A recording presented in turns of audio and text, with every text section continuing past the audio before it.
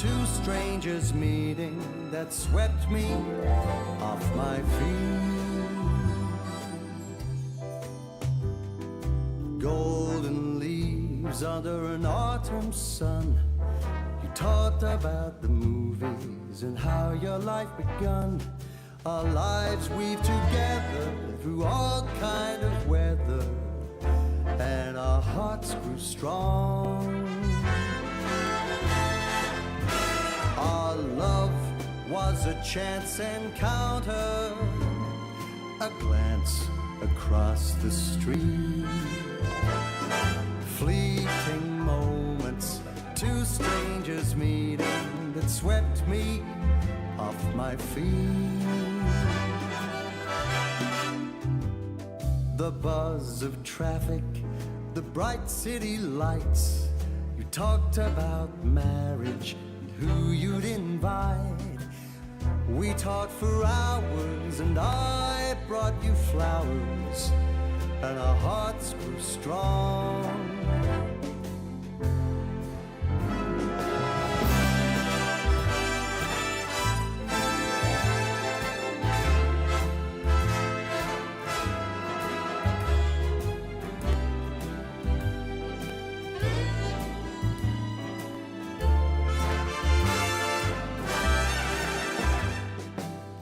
How can something so special be mere happenstance?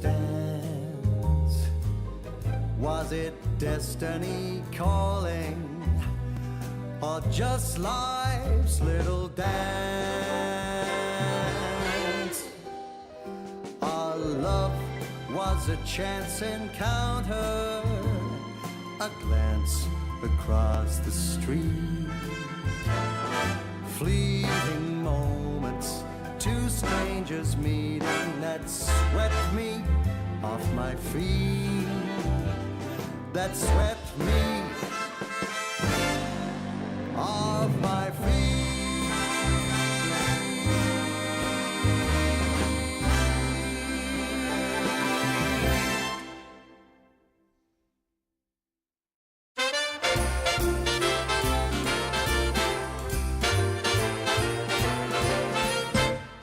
Jingle bells are jingling, carols fill the air, mistletoe and holly everywhere. Children taking sleigh rides, laughing all the way. Oh, what fun we'll have this holiday. Homemade decorations, lights on every tree, snowball fights with friends and family,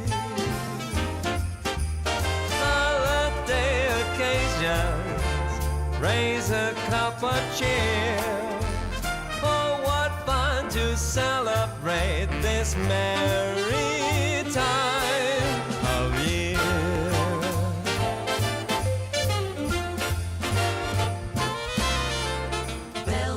Bobtails ringing, making spirits bright. Come along, we'll sing a song tonight.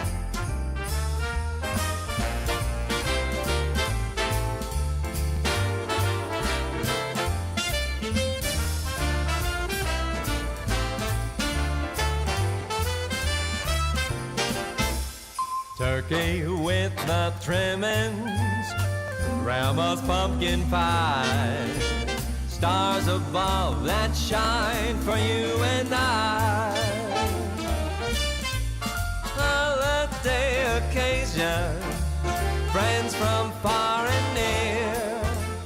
Oh, what fun to celebrate this merry time of year.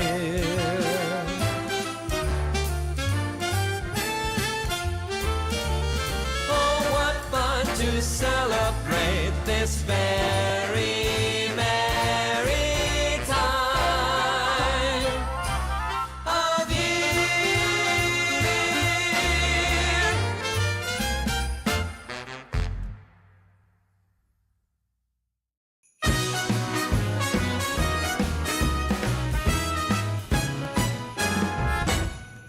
holiday's here to greet you, and it's coming around to meet you.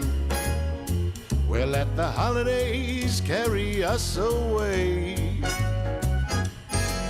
Yeah, it'll carry us away. So, what do you say? It'll make all of our wishes come true. We'll take a winter stroll, footsteps in the snow. Won't you take a winter stroll with me? We'll see the lights on display from Main Street down to the Bay this holiday.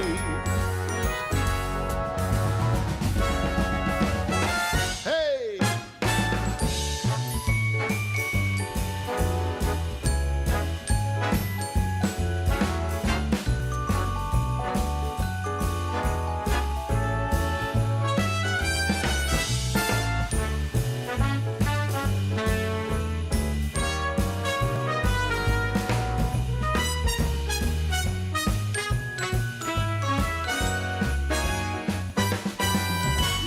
Take a winter stroll, footsteps in the snow. We'll let the holidays carry us away. We'll see the lights on display. Everything starts today. So we'll let the holidays, yeah, let the holidays carry us away.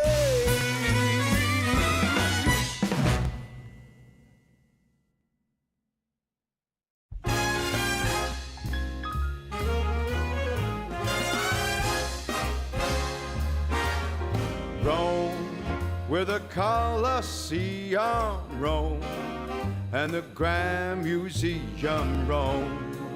Love is everywhere, so meet me up there at St. Peter's Square in Rome. On the 7 hills that's Rome, the Italian thrills, 'cause love is alive when you're roaming in Rome. Rome, where the Tiber flows, yeah, Rome. Michelangelo's in Rome, the eternal town of ermine and satin and all things Latin. Rome, like a symphony, is home to the bourgeoisie who put the Roman romantic that's Rome. It all burned down as Nero just fiddled around. But right here, right now, 2,000 years on, they're still going strong in Rome, where the fashion kings all roam, where the pasta's all homegrown, and the guys all stare while they compare what the young girls wear in Rome, with its dim-lit bars and nights of 1,000,000 stars. So get me across the Atlantic, let's all go land some manic. Who put the Roman romantic? That's Rome. I'm asking, who put the Roman romantic? That's Rome.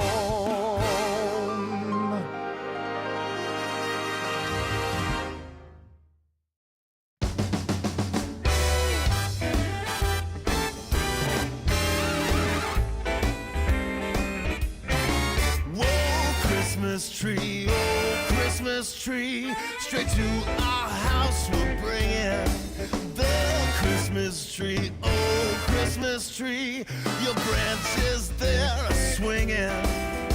It's the time of year Santa's bringing toys to all the good little girls and boys. Oh, Christmas tree, oh, Christmas tree, everybody's singing.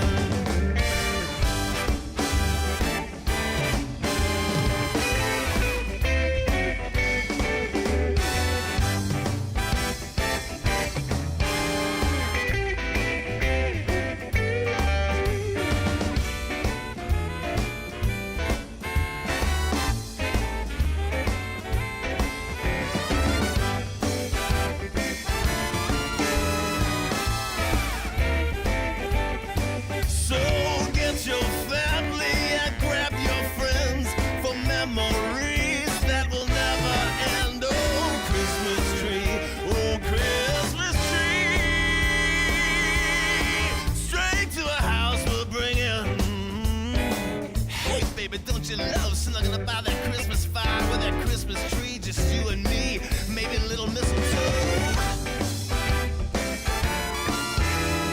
Straight to our house we'll bring in.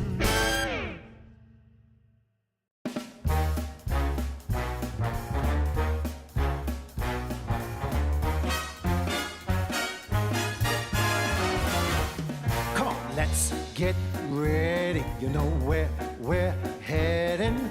Giving a jive, living a life. We're gonna hit the heights. When that clock strikes midnight, we don't stop till daylight. So banish your blues and polish your shoes. We're gonna hit the heights. But I lose my head, feel my body sway when I hear that Creole music start to play. Gotta find that feeling when your mind starts reeling. Ready to blow, raring to go. We're gonna hit the heights. Hit it, boys.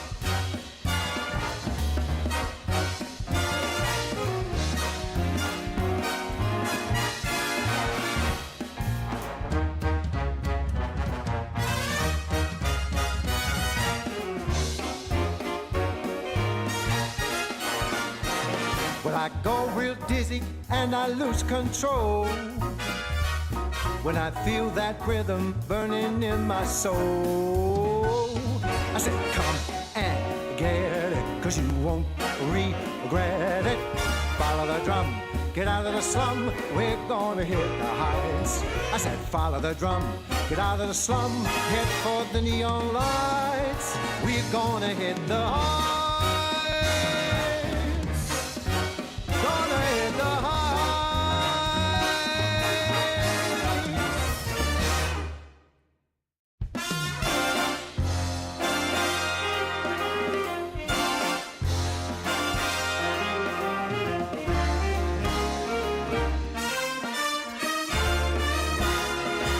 One night in New York is like a lifetime anywhere.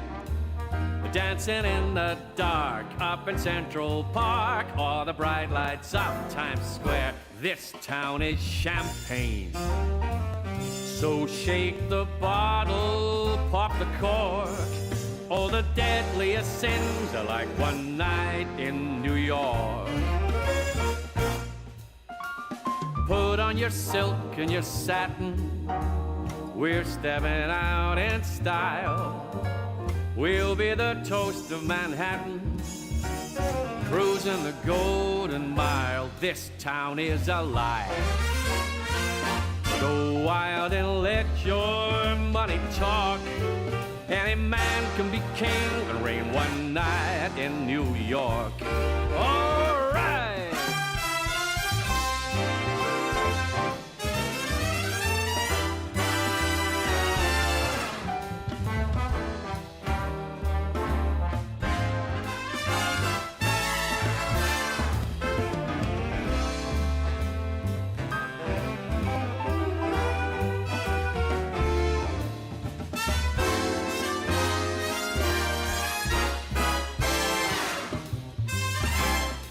Come on, put on your silk and your satin.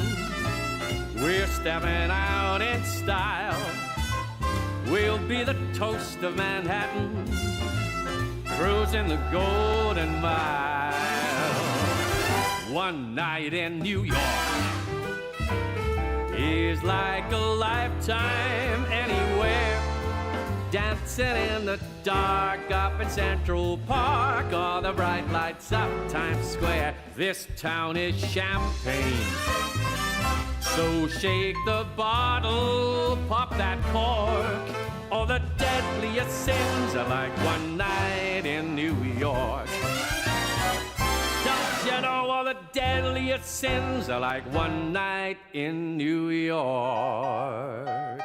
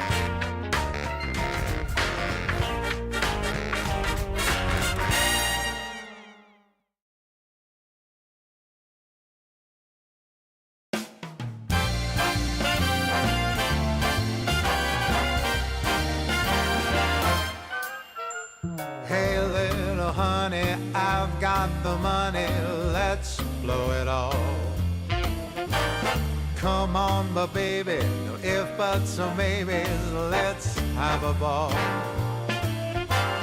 Let's paint the town red with all my breath, there's just no end. If I won the lotto, I'd make my motto, spend, spend, spend. What say that we go take some of my dough, let's blow it all. When it comes to pleasure, don't matter the measure, big or small. Who knows how long this will last? For now, let's have a blast. It's fun, yeah, you know it, so let's go blow it all.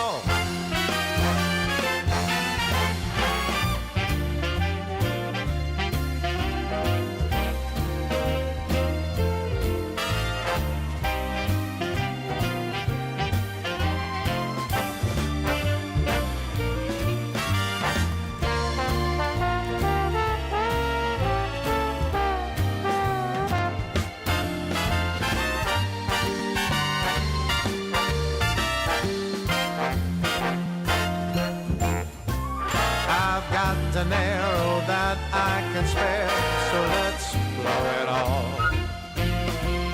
Come on, my honey, let's take this money, let's have a ball. Who knows how long this will last? For now, let's have a blast. It's fun, yeah, you know it, so let's go blow it all. Yeah, you know it, so let's go blow it all.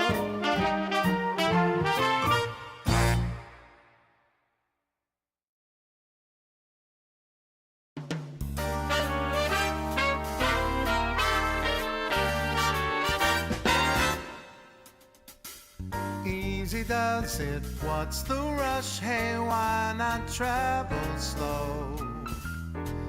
Let's just take our time and then we'll see. Easy does it, makes it such a nice long way to go. Day by day we'll have fun, you and me. You know some things don't move by force. Let's let love run its own sweet course. Easy does it naturally.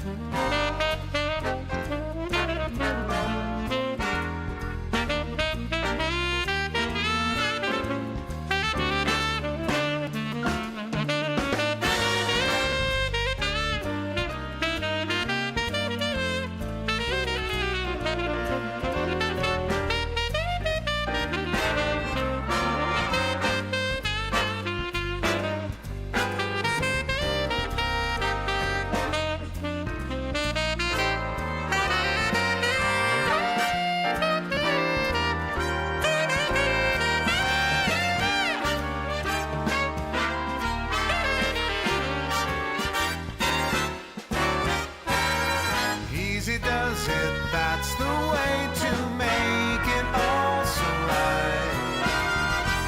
This is how I knew that love should be. Easy does it, every day means every single night.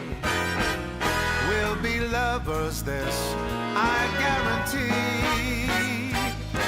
Let's keep the tempo slow, not fast, 'cause that's the way to make love last.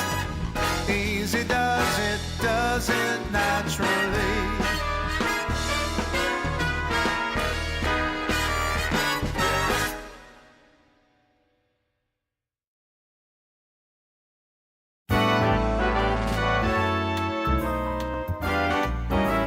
You and me, we could have been happy so easily. I got it alive to take me back, you see. I'm always loving you. Now and then I'll check check out a chick, but I find that when there's really no kick, I'm coming home again. I'm always loving you. You ought to believe me, and I'll just lose my mind. You're making me frantic, please. I'm a romantic needs. I really just can't take these lonely nights. So stop with your crying. The time's right for trying to make up and end without fights. And now it's you and me. We're happy together so easily. I think you finally believe in me.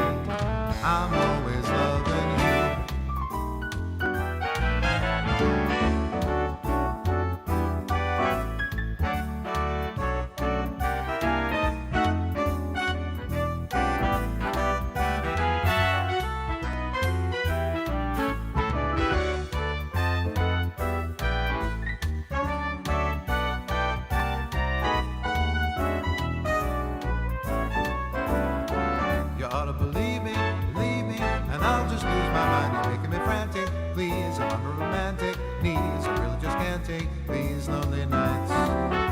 With your crying, the time's right for trying to make up and end without fights. And now it's you and me. We're happy together so easily. I think you finally believe in me. I'm always loving you.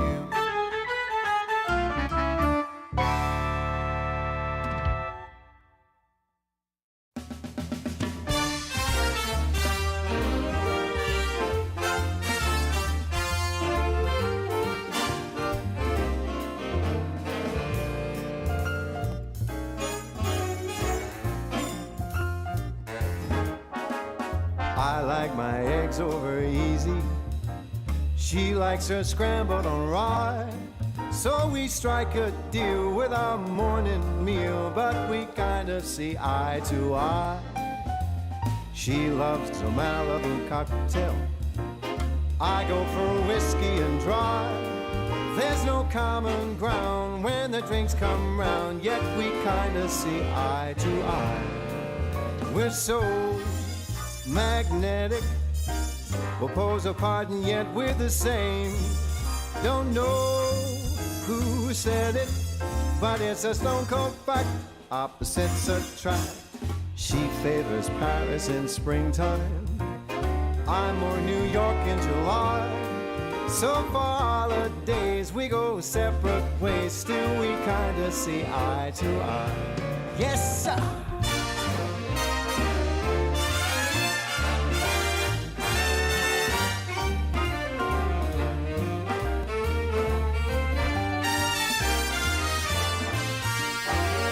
We're so magnetic, we'll pose apart and yet we're the same. Somewhere I read it, but it's a stone cold fact. Opposites attract. I like Vivaldi and Mozart. Cole Porter songs make her cry. So we just divide on the music side, yet we kind of see eye to eye. We don't analyze, we just compromise, and we kinda see eye as we give it a try. Yeah, we kinda see eye to eye.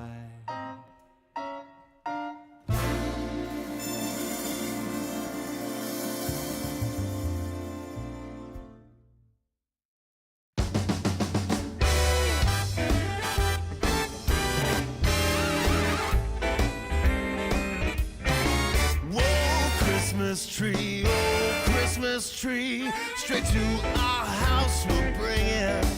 The Christmas tree, oh Christmas tree, your branch.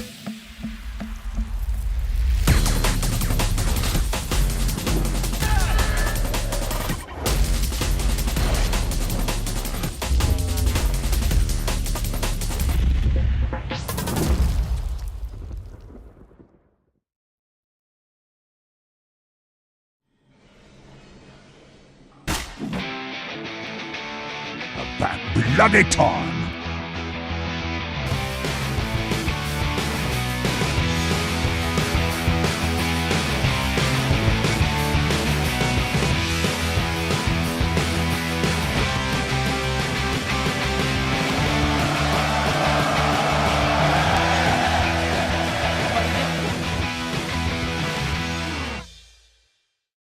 DreamLeague Season 27 is brought to you by DHL.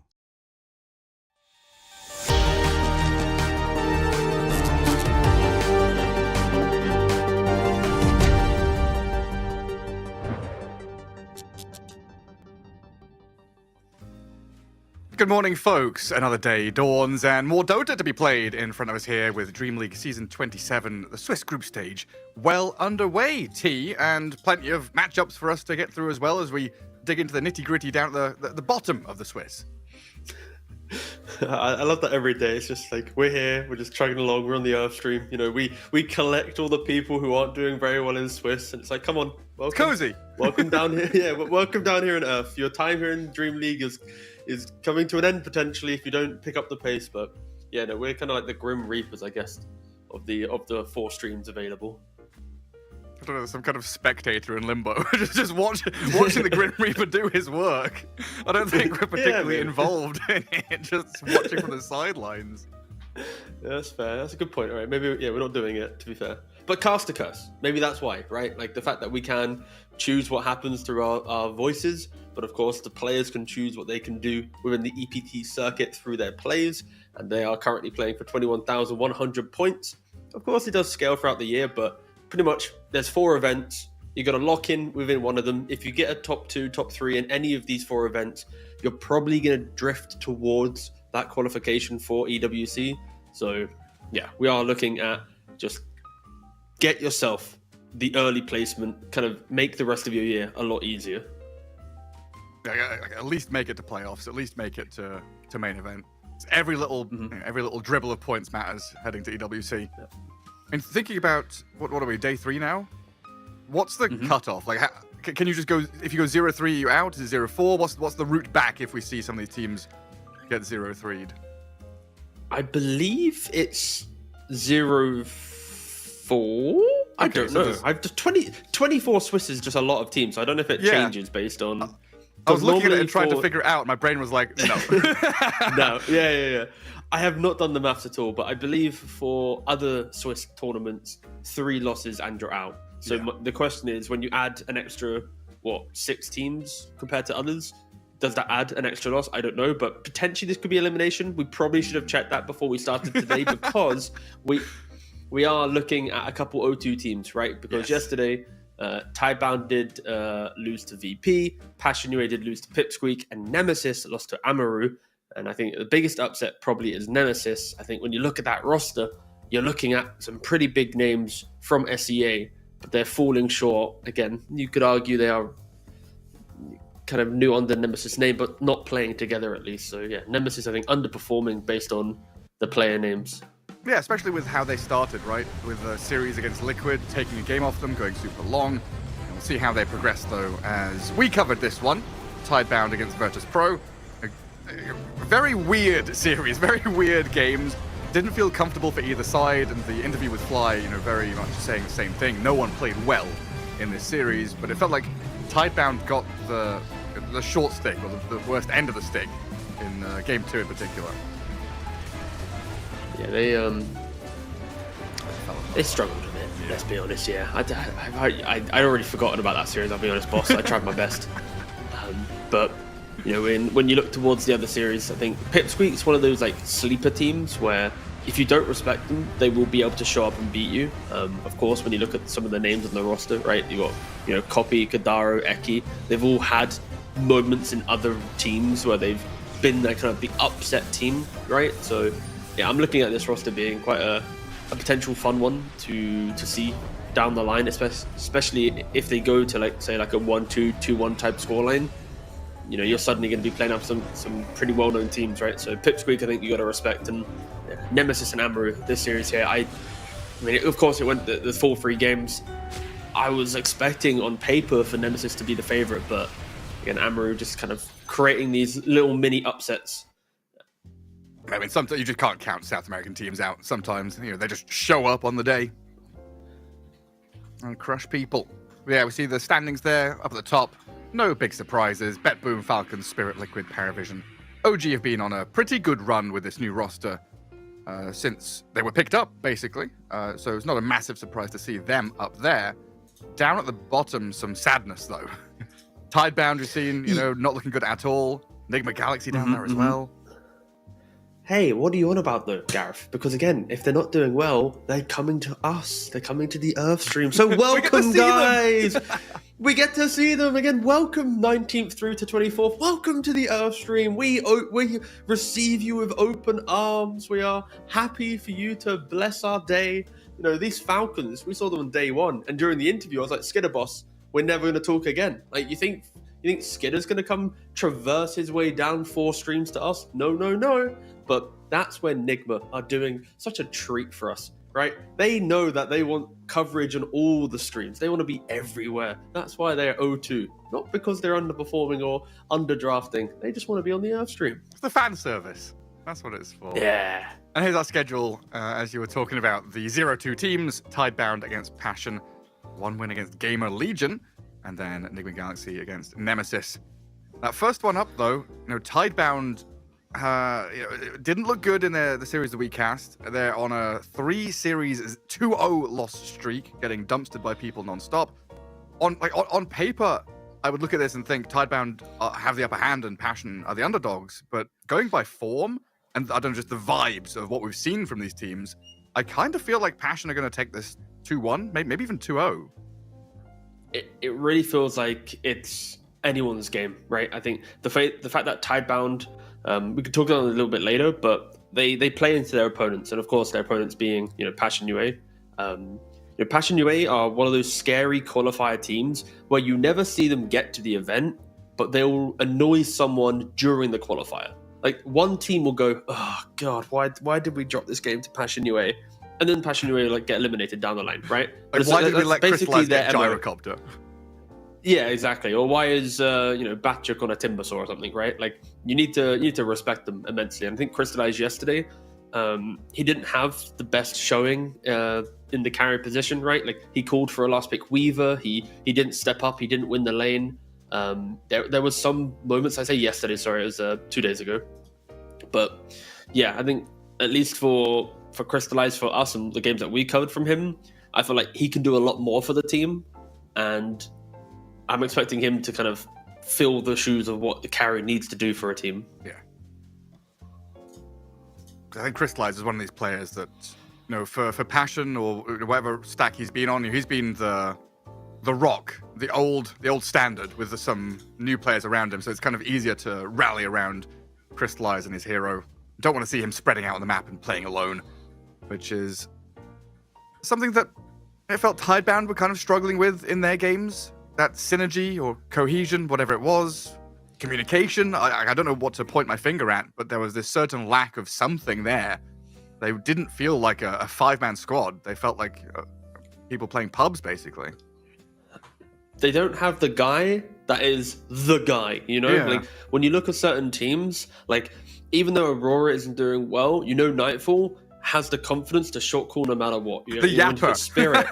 The Yapper, exactly. When you have Spirit, that any player, any moment can be the Yapper. It's not just one guy, it's anyone, right? In Falcons, anyone can step up and do it, right? Like, I feel like when I look at Tidebound, no one is stepping up and going, this is how we're winning the game. Follow me. It's kind of like we're going to do it together. And then everyone kind of loosely plays rather than playing with that conviction. And I think for Shiro, he looked really good on Tidebound before because he had players on the team that would go do things, and then he just follows them. Like, Nothing to Say used to be a big, I'm going to go randomly on the map and crazy, haha, and then Shiro can play behind. Same thing for Faith Beyond. He wants to do a lot of things. He probably talks a lot, so Shiro can slot in.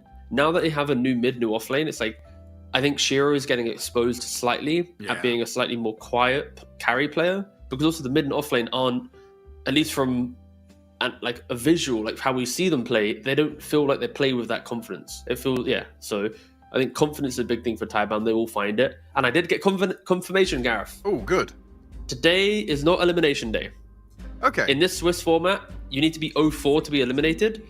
And then after being 0-4, if you go to 0-3, you can still potentially get back into, obviously, the playoffs. It's just very difficult because you're 0-3.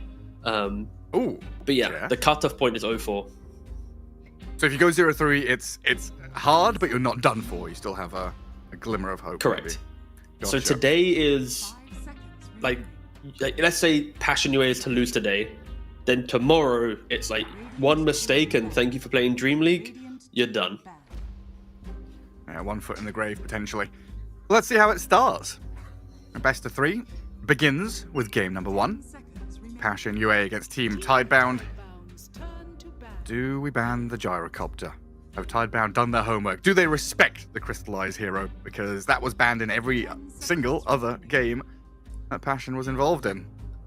We're going to be sitting there waiting. Are they going to do it? Let me have it. You know, all you can hear on his thing is just, this is the gyrocopter getting picked. If you know, just spamming the mic. His clicks are going through. Well, they left it in. Yep, here it is. Come on. Snap it up. Okay, he's not spamming the. Yeah, he's not spamming the. Unlucky. Spamming the mic, but spamming the mouse. Oh well. Well, Centaur. Pretty standard nowadays, this Helm of the Dominator business with the Aghanims cart later on, Pipe and Lotus and Crimson Guard Buyer. The Aura bot returns to the game. So this gives Tidebound a very solid foundation to start from. And we don't see the Gyro, we see a first pick Ursa. Yeah, I was going to talk about the fact that normally when you first pick Centaur, you're protecting it through like Ursa ban, Gyro ban. They're kind of like the big heroes. Instead, Tidebound opt to go for the DK because they understand that Centaur, as much as he's very good at farming, he does give complete free farm to the enemy carrying, based on how you play behind the tower. But still, to not respect Gyro or Ursa at all, if Centaur is your first pick, this will easily become a talking point at the end of the game where, you know, if Centaur has 2-3 deaths to his name, Ursa's chasing him down. They did this to themselves, right? So yeah, the 4 position will be very important for Tidebound. I'll be eating my words, right? I say it's a solid foundation, and already it's being undone. That means it's not an easy lane, not an easy path to the auras. We do have a bit more clarification on the Swiss as well. So if you go 0-3, you are like de facto eliminated. It is like one of these 99.9% situations. You have to be very lucky with a lot of other results going your way. So it's technically not, but kinda. Right. Okay. Yeah, that's fine. Because when I read the initial message, I was like, okay, tiebreakers, they can happen. Yeah. And then the next guy comes in and he's like, no. Admin number 3 was like, well, actually.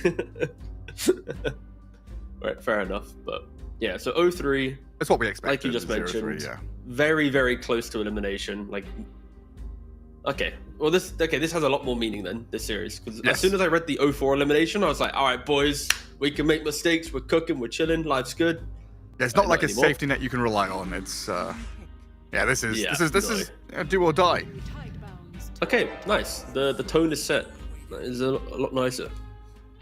So Tidebound gonna have to try and break that series loss streak, getting 2-0'd by people. And Passion gonna try and find a series win in here somewhere. So Ursa Ringmaster. Do we lane these two against the Centaur, or is this like Ursa is definitely against the Centaur, right? But is Ringmaster gonna be down there as well? I feel like the Ringmaster is kind of a bit of a block pick. I know the phrase block pick is kind of a cheap tool in analysis, but I do feel like it is in this scenario actually quite a good block pick, right? Where we saw, I think, Falcons run the Ringmaster really nicely, just constantly daggering these heroes that want to chase you down. You get like all slowed up, you're taking this damage, you don't feel like you can really use the length of the lane to pressure. So yeah. Now I think new 5 will be picked up, of course, to enable the Ursa. Of course, Tidebound, they want a support that could kind of give the life to the Centaur to keep him alive, and Bushwhack and Acorn Shot from the Hoodwink are pretty decent tools at stopping that aggression. Pretty good at like turning on someone as well, like depending on what this 5 is. Kind of ignore the Ursa and fight into the support instead. Because this would be quite often a place where you pick Warlock and just say, give us team fight, give us heal, give us laning presence. This could easily be the Passion off lane, Axe and Ringmaster. With the Jakiro band, at least for wide, his supports is like Ench, Bane. They're kind of like the big 2 that I'd be looking at just for fighting into the lane. I don't mind the idea of Warlock, but that kind of puts you more in a farming logic rather than a fighting logic. I don't know why I mentioned why. Yeah. Yeah. You got me real worried for a second there. No. I don't know why I Hang mentioned on, why. he's I meant playing to say Pugner, isn't he? no. He is. I meant to say Cracker, but it happens. It happens. And then Tidebound coming out of this pick. Yeah, it's just Warlock. It felt like it was going to be. So that's Ringmaster, Axe Lane. That's pretty solid. Warlock Ursa. That's a good. But that's Passion basically going, you know what? We cannot kill the Centaur because of Hoodwink's toolkit, and we can't see a hero that can do it. Again, I feel like maybe if Cracker took a page out of Y's book and went for the heroes that I mentioned, maybe they could have gone for the fight. But no, I think I don't mind this at all. I think Warlock is such a safe pick where you know your Ursa was going to get his like 11-12 minute Battle Fury. Like unless you egregiously make some crazy play and like die based on your own positioning, Warlock Ursa is just farm. You just chill, hit creep, happy days. Or you get quad laned or something at the beginning of the game. Yeah, that's it. Yeah. Oh, hello. Medusa for Tidebound. I mean, I'm going to assume anti-mage ban and stuff like that's going to come out to cover it. This is a Medusa into an Ursa, though. We've always had these discussions about Medusa counters. You know, Diffusal Blade buyers, the anti-mage, the Phantom Lancer. But Ursa often comes up in conversation with the Fury swipes stacking up over time and playing back and forth in fights. Medusa can struggle. Yeah, the Ursa Medusa matchup is quite an interesting one, more because Ursa will just ignore the Medusa 9 times out of 10, and you just go slaughter everyone else. And then you look back to Medusa and go, oh, cool, thanks, you're now alone, right? Of course, there is then also the option where, like you mentioned, with an Axe Call plus an Ursa jump, if Medusa doesn't have Butterfly yet, then Medusa can just easily get 100 to 0 without the assistance of her team. No decrypt from the Pugner or something, but yeah, it's an okay Medusa pick. It's not like, wow, oh my god, I'm so scared. It's just like, yeah, it's just there. It will be tanky at some points of the game, depending on her farm. And I guess it is Medusa with multiple saves. Having decrep against the physical of the Ursa, having the Centaur cart with Medusa is always really nice as well. Mm-hmm. So there are ways to play around the Axe Call, which currently is Passion's only entry into the fight. They don't have any stunts. Yeah, everything on Tidebound is just, we chill, we hit creep. And then when they fight us, we'll counterplay them. Like, because like everything you just mentioned is the perfect fight for Tidebound, right? The idea of like Medusa soaking the initiation, the saves of a Centaur or a Pugner, maybe the vision advantage of Hoodwink using Scurry to place a deep ward in the fight. Like everything on Tidebound is like inviting Passion UA in. Of course, the mid lane for Echoes can disrupt that quite a lot, right? If you can get an active hero, but Passion UA are banning out both the Pango and the Ember, so they are aware that Tidebound need a hero that at least does something. 10 seconds remaining. I also just wouldn't mind the Leshrac that we see from Echoes. I think the crazy guy go in. I think you've got to be careful here, though, with like Huskar, Monkey King kind of heroes in the pool. Trying to find that hero that doesn't get counterpicked by that. So I don't know, I'm wondering, like, do we want someone who goes in and controls, or do we want like Nature's Prophet to come in and play the map a little wider? I mean, if you're thinking about that protection of draft, which again I haven't, then Nature's Prophet is probably the better option because you can play most of these lanes that you just mentioned, and you can at least go connect. But and then you're in a very low lockdown style of draft where to start a fight you need a stomp from a Centaur or a bushwhack, right? It's both teams have no stuns. yeah. Like, do you want to play the lane or do you want to play like the mid game, right? It's like two very important things for Tidebound, and the problem is if you play the lane, your mid game can be weak, and if you play the mid game, your laning can be very weak, right? So no matter what, it's a lose-lose situation for Tidebound because of course Passion UA do have the last pick. Yeah, I'd want like a Sand King or something, maybe. And they do ban the Huskar to protect a little bit as they grab the puck. So a hero that can do a ton of things. You can play the map, adds control, adds catch. But a very quick Primal Beast is the answer from Passion to come out in the end there for the mid lane. And then a mid Primal as well. Okay. That is... I mean, it's a scary pick because when you look at Tidebound and how static they are, how do they kill heroes before Medusa has like Manta Skadi Daedalus, right? Yeah. Even Butterfly Daedalus. Let's say you don't go Skadi. You need Butterfly into Ursa. But the point is, like, until you have 3 items on Medusa, Centaur is an aura buying, amplifying hero, right, for others. Pugner is a support that amps other people to be tanky. Hoodwink can kill heroes, but you need someone else to kind of utilize your boomerang or your sharpshooter. Puck sets up other heroes to do damage, but also lacks damage herself because you need Witchblade, and then you have a lot of like kiting tools. And then there's Medusa. So it's like for Tidebound, all I see is everyone push waves, wait for Shiro to be ready. So Passion UA go, all right, let's get a Primal Beast, let's get an early Blink, let's go crazy. Axe will run around, Warlock, and like I'm seeing a lot of pacing on Passion UA, which is quite scary. But Yeah. for Tidebound, just be very clear to themselves. Like, look at Shiro and go, if he doesn't die, and if we get to 35 minutes in this game, my guy should carry. That's all they should be saying constantly in the back of their heads. That's a good sign, though, right? That's like the main point we made at the start of the day about Tidebound was that disjointedness, that Shiro has been a bit exposed in terms of connecting with the team. Now he is the hero with the voice. He is the strongest on the map as the Medusa. Must be the one dictating, when he's ready to go and play a bit of Dota 2. We'll see how it starts. Game 1 begins. A little worried for Tidebound, though. You're talking about the difficulties they might face. I'm also looking at, in the laning stage and early game to kind of find kills or stop this Primal Beast from doing stuff. And we also have to look at like multiple stages of the game in terms of their damage dealing into Axe's auras. Like when Axe gets piped, that's also a pretty big hill to climb. Yeah, pipe fully breaks Tidebound. Yeah. The damage type of Tidebound in the early game is only magical, pretty much, right? So an early glimmer on a Warlock, the escape act from a Ringmaster, a pipe on the Axe. These are the small little things that will just further make sure Primal or Ursa can play into the fight with only a Blink Dagger, without the BKBs. And this is, for Tidebound to win this game, it is just going to be a demonstration of really, really good discipline. That's why Face checks 3 heroes. Hello. Throws out a blast. Good bushwhack and Orb in there from the Puck. Bashok's got the heal on him, so he's going to be okay. Just a little hello, how you doing? In that top jungle. How does this work with the bounty runes then? Because Tidebound are there on the top rune with Moonlight arriving, but another good bushwhack from Planet will hold them back. Ooh. And Tidebound get 3 of the bounties, with the 4th one still Also open for the Puck to come and grab. There's all of them. Been a while since I've seen that.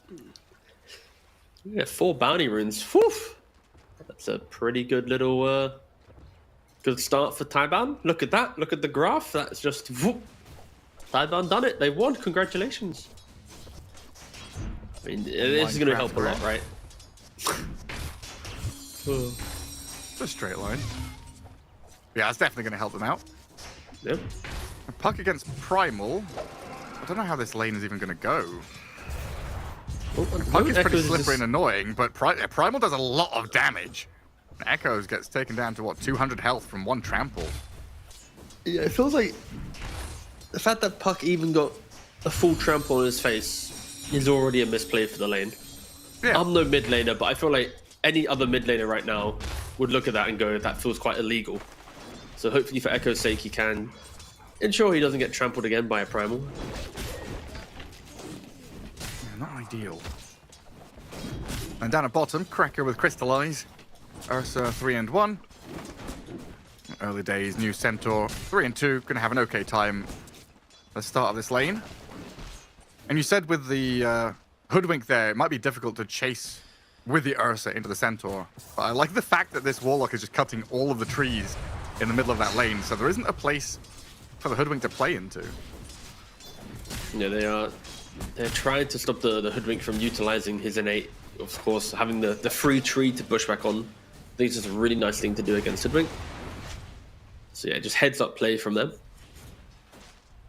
Crystallizes Quelling Blade getting some full effectiveness. I was hoping it'd be the double quell start. Like, remember the old days when you play against like Train Protector, and then you have the pos 5 and carry. They run to the lane before the rune spawn. Like, they guys, quickly cut the trees. The trees coming. You know. You would like specifically pick Batrider against it to go Firefly the tree line as well. Oh, I miss those days. I feel like we don't really have any like crazy like level 1 concepts really. It's always like play for the bounty. You might get 2 for 2. You go to lane. Like we saw OG yesterday put the axe in like an early tri lane where they go for a first blood. He then TP'd. Like we have signs of something, but we don't have really fun level 1 strategies anymore. Where's the Roshans? Where's all these lane setups? It's all gone. Yeah, it's so risky.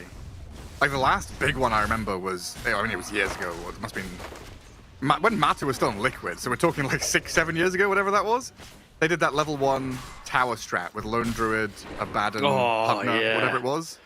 Yeah, they just went for the mid-tier one. That was such a good one. Because we even used to have, like, when Broodmother was very popular as a first pick, we used to have the Brood planting webs to pretend to go to a lane. Like, you would pick Brood and then go off lane, plant web, and fake it. Is Shiro dying here? He is. And planting gets first blood on the opposing lane. They've lost the Medusa just with damage over time from the dagger and the battle hunger. That is not ideal. We want Shiro to have, I say we want, as if there's any bias here. For Tidebound's sake, they gotta have to ensure Shiro has farm, but getting run down by a Ringmaster and Nax, and then even Ringmaster getting the kill. A courier as well. Oh, QBFY is popping off.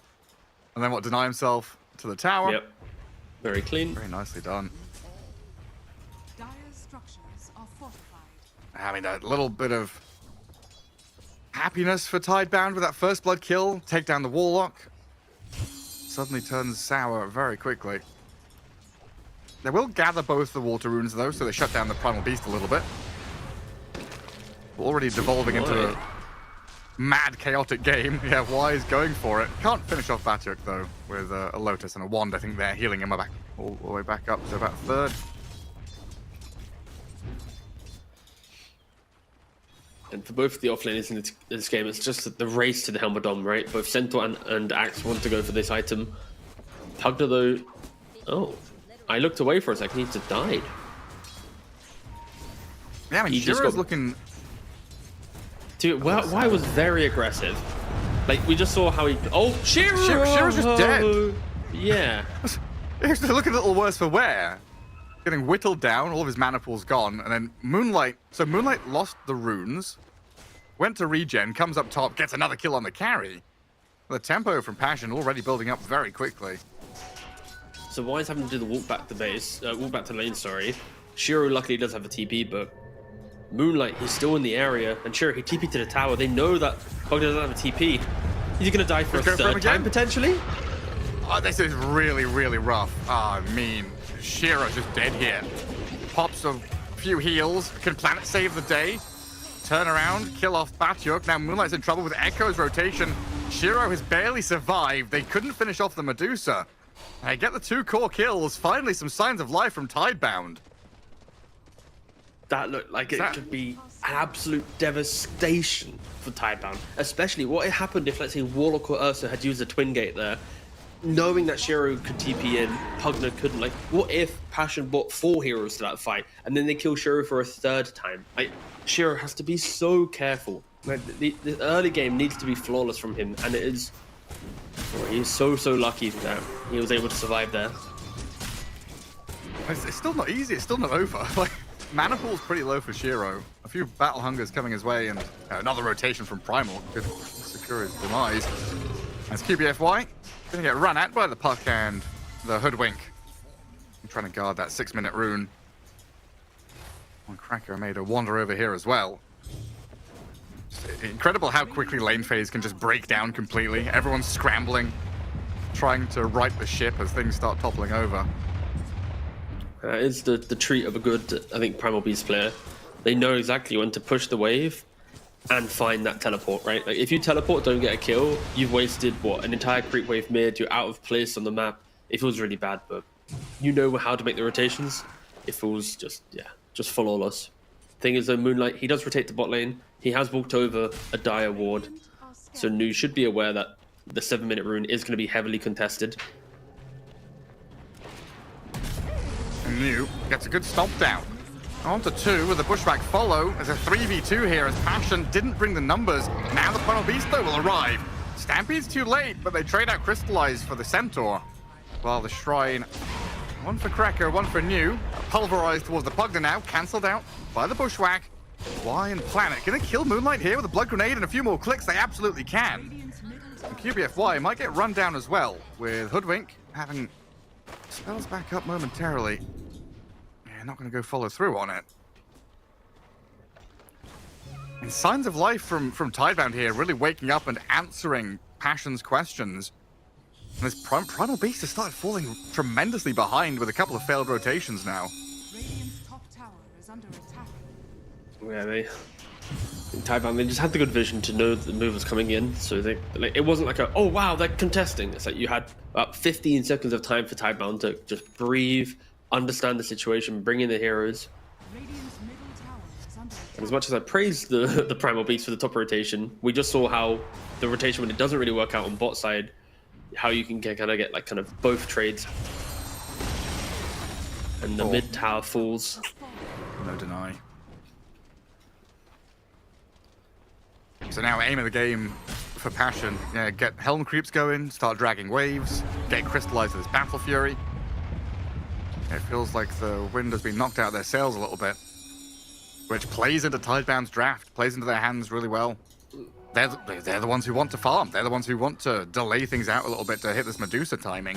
If they're not being run at, if Passion are kind of scared for the next 5 or 6 minutes, that's, oh my god, the Helm recipe.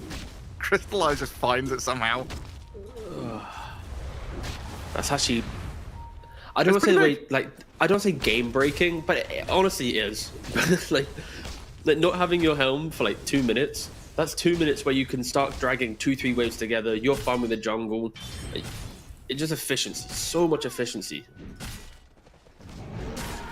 It's not the end like, of great, the day. I've got some hats. I've got a helm and a crown. I mean, what am I going to do with this as a Centaur? Not enough. Oh, nice little courier bug. Oh, the floating sheep, yeah. Yeah. Passion looking at Shiro again.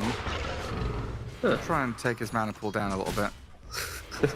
Interesting spells from QBFY there. That was a... He just hates that creep wave. Yeah, wants to die. So what are we?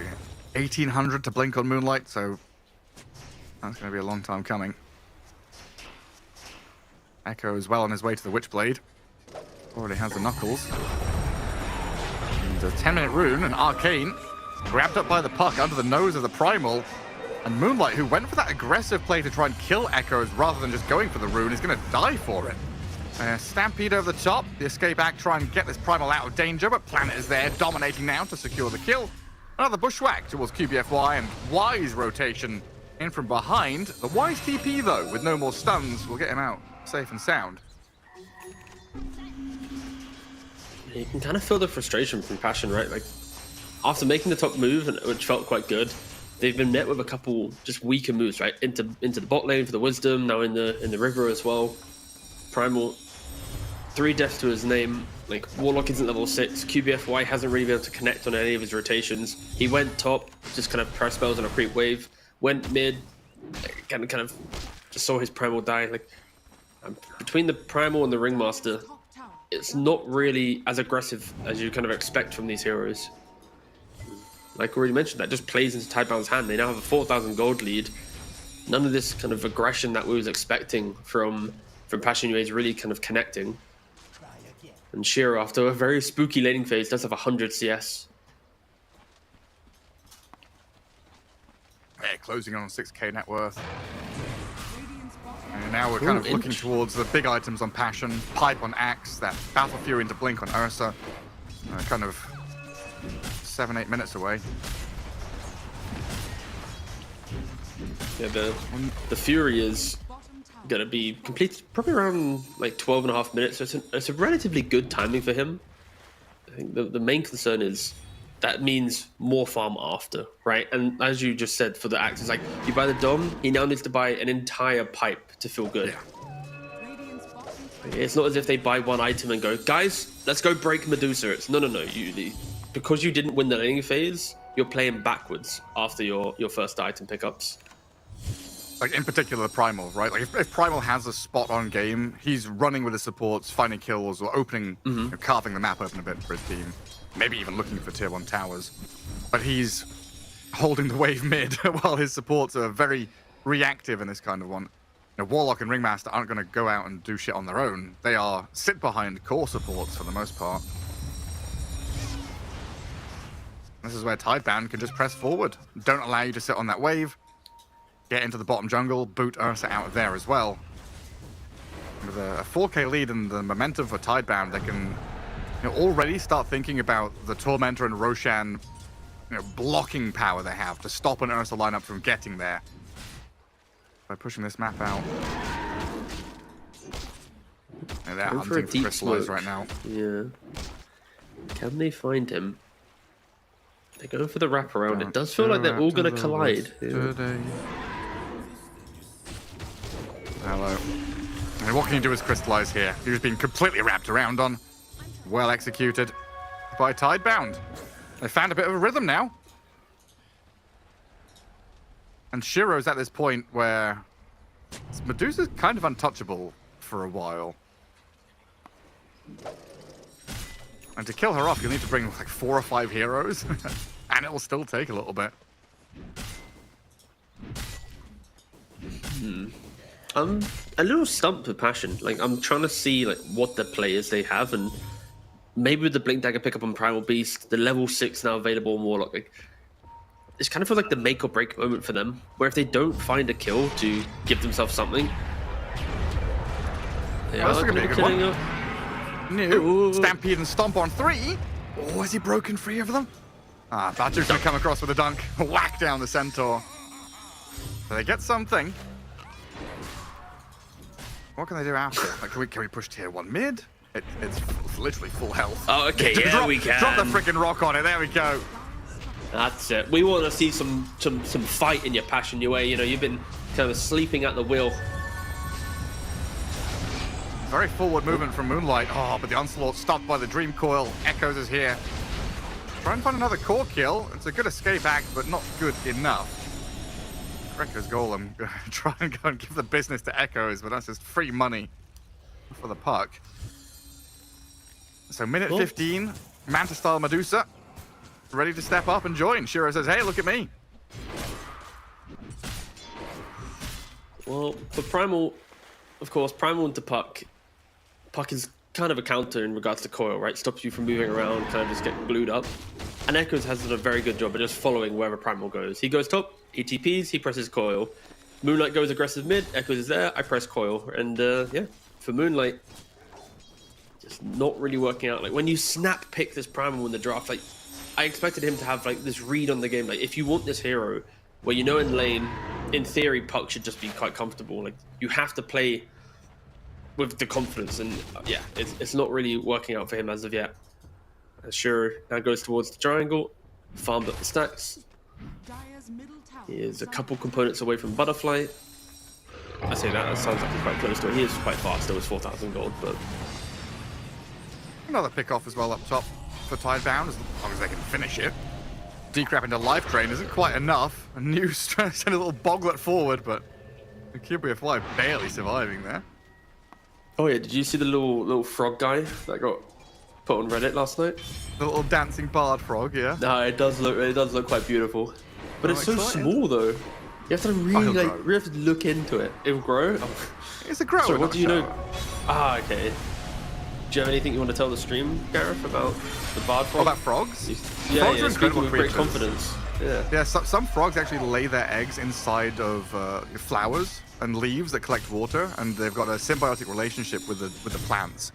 So they can plant their little frog spawn, the plants protect them, and then the little froglets jump out and go to a river somewhere. That's kind of hype. That sounds like a mini Was game. that the that could be information you in wanted? Dota. Yeah, no, that's weirdly, yes. Thank you. I didn't think I'd Not know all about frogs, but today. there are species of frogs that have these little... Yeah, yeah. Huh. I don't know, I'm fascinated when we have creatures that have symbiotic relationships with just like something that cannot, you know, they can't communicate with each other. It's just we grew up together kind of business. It's kind of it's a mutual respect. Radiant's top tower Yeah. is under attack.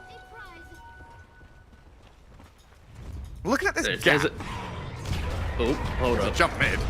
Crystallize decided to join. With the Primal Beast here, they initiated on New, but he's decrept and trying to break free with a life drain heal. He's barely surviving. Tidebound, they hold on to this tier 1 and they play aggressively with a stampede forward. Echoes is allowed to open up on QBFY and scout Moonlight in the tree line. Golem dropped in by Cracker with a big fatal bonds. Turnaround potential, but Passion just out of gas completely. Moonlight has no spells. Batuk can't really do too much. Even with the big fatal bonds there, the Ursa has just said, you know, hands off, I've got to go back to farming. Cannot join. Radiant's middle tower. Passion aren't connecting on the spells, right? How many times have they jumped the Centaur, but they've missed one stun, missed one spell, but they're going on to Hoodwink now. Big fatal another bonds. Big bonds. I get planet and a fair amount of gold there coming through that Hoodwink kill.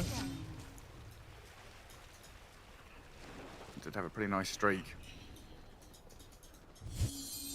Yeah, like honestly, like overall, I'm looking at the 7K lead and thinking that's a pretty big deal. You know, Medusa's up at the top, a couple of thousand ahead.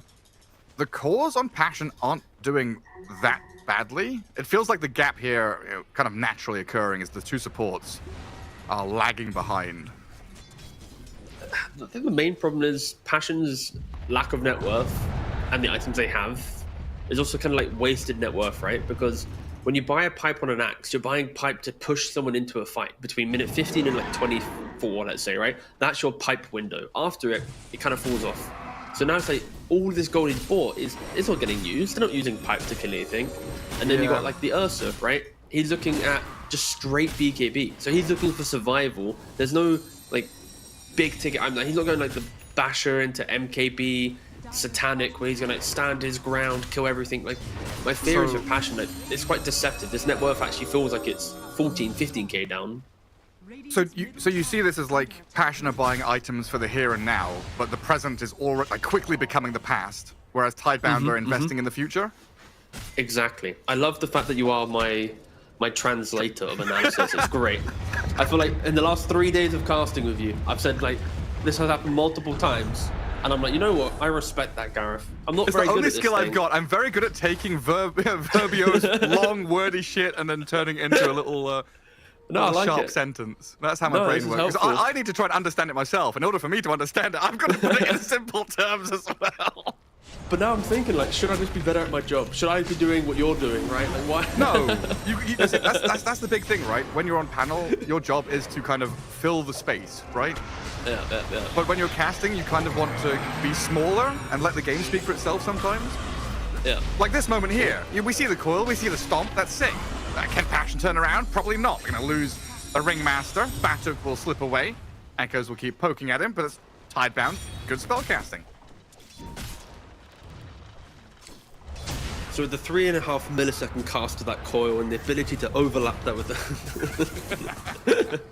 Dire's bottom tower is under attack. No, I won't do that to you, don't worry.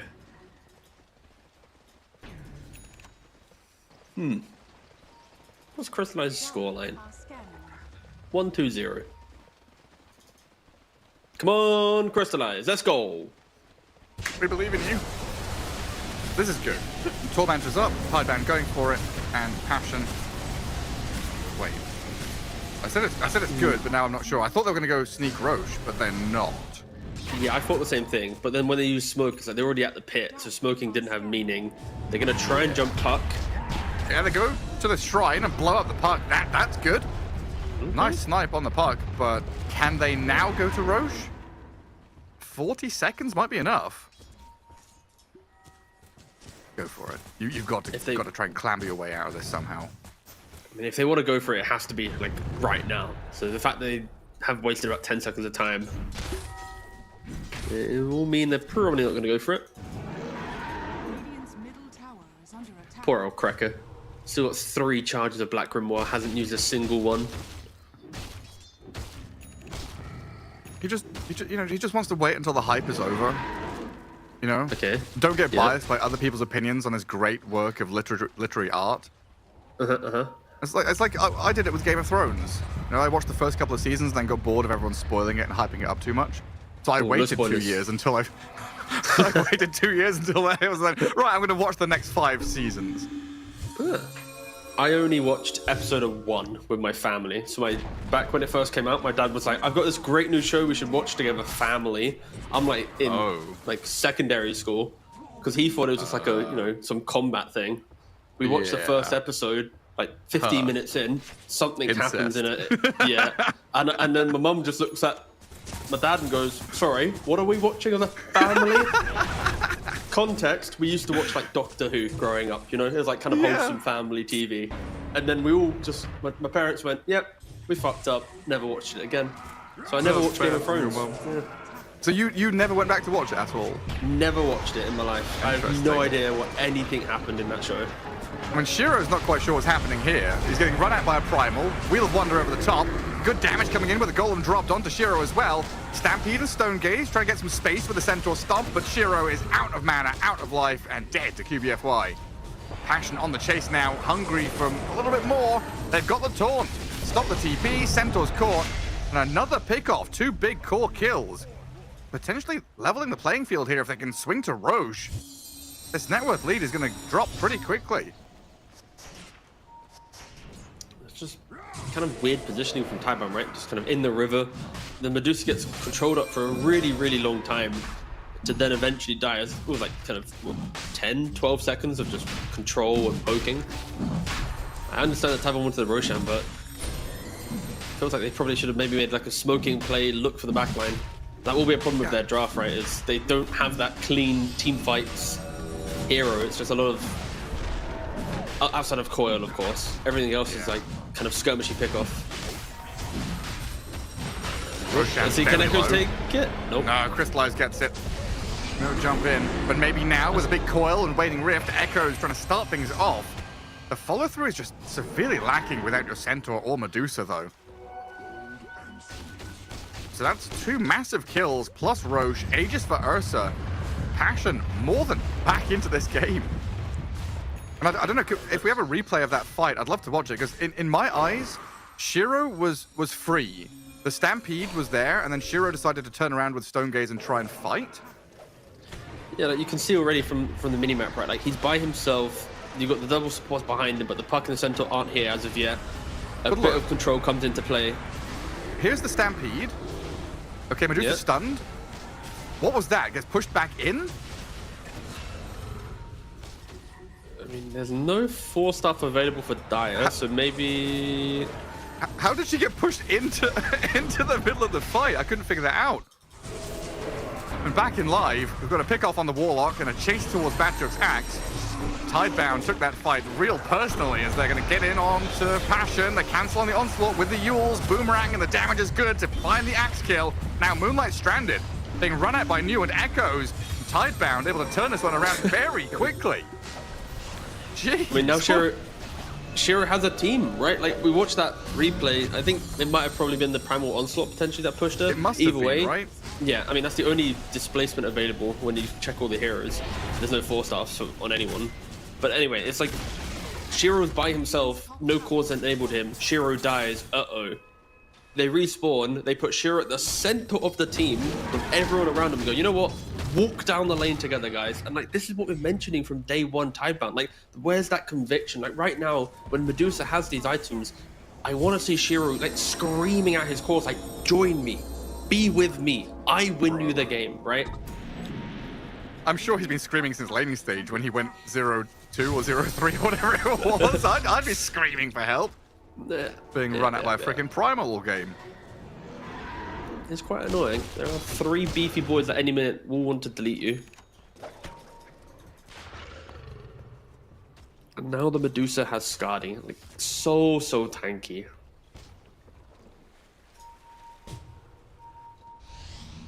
Bless you. I did mute, so maybe they didn't hear it, but thank you so much. Well, you muted on VMix, but not on Discord. Yeah, well, brother, that's so much clicking. You think I can like double Do you not have mute? You don't have a mixer. all right. The one button mute is a godsend. No, I have the Focusrite one where you don't have any mute buttons. Just unplug them. Just unplug them. Just for one. Hello, jump in from Primal, looking for the backline, but wide breaks free. Crystallizes in, looking for a target with his BKB going, aiming for the new Centaur, but the Golem over, they've got him taken down. Wheel of Wonder placed in onto Shiro as Echoes went looking for the Ringmaster, but now the Skadi slow kicks in. Crystallize dying once and pausing the game. Primal Beast is lagging, apparently. That's awkward. And what's the play from here? Ringmaster's coiled. Batyuk, does he have Blink ready? We have to save the Ursa for sure. This is Tidebound going up on your high ground. QBFY is dead. Crystallize is going to fall. A sad state of affairs for Passion. They've got buyback on Crystallize, but you don't want to bloody use it here. And now you're looking at a state of the map where all 3 lanes are going to get pushed in by Tidebound. Damage is just now a problem for Ursa, right? Like, after the kill on the Medusa, he felt like there was a chance of, you know what, I can get that MKB. But then he died, right, at tier 2. Changed back to looking for Nullifier. So that constant item swap up from the Ursa is like, do I want the damage? Do I want that kind of additional utility lockdown where I stop the decreps and the Yules and all this shenanigans? So Crystallize is going back and forth in his item build and yet to really find a big entry to the game. Of course, with the Nullifier, I hope for their sake, they look past the Medusa. They keep trying to jump Shiro. They need to find the Pugna. They need to find other heroes. I'm going to protect his axe now as Passion. Medusa's damage isn't significant through the Crimson, the Pipe, and the saves from Krekker. But I like the Diffusal pickup, right? Getting the Disperser in the future to get rid of Battle Hunger is going to be really good. Both, I mean, all 3 chords on Passion UA have quite a finite mana pool. So get rid of bombs as well, honestly. Yeah, very true. So it's quite a fun little pickup to be able to try and threaten him in the longer fights. And that's the thing, Ursa wants the longer fights, right? You want to like kind of punch, maybe disengage a bit, go back again, like play around your BKB or enrages. So yeah, you lose some mana, then it is going to hurt you greatly. That was a fight with Aegis for Ursa as well.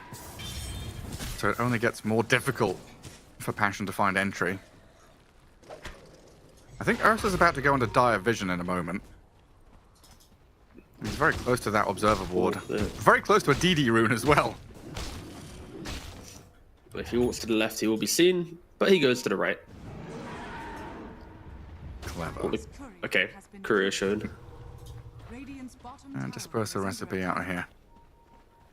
Tidebound not too bothered about that though. They are setting up to push all the way in towards base, while Echoes finds the Warlock up top.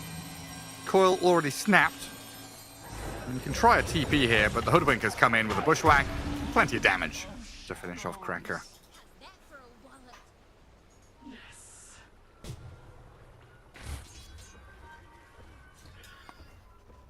For Passion, they just need to hope that Tidebound have another moment where they're kind of split on the map, right? Itemization on Primal, he hasn't really scaled into the game. Like the Blink, the BKB, the Veil, it's all just kind of just there. Wow. Quite poor. You could see the lag in his webcam there. When we had Moonlight selected, you could see he dropped to like 10 FPS. So he's definitely having some problems. Yeah. And you are playing Primal into a puck matchup, right? It's you want to have as many frames as possible to know what you're doing. And there it is. Yeah, There's another disconnect. Yeah. Might have to restart his router or something as well.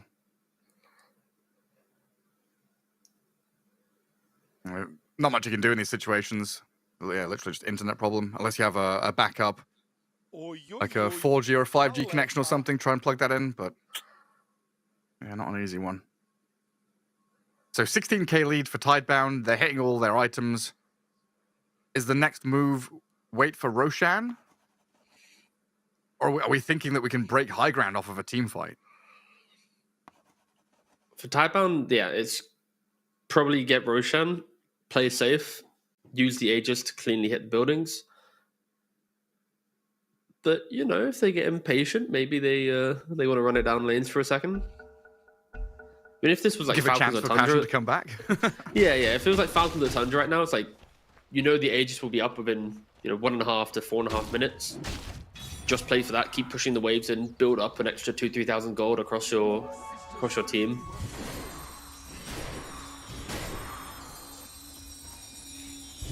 You also have Disperser and 700 gold for Shiro, so a couple minutes away from that due to his courier being dead. Aegis on the horizon. You got Aghanims, like only a point booster away for the Centaur, like 700 gold now. There is no need to rush on Tidebound. Like, the game is theirs to win.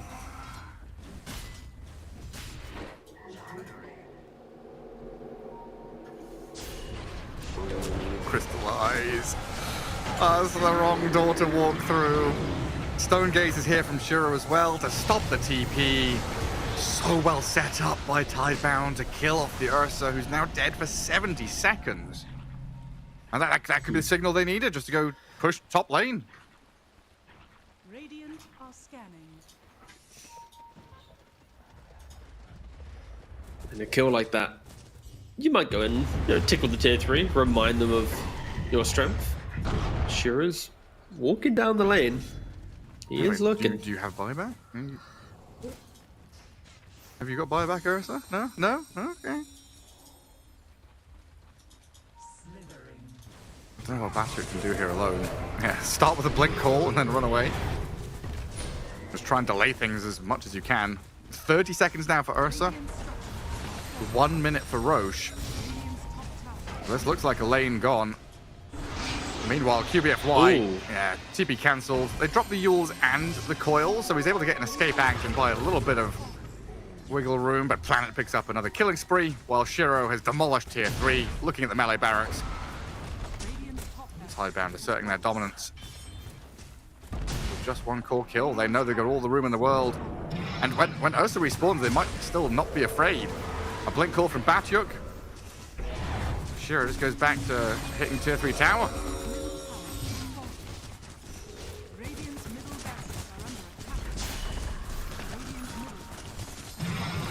The call is just defend the third lane. Don't let them get mega creeps. At this point, it's far too late. Down a hero, unable to really do much. Smoke out and fight for it. It's just right now, any move Passion makes is telegraph. I mean, shove the wave. The base. Yeah. Yeah. Shove the wave, you go for Roshan. If you don't shove the wave, you're defending your tier 3. Like, QBFY, you saw him draw on the minimap, right? They want to smoke up, they want to do the long path to get to Roshan. I'm putting heroes under smoke, but they're getting so close to the puck and they'll just break to the puck. Oh. Echoes. The smoke breaker. And Shiro's going to step forward. Be at the front of the fight. And Echoes will dodge a dagger out of the Ringmaster. Shiro, see, this is what we wanted, more confidence. He's picking on the map, saying, I'm going here. Look at me. Follow Medusa. Keep eyes on. New, he's going to jump on the Warlock to the right-hand side. They've got a catch here with a Golem and a Pulverize on Planet, finding the Hoodwink kill. But Shiro can start opening up now. Scardy slow and Crystallize, doesn't get to high ground. The cart is there as well, bringing Medusa back in to kill off Moonlight. Axe will slowly get whittled down little by little as Batyuk is found. A double kill for Shiro. And Medusa far too powerful to contend with right now, and GG called. I felt this one coming for quite a while, but Passion just run out of time. The Medusa hit her items, got there. You can't really beat that. Yeah, I think for Passion, hopefully Moonlight can sort out his internet problems going into game 2, because I feel like in the mid to late game, you could feel like he wasn't playing to the same strengths that we've seen in previous games. He kind of, like, you can see his mind was elsewhere, right? Like his early game, he put pressure on the puck, he rotated top, did well. He then had a couple bad moves, and then since that kind of that mid game, he just completely disappeared from the game. And you cannot have your Primal Beast just not be in this game, right? Like, you're picking Primal into puck. You know that you are a coil away on every fight from not having impact. You need the BKB, you need efficiency in the early game, and it just was not there. And for Tidebound, I think it's refreshing for them not playing against a team that is as high pace as other teams in this tournament. Like your Falcons in the early game, your Tundras, your Liquids, because they had time to do what they wanted. They had time to recover the lanes, to stabilize their farm. Like New farmed on the offlane with Helma Dom. You had Shiro farming Manta, Echo also farming. Like you had a Tricore that was very greedy and need for more items rather than levels. And there was no punishment. So I think for Tidebound, it's like, it's fun that they got to play this style, but this type of Dota will not allow them to win tournaments. It allows them to like win these survival best of 3. So I don't mind seeing it, but I think for Taiban, like, you cannot go in the back of your mind, all right, this draft is our Dream League Season 27 winning draft. Like, they need to keep evolving, but again, in this position where you're 0-2, I don't mind seeing it, because like just winning the series, keeping your lives alive in the tournament, that's all that matters at this stage of the game. Yeah, because like watching back the highlights and thinking about how the game went, so much of Passion's momentum at any stage of the game, early, mid, whatever, relied on Moonlight. He made some good moves. They killed Shiro off a couple of times. That was great, but like you said, you're one coil away from just having 0 impact, and when you are the impact, that means Passion can't really do anything. You're just waiting for Crystallize to hit his items, waiting for Pipe on Axe. You've got some good initiation and good ways to enter the fight, but that kind of, 3-man smoke squad, which we so often see from the high-level teams, it's not here. You've got Warlock Ringmaster, who are fog supports. They sit behind the fog, behind tree lines in the fog, waiting for something to happen, and then they react. And if that thing doesn't happen, you are literally just AFK. Yeah, it is rough like that. Like, it really is a matter of like 1 or 2 bad choices and everything disappears. So yeah, I think for Passion UA, they need to have one extra layer of aggression. I wasn't really a fan of the Warlock pick in the draft. I think it doesn't enable Ursa nicely. You're playing too defensive. And sure, Ursa then got his Battle Fury, but then the Battle Fury never transitioned into anything else, right? So it's like, I want Cracker to either bring more through the 5 role or utilize what Cracker's doing through sacrificing his hero pick. Because yeah, at the moment, too many things are going wrong for Passion UA, and Typebound, it's like they weren't tested. They were just kind of just chilling, doing their own job. The draft played itself, just going through the motions. We'll see if things pick up though for Passion, as we'll take a quick break and come back with game number 2.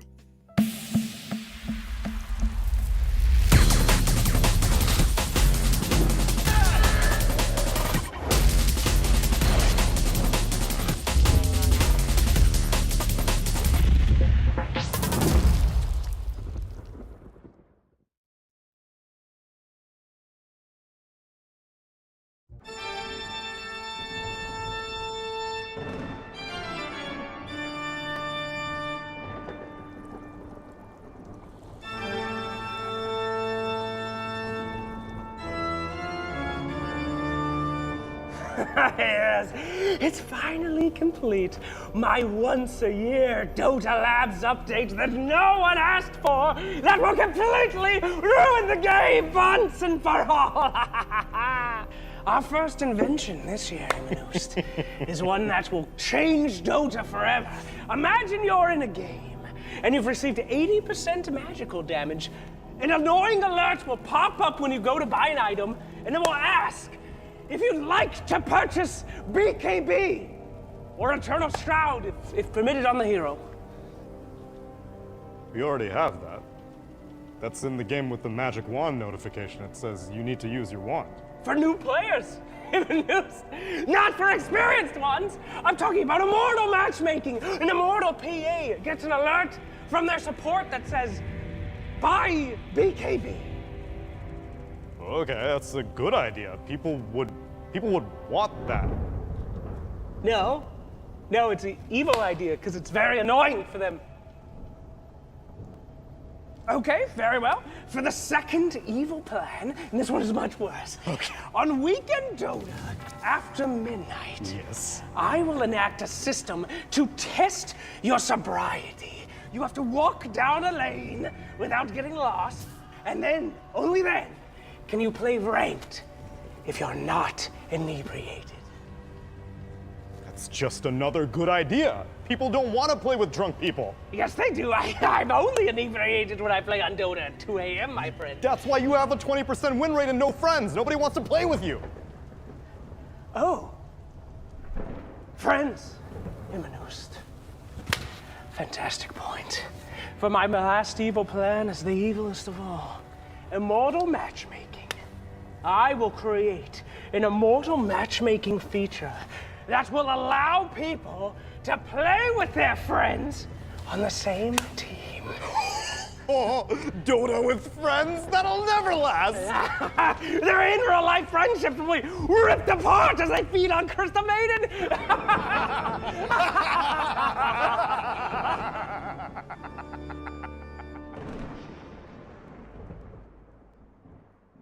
People underestimate just how much these guys need to live this game in order to do well.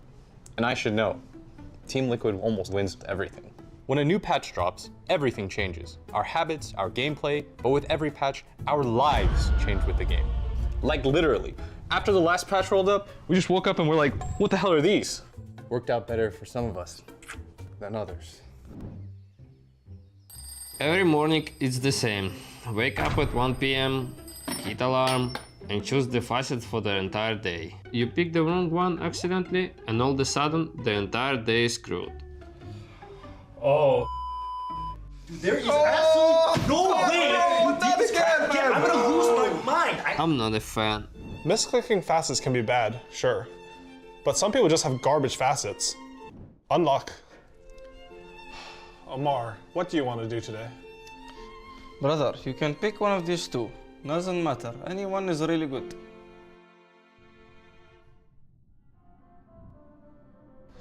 Snaking, can you please pick your good facet today? Snaking. Snaking. Snay! Hey Siri, tweet UOG. Letting players choose their own facets puts a lot of pressure on us coaches. Because, you know, players are idiots. Hello, Habibi, what is this? What? This? Bro, I took it for the armor. Sure, bro, it's only for the armor. You filthy stealing Rubik. What's the matter if I take 1 kill or 2? At the end, we're one team. Stop stealing my kills! 兄弟，给我看看你的命使。兄弟，我只有一个命使，他出 bug 了。我只有一个命使，你知道吗？兄弟，没有人会想和一个13分钟一起大神玩游戏。给我看看你的命使。Hey buddy, how are you doing today? You feeling fine? Everything's good? Let's get you a nice haircut, okay? We're gonna make you look pretty. And also your friend can watch. That's totally fine. You're gonna give this guy the best haircut of his life. Do you know who this guy is? It's Ignition God from Indonesia. The Jakiro God. Look at him. He needs to be look smacked right now. You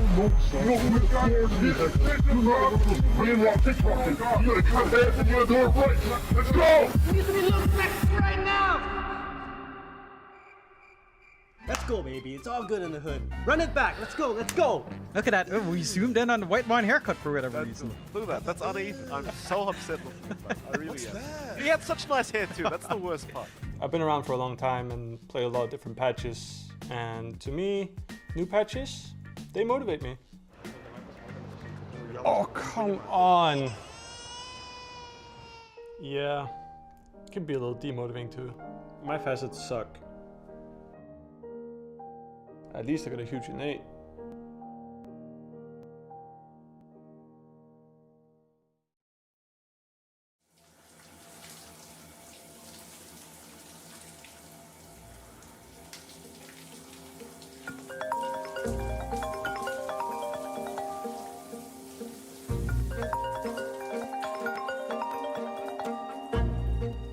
What's the status? It's not good, boss. This one is far beyond my pay grade. I don't know if I can do it. It's not what I want to hear. Tell me, what organization do we work for? Casually helping others resolve issues. And when we work to help Dota players resolve issues, I need you to think like our prime agent. I should pull out a machete. No. We don't solve issues with threats of violence anymore. We've changed. Our prime agent. No, you don't mean him. I do, Jenkins. Play more like Kuro.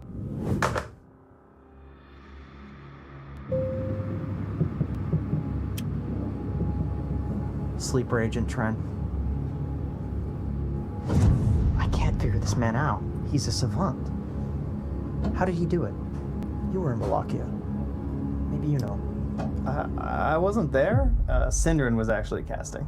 Why the fuck am I talking to you then? Here, you can't walk around and tell people to suck it. It's just not professional. Okay, but it's my brand. I like to suck it. I like to tell people to suck it. But it's just, it's not our thing on Team Liquid. You know, we're the professional team. Okay, you get it? You gotta stop this. It's not good. Wow. You win TI once, get carried by Nisha. Let's have this conversation face to face when you're not standing on pillows.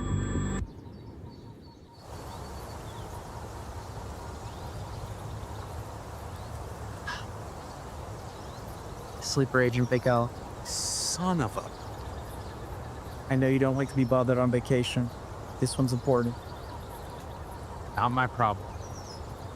It could tear the fabric of the Dota 2 scene apart. I can't believe that you would come here. We're talking TI winners, Big L. No. No. No, no, no.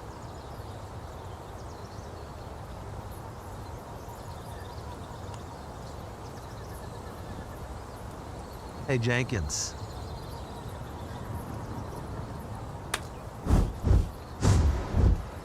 Best of luck.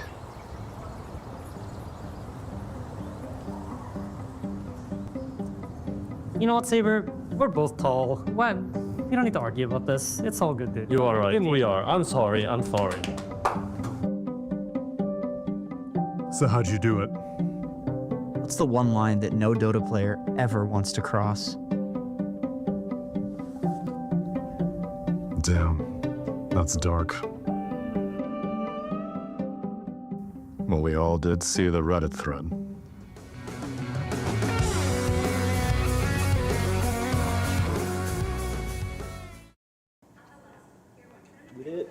What up?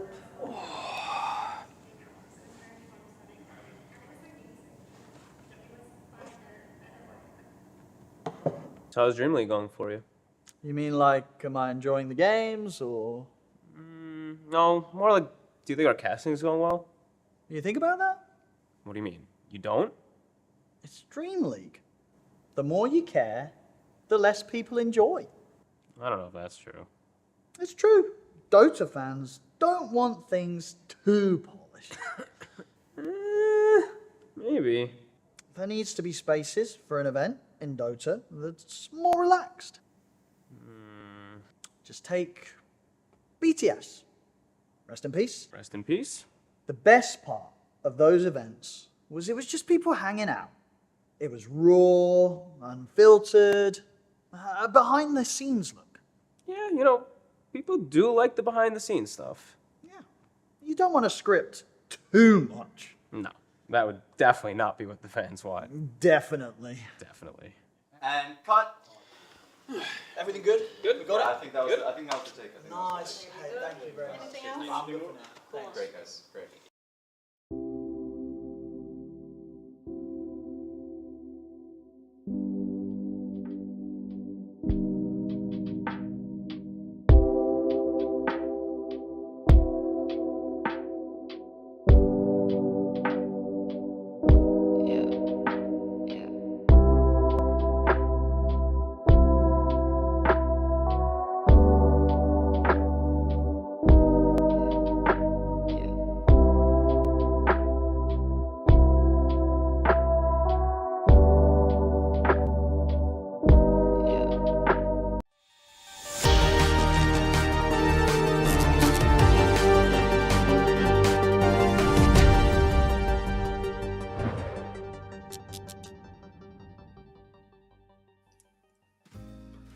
Welcome back to Team Tidebound versus Passion UA here for DreamLeague Season 27. I'm joined by T-Gov as we are down at the bottom of the Swiss.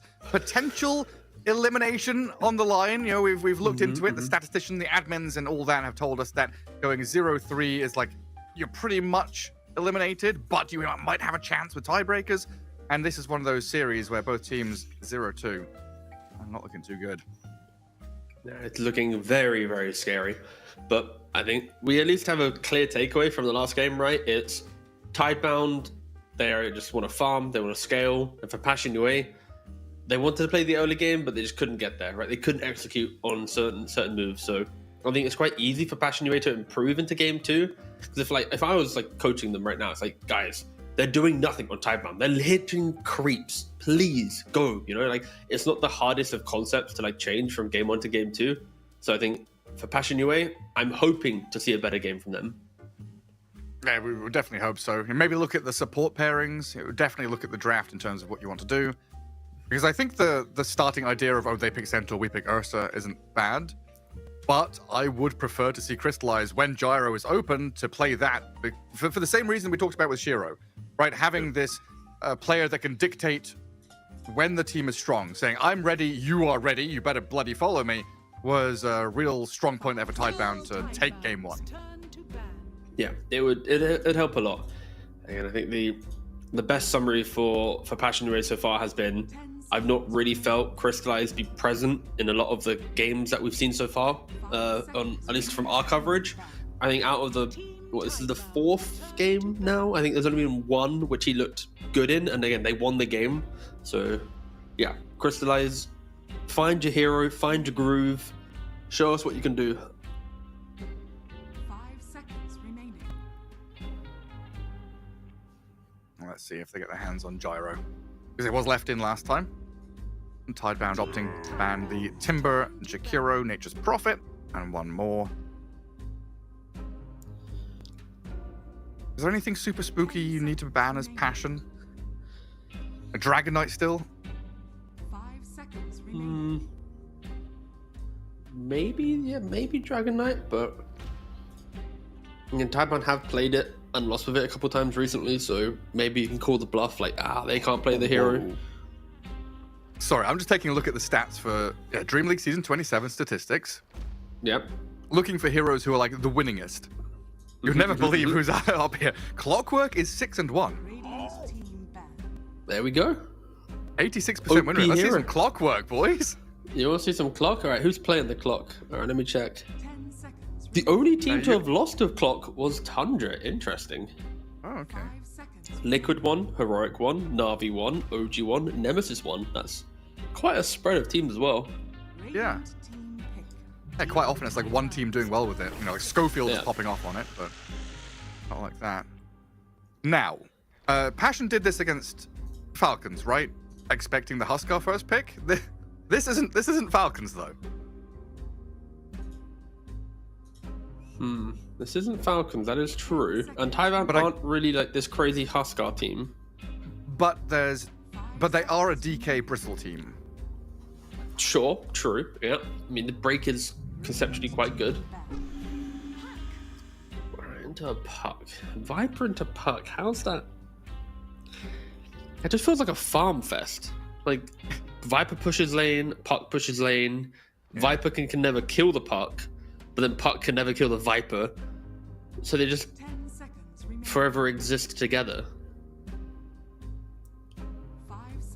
A lovely static lane. We'll just ignore mid then until 5 minutes and 30 seconds, and then we'll have a bit of action kick off. Ooh, little support rotations. I'm liking it. But yeah, and for the first 2 picks, it is probably the most wave shove lane you probably could ask for right now in like competitive Dota. Do you think we're going to see more and more of this Viper getting early picked? Yeah, it depends if there's a patch, but no, I don't think so. Okay. So I keep looking at Necro and wondering where he is, but apparently Necro just doesn't do well, even if it's a good game for him. Yeah, Necro is a weird hero. Like, you want to buy Radiance, then you need Boots of Travel because you don't really want to buy other boots, and it's just like so much gold into nothing, and then by the time you get these items, there's probably like a pipe on the enemy team, a glimmer on the support, and yeah, it can feel weird. The thing with Viper is, like, I think Viper is logically good when you see 3-4 heroes and it's like, I gotcha. Like, you can't kill me, break is good. When you open with the Viper, it's a slow moving hero that can get very tanky through like anti-magic damage, like magic resistance, sorry, but Tidebound, they have elusive fast-paced Puck. They have an eventual break on Shadow Demon. Like, they're already ticking the box of Viper very nicely. There's 5 heroes that Tidebound can pick to try and counter it. It's a first pick Viper. That makes me wonder, and they've got Disruption into Viper Strike to delay that damage as well, stop it completely. It does make me wonder, do we have a Viper flex? You know, thinking back through Dota's history, there was that period, like the Animager, when it was like 4 or 5 years ago, where there were a bunch of teams, in particular Thunder Predator, Panda was playing it, a POS 5 Viper, and then people started copying him. I don't know if that could come back as a support hero.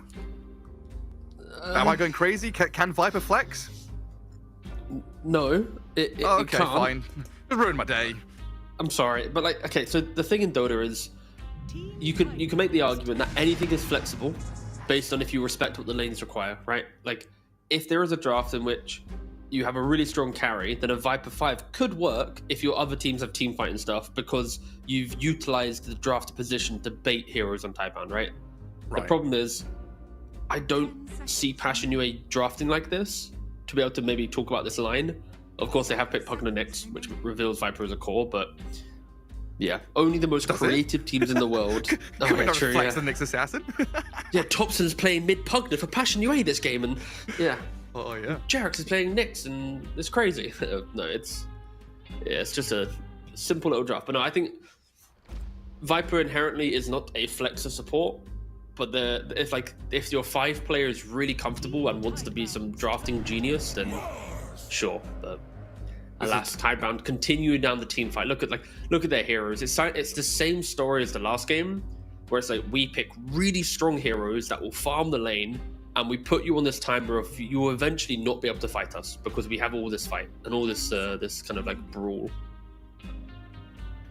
So we've picked Viper to go mid or flex to 3. We've picked Pugna here as the 5 as just a solid lane support, decrep save, pretty much always going to be good. And Netherward against Puck is nice. Nyx Assassin is an anti-Puck hero to hunt and find openings. So now we need heroes that can follow through on Nyx's intel, right? We want someone who can use the forward vision of Nyx to jump and play aggressively, like one of the spirit heroes or something. Yeah, normally in this position you'd look towards like an Ember, Nature's Prophet or Void Spirit, Nature's Prophet. Yeah, like heroes that's like vision obtained. I can throw that extra little bit of damage to get the kill. For Tidebound though, Planet is one of the few Rubik players still out in existence. The hero is just not picked at all competitively, but when you see the first 3 picks in Passion UA, it is just a nice Rubik game for spell steals, right? Like taking Impale is good, taking Decrep or Never Blast, even Life Drain from the Pugna, of course the Impale being from the Nyx. If you get any of the spells from Viper, you're going to feel good with Wave Shove or a potential break. Again, like Rubik, the reason why we don't see him is because of your lack of laning. You can't pull waves, you don't really apply pressure compared to other ranged heroes. So like, your entry to the game is very weak, but your fighting in the mid game is very strong in certain games. So yeah, let's see how Tidebound can deal with like the weak laning of a Rubik, but in the game, it's still so funny that like a few years back, Rubik was considered the god laner with his old Fade Bolt. Now he's just everyone else has got stronger. He's gotten worse. Yeah, he's just been forgotten. It is very, very sad. And the additional thing is heroes like Rubik, Shadow Shaman, and Lion were all historical. I don't want to say counters because they're not like straight counters, but they are hero picks against Nyx because they have disables that don't do damage into the carapace. So you've got that telekinesis to kind of grab the Nyx Assassin, not get stunned up or anything. And Shadow Demon can also do a similar job there to start fights out. As Passion come out with a Lifestealer here. So Lifestealer Pugna into a Mars Rubik lane. You're also playing into Shadow Demon though. I mean, Lifestealer is pretty much free farm in this lane. And to Mars Rubik, like you're just gonna hit back, hit creeps, get everything you want as a Lifestealer. So I think for Crystallize, he's at least happy that he's on a very chill start to the game. There's no kind of you have to overcome this hurdle of hoodwink or whatever. It's just sit back and hit creeps.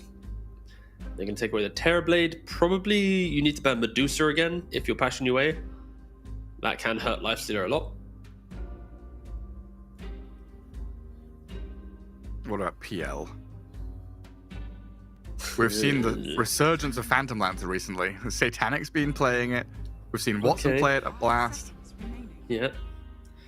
I think they had a flight to catch in the finals. That was a dagger to their own heart PL pick, that was for sure. That was a rough one.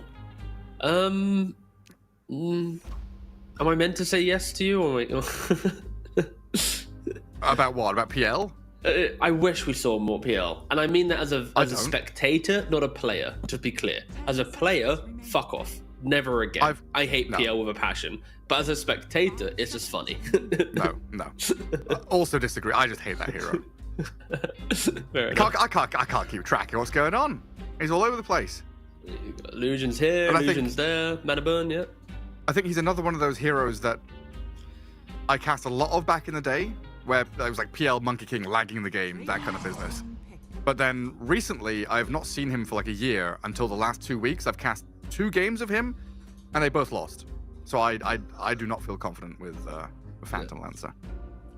The problem with PL is like there's too many heroes that like buying Shivas, or there's like buying tankiness, and like the supports also aren't just disappearing to a PL. Like there's also like forces and glimmers and like solar crest. Like there's so many little options you can go down. Like of course back in the day there was still of course 4-staffs and glimmers and stuff, but the point is with more gold on the map, with the speed in which you get these items, the timings in which PL used to exploit, the support will have something to then also counterplay the PL. And yeah, it just complicates him too much. But Passion UA, they go for a Sand King. They did need a simple point and click stun in their lineup. They pretty much only had Nyx to investigate the map. Sure, you got the Lifestealer to infest into Nyx to go find kills, but they did need another way to start a fight.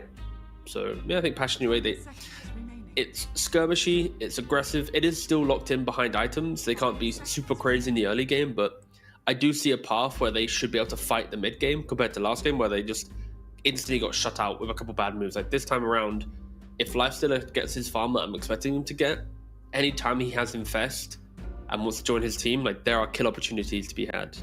Yeah, it's go time. I'm curious to see what item build he goes for. Is it going to be Phase Bracer Radiance, or do we go back to the Armlet Deso and pick up the tempo a little bit? I guess it depends on the carry pick. Yeah. Does he think Radiance is needed for that? But I'm always a fan of Armlet Deso in certain matchups. Like, you ever get a stun on a puck with Armlet Deso, you are going to be killing him. You can then eat through the supports quite nicely. With Radiance, you are giving away the Radiance to the Shadow Demon if he disrupts you, so it's like all these little things that you have to think about. I like the Morphling Band though from Passion UA. I had forgotten about the hero, but if you're picking Sand King and you have a lifesteal, like it's just such a good Morphling game to take a clone of any of these heroes and throw the spells back around. So yeah. Yeah, because you can no longer. It's been like this for a while, right? You can no longer toggle your Radiance off during disruption, which used to be the counterplay. That used to be a fun play, but. Yeah. I was also wondering, did they pick Viper to give it to Moonlight because he's lagging recently? No. They've given him the Sand King, so he will have some skill expression out of that mid lane. Or Batuk is on the Viper. So Viper Nyx lane, my expectation is wave dragging. Don't play aggro. But they're against AM and Shadow Demon? So I'm kind of struggling to find the read on how that lane plays out, because this is a 4-hero combination I don't think I've seen in a long time. Yeah, it's going to be a really interesting lane because Viper Nyx, if you use Poison Attack on Viper and click onto the Anti-Mage level 1, you have some threat, but as soon as Anti-Mage starts getting some stats, maybe the Shadow Demon like drags a hero to the side, like you blink on top of Viper, he doesn't have mana. I think like the first wave is really, really important for both sides. If Sidebound can find a way to like hurt the mana pool of Viper, then Anti-Mage should be able to just be pretty happy, pretty content. But if Viper manages his resources nicely, if he can set up the lane with the protection of Nyx, and you could also argue that Anti-Mage might struggle, right? So yeah, it's really just very much first two waves, will dictate so much. But Anti-Mage in general this game, quite a pick. He looks like he could be invincible. Like Not he only legit looks like. So go on. Just like post minute 20. If he has any friend nearby, I don't know if you can kill him. Yeah, pretty much. Like it really takes a lot of items on Lifestealer to get the kill. But not only that, it's like the map play. We mentioned how Nyx was the only hero to like hunt and find a hero. Now Sand King is your plan B for that, like your secondary option. Into Anti-Mage, you don't really care about these type of heroes, right? Like you can counterspell and annoy if they don't use Burrow Strike correctly. On top of that, like the wave shove of a puck and an Anti-Mage, just keep pushing in the waves. Like you'll see where Passion UA is because they're gonna have to counterplay this wave shove. So yeah, I can see the map play just being so easy for Tybound to play. Outside of the occasional, Nyx, I found you a Vendetta.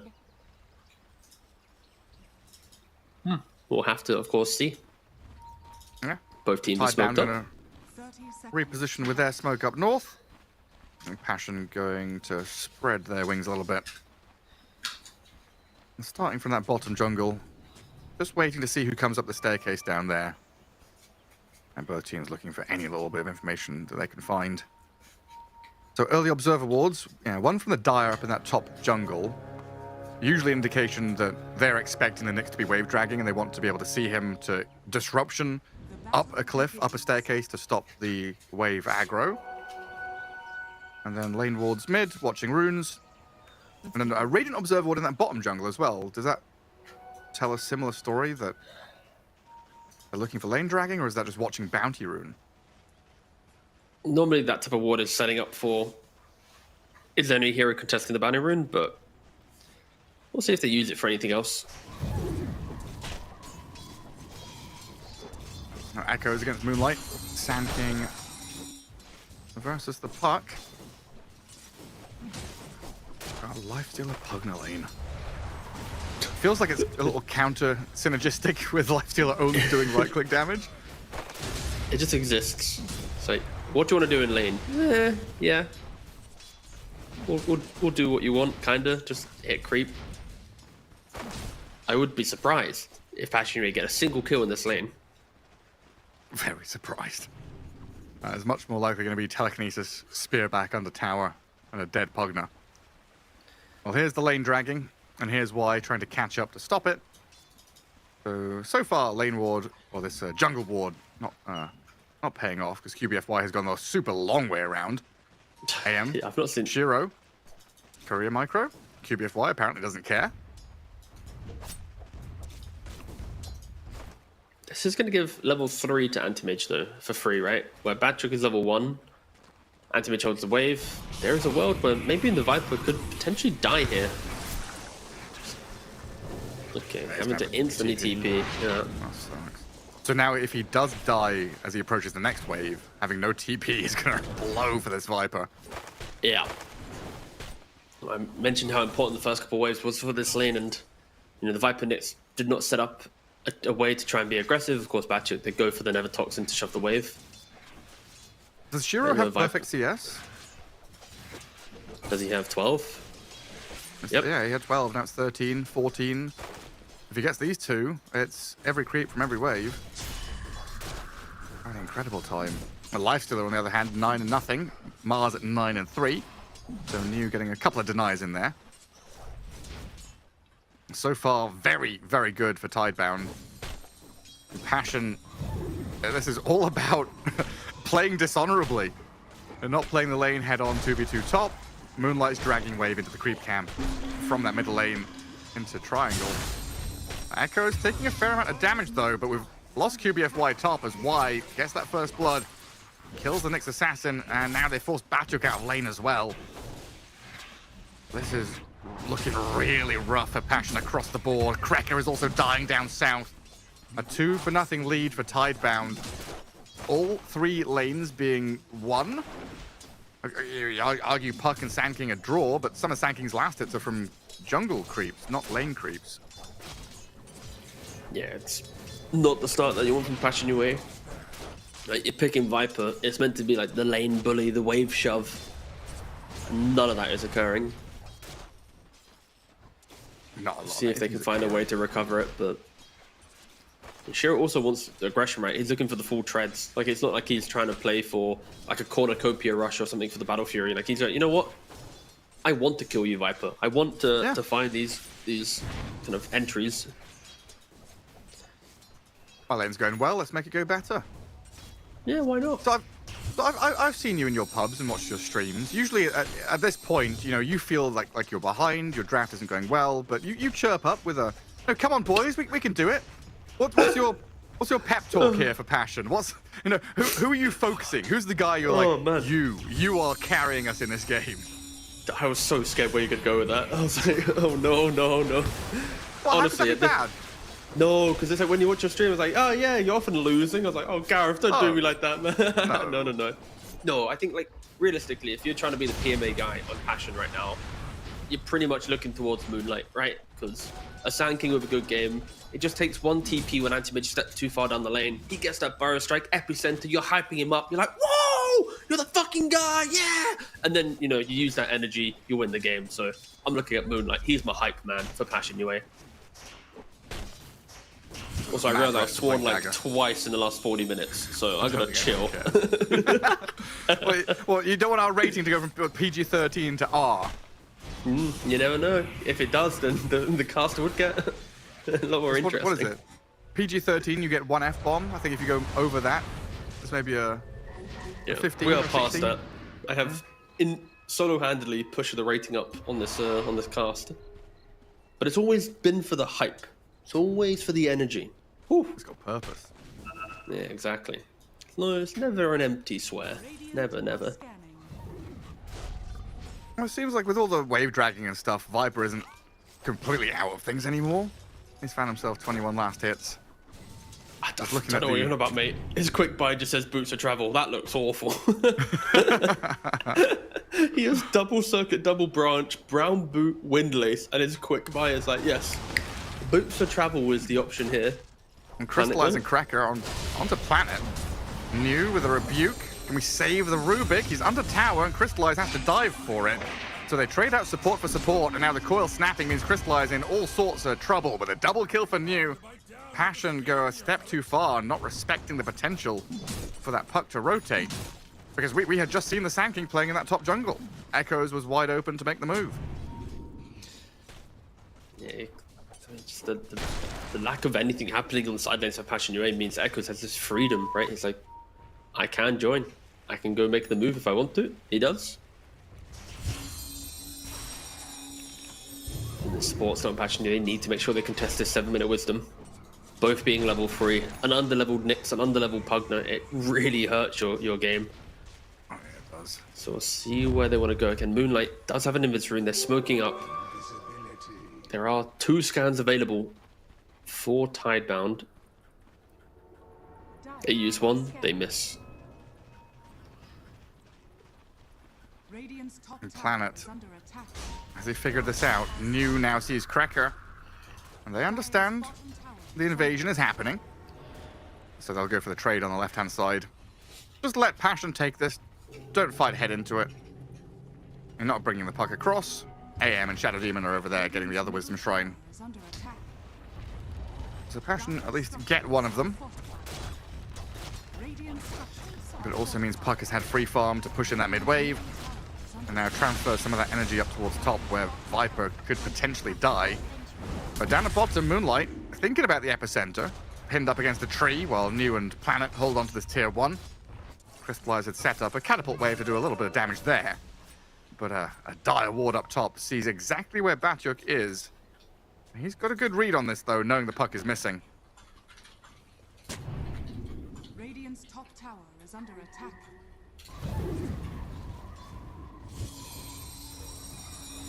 And Moonlight can just come back to sit mid, try and... It looks like he's going to be skipping out on the treads for now and try and rush into that blink, knowing how important he is in this game. He will not get his hands on the 8-minute rune, though. And things do slow down a little bit. So Viper can start recovering. Sand King and Lifestealer start to head towards their items. That's just this anti-mage is rushing ahead of them. Very quickly getting to Battle Fury. Okay, it's going to be like a 10-minute Battle Fury potentially on the anti-mage. Well, on top of treads, yeah. Yeah. Very, very quick. Yeah, and Echoes is contesting. Stacks, yeah. Poor Moonlight just wants money for Blink. I mean, the fact is, he's also going for like the naked Blink, right? A lot of Sand Kings we see will go for like treads or phase boots. Like they go for a boots early. They're going on to Batyuk. Yeah, Force forcing out a the life reaction to the TP. Yeah. Crystallized TPs. And they can't catch up to Y. Shadow It's Demon's 5 out there. heroes here at 9 minutes. Yeah. Like on one hand, I want to say that's a good reaction. Like props to Passion for bringing numbers, but Tidebound just say, okay, hands off, we back up, and now we bring the TPs to react to your reaction. 3-man arena. Moonlight misses his Burrow Strike. New trying to break free, but the damage comes in from Shiro and New, blowing up the Sand King. Coil out from Echoes as Nyx and Pugna all caught up in it. Lifestealer pops out of his little creep to try and backstab into the line of Tidebound, but it's been held pretty well. Shiro and Echoes can come back in for another round of spells, a flurry of damage. finding the pick off onto Batyuk, only losing the planet Rubik. While Krekker might still get gone on here. I don't have any more stuns or slows. I'll give up on that, but Tidebound a resounding victory around their tier 1. Yeah, Passion, they brought 5 heroes top. They felt that desperation, right? Like the TP in, they don't get anything from it. The lifesteal is there. Then go for the tier 1 tower. So it's a very scripted, obvious play. And that's where Mars just TP's in, hugging the tree line. I think the vision, though, from White. He placed this observer just south of the tier 1 tower. That opens up for the 3-man arena. And once again, Passion UA, they fall short. But it's not as if they're making any big moves. They're reacting to the aggression, not connecting, kind of making that like they expected. It's contest the 7-minute wisdom. We expect it. Take the tier 1 tower after you 5-man TP or like 5-man rotate. We expect it. And that's where Tidebound are like, all right, cool. We're ready. And when we talk about the Battle Fury, he's 300 gold away. It's gonna get into his inventory midway through the 11-minute mark, but that is exceptionally quick for an anti-mage, especially because he also went for the treads. That is a very, very spooky time now.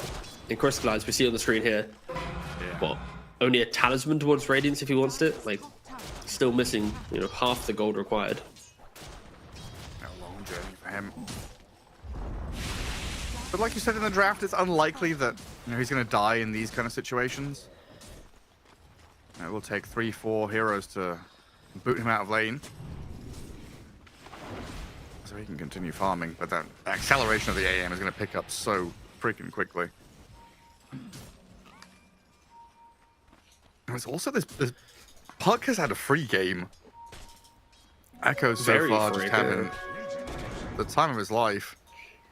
And again, you're only really worried about like Carapace into Burrow Strike. Outside of that, there's nothing that's going to stop your movement in the team fights. Radiant's bottom tower is under QBFY scouting. Sees new and planet. And we'll start off on the Mars. Epicenter and Burrows here as well. Planet not really offering too much to help his buddy. Lifestealer also going to wander over inside the Thunderhide. Well, Echoes looking for that 12-minute rune. Picks up a DD. Quick little telekinesis. Drag back. Planet puts the Lifestealer closer to him. The Crystallize on the run now as Moonlight went in. A disjointed effort here from Passion. And Tidebound going to be glad to not lose any further members. Shiro's AM is like 12 minutes in. Yeah, I'm ready, boys. Let's go. What the hell's an anti-mage doing here? We're killing Sand King. Here we are. Coil into Slapdown. Echoes and Shiro pair up to get a kill. Blink away from AM. Gets him to free safety. While New has an Arena Spear on the Viper. A double damage puck opens up. 2 in a row. Tidebound like on a roll now. Coming with that momentum from game 1 into game 2. It feels like I don't know, Passion are just not playing Dota. Yeah, they're just kind of lost in the moment, right? I think between some of the laning choices that they made, of course the draft hasn't helped them with the first pick Viper into then a lot of heroes that like playing into Viper. It's just uncomfortable for them. For Moonlight, they're 40 seconds away from another epicenter. We'll see if he can just find something with it. But the problem of Sand King is, as the game progresses, does he have enough damage to kill Anti-Mage? No. Does he have enough damage to kill a Puck by himself? No. What if there's a Shadow Demon there with a Disruption save, or a Rubik with a Glimmer or a Lift? Like, it's not the perfect Sand King game where he can, just 1v9 and take over. Of course, in the highlight, we just see Viper also rocking up very late to the fight.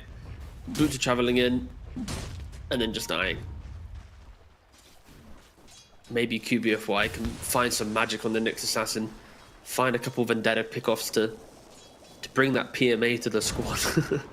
But they need something. They need a little glimmer of hope. They really are reliant on the 2 little bugs on their team, aren't they? The Nyx and the Sand King got to scurry around and just look for anything they can find. It's just a difficult task when you've got a move like this from Y. Demonic Purge sets things up on Crystallize with Echoes and Planet both here. Coil, Silence, easy as you like. Look who's nearby as well. Hey, Shiro's joining all these fights. He's looking. Soon to be 007, currently 006, but yeah. He's got the mob with mask, he's always present on the map. He's got the chip vest. Like, he is very happy to live in the jungle and be in the present. Do feel bad though for Crystallize. He presses the rage and he was like 7 mana short for the TP, so he just kind of walked around in circles. Yeah. Oh, Moonlight. I'm hearing it. Thinking about that mid lane. Kreko just takes the tower though. QBFY. Here we go. Started out for Moonlight to move on to New again. But a deja vu as they find the Mars the second time in quick succession. Quick little pick on the Rubik as well. Doesn't hurt. They've got to follow this up to high ground though. Planet. Found by the QBFY stun. That's what's required out of Passion. And now, it looks simple and straightforward, but as the game progresses, these individual pickoffs get harder and harder to find, never mind finish. Yeah, and if you look at the minimap, right, the vision that Passion UA have is actually really good for them. They got a couple deep wards. There's no sentries really in play to find the Nyx. They do find him here because he didn't have Vendetta, and he's just kind of walking around, but at the moment, the current map state, Nyx Assassin should be able to thrive, but again, this death will send back.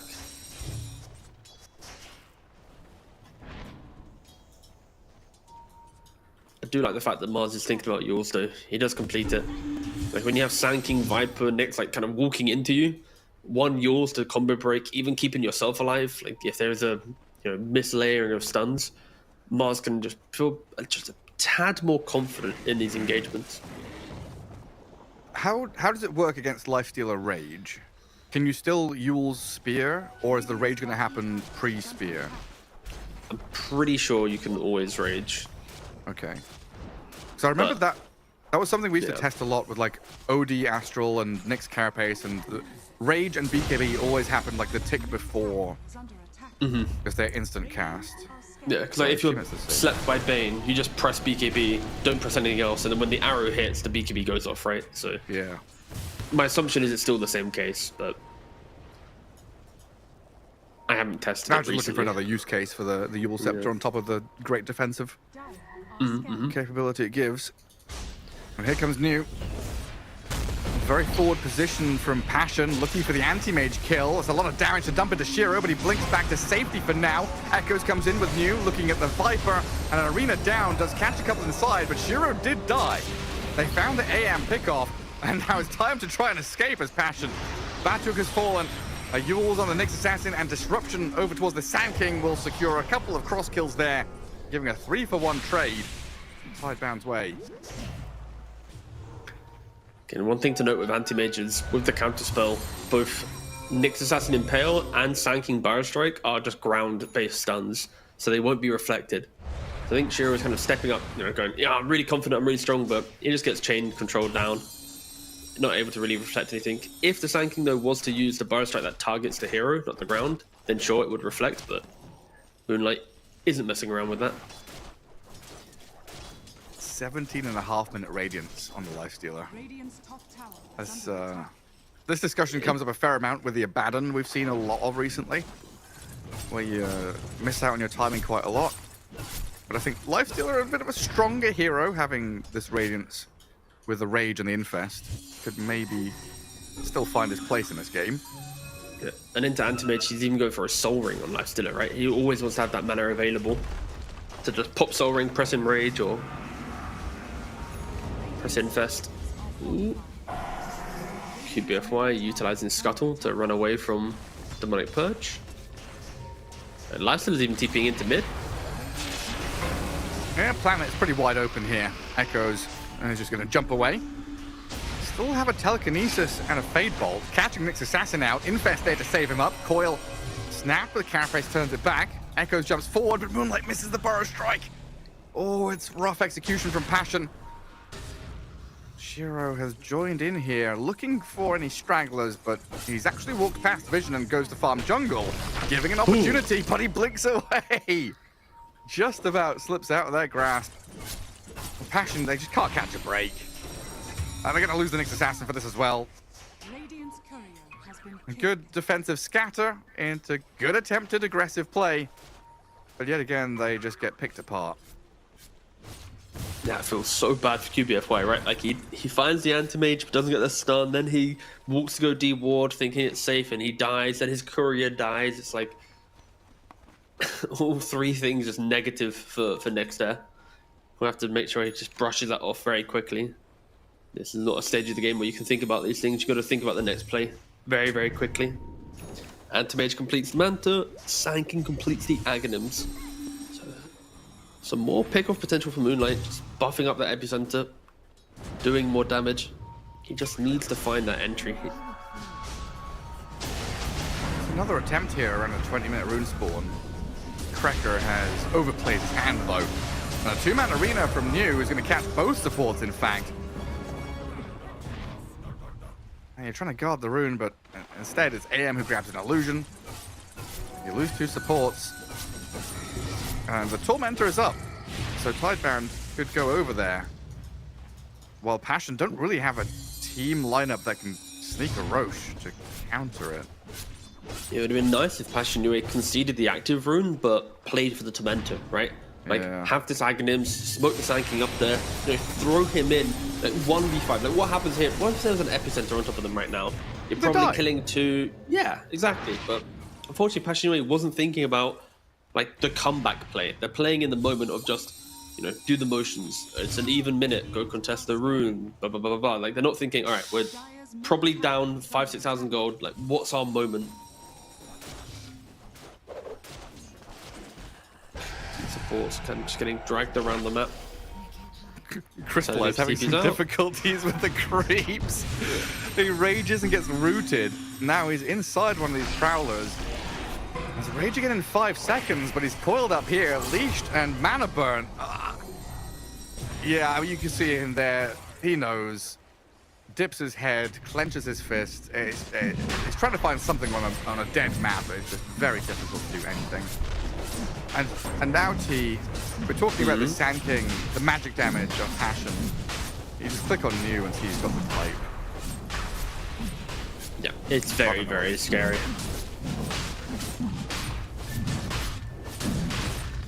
You know, easy Roche on the... Yep, very nice, very nice.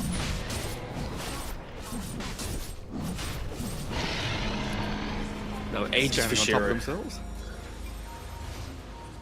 I mean, it's always quite a nice scan to do. It's the, ooh, there's Nyx in the game type scan. Now Passion are set up in position here. That's a good go on the puck, but this is an infested puck with Rubik inside, so Echoes survives while Planet is left stranded to die. And the rest of Tidebound trying to come back up here to defend tier 2. And Passion's still finding these little nooks and crannies to hide in, start out fights with the Nyx Assassin. But there just never seems to be the second part of the plan. This might be it though. With another go on Echoes, well, Cracker has already fallen and the puck just phase shifts and jaunts away, while this arena has held people in place for Shiro to move forward onto Moonlight. The Viper is gonna stop Shiro from chasing, but Echoes just dives straight back in. Finds the Nyx Assassin kill, keeps tabs on Batuk and Crystallize. They're not going to chase it though. Tidebound kind of respecting this tanky and annoying lifestealer. I'm surprised Shiro didn't just go crazy in that fight. He has the Aegis. Like, Sanking had no mana. Viper doesn't really do anything to the anti-mage outside of Viper Strike, so Shiro being very, very careful with his Aegis. I feel like I'm just trying to think, like, who would have gone in there? Like Doraccio? He'd have been in the middle of that fight. Yeah, he would. Aggressive from CDEC. He would have gone in as well. Oh, that's a name. Oh, that's a name. Yeah. It's so funny. People always talk about Doraccio and these sacrificial carry players. I think you've always got to mention Aggressive because he was the OG. Before Twin Gates existed, he was level 6 Gyro TPing to the off lane and finding kills. Hang on, Echoes, 500 health remaining, has a coil and an orb, but the Moonlight Burst Strike is here. Sand King coming in clutch to find a pickoff. All right, that's one down. Like 12 to go. Good thing with Passion is... Yes, so they can get the even kill score.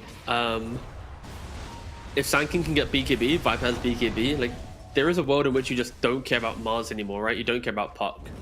The problem is, like, you don't die, but then do you kill anything? Like, it's always going to be the argument when you have really early BKBs.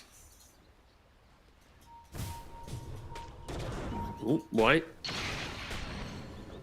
And QBFY has really pulled this game up by its bootstraps. And New's going to come in with an arena though. Shiro, damage onto the Sand King is good, and the Epicenter does nothing through the pipe and the magic resist of this anti-mage as he goes back in onto the Pugner. A nosedive forward. A life drain cancelled as Planet backs up. That stolen Epicenter into stolen Nether Toxin could undo Batchuk's efforts, and Crystallize just being annihilated by Echoes. And Passion bleeding out now. They got a kill on a Rubik. But for that, they will pay the ultimate price of a 5-man wipe, it looks like, as QBFY is going to get pounded. The Shadow Demon Y, he's going to survive. They move back in to take him down. Crackers Pugner, the only one surviving, but QBFY died back. Well, I felt kind of bad for QBFY in the cast there, because you're about to hype him up, and I looked at the minimap and I was like, uh-oh, don't do it, Gareth, don't do it. When the Mars came in, I was like, ah, shit. What have you done? I got so excited for a moment.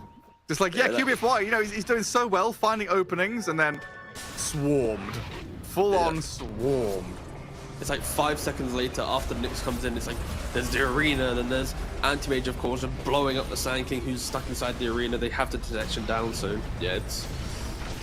Whew, 14,000 gold lead at the 26-minute mark. You never want to say that when there's an Anti-Mage on the team which has the gold lead. Normally it's Anti-Mage on the losing team, right? Like, chasing his next item, like, I'm sorry team, I'm sorry for picking Anti-Mage. Yeah. And it's not a game that you can just tap out early. Oh, what's happened back yeah, in live? True. Yeah, he was like 100 HP, but got the infest on the creep. Yeah, tapping out early in this game would mean Passion UA are like 99.99% not making it to playoffs. Yeah. Need to But play there's still until that the very end. Yeah. There is that slim hope though. And they've shown they can find these little openings, you know, setting up with QBFY, Moonlight nearby, and now Crystallize playing with his team, at least feeling a little bolder and stronger. Just a sad state of affairs when Lifestealer is the bottom of the cause in terms of net worth. And Tidebound are running down 2 separate lanes, aiming for your base already. No Roshan for 2.5 minutes, though. So it might be a case of Tidebound prepping mid and bot, and then playing through top. There's a tier 1 and a tier 2 there. Wisdom Shrine, access to enemy ancients. New will start things off by TPing and looking at the Cracker Pugner. Echoes will come and gather up the kill. The chase is on, though. Echoes has moved in very aggressively there, but the lack of stuns apparent as it's just a Nyx Assassin to stop him. And there's 2-man coil into attempted snap, not going to fully work. And Cracker isn't going to buy back. Was that a dodge, a face shift dodge of a Sand King stun? It looks like Echoes is going to break free of them, and Shiro blinking. Thinking about blinking forward. Where did he even go? He went down south. He's off to go hit mid tower. So he is. He wants to go force him back.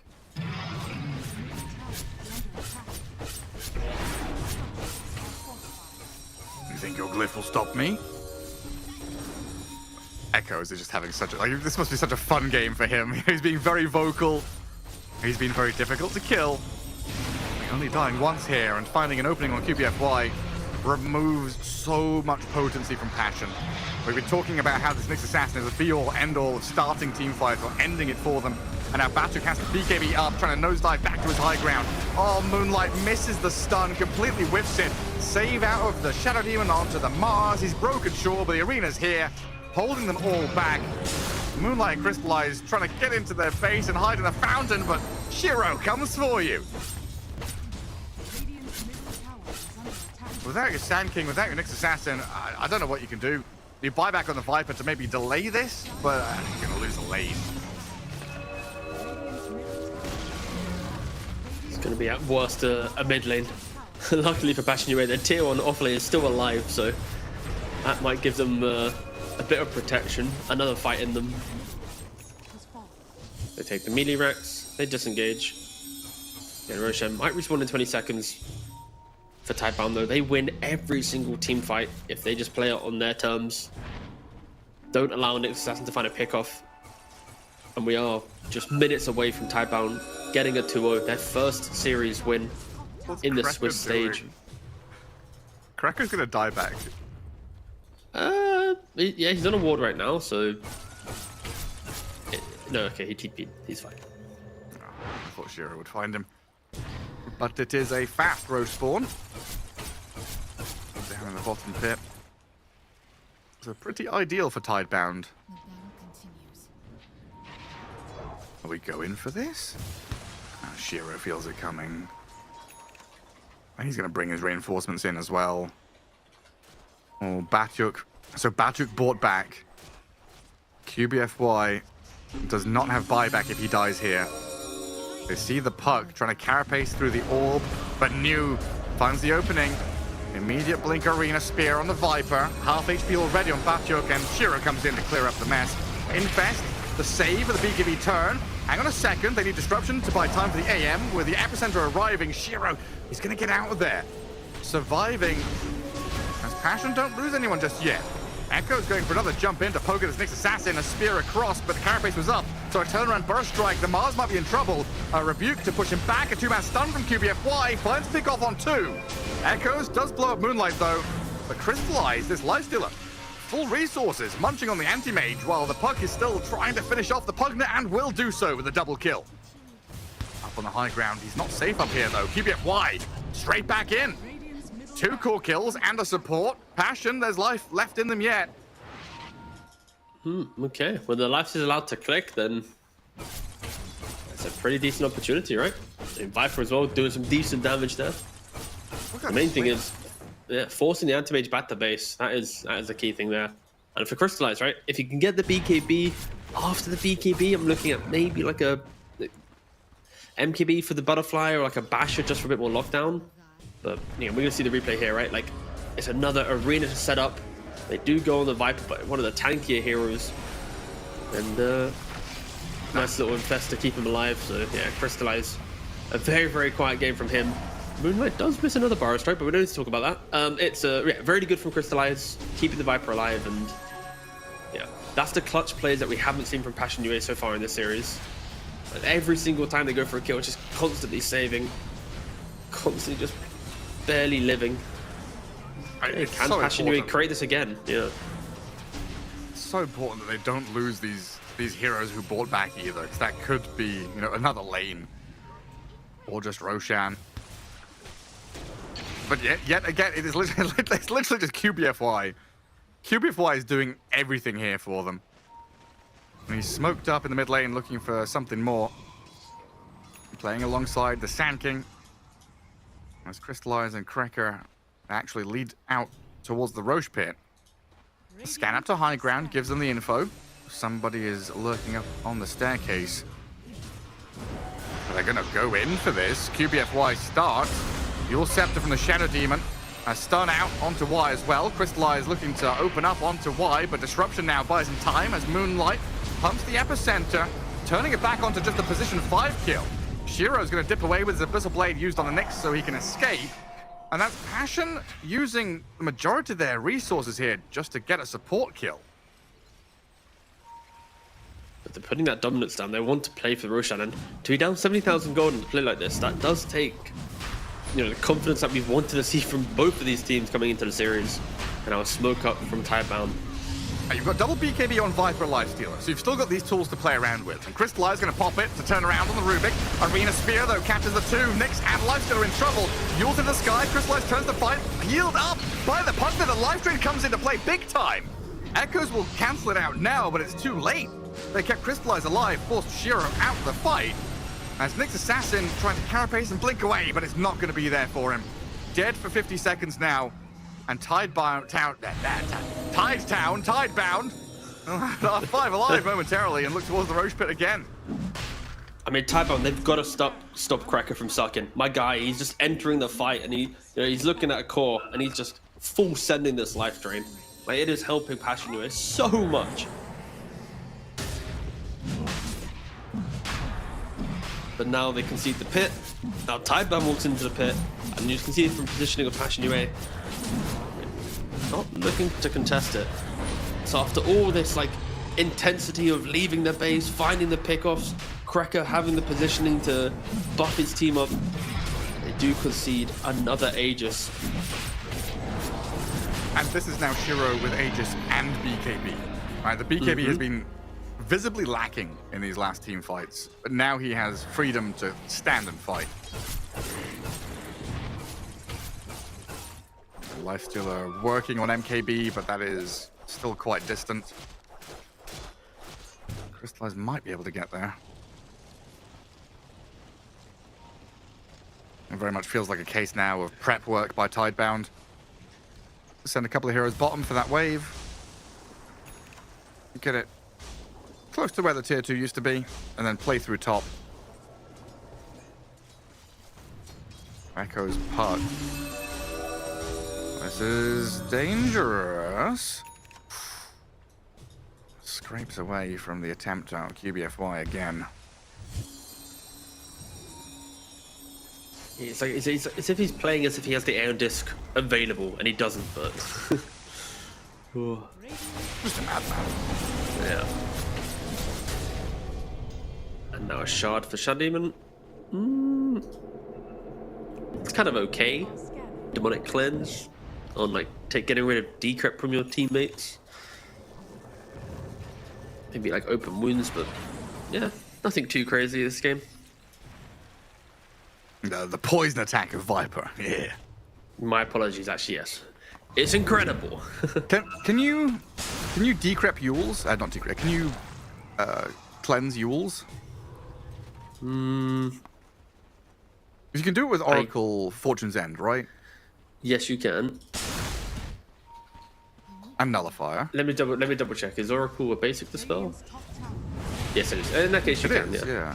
Yeah, you can. So if you get Yules, we theoretically could see why cleanse it off. Yeah. Because that's been a way that this Nyx Assassin has set up sometimes for these team fights, using the puck or the Mars before they get anything going.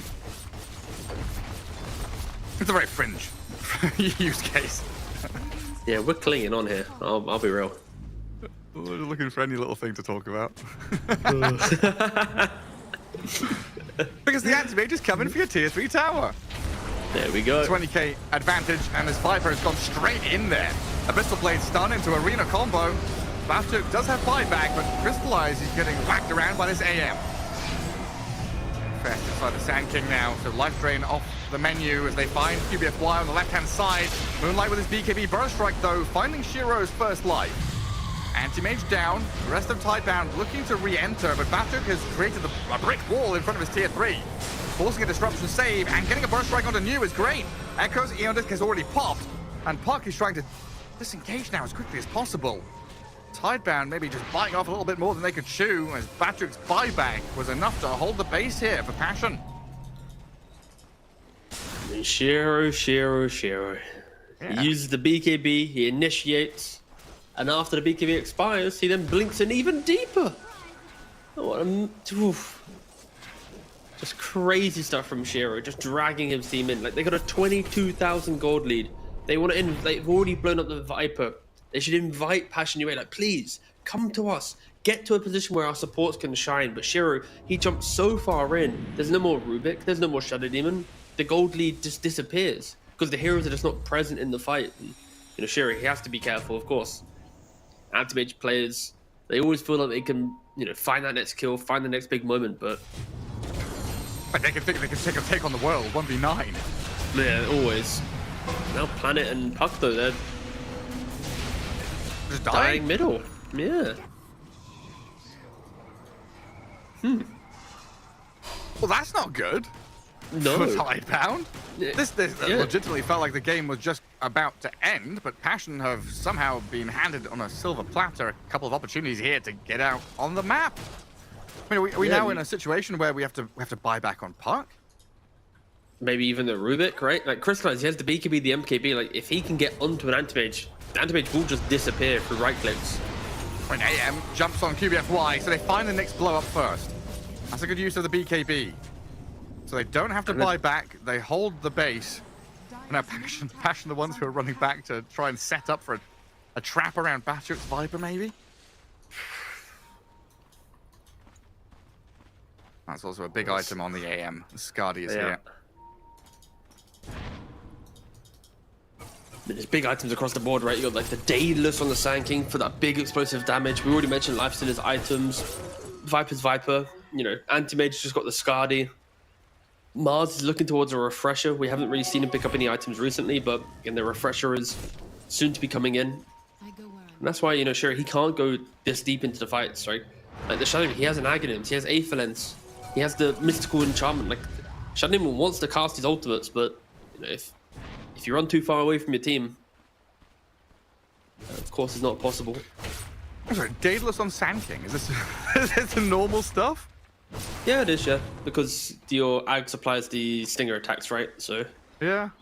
Sometimes people go for like Basher and all the like weird buff items for it. I mean, Like if I you're said, a I've seen support, so much you're out of of it, like, position. Just raw magic damage Sand Kings with the Ewells and Lincolns and Lotuses and things like that.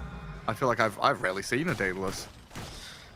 Welcome to 7.39 week. What week are we even in on this patch? Oh, I don't know. It's kind of, yeah, I can't remember anymore. Week 24. Week forever. The final, but no, of course not, of course not. Alright, Smoke Up from Tidebound. Here we go. What are they going to find? Hopefully not a dive into tier 4s and a teamfight loss for their sake. Like mentality-wise, you really got to tighten up here. Roshan ban on high ground to give vision. That's a good start for New with his BKB in Arena. On the back, Shiro aiming for Moonlight, but the Infest is there to save the Sand King. Crystallize will force Shiro to blink away defensively, while the puck is still poking into the back lines, looking for an opening. And they've got the catch on the Sand King still. So Moonlight dead for 80, while the dive into the base, New goes for it by the tier 3 and forces the Moonlight buyback. So Tidebound come out with a victory overall, but they don't get to press into the base yet. It was a pretty cool start for the fight, right? Because Planet used the Roshan's banner for vision on the high ground, then using that vision could go on the Nyx.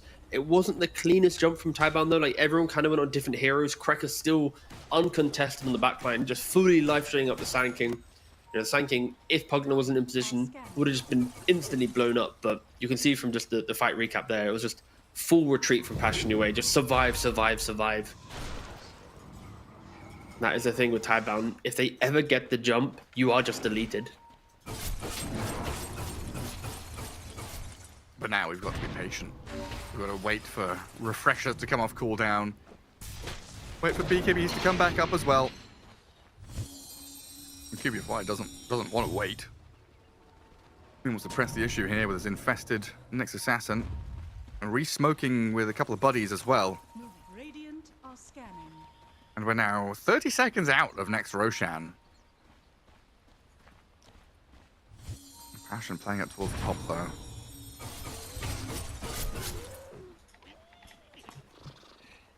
It feels like this is now just entirely buyback status. Who has it, who doesn't? Who can boost the travel back in? Who has defender's advantage? Passion don't have Sand King or Viper. They will have Lifestealer Pugna, and Nyx Assassin will have his soon as well. This is all about Passion reacting to what Tidebound are bringing to them. Still a 21k lead. Still feeling very potent with this 4, 1, and 20 anti-mage to find a jump on Crystallize. The Lifestealer is blown up. Has buyback. Might not have to use it though, because Roshan's available here for Tidebound.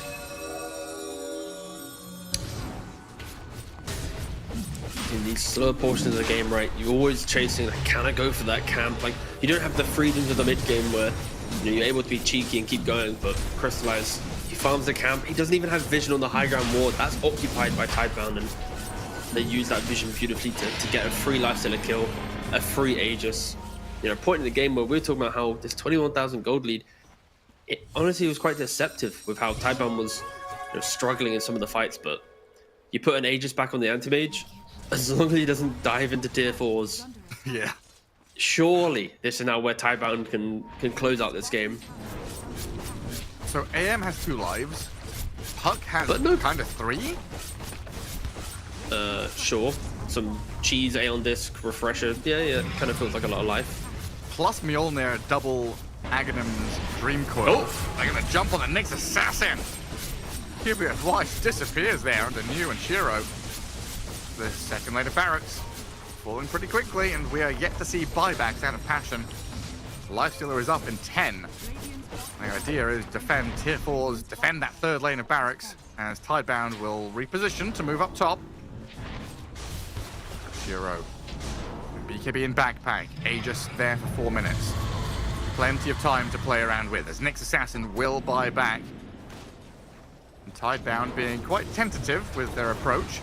And a starting stun going to get countered out by the disruption of the Shadow Demon. Shiro still pretty happy just to stand there and take it. Doesn't blink away. Here's the tier 3 a couple more times.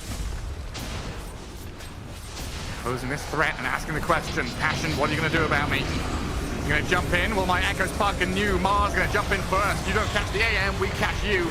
Cyclone from QBFY, the burst strike in from Moonlight. Shiro at half health, but he's been saved up by the bubble again. They turn on to New instead. BKB does not protect him, and the Shiro AM is opening up. The Sand King is in danger, but he's healed by the Pugna. First life out for Anti-Mage is gone, and 3 cores still standing strong from Passion UA. Viper breaks free, Shiro goes in deep though to take down Batyuk at long last.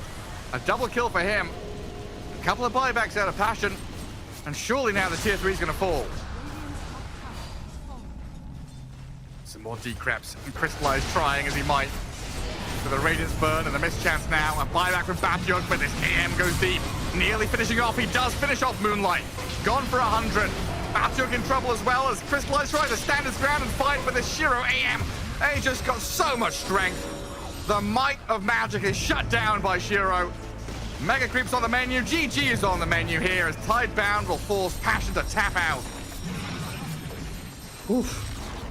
The Tidebound, though, the end of that game was a little squeaky. There was a couple moments where maybe Passion UA could have done it, but gotta feel bad for Passion UA. They just didn't enter this game with, you know, the strongest of lanes, and Tidebound, they got exactly what they wanted in the first 20 minutes. They were basically allowed to make the mistakes if they wanted to because of how well they went in the early game. And yeah, Tidebound showing that they have just so much more experience, I think, through playing multiple tier 1 events, getting to the playoffs and, you know, throughout 2025. You know, I think that really just kind of showed the difference between, you know, Tidebound, one of the top Chinese teams, versus Passion UA, which is often a, you know, a qualifier locked team. And, you know, you can kind of feel the difference in the motions and what they're bringing. But yeah, Tidebound, a 2-0 victory, keeping their Dream League season 27 lives alive. And unfortunately for Passion UA, most likely statistically probably not making playoffs. That's how you safely don't annoy the stats guys out there. De facto eliminated, I think was the phrase that was used. 99.999% out of here, unfortunately. But yeah, another lifeline for Tidebound. As we, I know we hammered on about it over and over again in this cast, but QBFY, he was the guy, I feel like, through this group stage, through this series, through this game in particular, kept Passion in the running. His vision, his understanding, where he wants to be. Yeah, he was doing a lot to try and create opportunities. I think Cracker as well on the Pugna this game as well. Like a lot of the clips we'll see in the highlights is just him having really good positioning behind his team, ensuring that he could, you know, survive the puck aggression, but still enable. Sure, he dies in this clip, but it doesn't matter. There's many other clips. Puck even dies here, so, you know, positive. But yeah, I feel like, yeah, for Passion, you know, Moonlight didn't have the best game on the Sand King. He was lagging in game 1. Maybe he still had some technical problems in game 2, which was hindering his ability to play at his top level. Again, at this point, right, in Dota, the smallest thing can change your game, right? So I think for Moonlight, he struggled. Crystallize, he struggled. And yeah, you just can't be struggling this much across multiple cores when you are trying to play for, you know, a Dream League potential playoffs, potential EPT points. Yeah, absolutely. 2-0 for Tidebound wraps things up for this one. We'll try and get an interview for you, see how that one goes, and grab someone to have a little chat with them. But we'll take a quick break and come back with that in a moment. Dream League Season 27 is brought to you by DHL.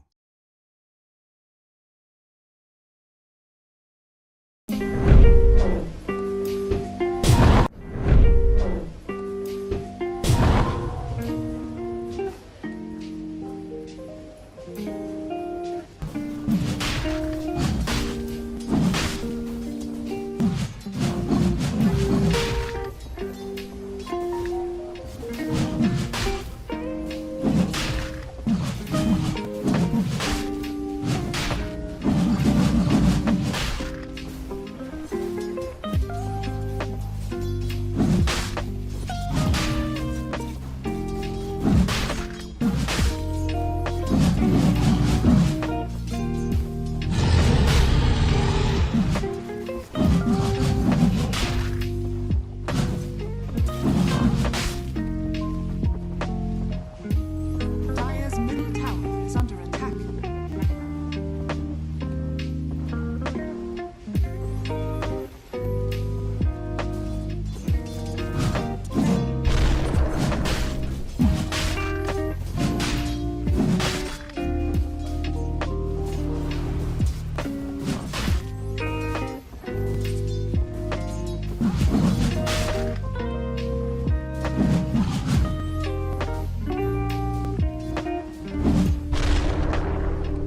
Dire's middle tower is under attack.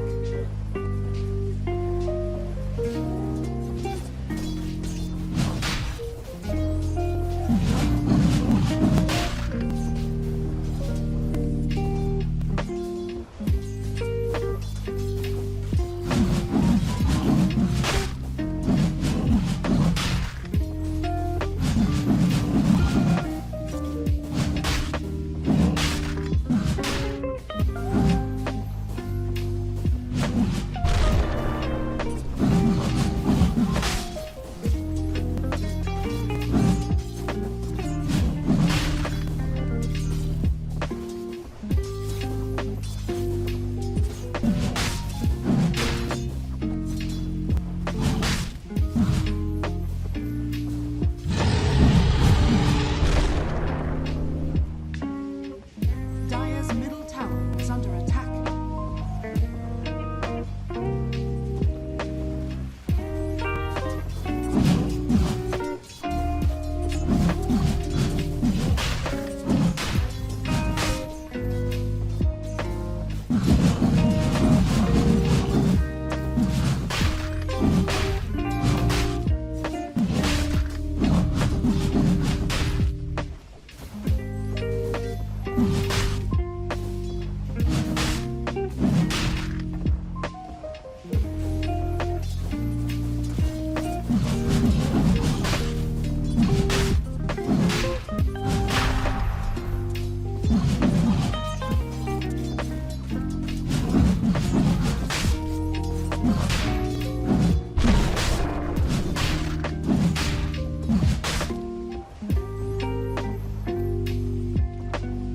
Dire's middle tower is under attack. Welcome back, folks. We've got New on the line here for an interview. New, we've also got Jin as the translator. Shout out to him as well. He'll take us through this too. New, first of all, congrats on the 2-0 victory. You guys looked more confident today than you had in your previous days of Dream League. What's something that you think changed or you guys improved on in the past couple of days to have a victory here today? 那牛哥，首先恭喜你们2-0的胜利。能问一下，就是比起前2天，你们具体做出了哪些改正，导致今天能获胜的呢？主要就是前2天录像看完之后，让大家就是打的时候就不要太怕吧。然后就是一些选人顺位跟阵容上的调整吧。Well, we did a lot of replay review, and we figured out a lot of our mistakes, and we also told each other not to play so scared and to just be a little bit more daring in our moves. We also made a lot of adjustments in our pick order and like some of the drafting strategies, so that really helped a lot. And then just on the tail end of that question, sorry T, I added something. We also felt that Shiro played a lot more confidently today with pinging on the map and maybe making calls. Is that something that he's also picked up? You're giving him heroes where he's very strong on the map. 今天的2场呢，他们解说也觉得，就是 Shiro 明显打得更加有信心了，而且感觉他更加主动的出击，主动的就是指挥或者带领团队去做出一些进攻的一些措施。那这是因为他选到一些他比较就是比较擅长、比较有信心的英雄呢，还是你们相当于是做出一些调整，主动让他声音大一点呢？可能就是我们阵容更围绕就是它的核心去搭建吧，然后就是整体的进行就会更顺利一点吧。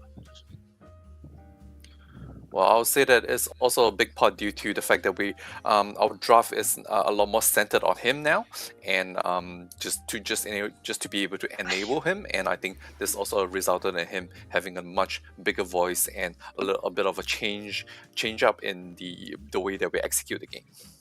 That's good to hear. All right. Congratulations on the win. I was wondering, China at TI got 2nd and 8th place between XG and Tidebound. But now after TI, I think China is just struggling to make playoffs in the tournaments that they go to. Is there anything that you can, put that towards? Do you think why is the Chinese teams, do you think, struggling in this competitive season? 那下一个问题呢，就是当时在 TI 的时候呢，其实就是看到中国战队超级战队拿了一个第2名，然后泰邦战队也是拿了个第8名，但是 TI 之后呢，就感觉整体中国战队的状态不是很好，那就想问一下，这个具体原因是什么？能给大家讲解一下吗？我认为一方面是因为版本的变动吧，就是现在的版本还是比较倾向于前面施压，然后就是对队伍的前中期更看重一点吧。然后 TI 当时相对来说就是节奏偏后一点吧。然后第二点的话，就是因为国内队伍大部分都经过人员调整嘛，然后就是我们需要更多的时间来适应就是现在的比赛的，现在尤其是强队的比赛的节奏跟一些细节方面的提升吧，就是。Well, I'll say that there's 2 main factors at play. The first one is just TI was held on a different patch, even though it wasn't like a big patch change. But I'll say that the TI patch was much more favored towards the late game, whereas the patch right now that we're playing on is like there's a lot more emphasis about lane pressure and the early to the mid game. And I think this is something that doesn't really go in favor for the Chinese teams currently.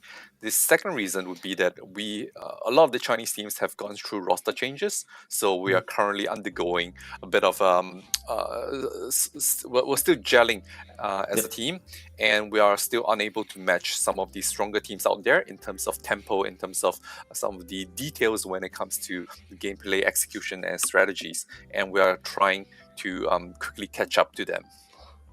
It makes sense. And my final question, you're an offlaner that likes playing strength heroes. If there was to be a patch this year, what do you want to see in the potential patch that everyone keeps talking about? 那也知道你打3后卫，你比较喜欢打那些很弱的那种力量英雄。如果比方说要是有个版本更新要出来的话，你希望能看到什么样的一些改动呢？你个人希望？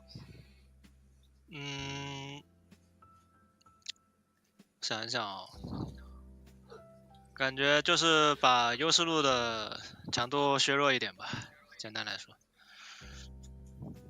Well, I do hope that the safe lane will be nerfed a little bit. Like right now, the safe lane just feels a little too advantageous, too strong, too favorable for the carry and the hard support duo.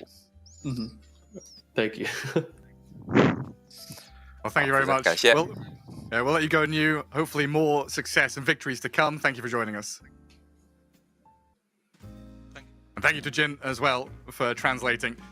as we'll wrap up and have a bit of a break now as we get ready for our next series, which is in a little bit. I'm not sure on the exact timing, but I think it's an hour or so from now before we get into that next best of 3. So from T and I, we're going to get some lunch and we'll see you guys in a little bit.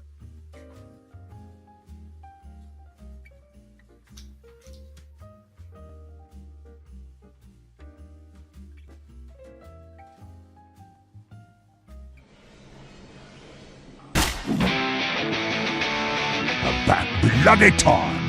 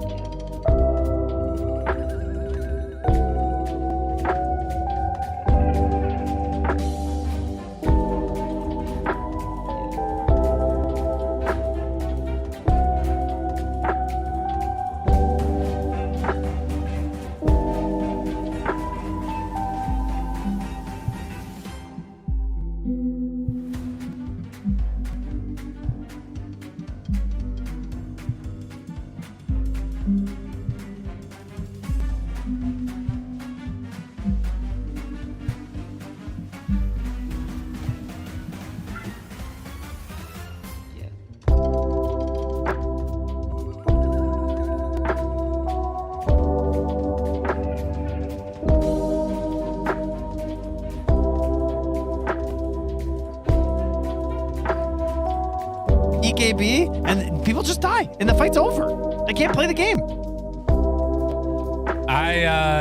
I think we're gonna see Primal either first phase picked or banned. I think Spirit had the right idea yesterday. It looks really, really good, and I can't wait to see what continues to happen here. The Primal Beast way too strong, wrecking havoc on Scrubs as we get.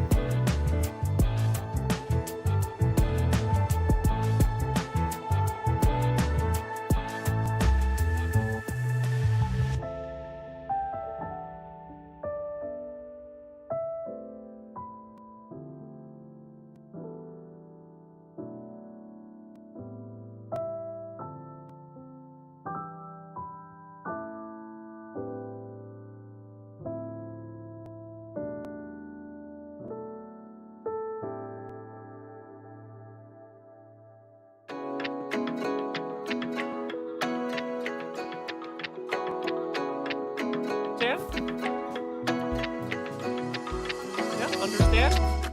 I feel like we inherently win because we have Avery and he hates laughing. Avery does like not laughing. That is. Where is So I start Quinn? thinking about Quinn's what getting would ready. make me No, he's laugh, ready. And then I make myself laugh. Where's Quinn? I've been told Quinn's ready. What? Quinn's I ready? think he's getting mic'd up. He's getting mic'd up. He's getting mic'd up. He's getting mic'd up. So don't worry about it. He's ready! Yeah, yeah. He's got the trash bag on. I think you need a seat. All right, all right. I think my seat's perfect for that. We need more trash bags. Or you two are You guys got a trash Well, bag. you guys are done for the day, right? No. No, they're Hey, You welcome, get Quinn. salmonella from flour, You guys are not done just for the eggs. day. All right. Well, you guys won't why you laugh shouldn't anyway. eat Would you raw like to go to the bar area and get this thing rolling? This is your bit. All right. Cool. Who would like to go first from each team? Who do you elect? Him. Okay, great. That's going to be Cap first and Owen. Sure. Oh, that was asking if you wanted me or I don't know him. what I'm doing. I'm going to But say a let's do it. Dota 2 dad joke. Okay. And then Give me your bag. try not boy. to laugh. Give me your But do we not have extra trash? Give He me needs your another bag. one, surely. All right. We only got two? Okay. Put on your bag. Hello. Oh. Hey, Unbag your me. guys' job. How do you help? What's he got? Help! Now, Band, I could use your help, PogChamp Pandas. If you guys could give me a rim hat when I do the delivery of the joke. Or whatever you'd like to do. No. That's great. Thank you very much. Put the All bag right. on. Hopefully this works out, everybody. We are experimenting here today. Now, dad jokes are a classic among comedy. That's the tale that I've told to get us ready to go. All right, please take a seat. Where do you want me to put it? Well, that's a great question. Yeah. What incentive do I have not to laugh?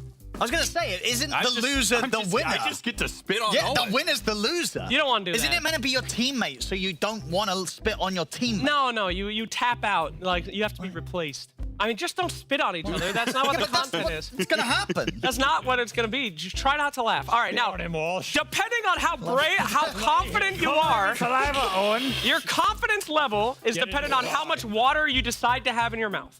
If you are extremely confident you're not going to laugh, you fill that sucker up. I think you fill it up anyway. But if you're Why a would you little not? worried, well, you know, you're going to make a big mess. Let's just put a lot Big- of water I just- in, Owen. That's what. This is a much. Don't Is listen this to much? this guy. All He right. doesn't know what he's doing. Drum roll, everybody. How much water will they put in their mouth? All the way, Owen. Make sure to spit in his eyes. So That's a lot. Oh my God. You're a thirsty little one. You're drinking it. Don't laugh. All right. We are now officially in the in do not laugh territory. Now I'm gonna be doing dad jokes. We're gonna start off easy and we're gonna continue. Don't fucking laugh. We haven't even started yet. And he's out. Quinn, you're up. And ladies and gentlemen, congratulations. 1 point for team. Don't fucking laugh. You need to hold it together. This is impossible, dude. He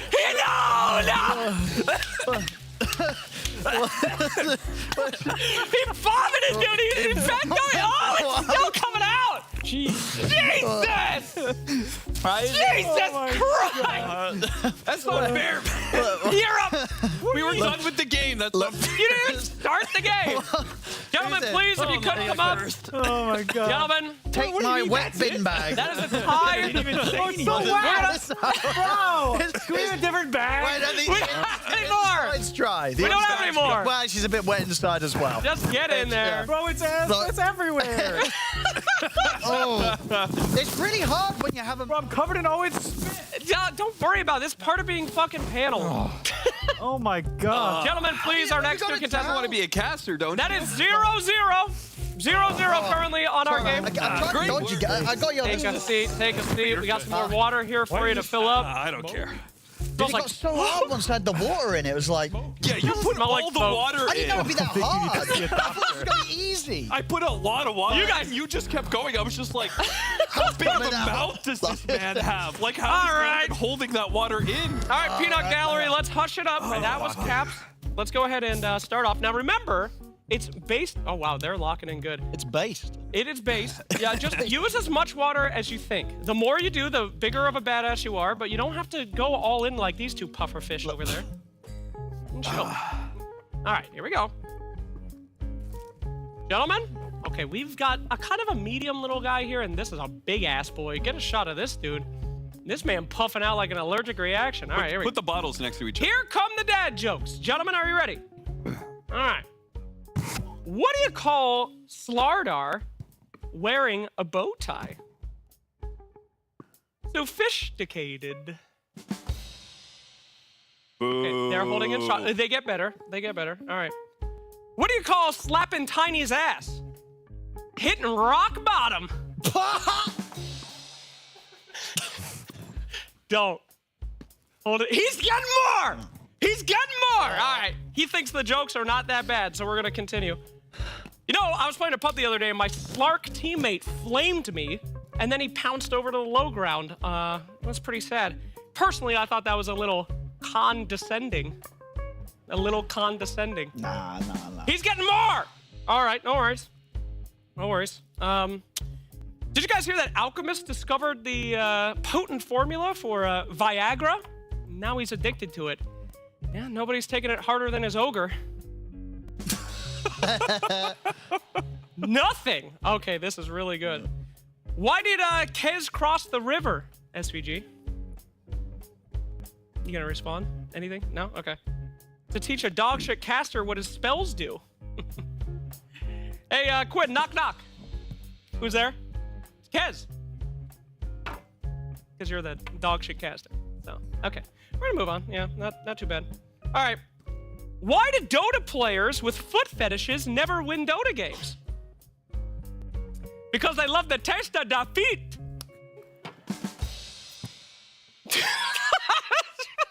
You guys are really hard to break. This might go on for a while. Okay. You know, in my last pub, Marcy ganked my carry out of the blue. She just did unspeakable things to him. Marcy, this is really hard. You guys are actually so locked in. Hey, what was the joke there?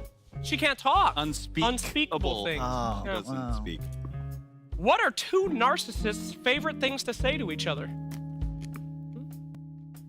Hi, I'm SPG and I'm Quinn, and welcome to the panel here today. Okay, he's fine. He's fine. No problem. All right.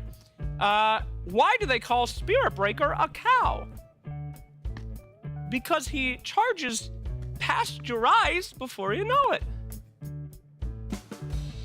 Don't get mad. That's not part of the bit. Okay. Come on, Slack. All right. Who's gonna spit on you? How does Luna's cat like her heroes cooked? Why are your eyes closed? That's cheating. Yeah, open your eyes, Quinn. That's cheating. Yeah, you got to be locked in. All right. Oh my God. You know, this is two pro players at it. You know, of course. my No little energy. cousin plays Dota, and or excuse me, my kid plays Dota. He's very addicted. So I told him, you know, you can't stay up all night looking at that bright screen. You're gonna ruin your eyes. You're gonna go blind. You know what he said to me, SVG? Dad, I'm over here. He's laughing. Thank you very much for that. All right. What's up? Thank you very much. Okay, well, you know, I'm running out of jokes here, guys. I think you guys are gonna... What was that? Okay, sorry. Let's see here. Oh, you know, my wife compares me to Thompson all the time. She says, stop playing that stupid fucking game. You'll never be as good as Thompson. Thoughts? Nothing? Okay, well... What? That's comparing, because, Okay, well, we're running out here. All right. Almost done, guys. You did a very good job.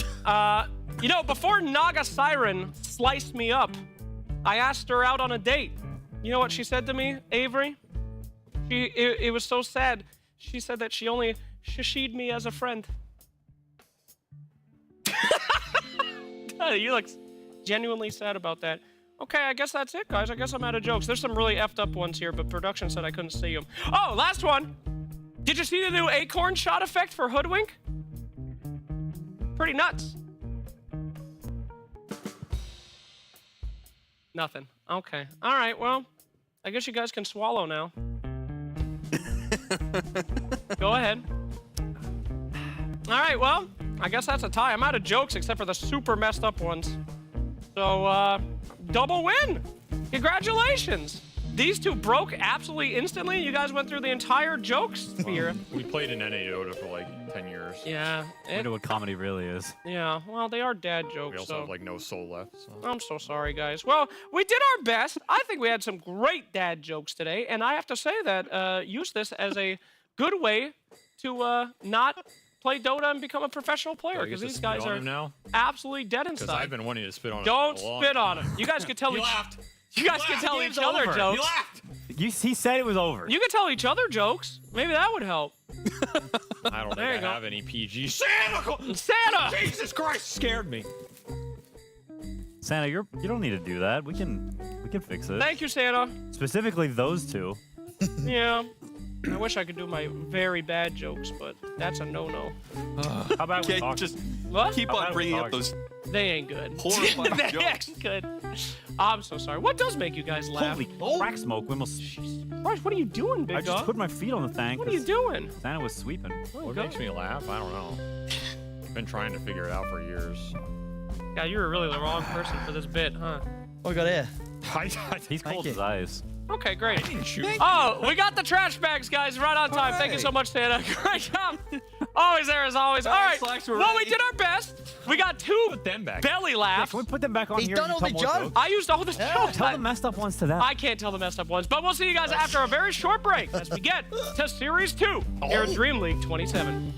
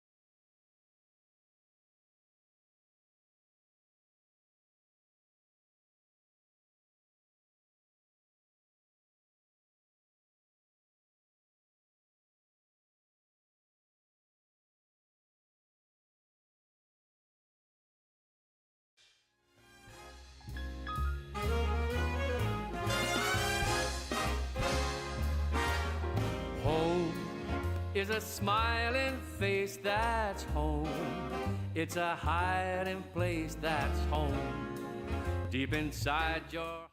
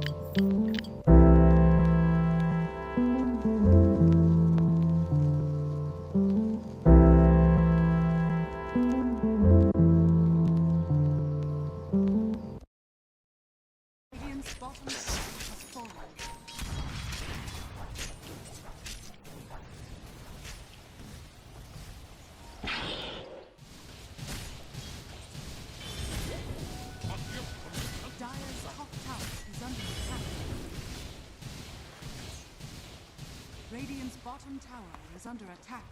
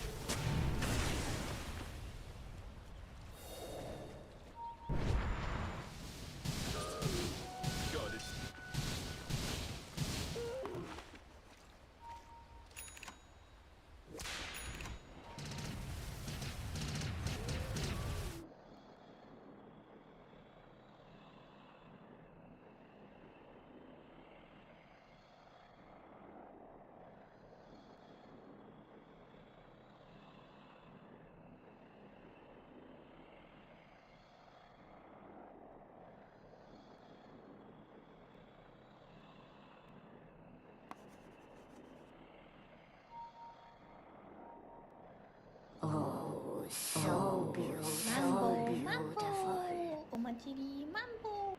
Mambo, mambo, Omatiri, mambo.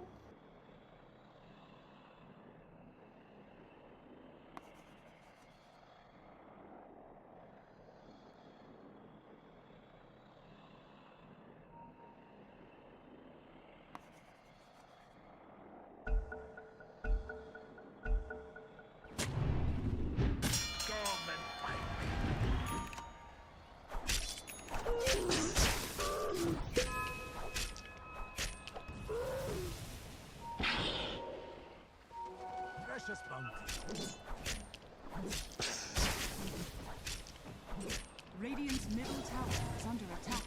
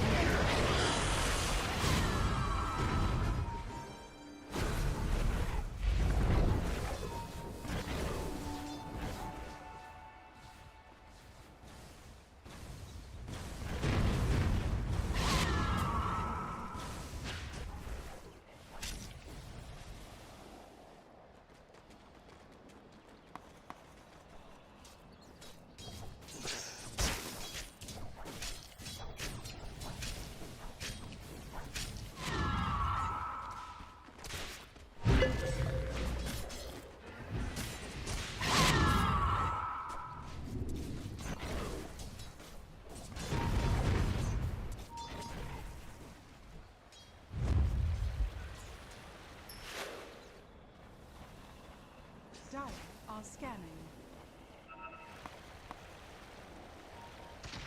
Radiant are scanning.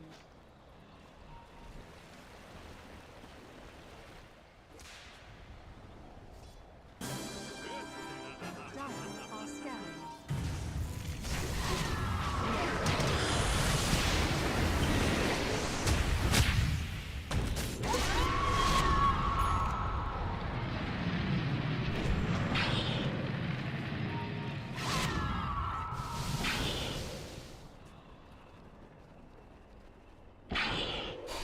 Radiant's middle tower is under attack.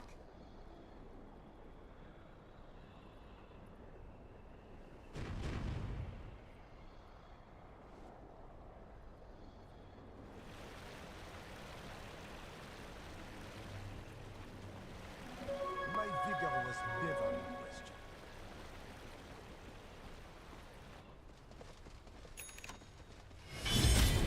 Dire's bottom tower is under attack.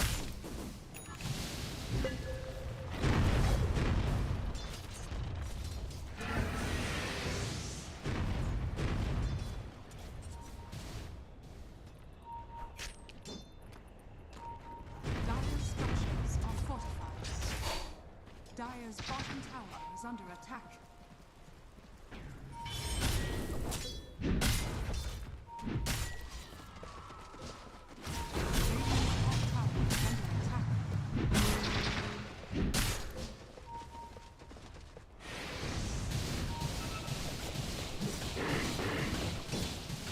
Radiant are scanning.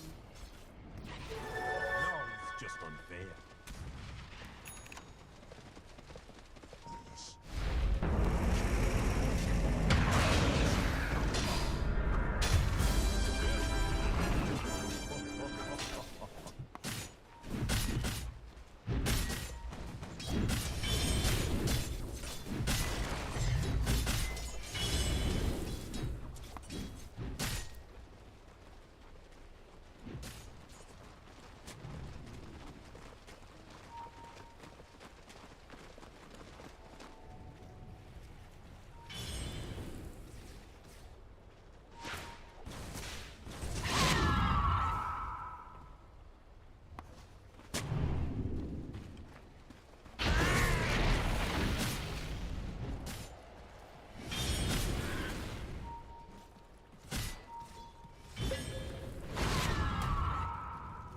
Precious bounty.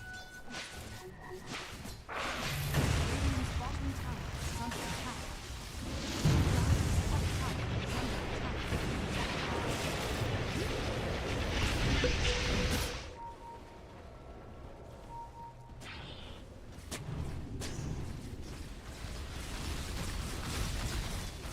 Radiant's middle tower is under attack.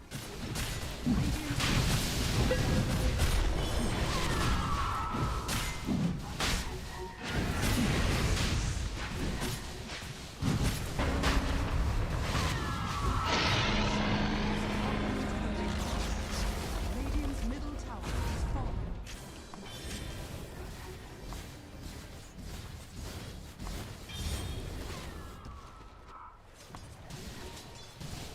Radiant's bottom tower is under attack. Dire's top tower is under attack. Radiant's bottom tower has fallen. Dire's top tower has fallen. Radiant's bottom tower is under attack. Radiant's bottom tower has fallen. Dire's top tower is under attack.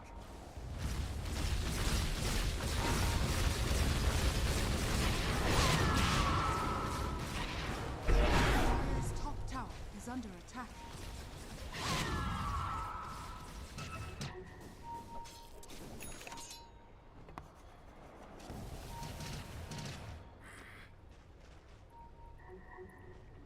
Dire are scanning.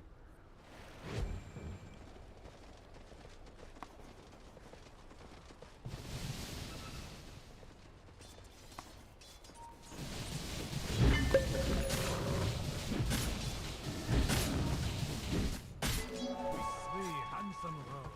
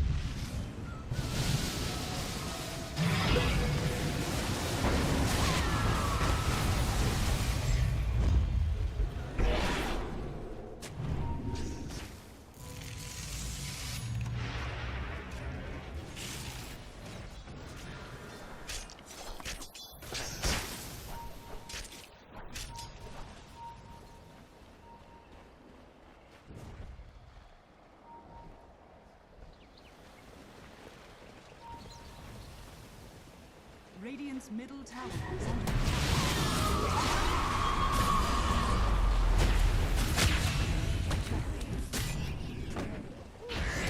Radiant's middle tower is under attack.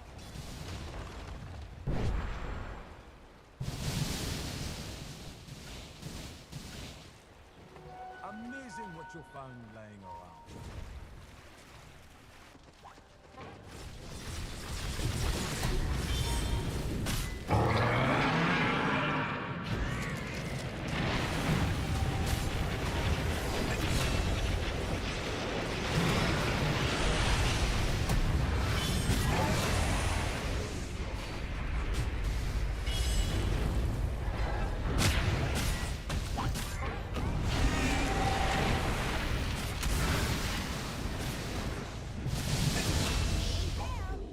middle tower is under attack. Radiant's top tower is under attack.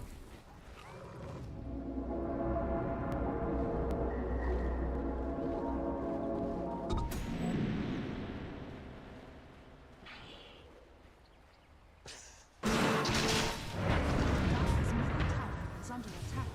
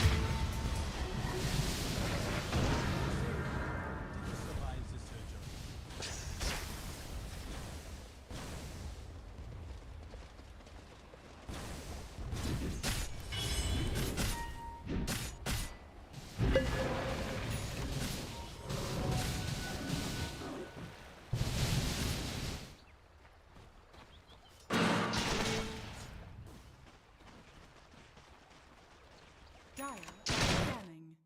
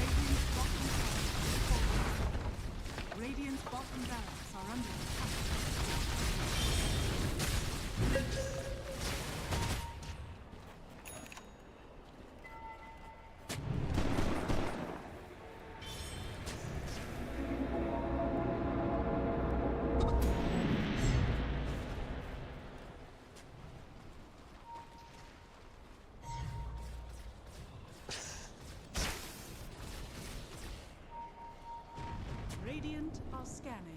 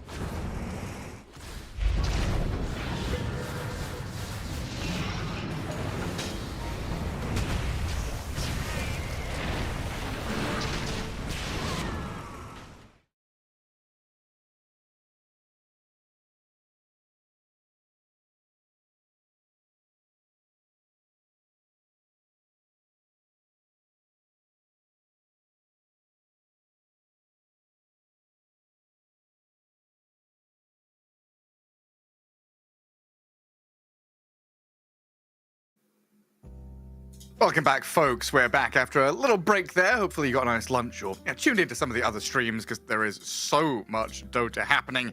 It's the Swiss system for DreamLeague Season 27. And T, we're going to be jumping pretty quickly into our next series as we figure out who's down at the bottom and who's potentially being eliminated.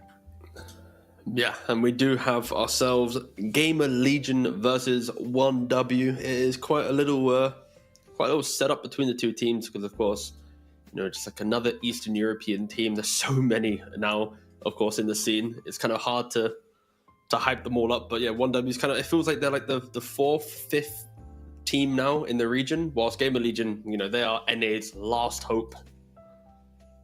Yeah, I mean, you can also look at Gamer Legion as also having some like Eastern European ties as well, right? With Bignum being Ukrainian and Fade having, I think, Russian heritage. You can kind of look at it as being a derby between these two sides. I mean, sure. Hey, Dota doesn't exist anymore. It's all about Eastern European Dota now. Can we not just give NA one team? Let's just give them the one chance. They've got VP. Right, fair enough. Right. Oh god, that's true. Actually, I am looking forward to when VP does do like an org move to NA. Like, I can see it. I can fucking see it. It's actually kind of weird. But anyway, we got our boy Speed on the camera right now, hard to support. And the reason why I just wanted to highlight him was because, of course, he has become a household name for the NA region in the last couple of years. And, of course, they are very important players. But a reason why I pointed him out was because I was actually more interested in talking about the 1W POS 5 later on in this pre-show. So I just wanted to put Speed there just so I could talk about Rain, pretty much. Oh yeah, that's the reason why. Pretty much, yeah. I'll be honest. There was no. I'm not trying to hide the fact that, I mean, Gamer Legion, of course, they're chasing success. They haven't really found it. Same thing for 1W. Like, both teams are kind of in the same position where they turn up to the occasional tournament. They look at the other teams, make it to playoffs, make it to top 8, top 6. And they go, I wish that was us, I wish I could be there. So, yeah, at some point it might click for either team where they can kind of find that footing. But the reason why I wanted to showcase the 5 positions for this matchup was how often in teams do you actually see the 5 position being the role that's changed the most, right? Because when you look at 1W, they had, Fishman on the roster, he got removed. Then you had Respect. Sorry, it was Respect first, then Fishman. After Fishman, you then had now Rain and Kasane. Like, there's so many like different 5s that I could talk about, where I think this is like the 5th player now taking up the 5 role in like the last year for this team, where like they've still been trying to lock in like who is our 5. Yeah, especially when the 5 role has kind of historically been the captain, drafter, leader kind of seat as well. The consistency in that 5 role very often indicates consistency in the team in general, being the rock or the core of the squad. So yeah, it's a good point to bring up with the little changes they've had. Yeah, it's just really weird for 1W. But again, it's like it's so hard for for both teams. It's hard because like 1W, you are always in the shadows of BB or Spirit or Aurora if they're in form, right? Like, you're always kind of just looking at them going, I wish that was us, right? And then for Gamer Legion, you are the best and only team in North America. So there's even more pressure because like if you don't do well, then like North America just disappears, right? And I know that's like the easiest analysis you can give for the team, but I think especially when you look towards a new season where Gamer Legion is turning up and getting to play in the last Wallachia, they're now playing in Dream League, like they need to find some footing early on, otherwise North America just won't have any presence in the entire year. I mean, have One Win actually got themselves to any lands? Because they feel kind of hard stuck qualifier. Correct. Were they the team that failed to get to Birmingham because of visas? Or am I confusing them with someone else? It makes sense. It does ring a bell that they probably have had roster or visa issues. I think they've, at least in the last year or so competitively, they've been locked in within qualifiers and online events. I don't think I've seen them at a tier 1 event for some time. Like this is like their big, like, hey guys, we're still here, by the way. Like, look at us. Like this is like their moment to shine. And unfortunately for them, sitting at an 0-2 scoreline, losing to, guess what? Spirit in round 1 of Swiss and Aurora in round 2 of Swiss. They don't even get to come to Dream League and play against the other international teams. They qualify. Like, hey, go play against the teams that you would always play against in your qualifiers. Congratulations, you've earned it. It is rough for them. Like, I wouldn't want to be an Eastern European team, because also don't forget, like, Yandex just spawned in out of nowhere, right, as well. So that even pushes them further down this kind of like this pecking order. Sorry, I was deep in the mind palace of Liquipedia trying to find. So they qualified to Birmingham as Klimsanic before they were picked up by One Win, and they were the ones which had the visa issues and couldn't make it to Birmingham, because they were a team that were hot on the rise 2023, 2024, looking like they were going to be the gatekeepers of Eastern Europe, but never made it there. And then we've had all of these roster changes that have flipped the squad around. Yeah, so definitely looking to, like, some of these players, you're going to look at them and think they are very skilled players. It's just finding this grounding as a squad. Can they keep building? Yeah, it's also like for Sweden Strong, right? Like as a 4 position, it's kind of been his project now for nearly over 2 years, right? 2024 is when he started this roster with 1 dub. So like it's been a long time coming where it's like you put your faith in one player, the results haven't connected. I'd be worried, honestly, for these guys, because the issue in Eastern Europe is like as soon as you leave your organization and you go back to like the pubs and not having a team, you are just victim to, does Spirit have a slot? Probably not. Does Aurora have a slot? Of course not. Like if you aren't on the 1Ws or like these kind of fringe teams, there's just no team to play on, right? So I think it's just scary when you are always kind of like one tournament away from this organization going, hey, we've not done anything for 2 years. Like, should we make a bigger change? Like, the pressure is on 1W. And also the pressure is on both of these teams joining the lobby, because they are failing miserably at joining a lobby right now. You're going to get the lobby started, please, to try again. But yeah, at the very least, looking at recent results of One Win, they've got a bunch of first places in like CCT, placing second in that Dream League Division 2 in the first season of that. So there are these avenues and pathways to at least allow these teams to get a taste of the prize money, get some cash in their pockets to keep the run going, so they can still try and get to these bigger tournaments. But yeah, like 9th, 12th at TI 2024, 5th, 6th at Fisher Universe, episode 7. It's not awful, but there's of course a lot of room to grow. Yeah, I just double checked it. The last time that we were at a tier 1 event, I believe, was March of this year. So it's like 8 months ago or something, like 9 months ago. Oof. Yeah, it's been some time, but yeah, we'll see what they can do. I think that the joy with the teams that don't make it to events is like there's always this like area of like you have ideas that tier 1 Dota just doesn't look at, because like, do you really think like these top teams are looking at these online tier 2, tier 3 events to see draft patterns or play? Like you might see the occasional like, oh my god, Fortnite man, Sand King, what the hell? Like you might get those moments, but I feel like if you do craft a pretty cool concept, then like just surprising teams is always a good thing. But by no surprise, they have failed to join the 3rd lobby that they are trying to make. So hopefully we will have a game shortly. Yeah, just remake the lobby. We'll keep on waffling on. Who do you think's the fault? But I think it's our fault. It's definitely our fault as Brits. We've just crumbled the lobby economy as we usually do. Just ruined everything. That is okay, but we are still healthy and strong. So I don't know where I'm taking that one. Anyway, moving on, Gareth, back to you. Back to the stream me? is good. Yeah, of course. What do you mean? You made it some like British thing, and I said British are healthy, and then suddenly, I'm smiling, and you can see our bad teeth or some shit. Anyway, Gamer Legion are in the lobby. That's not a healthy country either. No, it's not. It really isn't. Oh, all right, come on, boys. You're Right, we've reconnecting to the lobby. Yeah, we've talked a bunch about one win. And I don't know, I kind of look at this thinking, one win playing against all these Eastern European teams, make that comment about Gamer Legion having a little bit of Eastern European flavor in their roster. Potentially, we'll have that back and forth between them. But do you have a favorite heading into this? Honestly, I'll tell you, I think Gamer Legion are like slightly ahead of one win for me. Because I've watched a lot of one win through the qualifiers. I've not watched this particular roster with Rain, I don't think. But they're always a team that drafts look good. I expect them to do well, but something goes wrong. They're a team that just has this knack for finding something to screw up.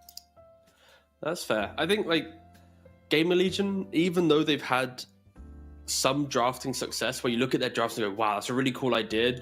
You can win a couple games. My fear is they always are victim to what their playbook has. Compared to other teams where they don't need the perfect draft to win, they can show other things within it.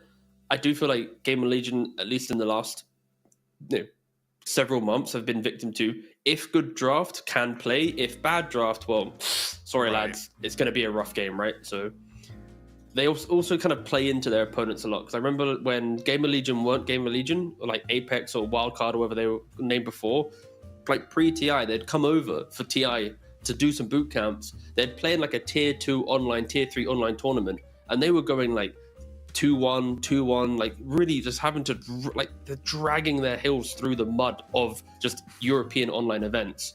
And, I expected more from this type of team, but again, it doesn't really matter in that. My hope for them is I want them to fix those problems because I really want a North American team to be good. It is so much more interesting, but alas. It's so funny. You're talking about dragging stuff through the mud and trying to fix problems. It looks like we have an issue with Dota servers potentially because a couple of the lobbies are not starting across multiple lines of the broadcast. So I think we're going to take a break. Maybe we're going to take a break and see what happens. We'll switch some servers around, figure out if there's maybe a patch coming. But we'll see you guys in a couple of minutes and see if we can fix things up and get the broadcast going back for you.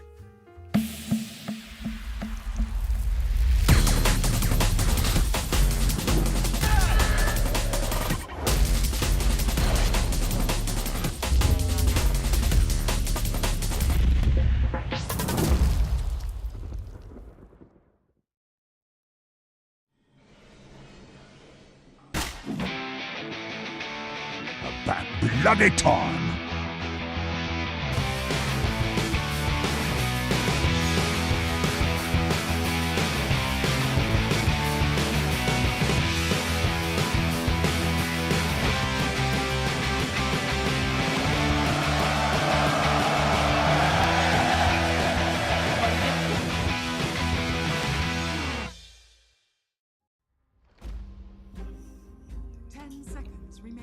And we're back. Very quick turnaround there. Just a little change of the lobby server. And we are straight into things with the draft. Looks like some of the servers are having some hiccups.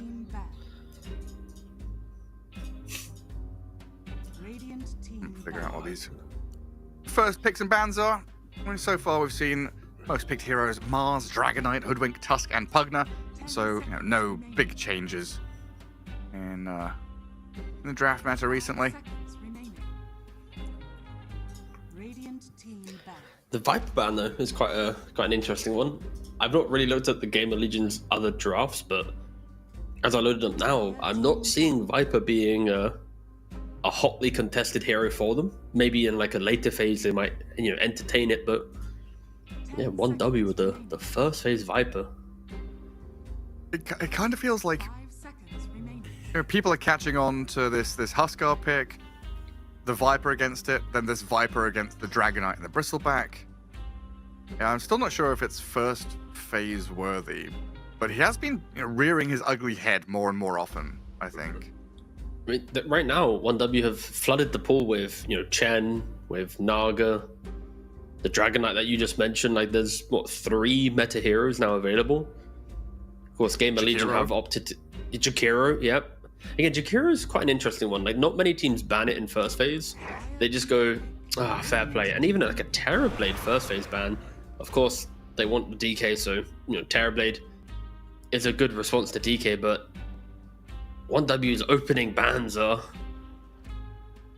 quite a unique approach to it. Yeah, very much defending the Dragonite, right? Like at Blast, we saw Terrorblade crush DKs in a bunch of games. Viper we've talked about. Shadow Demon is a similar story. So a triple ban to protect him. We didn't really talk about it too much, right? But, Gamer Legion picking up, the North American team, especially I think with the current circuit where like invitations happen quite a lot, right? Between, PGL, Blast, ESL. I think having like a European sponsor for a North American team, it means they're going to have the facilities to be in Europe, to play like European pubs, scrim European teams. Like, I think logically, as much as it's not good for NA to have your team not be in the region, everyone plays European pubs anyways, right? So yeah, I think it's just only positive for North America to have like European backing now. I didn't realize it's based in Germany. Yeah. They are like NA/Germany hybrid, I believe. Okay. But it's, still very, very keeping cool NA Dota alive. Yes. So Batrider responding to the DK. You're going to have this lasso to kind of displace him and maybe focus the Dragonite down. And magic damage in the early phases of the game. Pre-BKBs that can cause him some harm. It's always nice against DK as well to have BKB piercing stun, right? Like when you stand your ground with a BKB at like 24, 25 minutes, just being able to eat through those valuable 9-8 second BKB charges, it helps so much. And I always like Bat early picks because it keeps you open in how you want to play the offlane. He can play that lane dragging nonsense to get like the 1v1 and 1v1. Or he can play aggro to just head on 2v2, depending what his lane partner is and what the enemies are playing.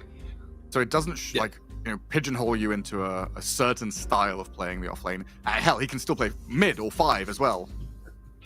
He's a jack of all trades in that regard, right? Like the wave pool, the fight, the flame break. Like he can do a little bit of everything. He can also greed up and farm the back camps by himself, right? Like if the game really is like that, like what if you have a tied offlane who's 1v2ing? Your back can just go hit the jungle at like level 3, level 4, and now just the amount of gold you can create is so much. Like, but you need your 4 player to be a comfortable bat player. Like a bad bat player, you can be under-leveled, out of position, not finding initiations. But of course, luckily for Gamer Legion, Big Num, pretty good bat player.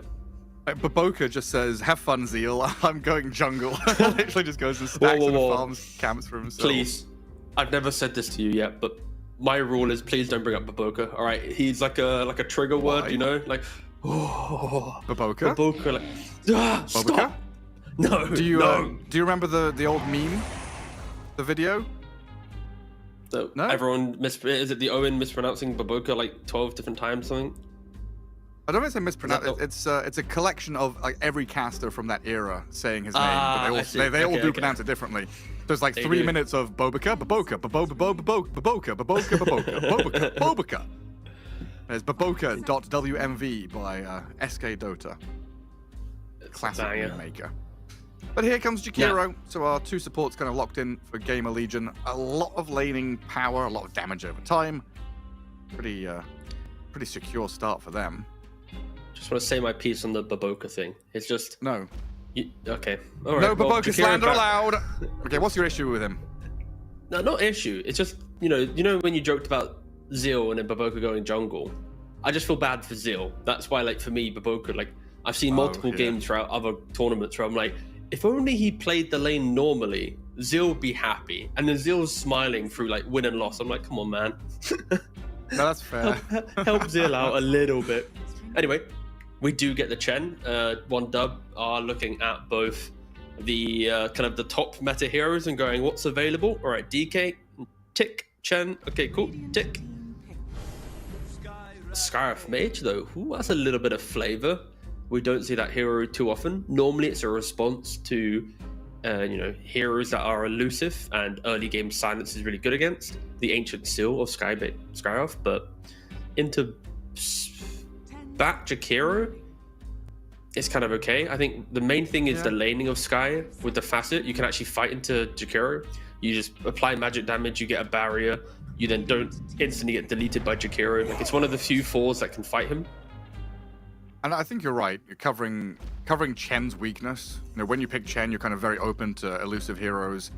You don't bring team fight or stuns or anything. You are just this macro kind of farming and pushing guy.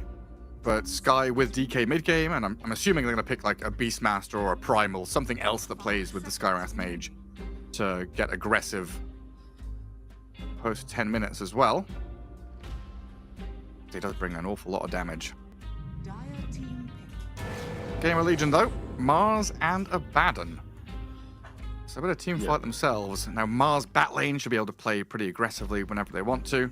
And then Abaddon Jakiro, you're going to be able to secure this Abaddon pretty good timing on the Radiance. Gamer Legion is just inviting 1W. It's like, do you want to find a pick-off with Sky? Well, good luck, because you show yourself, Bat will lasso you, or Mars will come in with a big arena to help you out, and then Abaddon also can just walk up the front line. There will be the fun interaction of, does Sky get a Kanda at any point in this game? And then you can silence and break the Abaddon, preventing him from pressing his borrowed time. That is a kind of build that we do see very rarely, but it is an option in this game. And then Tide again, covering the weaknesses of their 2 supports. It is just the big blob. It allows you to pretty much just walk in and stop Gamer Legion from freely casting their spells, and gives purpose, and that enables DK to go, okay, who am I actually jumping? Because right now, like, no one could do that. And there was no one to start the fight. Everyone was like waiting. DK's like, what information do I have? When do I blink in? Okay, I can't. Chen Sky, their backline support. So Tide is the front line with abundance, all on him to kind of walk up into these areas by himself. And having shown your carry already, there's no real chance of like an Ursa or anything like that to mess with the Tide. And then you're looking at Tide being like Ravage to counteract Blink Lasso or Blink Arena, Pipe Carrier to deal with all that magic damage. Yeah, it's a pretty perfect pick overall. Honestly, have fun doing damage into Tide Chen with all the auras and the heals they're going to have. Yeah, Dragonite's going to be very tanky. Yeah, it's like Mech Drum on the Chen. You're going to have like a Glimmer potentially on the Sky. You're going to have like Pipe on the Tide Hunter. Yeah, it's gonna feel pretty good. Again, damage is a little bit lacking on 1W because your DK needs 2-3 items to enable the physical damage, and then depending on what the mid pick is, they might need some more. I think like a Pangolier for 1W might be quite a nice option, just on like some cheap diffusal buying hero that can be annoying.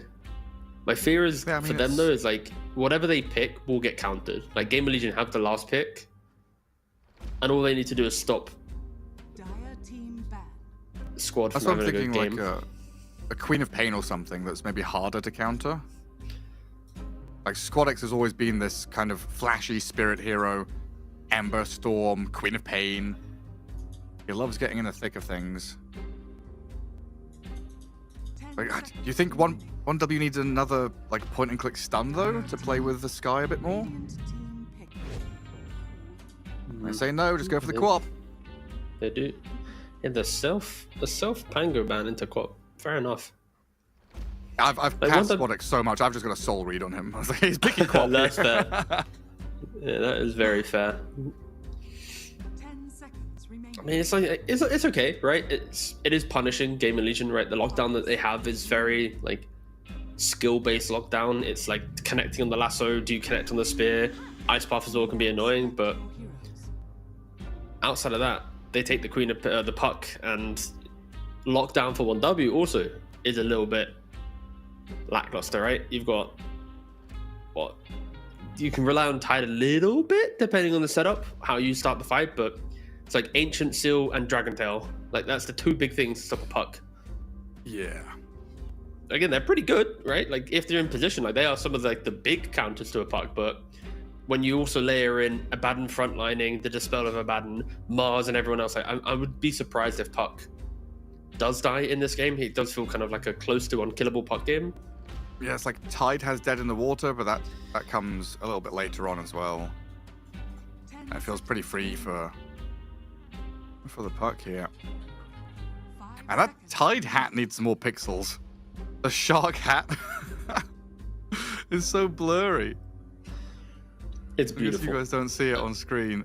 He's got They'll see it soon. Yeah. It's one of the original items. He's got a couple of original items.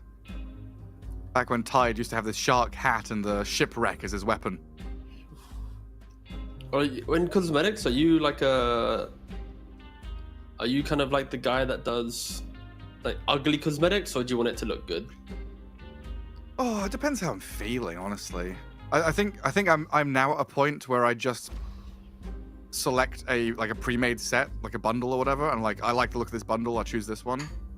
Okay. But I don't know. I used to be mix and match and finding ugly shit.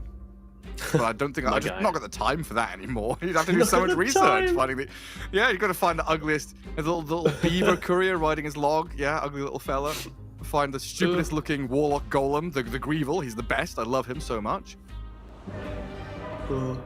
I mean, I respect that you also respect it as an art form, that you don't want to, rush it, and you want to give it the time it deserves, because I feel like players are honestly underperforming in the cosmetic game. We're looking at two very well-balanced lineups on both 1Dub and Gamer Legion. They, of course, it really is kind of like a, between the small finite details between these lineups. I do think I lean slightly more towards... I actually don't know who I lean towards. I can see a world with 1W just overwhelmed 20-minute timing where Abaddon doesn't do any damage, but yeah. Do you have a draft that you prefer, like in general, right now? I think it's really hard because I was leaning Gamer Legion heading into this, and I don't hate their draft, but I kind of hate Abaddon. Having watched him so much for the past month and seeing him just do nothing in some games, and I can't quite figure out what it is exactly with him not hitting like perfect timings and just feeling like a absolute deadweight hero. Puck can also feel similar to that as well if you have to fight into pipe. So like draft wise, I think I am just leaning towards one win.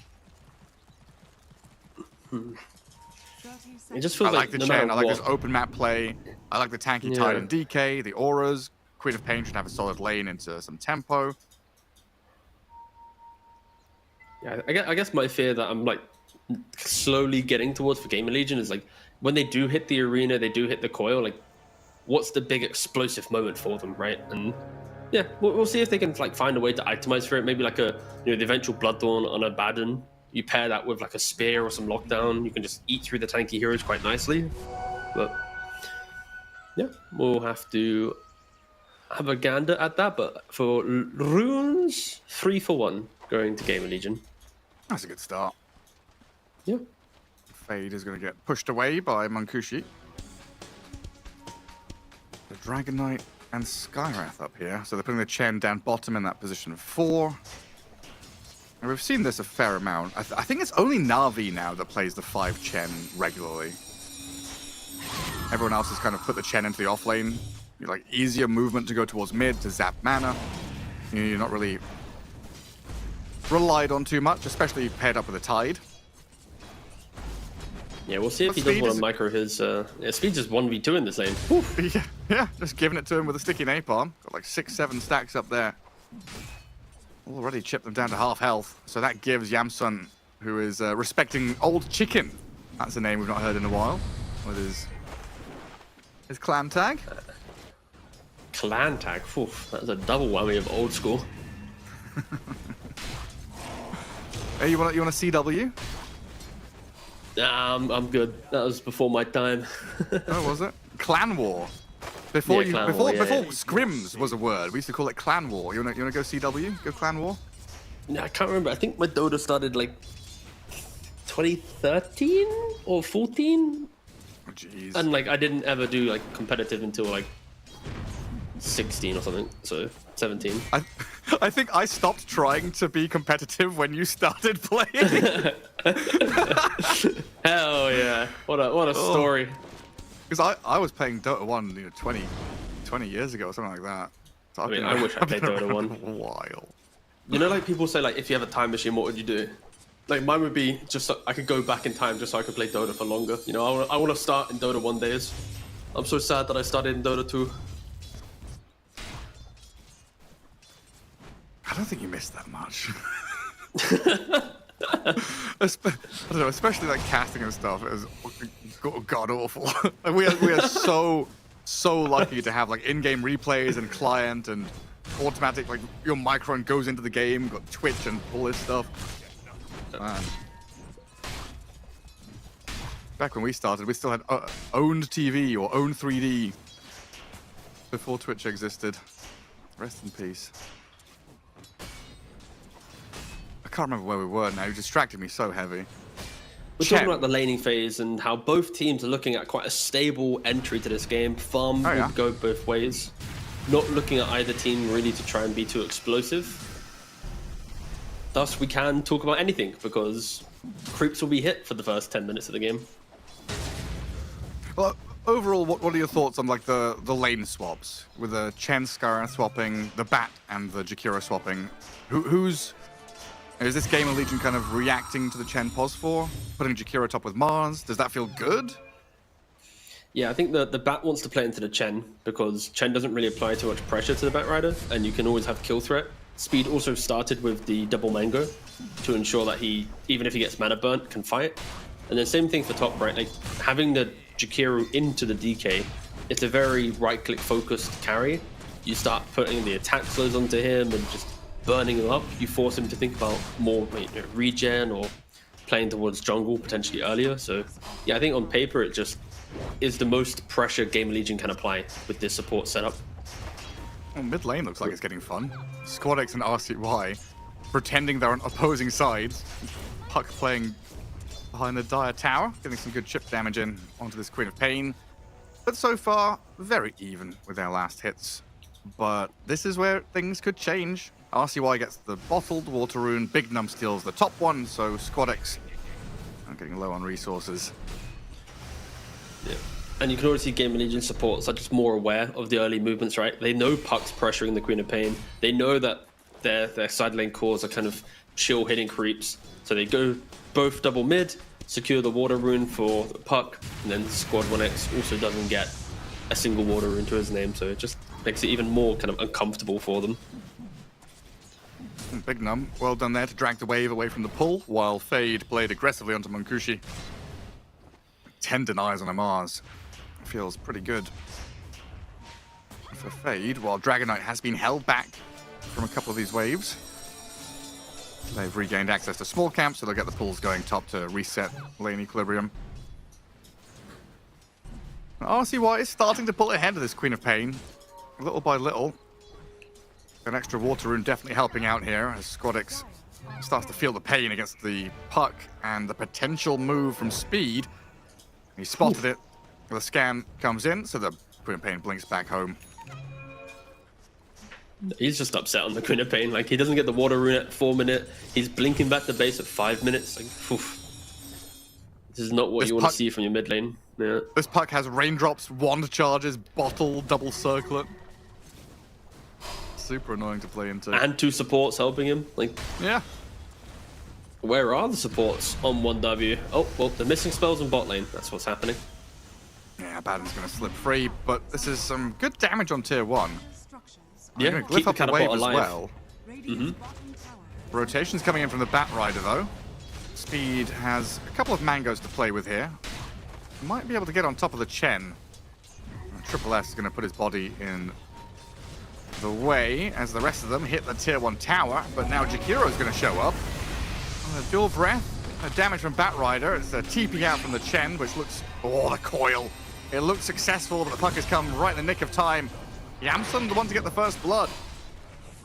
7th minute of the game, quite a late one there, but it's the first move from the puck, giving the Abaddon that extra bit of gold in his pockets as well. Especially because 1W started the fight, right? Like, they're the ones that initiated, brought the heroes down, and then to then die, it's not going to feel good. And you just feel like the supports in Gamer Legion just have more kind of awareness of what they want to do in the first 7 to 8 minutes of the game. They're contesting the runes. They have resources available to TP in when needed. Now the 7-minute wisdom's come up. Speed, he's in position. He does have the flame break. It's always a fun little tool to have when you're standing in position, but both the Tide and Sky are here. The speed sandwich. Oh, he's got it! Oh, that is just beautiful. He's probably going to die for it, but well worth it there to get both Shrines of Wisdom. You have to respect the flame break. We've seen it multiple times from your favorite player, Baboka, and now also Speed. Oh man, well, I love to see shout that. Yep. But yeah, on that point you're making, I think you're absolutely right. There are so many more if-then options for Gamer Legion. Like one win, what do we do? We have to send supports bottom to try and push tower because we can't really play into top or mid lane. And it's like, okay, if we go bottom, then we push tower. After that, it doesn't feel like there is a next stage. There isn't a follow-through plan. Whereas Gamer Legion are like, okay, we can play top, we can push forward on DK, play mid with a puck, or react and go bottom lane, or stack jungle.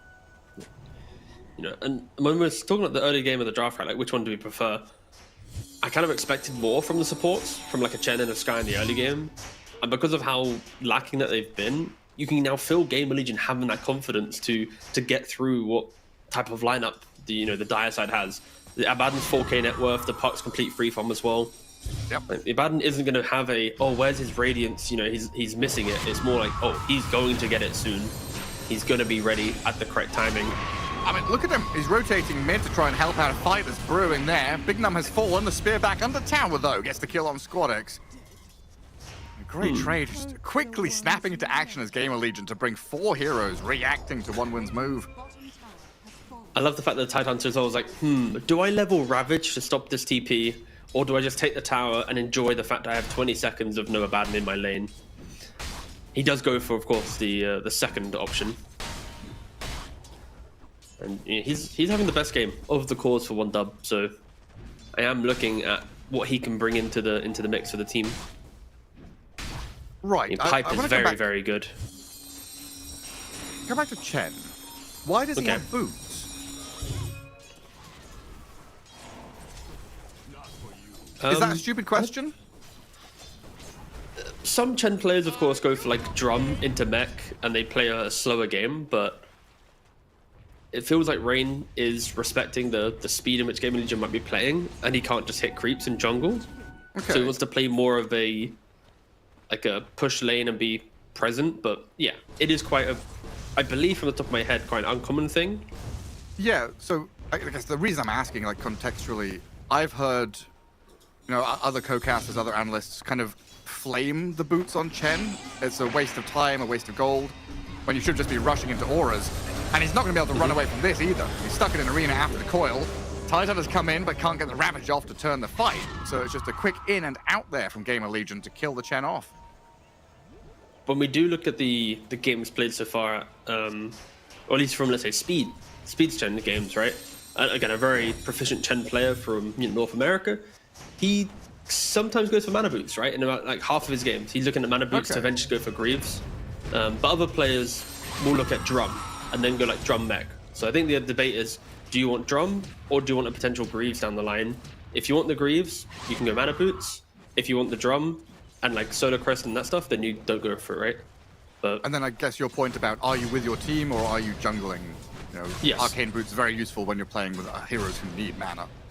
Yeah, because I'm pretty sure if I load up like Snaking's game, for example, I'm pretty sure from the top of my head, he's more towards like a drum buying Chen drum player solo, than... drum mech, yeah. Exactly, yeah.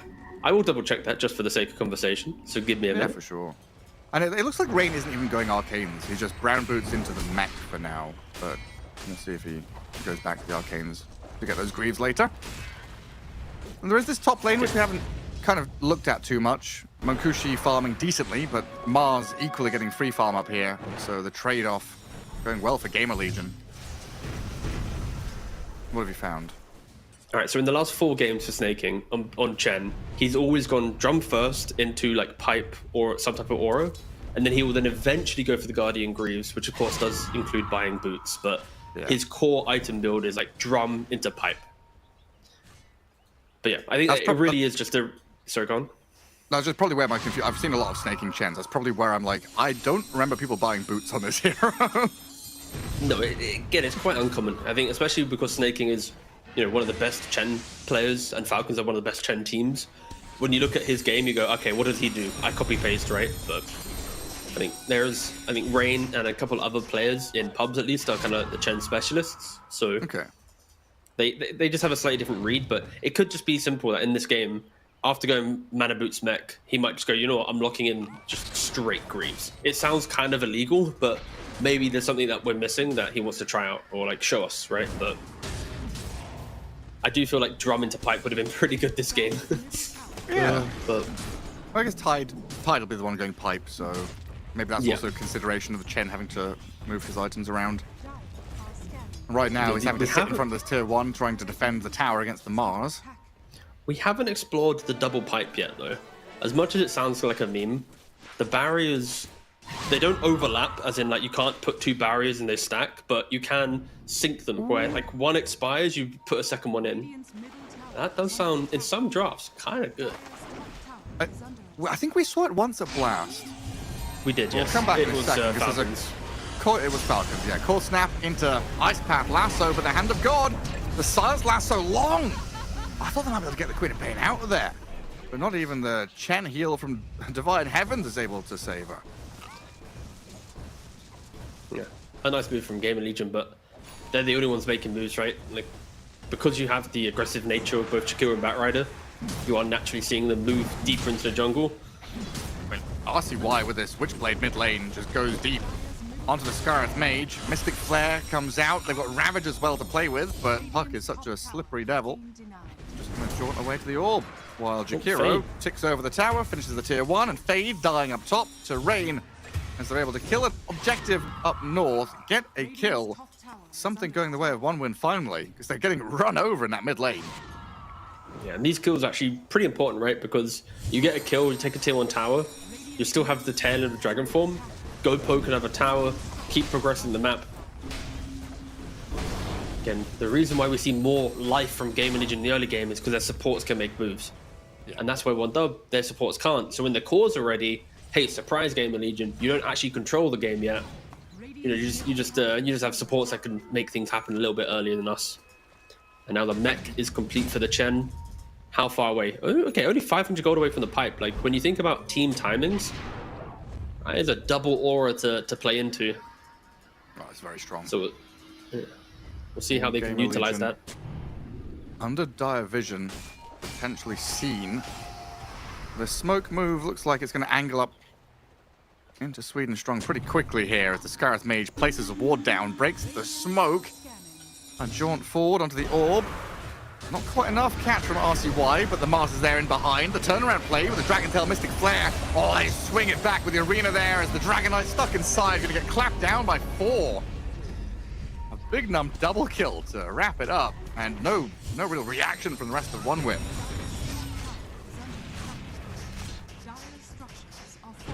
And they kind of spread their resources thin, right? Yeah. Gamer Legion have to play forward whenever they want to. A little downside, Yamsun lost his courier with the relic on it, so his radiance is going to be delayed a little bit. And he's got the money for the full thing now, but he has to wait for his courier to respawn. While Speed being run at by the Queen of Pain and Tide, who bypass the tower. Get the kill on Bat, and now with all the rallied skeletons coming in to claim their objective. And this is where the ramp up begins. Dragon Knight has his armlet, Mask of Madness, working on the Blink Dagger, but like you mentioned, the auras are there for the Chen. The Tide, Queen of Pain has come out of the laning phase reasonably unscathed with the way things were going initially. Still at like 7k net worth, not looking awful. it's the next 5 minutes that matters a lot for one win. Like, what can they do on the map? Yeah, they need ideally just an extra like 800 gold on both of their cores, right? Or specifically 800 on the Queen of Pain, like 1,000 on the DK. But the point is, you want Queen of Pain to go crazy in the start of the fight, right? Blinking in, soaking up that initiation. Then you save her with like Pipe and Mech.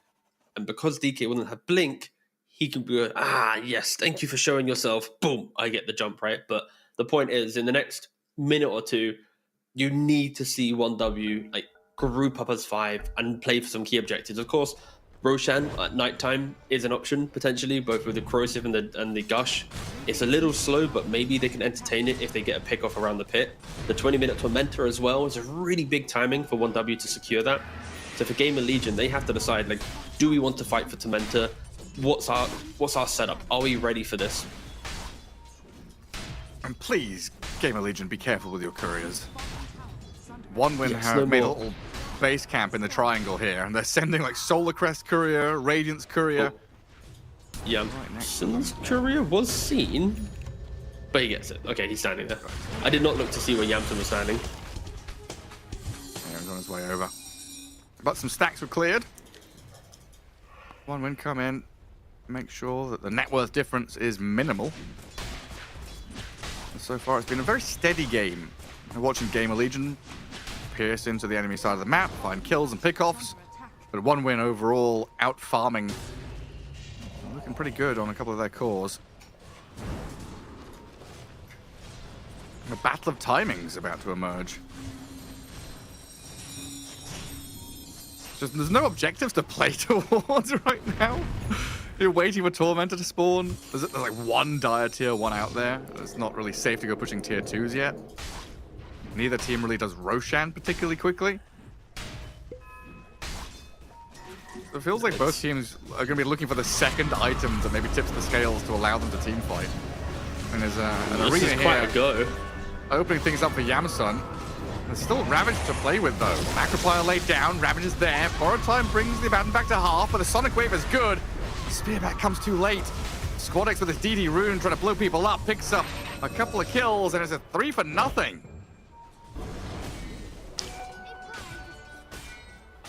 I don't know what Gamer Legion were doing, mate. I'll be honest with you. That was. I was literally just about to say both teams kind of want to dodge the fights right now, or the Gamer Legion wants to dodge the fight right now until they get their next round of items, and then they just say, we'll fight it. Like I flicked my camera down once the Mars had already used spells, right, on both the Tide and the Queen of Pain. So I don't know what vision Gamer Legion had. Like, did they only see Queen thinking she was alone? Like, was that the initial call and then Tide just kind of appeared behind the tree? But the fact that Mars and Abaddon, two relatively low damage heroes, are trying to go for a kill on a Queen of Pain without the control of a Batrider. We are going to see the replay here. So they do see the Queen of Pain, and then as they jump in from the creep wave vision, oh god, there's a Tide Hunter. This is bad, this is bad, this is bad. And you can see from the minimap, right, the Jakiro, the comes in for the right-hand side, the Bat, the Puck, they're kind of near tier 2 Radiant. So Gamer Legion are not ready for this fight. It was meant to be a pickoff, but I still even think with just those two heroes, there's no Orchid on the Abaddon. There's no like kill threat on this Queen of Pain realistically. So just a very, very weird play from Gamer Legion. And we're talking about 1W having this like the big window of timing, the auras, what they're moving towards. Like, you don't want to give this type of lineup a couple kills, accelerate that, because when you look at the net worth, all three of their cores have always been evenly scaling. The reason why Gamer Legion felt good was because both Puck and Abaddon was like on top by about 5,000 to 1,000 gold. Sorry, 500 to 1,000 gold. Now they're just kind of getting overtaken. Like, you cannot make these type of mistakes. Got a lasso on the Chen. Not going to drag him low ground though, so they need the arena here from Fade. And finish off the job on him. But yeah, that was the fight with Pipe, Mech, Hand of God, Blink DK, and now we're well on our way to DK BKB. Queen of Pain finished off that Kaya Sands, looking at the Shivers Guard next with like 2.5 grand saved up. Scary times for what Gamer Legion need to do. It's like before Abaddon gets Manta, Orchid, you're still very reliant on Blink Lasso, Blink Arena, and these, we kind kind of talked this to death over the past couple of weeks, but these heroes that buy blinks first, it is such a heavy investment in aggression that you need to pay off in comparison to the little, like the switch up, right? We've seen Mars go double brace of Soul Ring Pipe or whatever and try to fit into this Axe or Centaur kind of build. And it has kind of felt better because you know you'll hit your timing later but stronger, guaranteed, rather than needing to scout, find, outplay, and kill with the blink kind of constantly to make it worth it. Yeah, you can see that. Like Mars having the blink dagger, he just wishes they connected on earlier, cheaper kills, right? Like feed on the Scarif Mage, feed on the Chen a couple times. Of course, they are trying to do it now. But Sweden Strong under the cover of the tier 2 auras, gonna be living. Too powerful.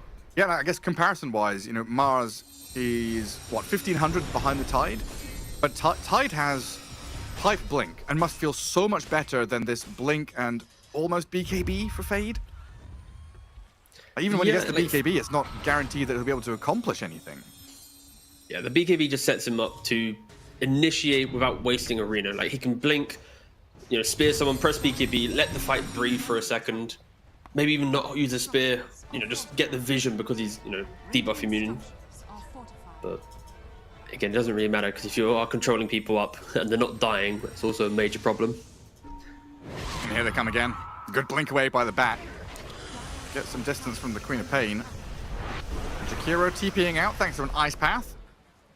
So Gamer Legion gonna count their lucky stars that are out there without any casualties. Radiant's middle tower is under attack. It's not the easiest path to go straight head on into Roche. So I think one win here, just gonna look to reclaim the map again. Like playing into the Radiant Triangle feels real good. Get some high ground vision. You're looking at 2 tier 2s, high value area on the map with all the ancients, and Tide can kind of plant himself here, not allow access.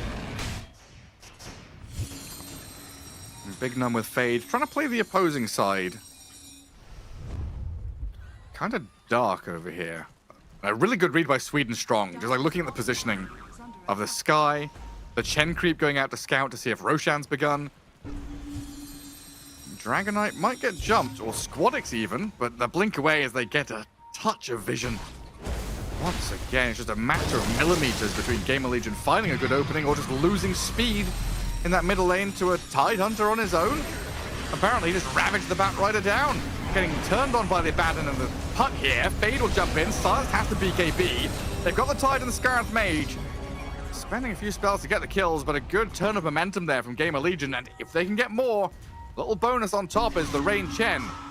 Gonna get slowed down and tagged up here as Yamsun runs him down, and Gamer Legion, they lose the Batrider, but they sucked all of the one-win heroes into an awful position. Yeah, especially because the Queen of Pain and the DK was hundreds of gold away from BKB. You just see how DK completed his BKB. Like, they didn't want to fight, right? 1W did not want to engage there realistically, based on what the Queen of Pain and DK were looking for, and yet it was to be the case. Gamer Legion, they're ready, they're prepared. They see a chance and it's like, right boys, run it down the lane. We're together, hold each other's hands, and keep going. We are seeing the kind of what Mars can do, right? Like, you just arena 2 dudes, you spear them up. Like, yeah. I don't know, I don't want to be so negative. It's just like that's a fight when there's no Hand of God, no pipe, no mech, no nothing. I think one win when they are 5 are, you know, so much stronger. They are overcomplicating the game. That's probably the best way of phrasing it. Like their draft is very, like, it follows a very clear script, right? It's buy auras, be ready to fight, utilize the mixed damage of DK Queen of Pain to punish the fact that Gamer Legion will never in the early to mid game have the item to deal with both heroes, right? Yeah. So as long as they both farm, you're always going to have some type of like outplay potential, but you need to be together, yeah, right? Very gestalt. But let's see if they do it. You like that word? I like that word. It's a nice word. I don't know what it means, but I just said yes. It means when... Oh, hang on, we'll have to come back to that in a second, because the Batrider's gone in. He's found a Chen. Hand of God, the pipe, the heals, the sustain. Doesn't keep Rain alive, but allows him to turn and get a 1-for-1 trade. Well, RC Wise, aiming for the Is strong Shamson stuck? Scarith No. Mage. I'm going to find the takedown on him. So a 2-for-1 in the end. Oh, another good entry in there from Gamer Legion. But yeah, Gestalt means the sum is greater than the individual parts. Ooh, that's quite nice. Yeah, they've got all these Never heard little of elements. Little individual elements are nice, but when you bring it all together, it's much stronger. You're teaching me a lot today. In Series 1, you're talking about frogs loving plants and nurturing their young. In this game, I'm learning the word stult. This is quite eye-opening. I guess you're too young to have watched Red Dwarf, huh? Yeah. The British TV show? Yeah. No, my uncle, my dad watched it. I didn't. Okay. Not Like saying you're old enough to be my dad, but... It's not far away. Oh, no. You're a young lad. Yeah, there we go, yeah. I think Red Dwarf is where I learned a lot of stuff, honestly. There was an episode where, like, they're guys traveling space and dealing with monsters and sci-fi shit, right?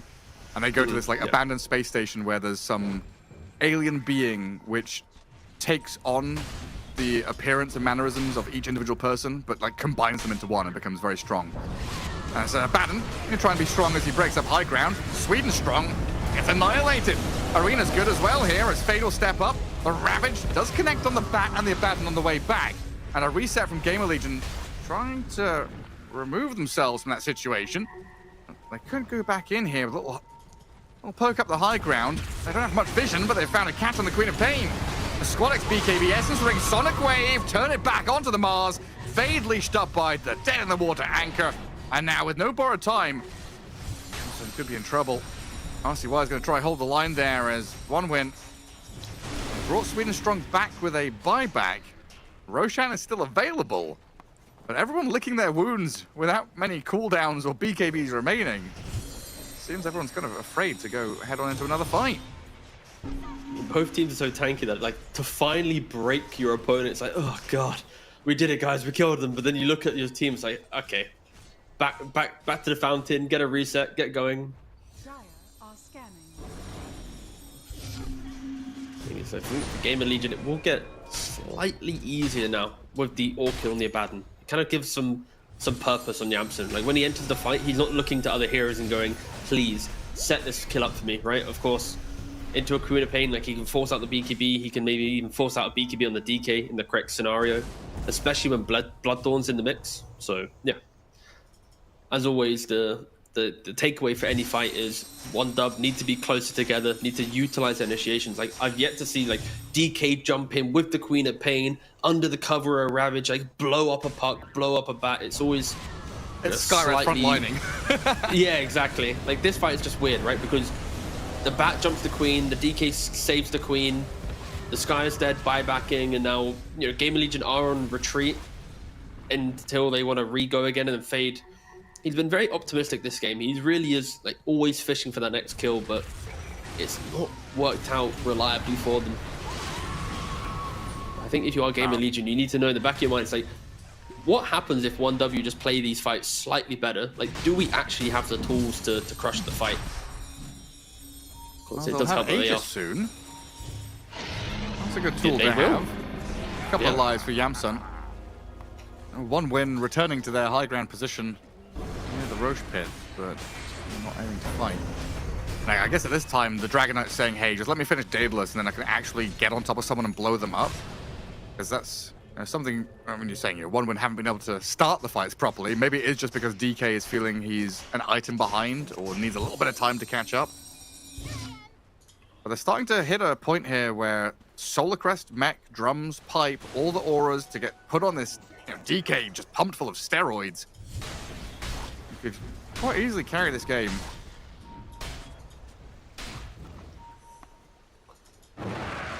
Game of Legion's just need to find that setup. Yeah, I mean, they've done a good job. Of course, you got the Force and the Solar on Bignum. And when you think about the way in which you fight on 1W, it's like 1 4-star to move away from the DK's range, like a 4-star to get out of Mystic Flare. It's like a really, really high value item. Of course, they only have, actually they have 2, sorry, both Batrider and Jakiro have them. But they're smoked up as 4. They want to find, again, ideally not the Tidehunter. That's the hero you go, we respect your tankiness, brother. Everyone else though, go crazy. One win have already TP'd the Queen out. And Dragonites run off to the right-hand side. Rain's Chen. Tucked away in the trees here. The Radiance Burn is going to come in here and speed the rival. Will secure the death of the Chen and the Tormentor grab for Gamer Legion. Yeah, Rain was standing too close to Tormentor. They could see like the little damage ticks hitting him. It's like, wait a second. There might be someone behind this tree. Stand in the green. I still love how like very quick. The heal from Tormentor kind of does something, but also doesn't do anything. They're jumping a Tidehunter. Okay, let's see how this goes. They're trying here. I don't know if one winner even going to come and help him. Eventually he's going to die because there is no help arriving. He's a tanky fella, but little by little, they'll bring him down. It's a couple of kills in a row, and just removing One Win's ability to react to anything. So Tormentor, a kill on a core, tier 2 tower mid. Potential room here to go find the Dragon Knight as they signal RCY wants to head up the top to cut that wave. They've also spotted Scar's Mage on the left-hand side of the map. Speed is going to get the grab there with the lasso. And Sky, who was here for Wisdom Shrine and trying to cut waves, is going to get found by Fade. So you have to bring a couple of heroes back to deal with this. So Yamsun is not able to do too much of the tier 3 tower, but he did get a couple of hits in there. 1W's just not, like, they have timings, but they just don't seem to be able to, like, turn them into anything. Like, Gamer Legion just keeps finding these pickoffs. They kill the Chen, they punish the Tide, like, Do you remember what I said at the start of the broadcast? Please remind me. You said a lot of things. I like One Win. You know, they play decently. They've got some good drafts, but they always find a way to make things difficult for themselves. Ah, yes. Sorry, when you said start of the broadcast, I thought it meant like the start of the entire day. I was like, Oh no! When we came back from break for the series. Nah, makes sense. No, yeah, you know 1W way too well, brother. I don't know if it's a good thing or a bad thing. I've been casting Eastern European qualifiers for like 3 years straight, so I've seen a lot of these boys.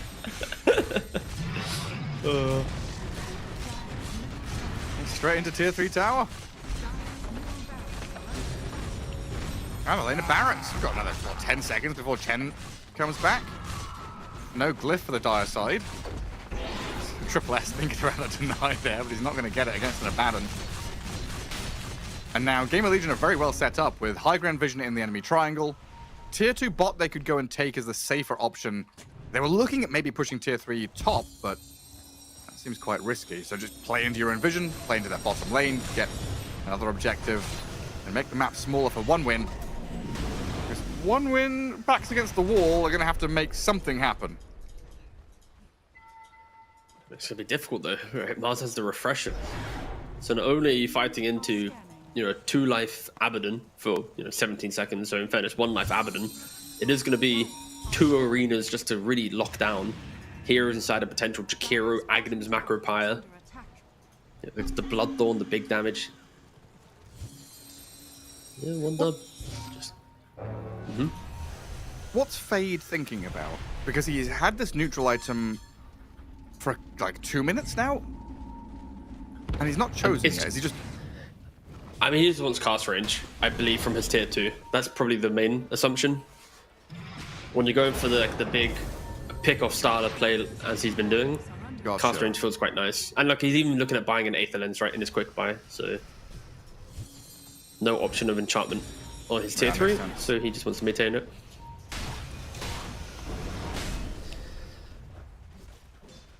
And One Win are very ready to defend this bottom tower. But I think Gamer Legion, they've pinged it out. They've got a good idea that the defense is being made because RCY is just in your base, taking the ranged barracks and then pushing up towards top. So now it's this game of ping pong, game of tennis. Gamer Legion in the lead, trying to wear out the legs of One Win, push them from one side of the map to the other, and then look for the opening where they can. Right now, the opening is on the tier 3 tower. Yamsun gets run at by a Tide and a DK, rebuffed from the push.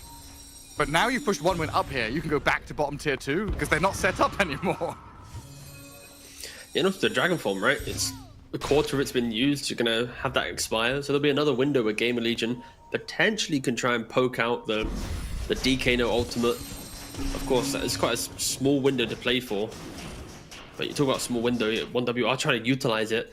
They're sending DK down the lane. It's kind of obvious, right? Like you've just been pinned into your base. The carry suddenly crossing the river. Like these aren't moves which go, oh guys, that's a silly DK. No, like you know they're smoke behind, and Gamer Legion, they don't care. It's like, please do as you wish. We have a big picture move to make here. We're taking this tier 2. We might even tickle the tier 3 just to force you back to base. And I like the moves from Gamer Legion, even scanning the right-hand side of this tier 3 area, like checking, are they going to jump here? That would enable Speed to go for a grab. Like they know exactly where they are. And the DK form has now expired. Yeah, 30 seconds, no form. Also though, props to DK, he does look beautiful. The little fire cosmetic he's got. So quite cool. Yeah, so literally hot. Yeah. And they've defended tier 3. The line's drawn though. This leads Gamer Legion under dire vision. And RCY will spot and deward it. There's another lane ward further back, which Speed has just walked over though. But Gamer Legion not really tight together. Or maybe angling for a go. But they've spotted all the vision now, and they've managed to break free a little bit here of One Win. So, yeah, 1W, they moved out of base, right? Placed 2 wards, in which now has been dewarded by 1 sentry and a gem. So the 2 wards they got out have gone. There's only 1 remaining. And Shakiro has completed his Aghanims. So whoever gets arenaed by Fade, you are going to eat an entire pure damage macropire to the face. That sounds fun. Yeah, no it is. It's really cool. No rush right now for Gamer Legion, just holding the bit of high ground they've got. One Win trying to break out of the base here, just push a lane somewhere, get a bit of additional farm. Protecting the DK with a Chen behind him. Mankushi is still pretty open, but he'll blink across. He's still hunted there, as it looked like Speed might have wanted to go for that with a Glimmer and the Force, but gives up on it for now. And a very split map. RCY gets to push out top. Ever so slowly. A map closes in around One Win. They've been pretty much AFK in the base, right, for the last 6 or so minutes of the game. Of course, under the threat of Aegis, even post-Aegis. An item we don't see too often, right? The Shadow Blade on the bat. He's looking for the Silver Edge, so he can break and silence any hero he wants to go on. Roshan 40 seconds away. Could be a good option for 1W to contest. If you get a couple kills there and an Aegis, that is a lifeline that you can use, but that does mean leaving your base, something they don't want to do. You just, I don't know, you can't just sit back, squander all this farm on the DK and do nothing with it. Mankushi has farmed for 40 minutes. He wants to see some action. 2-1 and 3 is not a scoreline he's going to be proud of. They're going to smoke, but it's immediately broken, and Yamsun makes that opportunity to jump in. BKB Dragon Form from Mankushi, and they've taken Yamsun down. No ulti, no nothing. Abaddon's gone for 90 seconds. Oh, One Win straight back in this game. Roshan's alive. He just couldn't get his ult off. Was it just there's no break, right? It was just a crit? Yeah, he just took 1,000 damage in one swift hit. They got hit. Arena Spear on the Queen of Pain though, so Gamer Legion looking to strike back here onto Squad Eggs. Not enough heal from the Hand of God. But it's Mankushi Dragon Knight. It's pretty monstrous now. Puck, Shivers Guard up, Fade. Arena with a rebuke on the two supports. The 2-man spear catches them and gets a double kill. For RCY. Tide gonna TP out of this one now, as it looked like One Win were in a commanding position. Suddenly it's turned on its head because this Puck is a carry as well. top of the net worth. RCY dishing out some serious damage with Fade spearing and stunning them all. Wow. Has all the control in the world. Triple S, your pipe, your shivers. Not going to protect you here against Gamer Legion, who kill 4 for that abandoned life.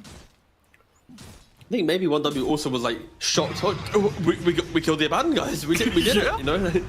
Because like after they got the kill, they kind of moved away from the fight, and of course Fade. Now that he's got the Zoom, Bloodbright, plus cast range and Aether Lens and all this, like he's just finding whoever he wants in this arena. Like he is hitting much better arena spears when we think about like the 25-minute mark onwards. Early game, it was hit or miss, right? But he's really just kind of clutched up in the mid game. Trying to go on RCY, but nice ice path from Bignum to cover him. That's a nice path. But, yeah. For another melee Rax. And Roshan for Gamer Legion. Yeah. We can't get here in time, can we? As one win. Nah. No. Not without They don't even have the anyway. outpost, so Tidal was going to buy back on like 10 seconds. On 10 seconds, it just wouldn't have worked out. This game's caused me to have hiccups. It's quite interesting. I mean, I was still shocked that Abaddon died, honestly. I was like frantically clicking, like, does Sky have Kanda? Who has the break? What happened there?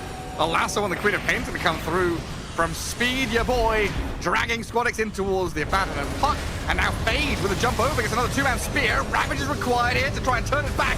Fade BKB's up, he's protected for now. Bulwark going, and Sweden Strong has fallen. Squadix has died.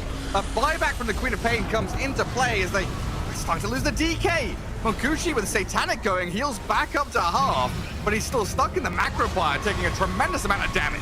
Sonic Wave pushed back, Yamson is fine, another spear across, and an ice bath there, catches the Queen of Pain. That might be it now. The Chen has fallen. You've got a couple of buybacks ready on the DK and Tide, but I don't think that's enough against Gamer Legion, who are 5 alive, looking to finish off this game, diving past tier 4s, killing off the Sky. And now a 2 versus 5 with mega creeps coming. Tier 4 towers crumbling. 1 win. Out of options for the last 20 minutes of this game. GG call. Yeah, it was a good game from Gamer Legion. I think the main thing is you can see that they have an understanding of what they want to do and why they're doing it. Right? Like even if there's moments where I think other teams would have exploited Gamer Legion, 1W just couldn't exploit it at all. And it's just an uncomfortable game, right? Like you've got a very clear draft with, you know, the amps of a Chen and a Tide trying to buff up other heroes.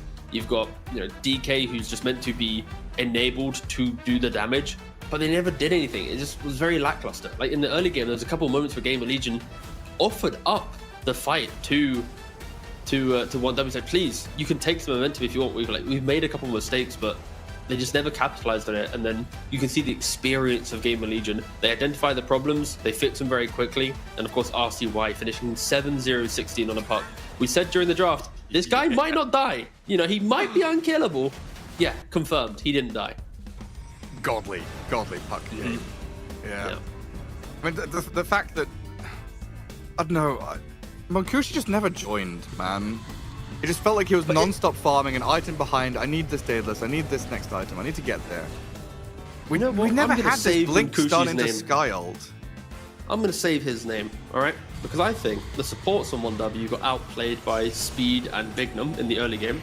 That's and fair. Then when the double BKB timing was coming in, when the DK and the Queen of Pain had the BKBs, literally 100 gold away, we then suddenly saw Tide, Sky, and Chen die mid lane to go and get a back kill, right?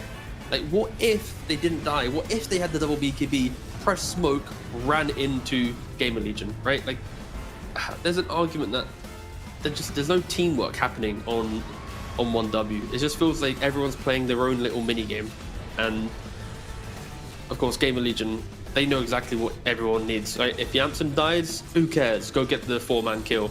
If Fade's having a weird arena, don't worry, stabilize the game. Like, every little mistake they made, they instantly fixed. They were problem solving. 1W didn't have any of it. Yeah, I mean, 1W was kind of just waiting for things to come to them and then seeing if they could react to it. But it was Gamer Legion running all over them in game 1. So we'll see how this pans out. You know, it's a best of 3 here in the Swiss. We are in the kinda elimination zone, not the full-on extermination situation. There's the potential, if you still go 0-3, to make your way through, but it's very difficult. We'll find out what happens next as we'll take a break and come back with game number 2.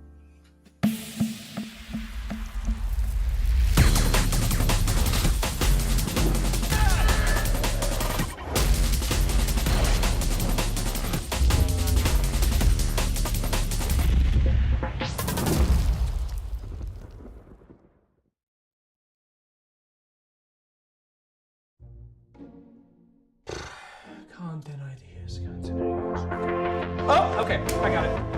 Art is a sleep paralysis demon. Shadow Fiend, huh? Okay, right. Too obvious. Sure. Oh, Dota 2 award show! Dota 2's been around for like 18 years. How come we don't have an award show? It's perfect. Well, come on, bro. That's actually a good one. For real. No, it's not a good one. Think about it. Actually, think about it. Imagine what a Dota 2 award show would actually look like.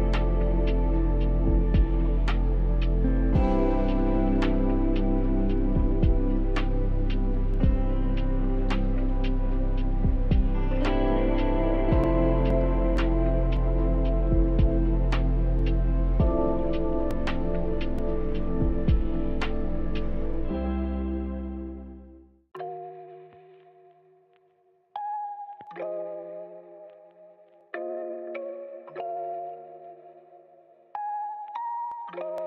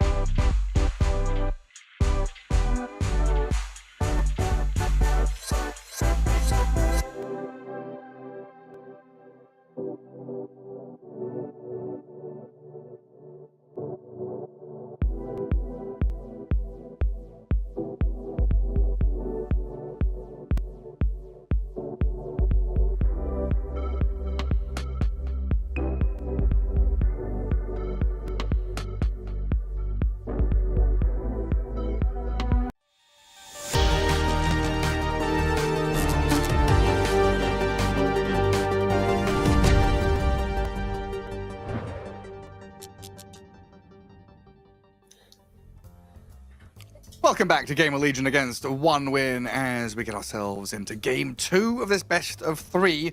Both of these sides, T, scrambling for a victory to try and get themselves out of the bottom of the Swiss as they both went 0-2 in their first 2 series. Yeah, and I gotta say, Gamer Legion just looked to be the better team at the moment. You know, your take on 1W often finding ways to complicate things held very, very true. They had some very good heroes, some very good timings, and weren't able to showcase that. So I am looking at 1W to show that improvement, to understand it during the series. Like, if there ever was a time for someone to step up and go, we made some mistakes, let's do it, it has to be now. They're a game away from being, you know, statistically very likely to be eliminated. So yeah, they've got to improve immensely in that 15-minute break they just had. It did kind of feel like Gamer Legion gave them what they wanted. At least in the first couple of picks, you're like, oh, DK, Chen, this is a very strong opener. Falcons, Tundra-esque. And very strong for this meta. You know, things deviated a little bit with the Scarth and the Tide, but still seemed pretty good. So it's a good sign for Gamer Legion that, you know, they played against one of the strongest hands that one win could have and defeated it with a cool draft of their own. And, you know, Abaddon winning a game, you know, I'm always glad to be proven wrong. Yamson had a very good laning phase, didn't die, got to his Radiance timing pretty well, apart from like a courier dying. But it was, you know, Gamer Legion playing into the Abaddon. He was pretty happy just to go in, open the eyes of the puck, and give RCY the freest game of puck I've seen in a long time.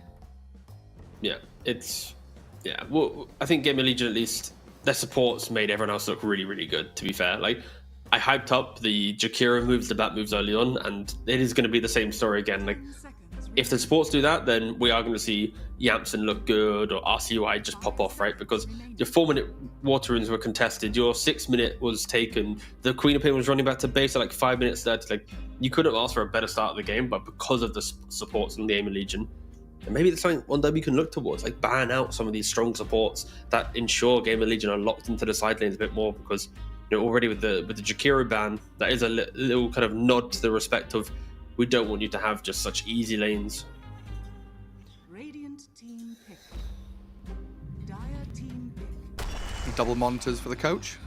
I'm assuming players can only have one monitor, right? Radiant team That is true. It would make sense.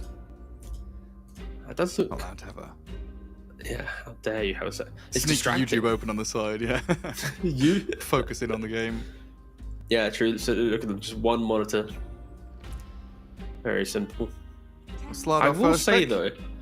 Yeah, go on. I mean, I'm walking the line of, you know, sports competitiveness. That open corridor. That is quite an open space. Who's around the corner?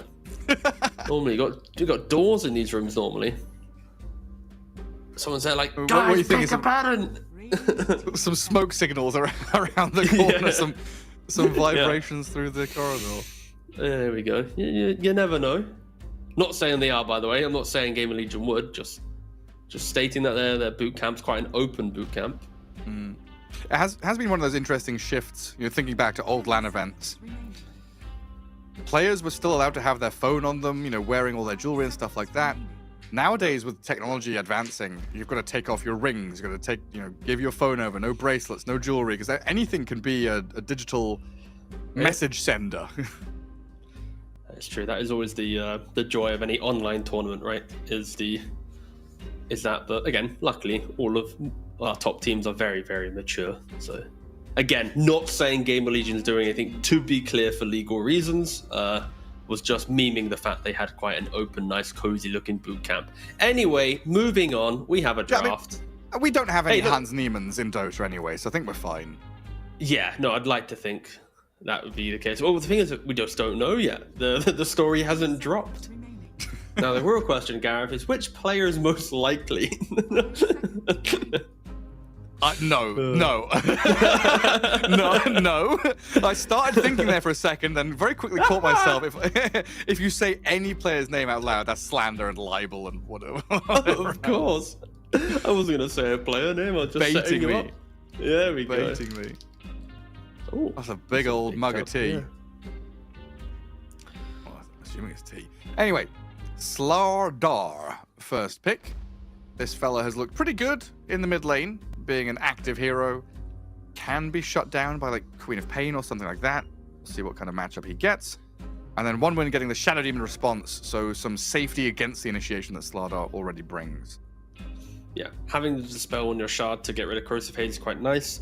Being able to Demonic Purge and just slow the Slardar is also quite good, but again, the counter argument to all of this is Slardar doesn't, at least from the offlane, doesn't play on always killing. It's more like, I initiate, I give vision, I lock people down, other people do the damage. So even if you do survive like the Slardar jump, he's going to have like Lotus Orbs and Aghanims, at least from the offlane, to be really annoying and tanky. So yeah, Slardar still, I think, good in this matchup. 1W, they do go for a very strong safe lane to try and prevent Slardar offlane having fun. Gyrocopter does not care about Slardar at all, you just keep shoving the wave. So at least 1W know that their offlane, if this is to be the matchup, well, their safe lane, sorry, is to be able to farm. Are both teams playing from mansions? That's what I was thinking. Like, one would have got this massive arch in the background, like in some mansion somewhere. Quite Game interesting Legion have this architecture as well. Yeah, multi-room setup. Like they're eating good. They got some pretty cool little. All the like marble tiles on the floor, whatever it is, very fancy looking stuff. 10 seconds remaining. I wonder They where probably they have the best looking like. It looks kind of like royal palacey kind of vibes. Yeah, but like, I don't know, that arch doesn't make me think Europe or Russia. It makes me think like Middle East or maybe Central Asia, something like that. We should do GeoGuessr. I think they're in Kazakhstan. There we go. Yeah, no, I could check the ping.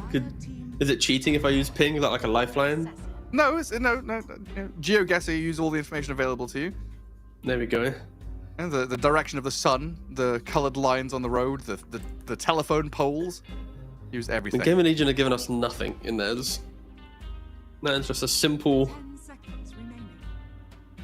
That actually does look like quite a bougie little hotel room, to be fair. If they're German-based org, I'd assume Germany. I mean, that would make sense. But I need to see the windows. You know, the German windows are identifiable. It's always funny having, I don't know. I guess they're around in UK, but they're the windows that tilt. You know, they go 3 different directions. Americans find them so incredibly amusing. The draft is developed though, as we're waffling on. Warlock and TA, so tons of minus armor here and Roche taking potential for Gamer Legion. While OneWin go for a bit more team fight. This time they'll get the Mars. They've got double saves against the initiation. They've got Gyro, who's a tanky armor-based hero who can spill damage out into this arena. So it feels like OneWin already reckoning with the ability to fight early and actually join some of these engagements rather than just sit and farm. The thing is, it's kind of the same as the previous draft, which is strong, like, buff type supports with an offlane that can bring team fight and a carry that should do damage. Like, the style of draft hasn't changed from game 1 to game 2 from 1W. The execution though will have to change. I think I think it's easier this time for them to make moves, but still, if Monkushi can't join the fight, if the supports are not in position, then you are going to feel just kind of this waiting game. And for Gamer Legion, they don't want to wait around at all, right? They've got this like double flex between the Pango and the Slardar.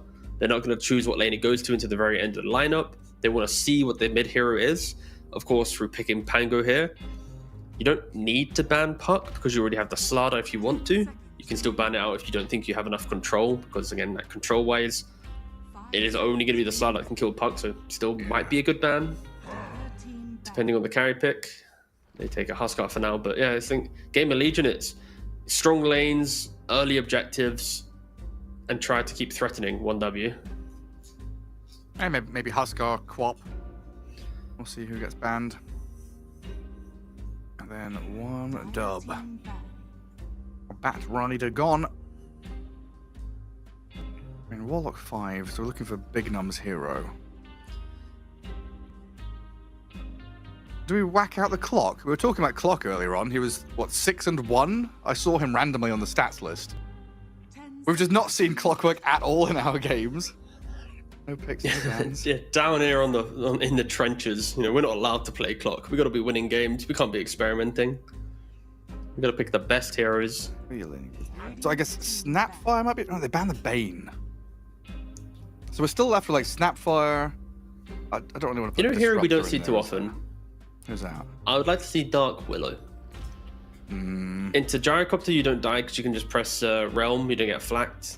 You then have like AoE throw spells, like on top of a disruption. You can like use it. Aha! You've used this defensive spell. Well, let me punish you now. Yeah, we just don't see the hero at all. But yeah, I mean, Ringmaster is normally the better 4 position that we see in that regard. It's like Ringmaster, Wind Ranger. That feels like it's kind of it. Like Enchantress and Chen are out there, but I don't know if Big Num's going to be wanting either of those. 5 seconds remaining. Unless there's some The funny Ringmaster's nice just Pudge for or the something. I never find Pudge funny. Oh. I'm sad when I see Pudge. Upset. Because then I know someone's going to play in my game, and they're not going to be that cool. Okay, just going for the old simple snap. No creativity, just kind of locking in like the meta hero, which again, it's fine.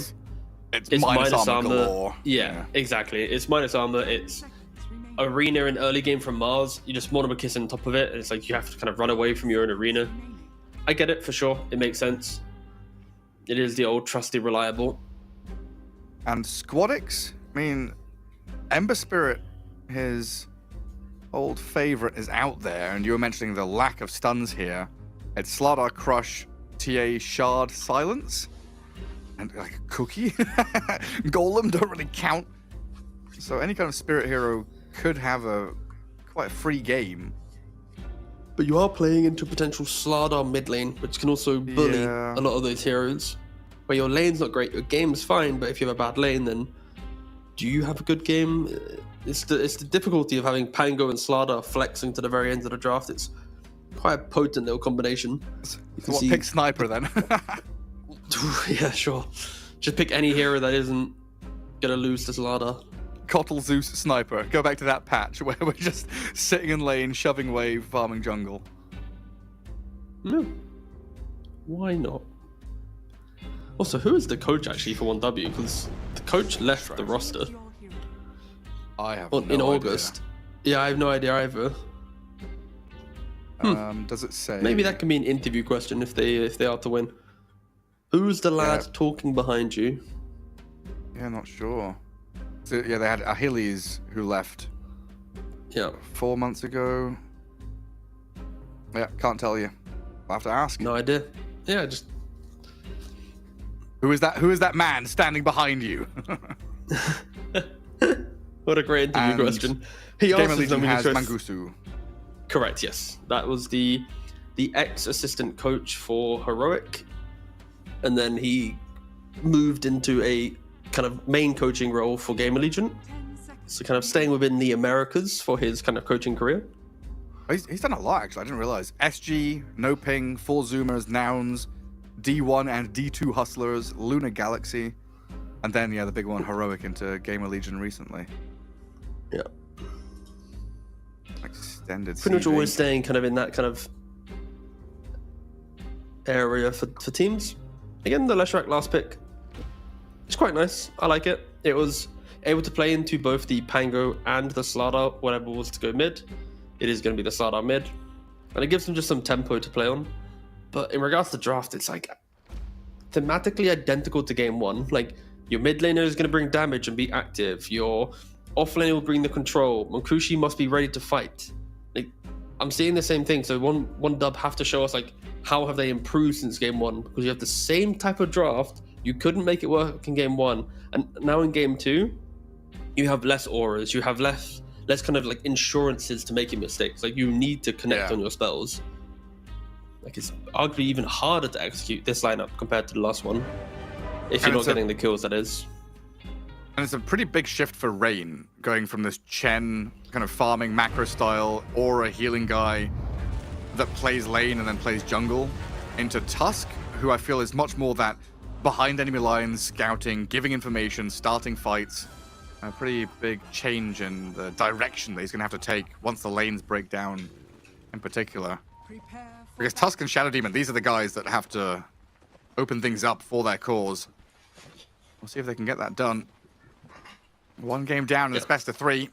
And one win over a long journey ahead of them. Gamer Legion, though, probably feeling quite good about the way they won that first game of the series. And with a minus armor draft, Radiant side, Pango, Slardar, some very good initiation heroes, and tons of ways to start or react to team fights. I think it's just a very well-rounded draft. Yeah, it is for sure. It has like the layers of kind of catch, team fight, kind of the clutch potential as well. But when your TA does have Hurricane Pike, Decim, and all this damage, there's plenty of ways to find them. And they are smoked up looking for Munkushi, who is currently just eating some trees. I was hungry. And yeah. You're not sure what to think about that. It's just weird. Just like Gyro's just killing trees. I'm trying to think, like, what's the purpose between eating the trees here? Like, you're playing into a Pango Snapfire? Like, it's not as if there's a hero that utilizes a tree nicely. I think they've got it off Reddit. Like, a week ago? I can't remember exactly. I think it was just before we flew out to Chengdu for Blast. There was maybe a little bit longer ago. There's a Reddit thread where a guy was like, kind of new to Dota, trying to figure out how to lane, blah, blah, blah, blah. And then I've got this really sick trick. What you do is you just cut all of the trees when you're playing safe lane, and it makes it so much easier to play the lane. They can't hide from you, they can't surprise you, can't sneak up on you. So maybe Munkushi is like, that's a sick idea, actually. We'll never get jumped or surprised if we just remove the trees. I mean, it kind of makes sense for Gyro, right? To ensure that your flak always hits them, right? There's no the tree line. Yeah. But, yeah, it's like, okay, sure. If you're hitting large camp as well, maybe... Oh, Yamsun. Oh, he's dead. Oh. Very early aggressive move there to find a kill on the TA. Wasn't expecting that one. And neither was T. Big Num also dying up at top lane. Gyro and Tusk on his tail. Munkushi doesn't want to give up too many creeps in the wave. So it's down to Rain to chase this, but it looks like he's got a... We're going to move on here to catch Big Num. Look at the Snapfire toying with him. Yeah, you want to play into the river?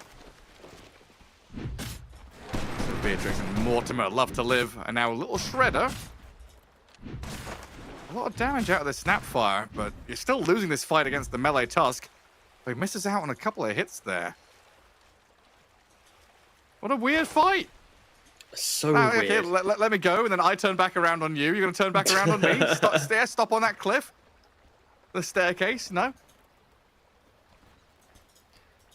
mean, it kind of helps that the Tusk, because he has Gyrocopter, he's going for drinking buddies, right? If he had tag team there, sure, Snapfire's dead, but with drinking buddies, he can't apply it to anything. And Big Num's like, you know what? I can fight you. Right, very strange start to the game. Yeah, so that gives Pango 7-2 to his start. We'll see RCY here putting some good damage onto Squadex. Slardar already 11-5 against the Lesh's 7-0. So Slardar coming out on top pretty heavily, even before the bottles come in. Yeah, of course. With Slardar into Leshrac mid lane, you just want to play inside the creep wave. You don't want to get hit by any Edict. And if you do get jumped by the Edict, of course, when you have level 4, you'll have Guardian Sprint. So you should, in theory, be able to just run off the damage anyways. Just out-moose speeding the Leshrac. So yeah, Slardar, one of the better heroes into a Lesh mid.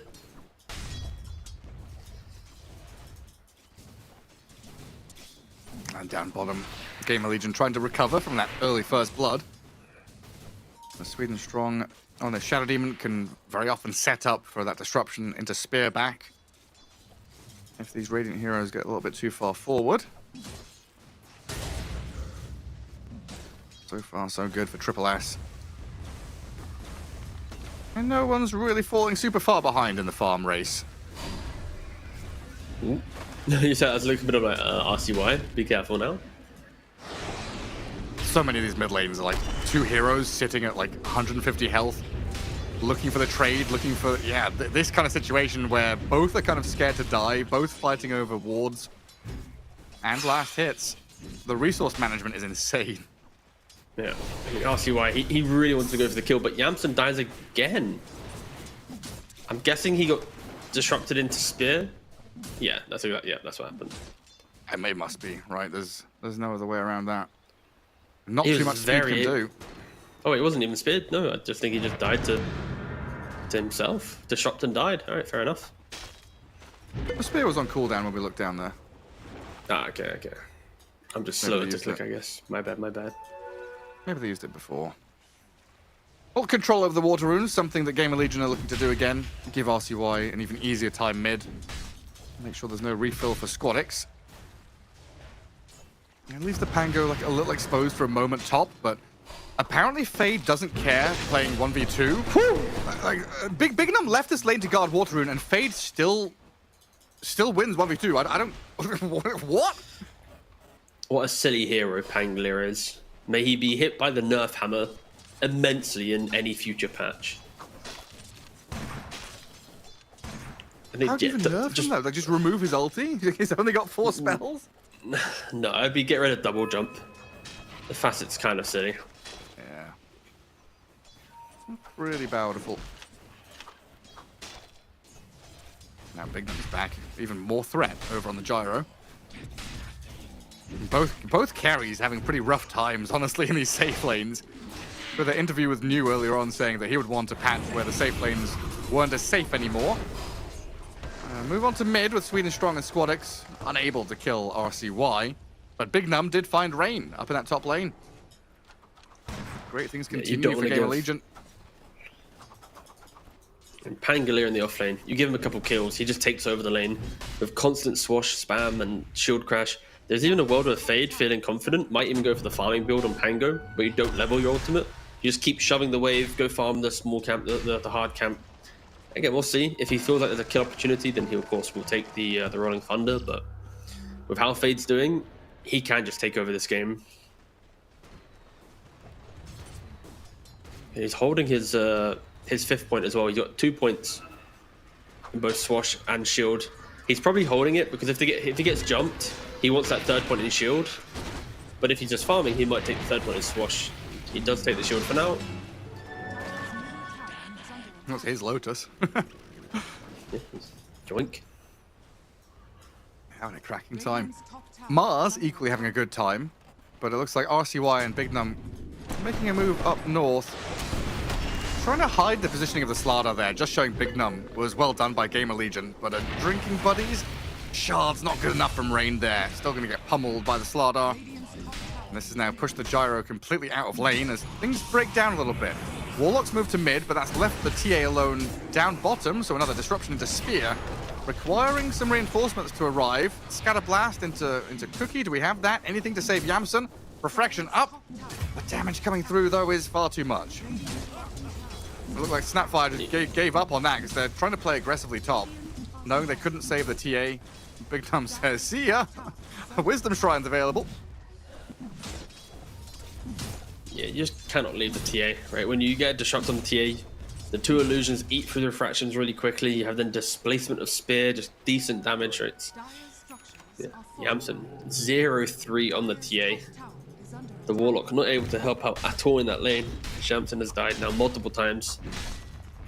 It feels like the priority heavily shifted, right? Where Yamsen dies once, okay, it sucks. Twice, yeah, okay. Then Fade is having a good time. Let's put a lot of eggs in that Fade basket. They've kind of left Yamsen alone to just survive. Yeah, I think honestly that's a pretty good approach, right? Rather than trying to fix a losing lane, you should go and crush a winning lane.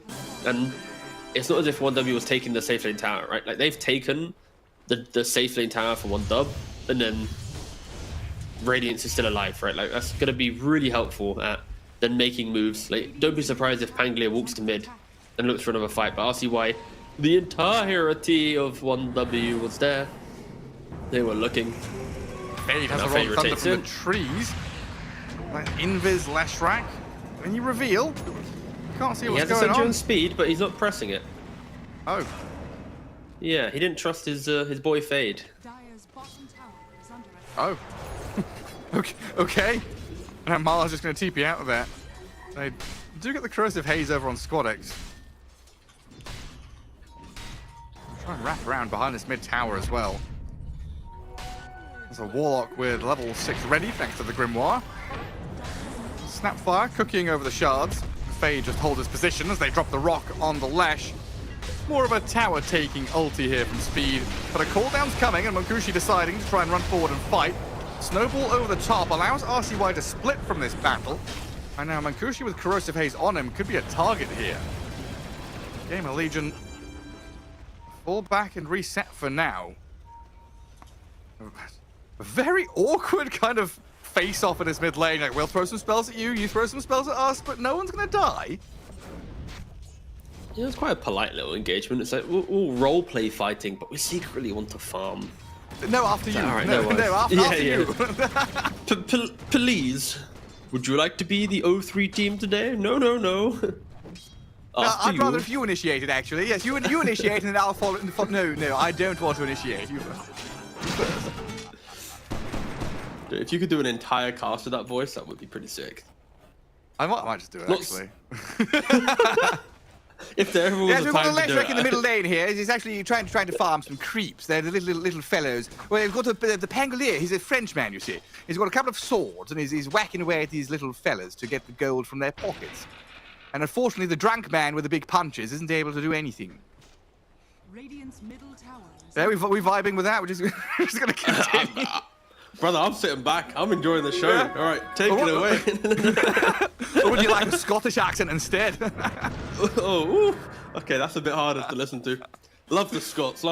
It was your impersonation. You got a wee catapult coming down the mid lane. God, the things we do. Oh. Ah, the Templar assassin going to farm the boglets. Wee scamps in the swamp trying to live their own life, being destroyed by some woman with the blades.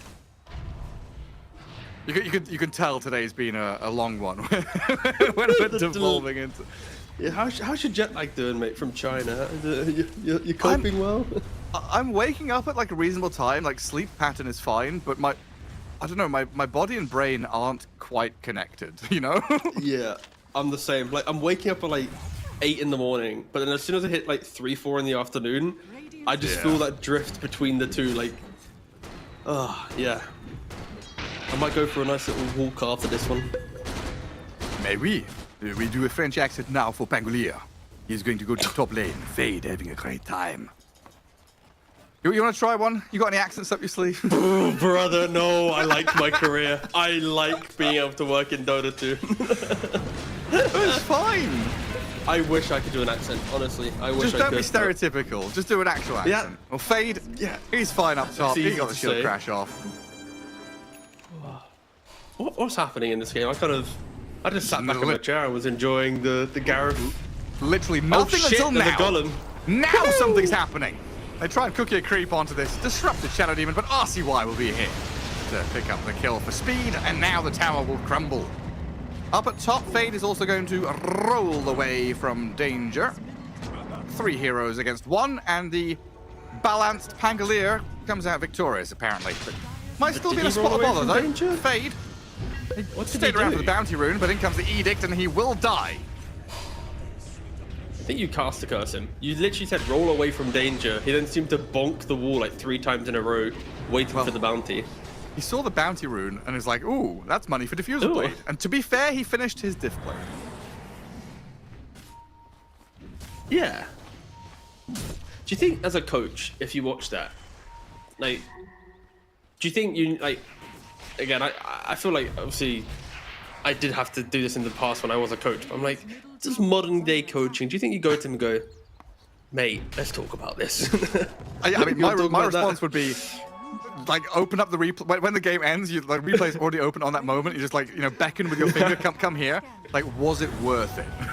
yeah, exactly. Because a lot of coaches, it's like, you apply the logic of the player is good enough, they should know good and bad. You talk more about, like, team logic and whatever. But in that moment, like, that's so greedy from Fade. But it's not really going to change the scope of the game too much. Of course, the Blink is available on the Slardar now. The Diffusal Blade is available on the Pangolier. We will be looking at some aggression from Gamer Legion. And Yamson is still playing catch-up. Monkushi tried to send his courier through Twin Gate top left. Scouted and sniped by Fade, so that's Dragonlance down for 2 minutes. I'm still in shock. It's 4-4. Like, nothing has happened this game. Both teams have this gentleman's agreement to farm to their first items. TA in recovery mode, Gyro same story, while the rest of Gamer Legion just running around causing chaos while scaling. Pango, Diff Blade, Slardar, Blink, they should be pretty ready at the drop of a hat to go and find kills if they just keep the vision up. 15 seconds till Golem returns, means Speed is in a good spot here to smoke break and maybe kick things off. You can see how Squad X is kind of afraid to die, right? Like, he wants to go find kills with the Blink Dagger, but he knows if he jumps, let's say, a Warlock, then there's going to be a Cookie save or a Slardar jumping, right? There's going to be some counterplay. Like, Gamer Legion, if in position, have so much damage and counterplay. As RCY... Ooh. He doesn't find the Gyro. Finds the Rain Tusk. You can snowball here to delay his death, but death it shall be. Oh, he should have given that to the TA, I think. Yamson is very hungry. It was a pretty cool move, though, from RCY, right? Even though he doesn't get the Gyrocopter, as soon as he jumps the Tusk, he then plays behind the tree, like, preventing the snowball from the Tusk. Like, he doesn't want to make it a more difficult kill. So it's kind of nice to see RCY thinking in that way. Like, what's the potential counterplays from me jumping you? Radiant have you scan, though. They know exactly where the Mars is. Fade might look to bait it. He does have the Greater Healing Lotus, 400 HP, and a burst. And maybe if Fade shows him this wave again, he could bait 1W into fighting him. But they are walking away. They know that they just played bottom. The Twin Gate is available, so not falling for that trap. And Yamson, after the 0-3 start to the game, is now top net worth. Yeah. He has been full AFK in the jungle, living the dream. Thank you, team. So much space for the TA. Gyro trying to do a similar thing, but yeah, with the courier dying, that made things a little bit harder. Still a touch behind the TA. While Mars, again, we're seeing this kind of classic build, phase, bracers, soul ring into blink. You need this blink to pay off. One would need to find fights, but it's Gamer Legion to start things out. Diffusal inhibit the drinking buddies. That's going to save the Gyro, at least for now, as the Arena Spear towards the Warlock halts things for a moment. Gamer Legion still ready to press forward, though, as they can chase down this Tusk. Squatters comes in. Another ability to turn the tide of the fight, but he's been isolated now on the left-hand side. No one came to play with him. He's all alone. They just dropped the Lesh and run away. Rain is still bonded up to someone. Needs a disruption to save him, but that's going to allow RCY to come back in. Snowball doesn't do a damn thing, and RCY with a blink ready in 2 seconds should be able to jump Sweden strong here to get themselves a third kill. The poison is annoying. Trying to tag him up, and they'll have to give up on that kill for now. That's a good tip from RCY. He recognizes real. He respects the fact that with the poison spam, constantly canceling the blink dagger, he keeps him alive. But yeah, I already mentioned how Gamer Legion, if in position, they have this really strong just pick off damage play, and Squad X steps up. All right, farewell. Instantly dies and things fall apart. Just seeing the same motions of game 1 from 1W, where they have tools to play Dota, but they're not applying the tools. It's just they're existing. They're not playing to win. They're playing to, like, survive. And they're not even surviving. They are slowly bleeding kills. No thriving, no surviving. Maybe a Warlock kill could boost their morale in this top left corner. It'll take a little bit, and the reaction is coming with a Blink Crush Kisses. It's good damage, but Fade is required here. With the Inhibit Slow and the Rolling Thunder, they want to go for both, but they'll have to aim for one. Finish the Gyro off as Squadix and the Arena from Triple S comes in. Fade, pinned against the side. Still has a shield crash to play with, but he's been snowballed and chain stunned. RCY comes in, though, with Yamson now. The minus armor can start stacking up. The Templar Assassin opens up and kills the Leshrac. Looks at Rain now. RCY with another crush. Can help out the TA, but the Mars and Shadow Demon, can they hold their own? No, they can't. A cookie away gets Yamson to safety. Refraction is back up, and a double kill is his reward. A 5-man wipe for the price of the Pango. Hey, what's up, guys? Perfection from Gamer Legion. Hey, don't forget Speed. He died at the start. Doesn't count. Oh. For the price of both Speed and Fade. Don't worry, Speed. I got you. Yeah, look at this replay. Look at it. Seeing the Warlock die, but yeah, that's where Gamer Legion, they are, you know, in the right place at the right time. Warlock, the reason why he's showing on this wave, because he knows his team is close enough to counterplay. Bignum throwing a lot of damage onto Gyrocopter, he then dies. So the entire fight is now, does Lesh have enough damage to convert? And the answer is, kinda. Like, he has enough to kill like 2 dudes, but when Yamson rocks up again, Yamson, relatively quiet game so far, he is able to happily clean up. And when you die like this, look at the live camera, it is the Roshan, it is the Corrosive Haze with the Desolator, even the lucky shot, just taking this Roshan for free. And a kill on the Shadow Demon with a golem dropped into the 3 of them. That Rolling Thunder doing a hell of a lot of work with the Fatal Bonds across all of 1 win. I don't know, it might just be time to call it, honestly. Squadix is going to get shredded by the Snapfire's artillery turret, and Yamsun is now dominating, going from 0-3 to 4-3.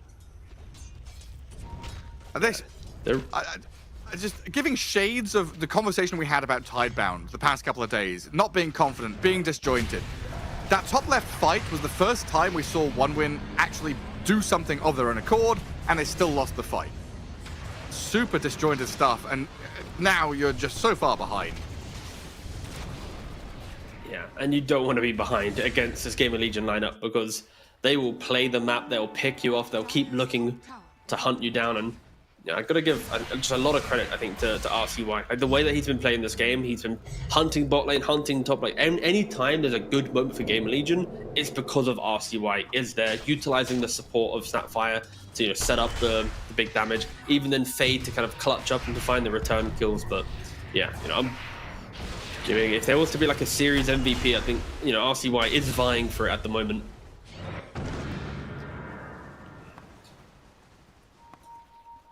What does RCY even stand for? Really cool youth. Youth, yeah. That's exactly what I was thinking. Great. Because I mean, it's pretty easy, right? Really cool young'un. Yeah. Let me Google it. So it's not his name is Francis Fundamera, so it's not his name initials as far as I understand. So he initially played Dota 2 on his brother's account, whose name was RCY. He kept this account ever since. Oh, okay. So we'll have to talk to his brother then. Yeah, we've got to dig a little bit deeper. But why did RCY's brother call his account RCY? Just go layer by layer. Well, Squad X and Sweden Strong get sniped out while we're yapping. And Gamer Legion, with tier 2 still on the dire side open, have quite a lot of map to play into. In no rush right now, though, with 2.5 minutes left on Aegis. I'm going to farm into this next round of items. Do you feel like a journalist over there? Are you doing some research? I've been researching this entire series, mate. I'm getting really good at this, like, tab out, find random nugget of information, come back. Maybe it's my next career, who knows? Welcome to my life. Anything. There's Wikipedia and Google open, and never mind Dota facts. I'm looking for metaphors. I see. Any other, you know, teachings or nuggets of knowledge you can provide to someone who's only played Dota for nearly, you know, 75% of their life? I don't know. Ask me a question. Maybe I can give you an answer. What would you like to? What would you like to know? You know, information is only interesting if you're interested. If I'm interested, when's the patch? Oh, so, it's Dota related. Sorry. That's Dota I default to Dota. Yeah. Sorry. Come on. Under pressure, I go to Dota. When's T Governor's birthday? I know. Oh, I know that one. Yeah. How old is T Governor? 29. There we go. My guy. Bane. Oh, Gyrocopter. Be careful now. So the frog fact you had knew earlier. Okay, well, there might be a team fight. I'll hold back on the frog question. Oh, they're running away.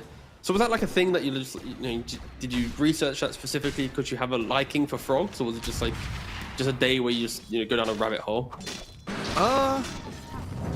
Hang on a second. Fade just gets the roll up, Rolling Thunder as one win approach him. Can they turn this into a fight? It feels like they want to. Fade is blinking forward aggressively onto Sweden Strong, and the damage of the TA didn't even need the Mortimer's Kisses to find that Shadow Demon kill. So defensive move by Pango nets them a takedown on the SD. Anything Dota related you want to say here? Or can we go back to talking about frogs? Talk about frogs, mate, I'll be real. Well, Tusker get jumped by Slardar. I don't believe he's a frog. I think he's some kind of anglerfish, an ambush predator that lives at the bottom of the sea, dangling his light in front of prey to draw them in. But Rain is not going to fall for his fishy tricks. Isn't that like the ugly looking fish?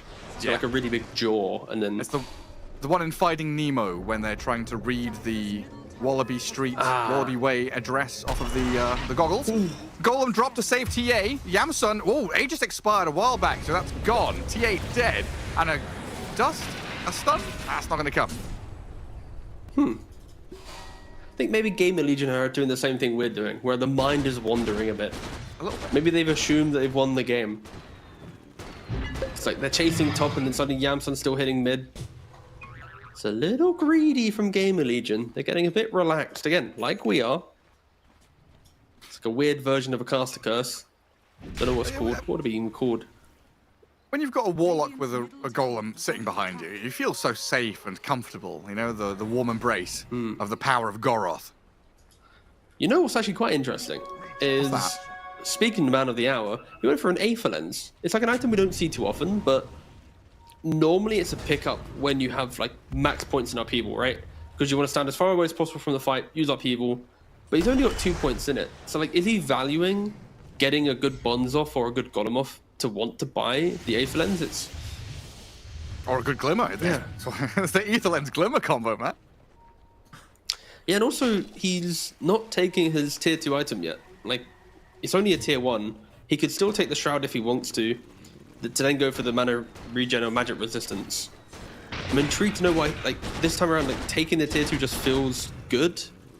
Unless there's a cool, cute play where he's gonna, like, mid-fight take the Tumbler Toy to then jump away from some damage. Like, that could be an option, but that's very Sister clutch. Shroud procs and then he gets the new Tumbler Toy. Yeah, exactly. Can you... Like, are you gonna ask what I'm gonna ask? I think so. Can you reset Sister's Shroud? Yeah, sorry, go. Ask it. Can you proc Sister's Shroud and then get a new one to have it reset? I mean, I'm going to blindly assume yes based on the fact that Speed is holding it. That's the type of thing that you test one time in a lobby and go, oh damn, that's pretty cool. But like, logically, based on his enchantment, there is no reason to not take your tier 2. Yeah. So there has to be some type of clutch play Speed has in mind, which is Sister Shroud does work on a refresh when you get the new one, or Tumbler Toy. If we do have an interview, I will be requesting Speed to ask him this very question. I'm gonna note that down in the Discord right now at production. Yeah, because Mars has gone in. Arena counteracted by the Rolling Thunder. Call down towards Speed. It's gonna miss pretty much everyone there, and Fade forcing one win back from their failed initiation. 15 seconds out from the next potential Roche respawn. And things have, as you can probably tell, slowed down quite a lot in the past 10 minutes.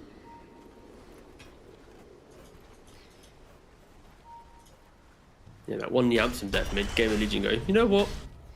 Maybe we shouldn't be this split. And of course, the only objective on the map for them realistically is the bottom tier 2. It kind of means nothing right now. So sweeping across the map together, waiting for that next Roshan is going to be like the cleanest option, as they do mass use the twin gate under the cover of smoke, but they do see it under the ward. Even though they don't see the heroes, they do see the animation still, and Leshrac is able to disengage from the area. What the? What? They were smoked, weren't they? What happened? Brother used the golem on a Gyrocopter Manta. Oh. But I saw that the Warlock was glimmered, so he was invisible, but I don't know if who else was still smoked. So Slardar broke smoke. I assumed that others were still smoked, but yeah, I think something must have broke their own smoke, thinking that the illusion was real. But yeah, they threw a golem on it. Well, that's rough. A little rough, yeah. All right, come on, 1W. This is your moment. The golem's on cooldown. You've got a BKB, 9 seconds on the gyrocopter. I've never felt more desperate for a team to do something. Poking them with a stick, like, come on. You've got the tools, let's use them. I guess fortunately for Gamer Legion, coming. Roshan is a minute away, so Golem will be back Daedalus up. is like 600 gold away. Like, the Roshan fight is going to have everything available for both teams. Sure, there's a 12,000 gold lead, but you also got to look, the 12k gold lead is quite deceptive, right? Because the supports on Gamer Legion are just richer than the supports on 1W. And then when you look at the items that they have in play, it's like a shard, a solar crest, and snap, which is still good. But then you've got a little bit of, like, you could argue wasted economy on the warlock, right, with the Aether lens. So I think in regards to like core to core, it's a lot closer. Where it's only like, let's say 3 to 4k lead in that regards. Maybe slightly But then more. it's a more even spread between Slardar Pango with Leshrac tailing quite a lot.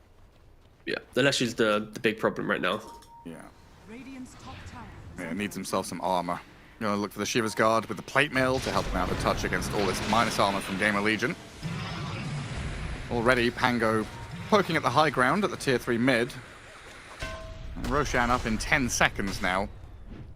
What are we? Nighttime about to become day, so Gamer Legion in the perfect position here. And with TA, they know that they're in the perfect position. To go And this is straight into smoke the up. pit. From 1W with the Roshan. roar of the Roshan. Can they get there in time? Oh, it's going to be close. Warlock from the high ground breaks the smoke. Oh, he puts indecision into the minds of OneWin. They can't figure out what they want to do, so Roshan is slain. Yamsun with the Aegis now, and Gamer Legion find themselves in the driving seat once more. I felt like it could be a moment for 1W, but again, they just...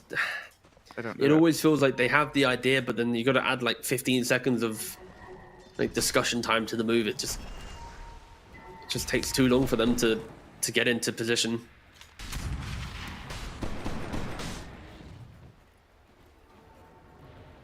What's that saying? It's like a horse designed by committee ends up being a camel. No? No. Do you want me to explain that one to you? No. I understand. It makes sense. You know, people who don't understand horses trying to design a horse suddenly make something wrong. Like No. It's conflicting ideas and whatever, right? Yeah, pretty much. Like if you gave the order to one person to say, hey, draw a horse or design a horse, they will give you a horse. But if you give a committee of 10 people, there'll be 10 people with different ideas of what a horse is, and you'll end up with a camel or a giraffe or something. It feels like what OneWin's going through is like there is an idea there, but then there's all these voices, you know, too many chefs in the kitchen, whatever it might be. Where it's like deliberating, saying, no, we can't, we're not strong enough. A bit of fear, indecisiveness. Yeah, I'd argue that they're not even at the camel section of this horse drawing. Like I don't even know what they're drawing. Yeah, I don't know either. I'm just... It's a frog. So, the barred frog. Yes. Another clue. The frog laying its eggs in the leaf full of water. God, if you didn't watch the previous cast, what the fuck are you talking about? Well, you did ask me earlier. I never got to answer that question. I don't think I'll be able to. Oh, yeah. Just leave that one. No, that's right. How did I learn about frogs? Yeah. I don't know. Alright, fair enough. Just reading the encyclopedia as a kid. That's impressive. I wish I was a smart kid. I just spec'd into robotics and Dota. No life smarts. I just absorbed useless information. Nice blink dodge, and that allows RCY to get a jump. Triple S low HP already with the Golem and Rolling Thunder dropped on his head. Kisses are coming, but he gets off the BKB. Mars trying to disengage with the help of the drinking buddies, while Mankushi pushes some good damage with the flat cannon, but at half health and no lifesteal, Gyro's got to be careful with that positioning. So Gamer Legion come in, get the tier 3 and the range, leaving the melee here for now. got plenty of time to play with here with 2 minutes on the Aegis. So no rush as they can play out from triangle into bot and mid. Could maybe even send someone up top to then TP to outpost just to keep the lanes pushed in towards that dire side of the river. Yeah, they kind of used a lot at the start of the fight, didn't get the kill, so Domination just want to disengage again. They still got like a minute and a half on the Aegis.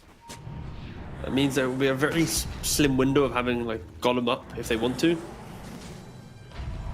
1W using this time just to creep into the triangle, quickly get a D ward. See if there's anything else they can obtain though, but not really likely. You don't want to run head on into a TA Aegis, it just doesn't really make that much sense. And as you see the net worth. 1W did a good job stabilizing it, right? They got that 1 TA kill in the mid lane, but then after that, Game of Legion tightened up once more. It's like, no more kills, guys. Reset, focus up. They got the Aegis, they're back together. And now Speed's looking for the Blink Dagger. He wants to always hit the Golem. On a hero. Not on an illusion. Yeah, yeah, that is true. That is true.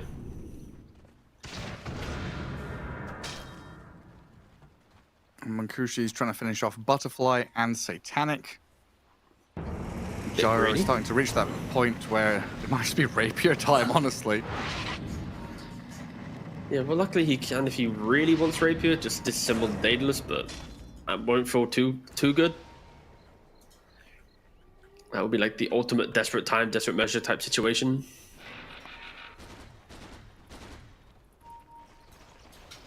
Fade down there trying to find any stranglers. RCY climbed 5,000 MMR in 2 years. From 2023 to 2025. That is pretty cool. Usually, these like the big jumps of players is like 1 or 2K. 2K per year is pretty big. Like 1K per year is already a good amount when you're already above 10, right? Mm-hmm. I could segue this into some self glaze, but I'd rather not. Yeah, I'd rather not too. Bit awkward. Well, I got a 13K in 6 months. Yeah, along those lines, yeah. I was like, how long did it take me? Yeah, I gained 4K in 1 year. Wow. 9 to 13K. Poggers. But That's 15K is so much more impressive. Like, getting 14, 15K is like actually a goal. 13K, like, it's not that good in the grand scheme of Dota. But like, getting to 15, 16K, my god. That's cool. MMR is just a number. Wrong. Okay, great. That was a good casting, I think. So we should workshop this. We're in the waiting room, T. Whoa! Honestly, I feel like before the end of our casting in this groups, we should try and like just clip farm one. You know, I want one Reddit post where we have somehow baited people into thinking that there is a waiting room or there is a patch or something. Don't know how, but we'll find a way. Oh, is that not what we're trying already? We're getting closer. Well, I feel the like whole interview we with are. Skitter, where he said it's tomorrow. Today is tomorrow. Tomorrow's today. And where is Skitter? Huh? Exactly. Where's Patch? Skitter? Squadix? What would you do if I just mid-cast was like, sorry Gareth, gotta go, and then you just see me like digging a hole on my own stream and you're just like, what? Aren't you meant to be casting? What would you do? I'd take your day rate. pay me double. T can go and do what he wants. And Fade can go do what he wants as well. Trying to force BKBs down to these heroes, or maybe just blow up Squadix, who doesn't use anything. Shivers, Blink, just gets annihilated. And he's got no buyback either.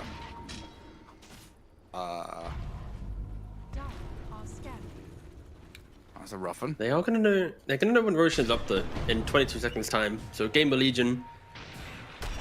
I don't think they need to rush. Just, they got a good kill. Continue building up the net worth. Get another Aegis. Of course, you have to respect the high ground. When you have drinking buddies, gyrocopter just clicking away at the kind of the armor buffs of the tier 3s, tier 4s. It's not a simple kill for Gamer Legion, especially when you're a physical damage team. You need to respect these auras, and they are respecting it immensely. But it is a long Roshan respawn, 2 minutes. It's quite a long time. TA with a third eye. They know when Roshan's up. They know there's a double damage rune spawned up at top. So they hang on, they could leave that there and take DD and go do Rosh, right? They've got a minute and a half. Oh, Yamson says, no, I'm just gonna go grab it. Oh, no, he doesn't. Oh, yes, he does. They're gonna try and fight this. OneWin don't know about when Roshan's spawning, so it's kind of natural for OneWin to step forward and try and contest the pit. Looking for an opening on Yamsun. They were thinking about the disruption, but now in comes Fade. Blow up Sweden Strong in the flick of an eye. TP out from the Mars. Is that enough? Not with a golem dropped on his head. A double kill for Yamsun with that double damage rune, and the chase is on. Monkushi has already popped Manta style. RCY won't be able to find the real one. OneWin have a couple of buybacks up their sleeves.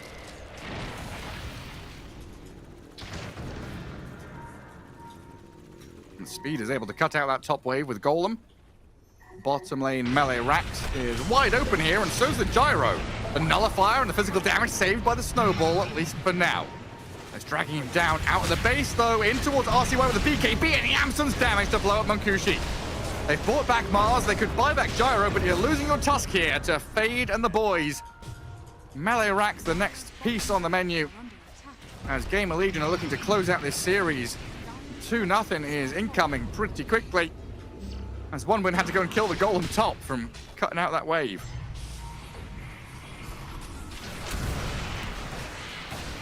Still haven't finished off that melee barrack somehow.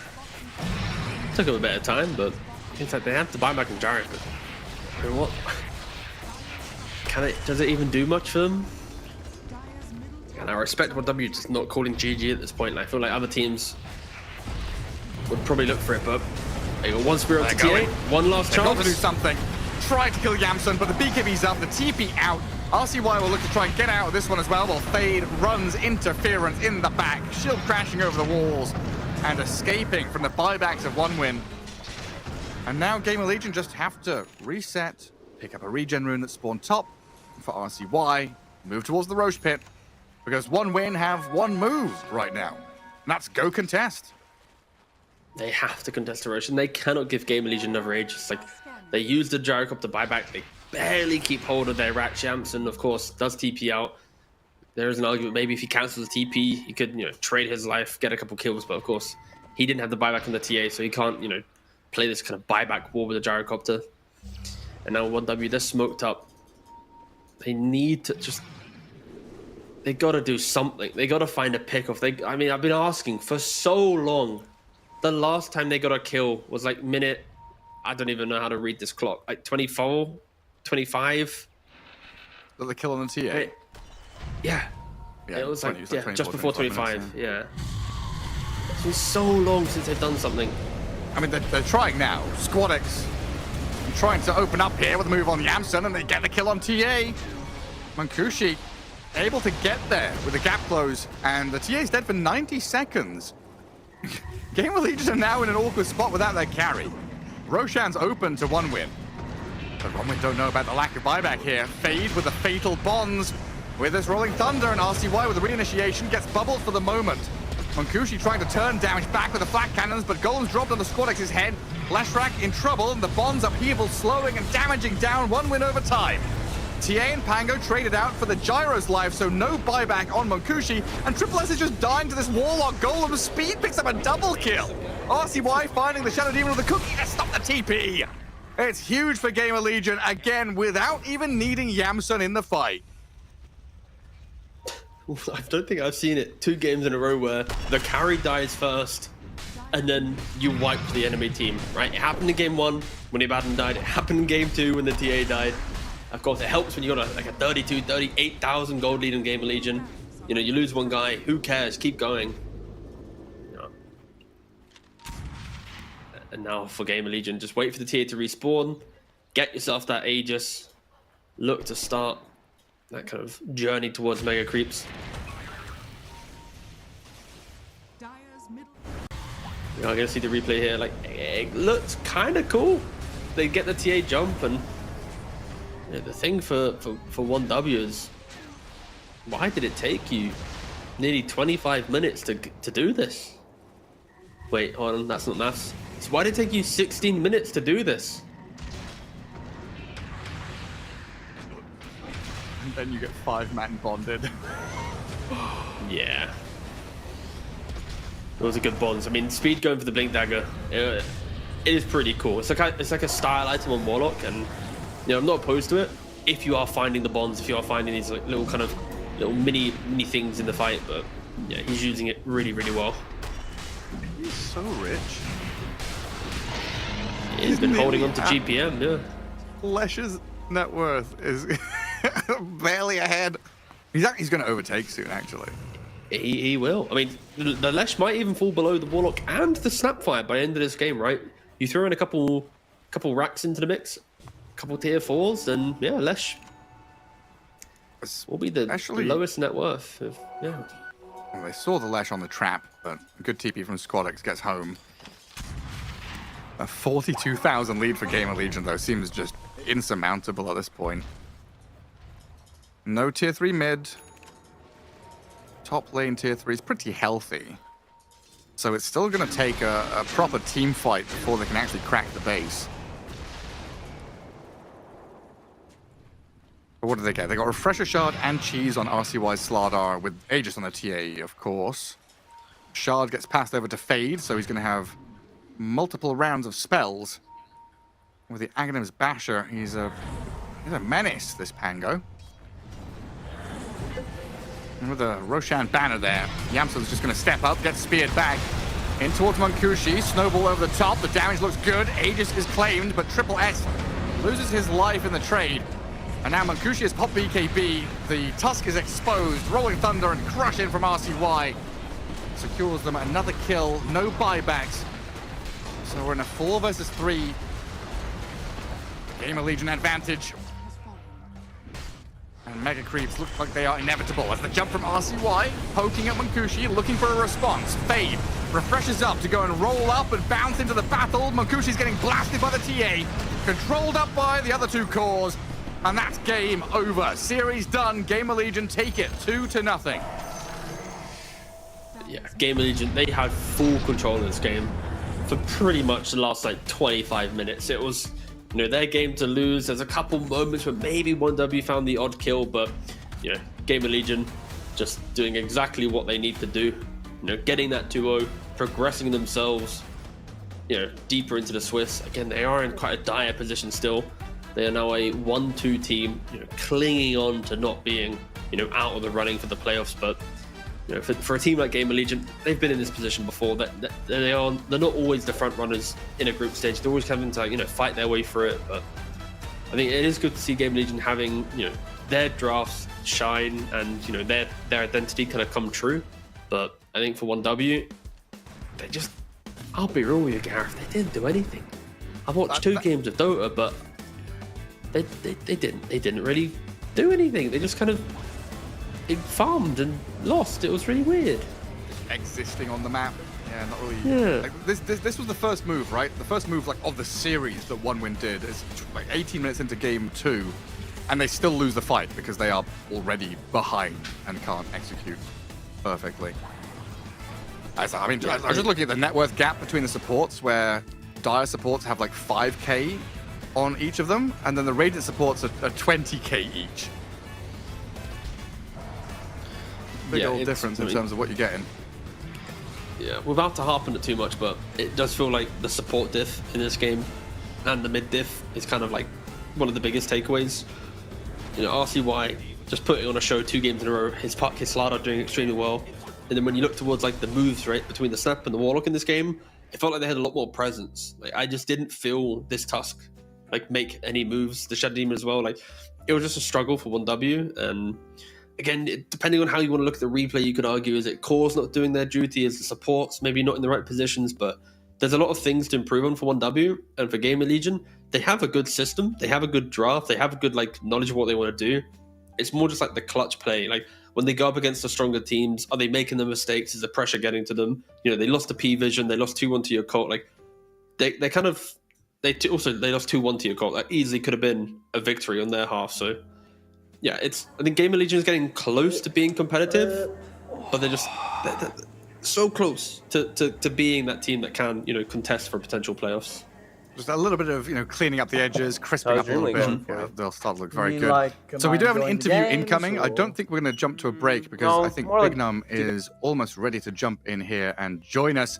So we'll get him in here and see what he thinks about this one, because it definitely felt like a one-way street going through the series. I struggle to see any difficulties that they perceived or otherwise that they had, especially towards the tail end of this one. It's What are you going to ask him, Gareth? What's your Can't give question? away my question. We can Steal quickly- my questions. Well, you're going to go first. You're the play-by-play. You'll introduce the thing, so I can't steal Okay. your question unless I jump on top of you speaking. We're going to ask Big Num. What were all What are the you gonna tips ask Big- for? 'Cause there was a lot of tipping with Sweden Strong, wasn't there? I don't know if there's some yeah. beef from pubs or something like that. Because at the end of the Okay. series, they all flurry of tipped Sweden Strong Okay. when the throne was falling. Yeah, sounds good. So Gareth, I'm gonna start the interview and ask about the tips. All right, Gareth. Okay. Okay. What's your question? No, I'm not. Well, that's- Give us some No, ideas. I'm gonna ask him about the speed neutral item, with the fact that does he know about holding the neutral item? I was gonna ask speed, but Big Num's doing the interview, so that's fine. And then the second question will be, I forgot it. The pressure of remembering the question, it got to me. I know that feeling all too well. It will be, the question is going to be like, how does it feel playing this type of game? Because like casting, we didn't feel like 1W did anything.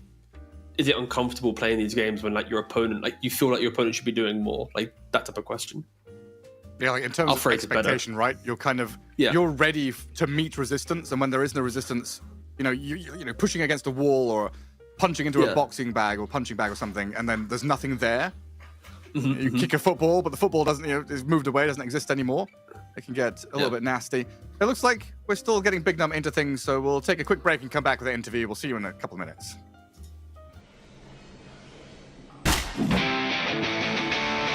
About bloody time.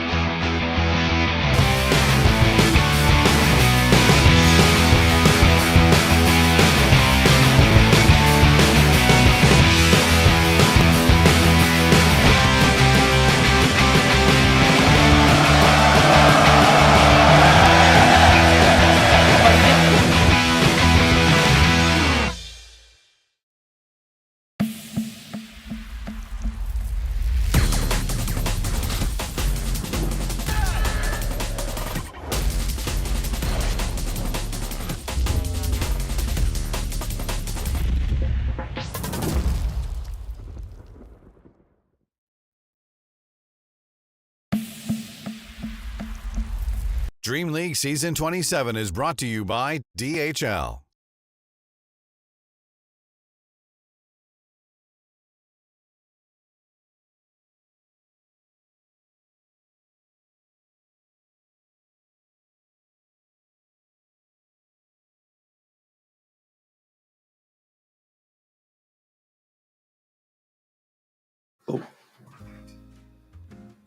Hello. Welcome Hello, back, guys. everybody. We've got Big Num joining us as well. Congrats on the 2-0 victory. You guys looked pretty confident, pretty straightforward victory for you.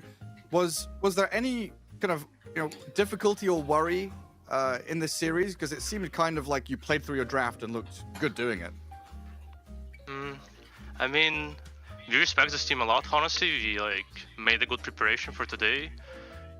Our coach did a good job. I think our drafts looked pretty good. That's why it maybe looked like games were easier. I don't think they're that easy. They're doing a good job dodging us on map.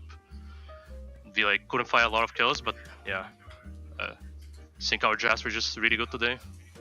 So in that downtime, when the game kind of slows down and they are dodging you, what's going on in terms of comms? Are you just like, okay, guys, chill. We're looking for next Roche, next item, or are you kind of hungry for kills?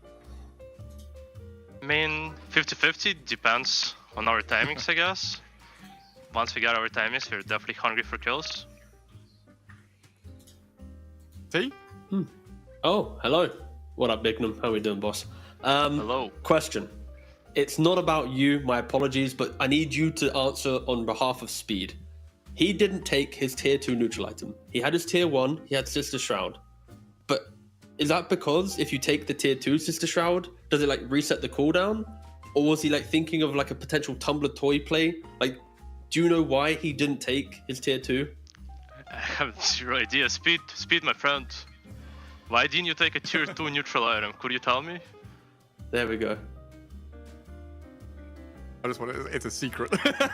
I think he just AFK'd, I don't know. Okay, he was behind you. I thought I might get an answer. Okay, no worries. I was kind of intrigued, but such is life. But in this series, do you feel like, obviously you already spoke about you respecting 1W, but were you surprised by the fact that they just kept dodging the fights? It felt like they had 2 drafts that had very good timings to play around. Like in game 1, they had the Pike Tidehunter, the Auras of Chen. In game 2, they had the Gyrocopter to layer in with the Mars. But it felt like they were never making a move. Do you think that was because they were afraid, or were you doing something to stop them from that aggression? Man, I think in both games we kinda, if I remember correctly, we had like pretty good dip vision, and we were like kind of seeing them a lot, I think, but I don't actually know why they didn't like try to be more aggressive. I think in game 1, like what went wrong is like they were reacting a lot, and this Tide like wasted his pipe timing, basically like tipping around and like running back to lanes. They didn't like really take areas aggressively, in my opinion. And like game 2, I don't know, maybe just like hard for them, but yeah, they were definitely like getting some timings and didn't try to progress with them. I don't know. Okay, thank you. And my final question is, with you getting picked up by Gamer Legion, does that mean you guys are going to have like more boot camps in Europe, or like are you going to be still kind of facilitating like in NA? Like what's kind of the logic of Gamer Legion basically? I think it's kind of both.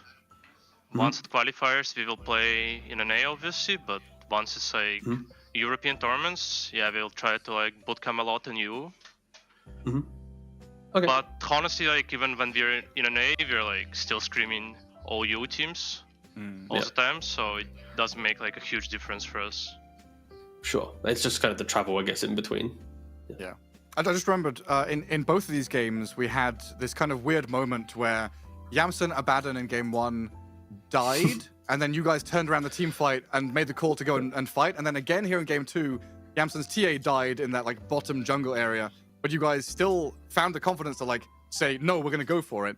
Is that like an individual player? Is RCY saying, I'm super strong, let's just go and turn on these guys? Because it seems kind of rare that you lose a carry and still want to go for it.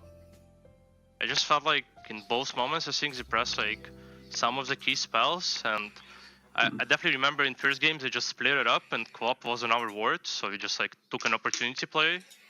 And the game 2, it just like kind of like feels bad to give them like this early rush, right?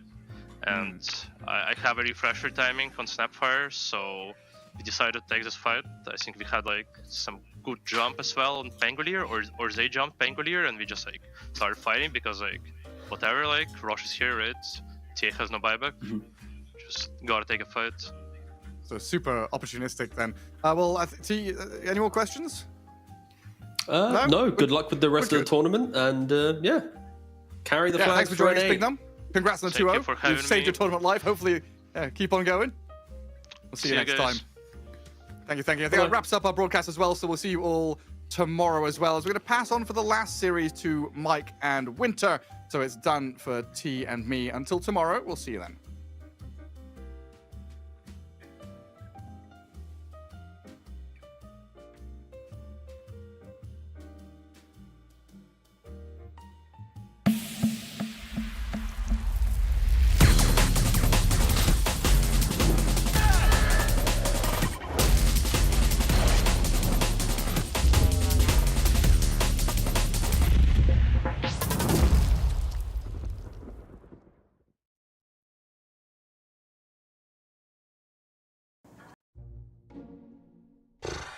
Content ideas, okay.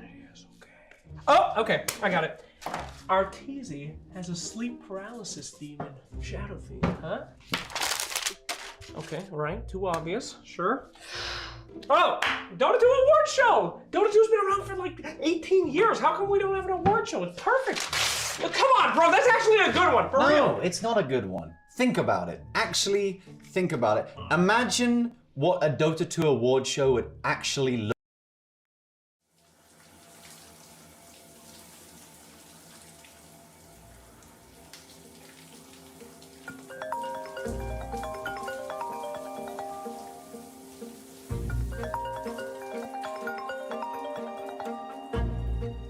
What's the status? It's not good, boss. This one is far beyond my pay grade. I don't know if I can do it. It's not what I want to hear. Tell me, what organization do we work for? Casually helping others resolve issues. And when we work to help Dota players resolve issues, I need you to think like our prime agent. I should pull out a machete.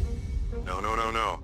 We don't solve issues with threats of violence anymore. We've changed. Our prime agent. No, you don't mean him. I do, Jenkins. Play more like Kuro.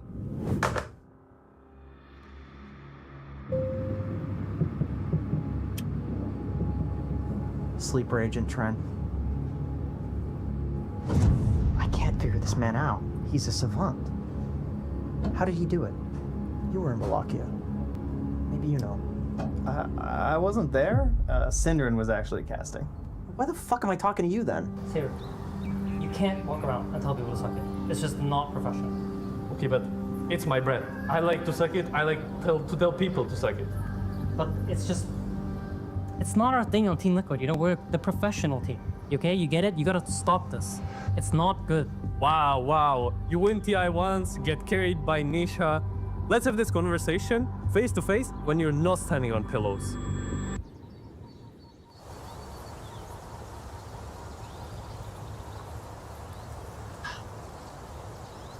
Sleeper Agent Big Al.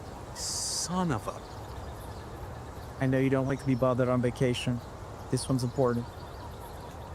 Not my problem. Could tear the fabric of the Dota 2 scene apart. Can't believe that you would come here. We're talking TI winners, Big L.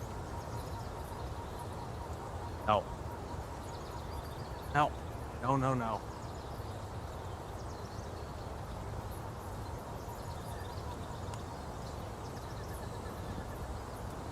Hey, Jenkins.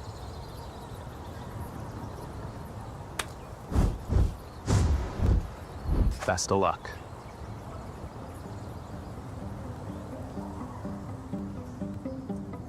You know what, Saber? We're both tall. Why? We don't need to argue about this. It's all good, dude. You are right. We are. I'm sorry. So how'd you do it? What's the one line that no Dota player ever wants to cross?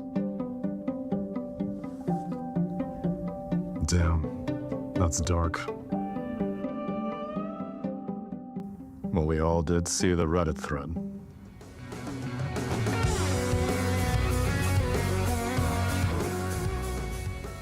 Are you losing all your MMR? Do you need some artificial professional help? Well, then look no further than ChatEPT, ESL's new partnered AI chatbot. Hey, ChatEPT, I have no idea what to buy. Can you help me? Absolutely, I know exactly what you should buy. Great. Your next item should be Mantle of Intelligence. What? Your next item should be Mantle of Intelligence. Need help outside of the game? ChatEPT can help with that too. Hey, ChatEPT. I need some assistance with my English homework. Can you help me? Gee willikers, that sounds fun. Okay, so I'm writing a story and I need your help finishing it. Here's what I have so far. Once upon a time. That's all you have? Yeah. Gosh, that is atrocious. What an egregious insult to my ears. Of all the nonsense gobbledygook that has come through my ever-living You don't receptors, even have that is ears. one of the most What? insane things I've ever heard. In addition to ChatEPT, we're also proud to introduce the beta version of our other AI tool, ChatGPK, designed for fitness. Working out and struggling to find motivation? Look no further. Hey, ChatGPK. I'm really struggling to find motivation to work out. Can you help me? Конечно. Ты можешь это сделать, давай. Can you dial up the motivation just a little bit more than that? Не проблема. Ты ебаная собака, как ты играешь? Ты худший тиммейт, ты позор для мужчин. Amazing. Go online to the World Wide Web and download it today. ChatGPT and ChatEPK are not real products. Any losses in your public matchmaking games are entirely your fault, not your teammates. ESL do not accept responsibility for any MMR you may or may not lose. Right. Everyone ready to go? I'm ready. Sure. Yeah, let's go. Okay, I'm queuing.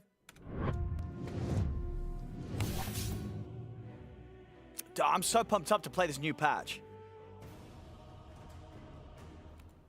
What the hell? Good afternoon, valued customer. I am your match advisor here to find you the highest quality Match game. advisor? So, let's take a look at what we got going on here.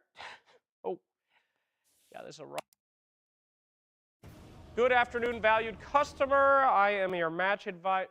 Oh, it's you again. Hey, please don't interrupt me, first. Secondly, we're going to keep finding questionable matches because of this guy. You got a Herald in your party. That guy, he just plays for fun. Oh, he plays for fun. Yeah, kick him. Kick that guy. No. I'm not kicking him. Good afternoon, valued customer. Blah, blah, blah, blah. Again? You're not going to find a good match unless you kick this dude. Behavior score is fine. Location's fine. There's a Herald in your team. Okay, fine. Ready up, and when he says yes, kick him anyway. Sorry, Timmy. You're out. Wait, what? Behavior score, not looking good. These guys are toxic. 12K behavior score. Surprisingly also questionable. Okay, these guys are way too nice. Oh yeah, nobody speaks English on that team, so really good English. Probably better than you, honestly. It's been questionable. It will continue to be questionable. Okay, I'm tempted to let you take this one because this guy's gonna disconnect after about 10 seconds. So you wanna waste your time, go nuts. You wonder where Anna's been? He's been right there in that stack. No! Account buyers. Yeah. That is not a good thing. That is a skip. It's good. It's good. It's ideal. Oh, thank God. We did it. It's perfect, dude. Like, fix that. Ah, for fuck.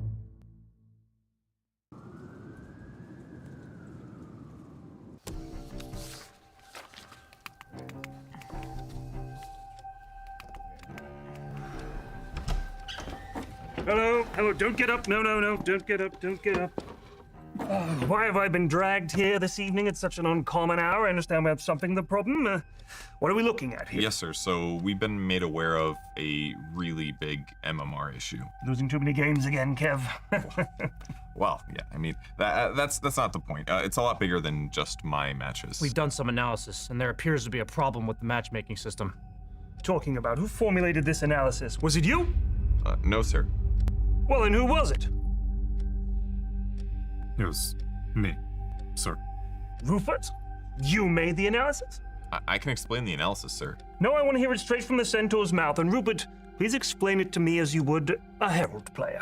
Well, sir, the value of MMR is going down. Going down? What do you mean going down? In circulation. People just have too much MMR. Isn't the bulk of this company's holdings in MMR?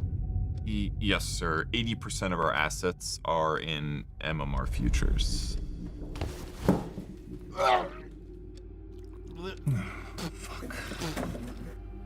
With our current projections, we've got maybe 2 to 3 weeks before the entire system collapses. We won't make it to the next Crownfall update. We think it's the Herald players, sir. They lose so many matches that they get down to 0 MMR, and they can't lose any more MMR. My God. And it's not just the Heralds. Mr. Canavan has 10k MMR himself. How did you manage to hit 10k MMR? Well, after we queued together and got put on separate teams, I told Kev to try his Battle Fury Lion build, and I used my double down token. It works sometimes. The MMR is trickling upwards. There's massive inflation going on. See, normally in a Dota game, 5 players lose, 5 players win. It's an equivalent exchange. But when a winner uses a double down token, they create MMR out of thin air. An MMR bubble, eh? At this point, Paparazzi is 16,000 MMR. Does anyone know why I make the big bucks? As I complain about MMR on Twitter more than anyone else, but I don't really know what I'm talking about, so please tell me, what can we do about this? We dump our holdings today. Can we even do that, Kev? Yeah, but at what cost? It would cause catastrophic losses. I don't think you understand what Rupert here has just said. Do you? Do you? This is it. I'm telling you, this is it. If I made you, how would you do it? Well, you start off dumping the subprime accounts, the lowest value ones, the toxic players, the heralds, the North Americans. Then you go in waves, going up to the Guardian accounts next, because they're going to be heralds soon enough anyways. But if we do this, it could kill matchmaking for years. I don't see any other choice. We'll have to pay. This means losing your account too, sir. There's always deadlock.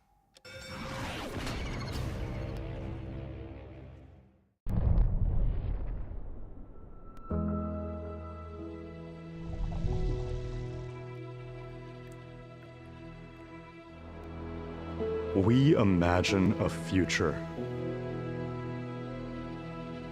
And our imaginings horrify us. They won't fear it until they understand it.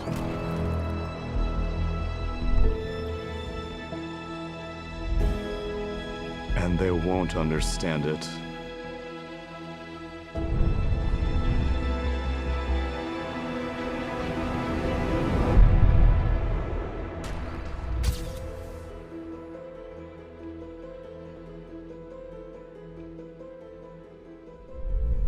until they've used it.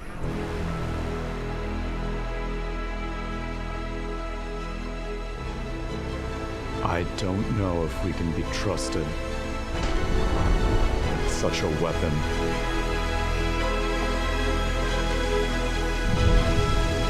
But we have no choice.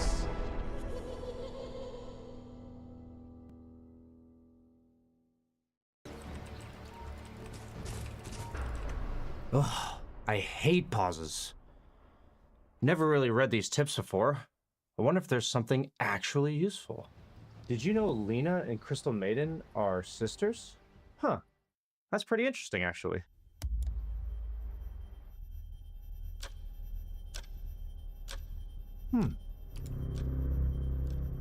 About to be ambushed. What the fuck? Did you know the average adult male has 5.7 liters of blood? Oh my god.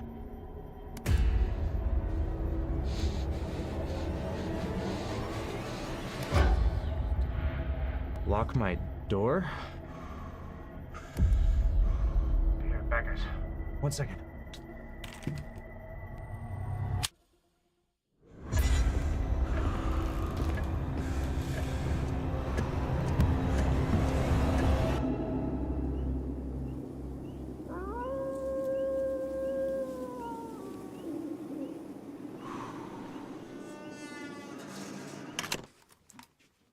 Guys, why the hell did you unpause? I wasn't even back yet. We didn't unpause. You did. Your body make it look like a body. Every time that you touch me, it's electricity. Everything's discovered underneath plastic covers. Everything came so easy. It's electricity.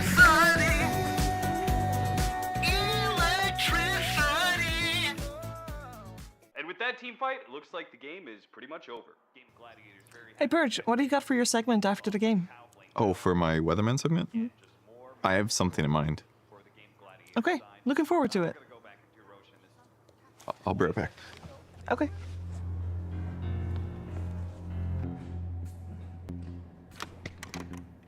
Dude, you have to help me right now. I have to do a Weatherman segment really soon, but I have no idea what to talk about. What did you do? George, I'm literally still playing the game. You see that, Avery? It looks like Insania's on the phone. Yeah, it does. You have to help me. Please give me anything. When are you going to actually learn to do this yourself? This is the final time, I promise. Besides, nothing interesting even happened this game. What are you talking about? I clearly carry this game, alright? It's Lena Not one, not two, but 3 tangos to Mickey. After that, And then he I went mid. I denied the water rune. He denied the water rune. Later on in the mid game, Nisha clearly wanted to smoke. Nisha asked if anyone had a smoke. I did. Insania had one. I mean, and then I... Boxy, I'm in the middle of something. Will you shut the fuck up? I mean, after all that, Mickey was farmed enough. So all they had to do was run it down mid. All in all, Lanes won. space created. Games won. I did it again. Dang, I'm so good at my job. But Purge, Liquid lost. Gaming Gladiators victory. What?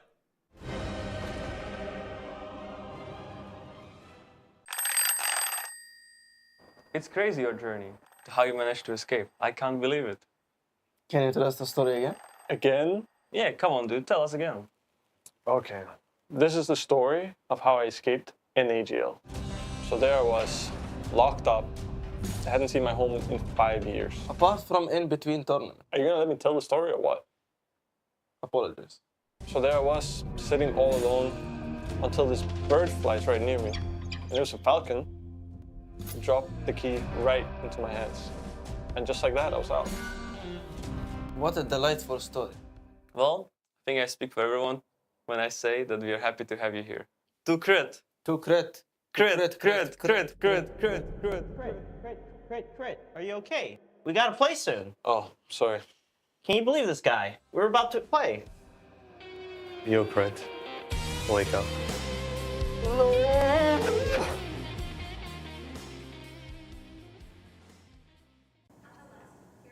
Get it?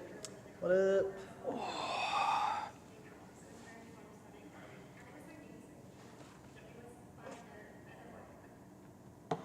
So how's DreamLeague going for you? You mean like, am I enjoying the games, or? No, more like, do you think our casting is going well? You think about that? What do you mean? You don't? It's DreamLeague. The more you care, the less people enjoy. I don't know if that's true. It's true. Dota fans don't want things too polished. Maybe. There needs to be spaces for an event in Dota that's more relaxed. Just take BTS. Rest in peace. Rest in peace. The best part of those events was it was just people hanging out. It was raw, unfiltered, behind the scenes look. Yeah, you know, people do like the behind the scenes stuff. You don't want to script too much. No, that would definitely not be what the fans want. Definitely. Definitely. And cut. Everything good? Good. We got it? I think that was the take. Nice. Hey, thank you very much. Anything else? Thanks. Great, guys. Great.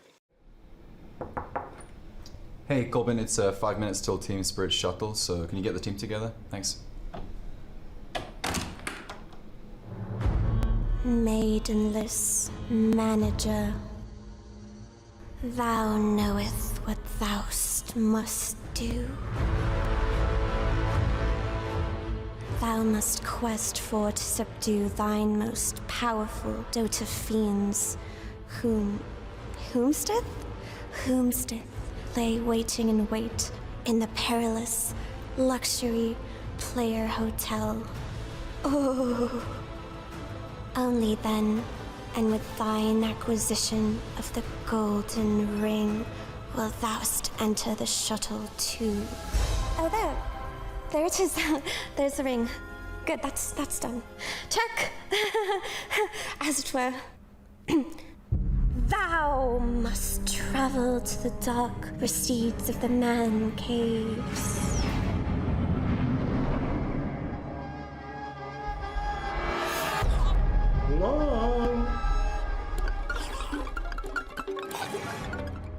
No.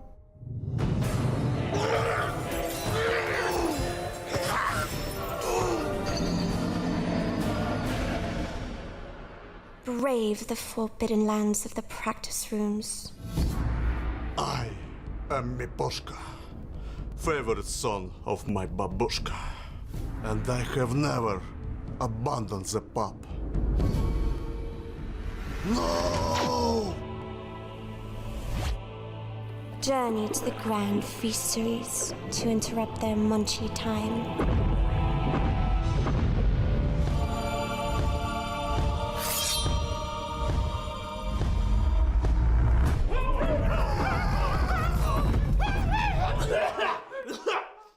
Sorry. Your most insurmountable challenge lay last. The loathsome Duraccio Eater.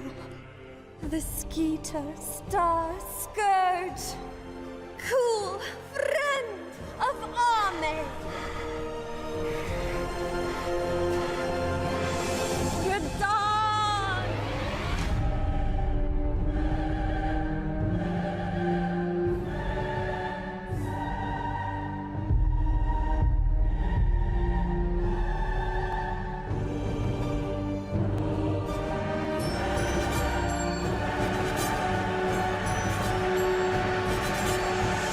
Okay, you are ready to go? Yeah, let's go.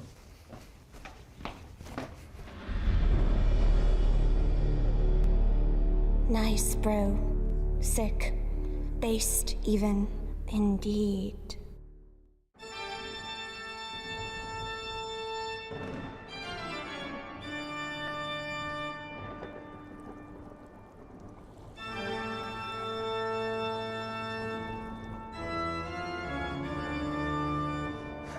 Yes, it's finally complete.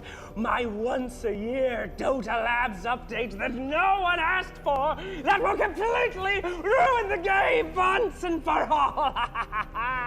Our first invention this year, Manoost, is one that will change Dota forever. Imagine you're in a game, and you've received 80% magical damage. An annoying alert will pop up when you go to buy an item, and it will ask if you'd like to purchase BKB or Eternal Shroud if permitted on the hero. We already have that.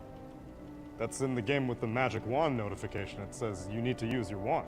For new players, not for experienced ones. I'm talking about Immortal Matchmaking. An Immortal PA gets an alert from their support that says, buy BKB. Okay, that's a good idea. People would want that. No, it's an evil idea because it's very annoying for them. Okay, very well. For the second evil plan, and this one is much worse. Okay. On weekend Dota, after midnight, yes, I will enact a system to test your sobriety. You have to walk down a lane without getting lost, and then, only then, can you play ranked if you're not inebriated. That's just another good idea. People don't want to play with drunk people. Yes, they do. I'm only inebriated when I play on Dota at 2 a.m., my friend. That's why you have a 20% win rate and no friends. Nobody wants to play with you. Oh. Friends. Imanoost. Fantastic point. For my last evil plan is the evilest of all. Immortal matchmaking. I will create an immortal matchmaking feature that will allow people to play with their friends on the same team. Oh, Dota with friends? That'll never last! Their in real life friendships will be ripped apart as they feed on Cursed Maiden!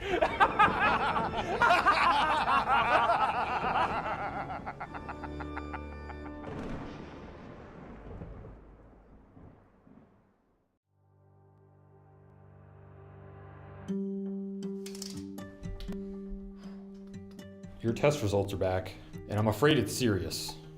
Seb, I'm sorry to tell you this, but you're at a critical juncture. If you retire one more time, you're gonna be staying here forever. No problem. C'est la vie, doctor. I'm a Dota player. Retirement follow cat rules.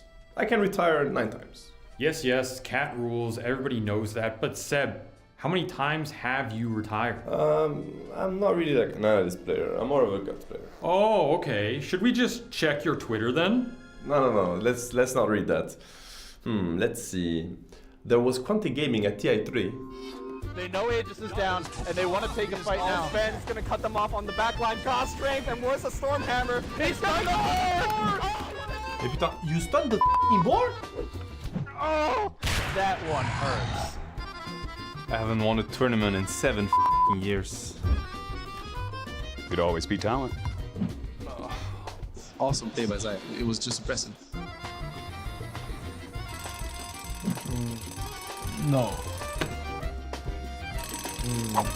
Nah, man. I can't coach OG right now. I'm with Monkey Freedom Fighters. Wait, what? What do you mean Sing Sing wants to become a streamer? I can see what happens. It's all about discipline and focus. One of my teams. That's it. I retire from retiring. That one doesn't count, right? Like, retire from retirement? Fine. Alright, then there was TI. All my dreams came true. I think I never have to play Dota again. I want TI. I think I never have to play Dota again. I want TI. Again.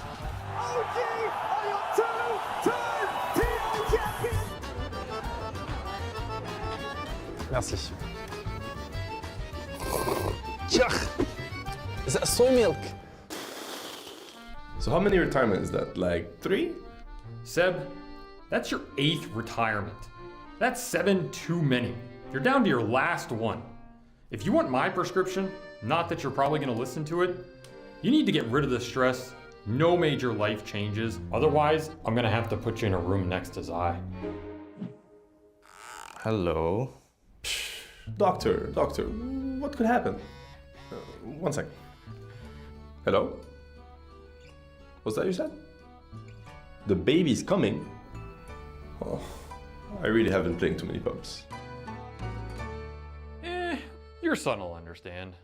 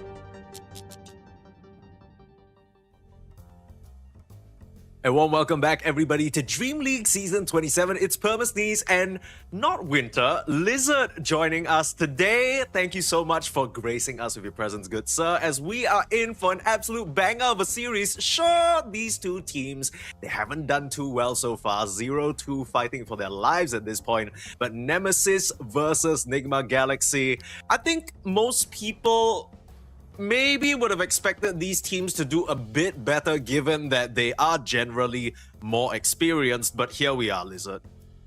Yeah, here we are. Thanks for having me, by the way. This was a bit of a short notice, I guess, but it's always fun for me watching these kind of teams in this kind of a situation. Like, sure, Nemesis and Enigma, both of these teams have great players, but both of these teams as well are known to well, Nemesis maybe not as much as Nigma, but Nigma is definitely known to not do that well. Sometimes in the early stages of the tournament, especially if it's played online, then it's a completely different story. When they get to lands, they own, but yeah. Nemesis, on the other hand, like, I haven't seen way too much of these guys, so what's so special about them? Well, at the moment, nothing much, to be honest, because it's just kind of a collection of some of the ex-Boom guys. Of course, the biggest story of all is them bringing Analog from South America, formerly from Heroic, into their mid lane. It's clear, though, from some of the games so far that they just haven't fully gotten on the same page yet. And it's kind of hard to assess their power level, but I think that's kind of what makes it interesting, right? There's so much potential, there's so much that we could look forward to, but for our featured player from this team, I'm looking at 23 Savage, because there's a bit of a theme. You'll kind of understand what I mean when we look at the featured player from Enigma Galaxy. But 23, you know, people always be hating on this guy. People be talking mad shit. 23 haters are out and about in full force because there's been levels to his gameplay over the past few years, and I feel like it's been a while since we've seen him at his peak. It has been. It has been. As long as he stays seated, he doesn't get up from his chair while the game is still going. I think that this guy, but I think that this guy can win any game, right? Like, he has a couple of heroes that are absolutely in the meta, that he plays on a pretty damn high level. Is there some choking happening every now and then? Sure. Is there some throwing happening every now and then? Perhaps. But overall, you know, like, this is still a high tier position 1 player that he's gonna get a lot of hate no matter what. You know, if you're not Miracle, you're gonna get a lot of hate. And I believe on the other side, the carry player is not Miracle as well, right? Yeah, it isn't, but we'll get to them in a bit. It's interesting that you talk about tier, because we asked all the players before the tournament what they thought of Nemesis, where they would see them, and let's hear what these players have to say. 18th, we have Team Nemesis. I think are also one of the examples of the teams that kind of flew through the qualifiers in their regions, but still need to prove themselves. Our number 18 is Team Nemesis, and we did the list before knowing Analog was there. If we knew, it would be top 2. We put Team Nemesis on like bottom 8. I just honestly don't have so much information on them. I don't really know, but I think it's just really hard to say from a perspective of a team who doesn't scrim them. Not sure what I can say about this team. Just another team from C. Team Nemesis we put on the 15. I hope they're doing great and they love the game. But for now, not too good. Team Nemesis at 19th. Because, like, I literally don't know what to expect from these guys. And the other can do good, the other can absolutely suck. They either can do good or absolutely suck. Look at the numbers across the board. There's C23. It varies, right? But I think the general sentiment, average seed of 19, everyone's kind of expecting them to be in this spot. No one really knows what to expect from this group of players. Sure, they did well in Southeast Asia, but now Southeast Asia is such a small pool, and they always seem to struggle once we get to lands. I think the only exception in recent times has been OG coming completely out of the blue. What do you think, Lizard? I mean, I know you haven't really seen much of this team, but I guess you'd be in agreement with where they've been average seeded so far? Yeah, I mean, Falcon C23, have mercy. God yeah, damn. What the heck? Please, relax. That's like second last. I mean, when you have a couple... Look, Nemesis, this is an org that has been around for a bit, but these players that are representing Nemesis at the moment, they have experience. Like, they are good players. They have potential, absolutely. And I believe, who was it out of all of them? I believe it was Yotoro that said, like, yeah, these guys can do well. There's a lot of potential. So I expect that from them. Are they going to be able to take down Nigma or not? I'm not really sure. I'm just here for one game. I'm here for some Dota, you know, but these guys can do well. And now we'll see a bit about the opponents. Nigma, no strangers as well. I think everybody knows these guys. The big story for this team, of course, is them replacing Ghost with TA2000. I think when the announcement came that Ghost was being let go from the team, everyone thought, oh my god, bad chess, Miracle's back, let's go. And then TA2000 instead, and I think a lot of fans might have been disappointed. And so far, based on the gameplay that we've seen, maybe rightfully so. I mean, the win-loss has just not really looked too good in the previous lands that they've attended as well. Even Kuro came out as saying that there's a lot they need to work on at the moment, and they're still trying to figure it out. It's unacceptable, these results, and they're working hard to try and fix it. There are a lot of, things that they're still trying to do to smoothen things out. And from the games that we've seen from them, even yesterday, sure, so far they lost to Extreme Gaming 0-2. That one's a little bit understandable. Extreme Gaming are a really solid team. But then losing to Runa, you kind of, not to take anything away from Runa, they played great, of course, but I think you expect a little bit more from these guys. I'm not sure what to expect from Nigma anymore. They come to TI, they do really well at the beginning, then they break everyone's hearts. Like, this is a team that, there are teams that are literally breaking themselves apart to get the best players in the best positions so that they have a chance to take it all to win, right? But I feel like for Nigma, when they're scouting and poaching players, they're looking at, like, okay, who fits us as a guy that we all like, that we want to play with. It's not super necessary that he's on top, that he's rank 1 or something like that. So I respect the way they're approaching their life and the game as a secondary team. I mean, we'll see how exactly these other teams rank Nigma based off their vibes, I guess. We have a video for you right now.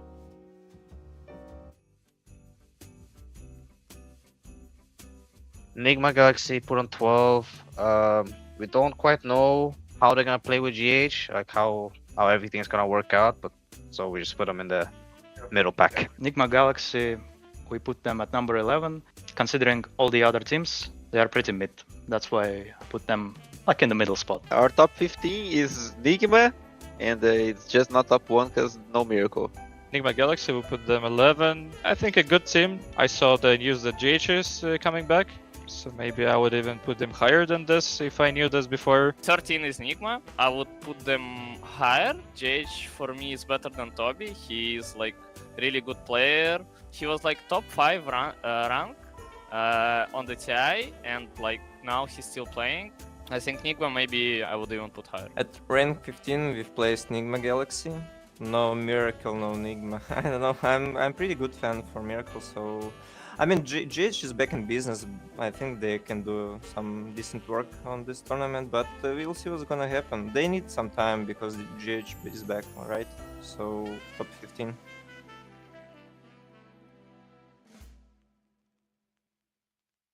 Everyone has their eyes on GH being back in business after that short stint from Toby. Average seed 14, so doing a little bit better than Nemesis, understandably so, but you could kind of tell the sentiment from all the players that seeded this team. Almost like a meme, but not really, right? No Miracle, no Nigma. Nigma has always been known as this team with the magic, and I think that Ghost brought a bit of those elements there. But now with TA2000, it kind of feels like you're missing a little bit of something. I really do hope that in this series, he's able to somewhat prove himself and make up for some of the performances that we saw the previous few days. I mean, lower seed for them so far, 17. That's still much better than where we were ranking Nemesis. Yeah, for sure. Like one of them said, they're pretty mid at the moment, which isn't necessarily a compliment any longer in the age of TikTok. But you know what? Like, overall, when I look at Nigma, I feel when you think about it, right? Like, they replaced Toby, they replaced Ghost. Like, they got a completely new safe lane. So overall, I do think that GH does bring a lot of good things to any team that he joins. And everyone is crying about Miracle, but honestly, this team has always been Sumail for me. Like, if he does well, he carries, and he never does badly. That's the thing. Like, the other fours, they just kind of have to more or less get on the same level and the game can be won. Because every game I watch, he's like 12-0 or something on the mid lane. Not every, most of them. I have selective memory, keep that in mind. Yeah. But what's insane about GH, of course, is at this last TI in Hamburg, I meet him at the gym. He's the same, like, he's working out, like, just talking random stuff. He was ranked like 10, rank 5, rank 1 10 years ago, right? Like, I played against him a lot, all the time in pubs. He's still ranked like 5 or some shit. Like, how the hell does... I don't even want to tell you my rank. I'm ashamed of it now. Right? You know, like, it's going down. Not in a good way. Meanwhile, he's just on top all the time. I meet you in the gym.'s like, yo, Lizard, I remember those pubs we played together. Where are you ranked, by the way? You're like, let's do some pull-ups. Let's do some pull-ups. Let's not talk about that. Exactly. Do you know how much I bench, bro? Come on, who cares about ranks? Yeah, no, don't let's touch some grass, brother. Let's not worry about it. I don't even care about that no more. Meanwhile, every day still trying to grind. But yeah, I mean, GH, he's always been a player that has stood out, always been a player that's talented, and maybe he's the secret sauce, right? Because yes, he is doing a lot of heavy lifting, quite literally, for the team, alongside Sumail, like you already mentioned. And part of that is going to come into play because they have a new safe lane. I was discussing this with Winter yesterday, and he always said that maybe Nemesis have the slight advantage because bringing in a mid laner, it's not as drastic as a shift because there isn't like a partnership that you really need to work out compared to like a safe lane, right? When you bring in a new position 1, suddenly you need to learn how to work with the pos 5. It's a lot more effort, don't you think, Lizard? I would say so, but I believe TA2000 played with them like long time ago. Or was it in OG? Like he definitely. I'll go on Wikipedia. I know that he played for one of these tier 1 teams in like 2020, 2021, something like that. Like he back at that time he was like all the rage. Like he was the position 1 to try and poach, to try and get. I mean, the most significant time period for when these players have met is obviously the PSG Quest era, right? Back in the Bali Major, you know, really highly placed. It was Noob on the mid lane. That was back when ATF was standing in for them. Then you had TA2000, Kaori, and Omar. That team was magnificent for the time that it was around. Still, rest in peace to that squad. But now we have TA2000 on this roster, and now we have ourselves a draft. Previously, you know, all the teams seem to be valuing the same heroes. We're at that point in the meta now where we haven't had a patch for a while. A lot of Dragon Knight, a lot of Jakiro. No surprise to see those banned out. Just wondering whether we'll see a Timbersaw ban. Seems to be the big one. Dude, I literally must have hallucinated or something because I could have sworn that he played for one of these big orgs. Long time I get ago. what you mean. Like TA2000, I know what you're saying because there was this whole what feels like 6 months to 1 year period where it was like, yo, TA2000 is the next hotness. Like he's gonna pop off, he's gonna win TI one of these days, and then he kind of dropped off a little. I'm not really sure what happened, to be honest. I think he stood in a couple of tournaments for sure. He did 100%. He stood in like around Omega League and all those godforsaken COVID times. Back then, I'm pretty sure he did play for a couple. But yeah, let's see. Timber on one side, Gyro on the other. Like you started discussing, this is Timber all the rage right now from all the games that I'm seeing and all my games. Like this hero is just absolutely ridiculous. And one of the best ways of dealing with him, of course, is instantly the Gyrocopter. Like you have a couple of carries that do well against Timber. If you have the option to pick the Gyrocopter, you probably do, right? So they grab it for themselves. I always wonder about this, Lizard, because as much as the Gyrocopter is decent in lane into the Timbersaw, it doesn't really feel like Timbersaw cares about Gyro once you get to the mid or later stages of the game. You just get that high reactive armor, you get a couple of tanky items, you know, you always have a decent amount of armor, maybe you get something like a Shiva's. What exactly is the plan here with the Gyro? Are you really able to push him out? The problem is, like, you have to switch up the mindset. Like, exactly what you talk about right now is what I usually hear people say, but you have to switch it up. Like, you're talking as a as a pub perspective, because when you're playing pubs, you're always gonna find farm. Like 15-20 minutes in, you're gonna chill somewhere in the jungle, no one is gonna touch you, you're eventually gonna catch up and you're gonna probably abuse the gyrocopter. However, when you're looking at the competitive scene, like, it's all about the tempo, it's all about playing the game properly, at least in tier 1 scene.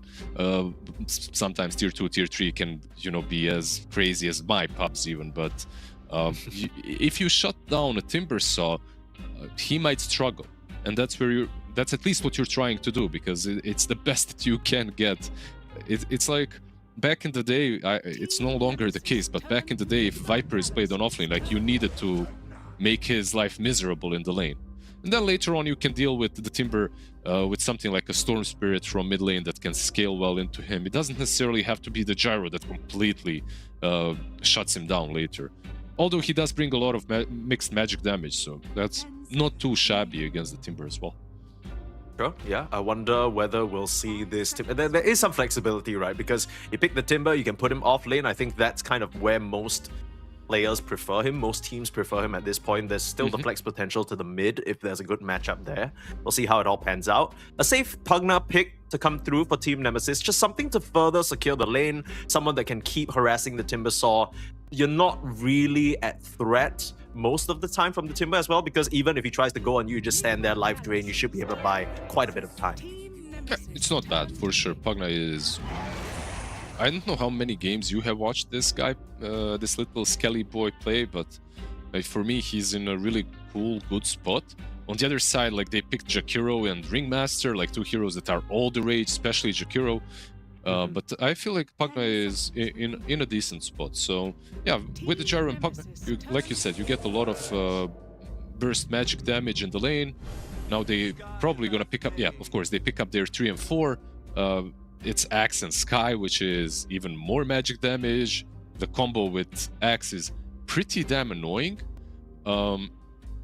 Overall, I like what Nemesis is cooking right now. It's not too bad. The only one issue that I'm having with them is the box. Like, Ringmaster right now looks like a fantastic hero into all of them. Ice Bat into Axe isn't bad as well. It's a little bit weird because I was thinking about this. Every time you look at the Escape Act, it feels like almost like a disruption or Astro Imprisonment, but I think most people don't realize you're still kind of active while you're in the box and you still take damage. There's just a huge amount of magic resistance. It might be one of those things where if jabs on the Axe gets a call off, and then even if you put the target in a box, it's not like they can like waddle away in the box, right? They're still kind of under the status effect of being called. So I get what you're saying. It's kind of scary because I don't think anyone on Team Nemesis is going to build a nullifier to put a stop to this. Yeah, so far these heroes definitely will not, but we'll see. Like, overall, I like what they have on Nigma. I respect Team Nemesis draft as well. I feel like Axe is in a ridiculous spot at the moment, but at the same time, Timber is one of those heroes that can't shoot straight through all of his armor without a care in the world, right? Like, if a Timbersaw has a decent lane, then again, of course, Timber into Skyrat, into Pugna, into Gyro, a lot of magic damage into him. So overall, I like both drafts. What I dislike, or what I'm expecting to change in the future for Nigma right now, is catch, right? Like, their catch is abysmal. You need some Storm-esque hero, but you're also playing into Skyrat with Silence, and they go for an Invoker. So, how to put it, like, their draft circles around the Timbersaw. Like, right now with this Invoker pickup, what they are showing us is Timbersaw has to have a good game. If he doesn't have a good game, they will struggle, because these 3 heroes, they don't start fights, they don't start things. They need this beef in front of them at every single point in the game, basically, post-laning stage, of course. Yeah, the second this Invoker gets looked at, it could be troublesome. You put a homing missile on him, you send a concussive shot his way, he's gonna get slowed down. There really is there's a box that's gonna delay things just by a little bit, but once you collapse on him, he's probably gonna be dead. I really like the Axe and Skyrev response though, because I feel like the big question in this current meta is how do you deal with a Jakiro, right? If it's picked in the lane, it's just such a lane bully. But in between Battle Hunger and all the Skyrev mage damage, I think you're actually going to be able to out-trade him. Yeah, especially if you go for a couple of rings, right? Like if you go for the build that doubles your battle hunger damage with Skyrat, like you can when you look at their bans, they're very good bans to save Axe, to make his lane as good as possible, because these two heroes are the best two heroes against Axe in the lane. Maybe Jug isn't as strong as Abaddon, but Abaddon is just absolutely ridiculous into Axe. Of course, you get rid of the battle hunger, but you can also run him down very easily. And versus Skyrat, it's good too. So I like both of the bans. We'll see what Nigma go for as their last option. Looking at TA 2000, like you can't not think of the TA actually that's banned out, and of course like his Terrorblades that have been picked in the past. But Broodmother, by the way, pretty cool ban. An Alchemist picked up. How many position 1 Alchemists have you seen? Not many at all, actually. I don't even know if I've seen one in recent times. I wonder what this is about. There is a lot of magic damage on Team Nemesis, but maybe they're thinking that they can just play fast. And it does fit the build that you were mentioning, Lizard. You said that the 3 heroes that Nigma Galaxy picked need beef in front of them. I guess Alchemist can sort of be that beef, I think. I don't know. They're cooking. I have no idea. I want to see what the Alchemist does. Like, of course, this hero isn't like an old school Alchemist that needs a bit of time. Like, this is a hero that plays the tempo. His laning stage is not particularly weak as well. With Jakiro Acid Spray, double hit, you know, it adds up. Minus armor on Skyrat that already has 0 armor. It can be kind of spooky to deal with. Ursa, of course, banned out. Was the first hero that I was checking, but they get themselves an Ember for the mid lane, Gyro safe lane.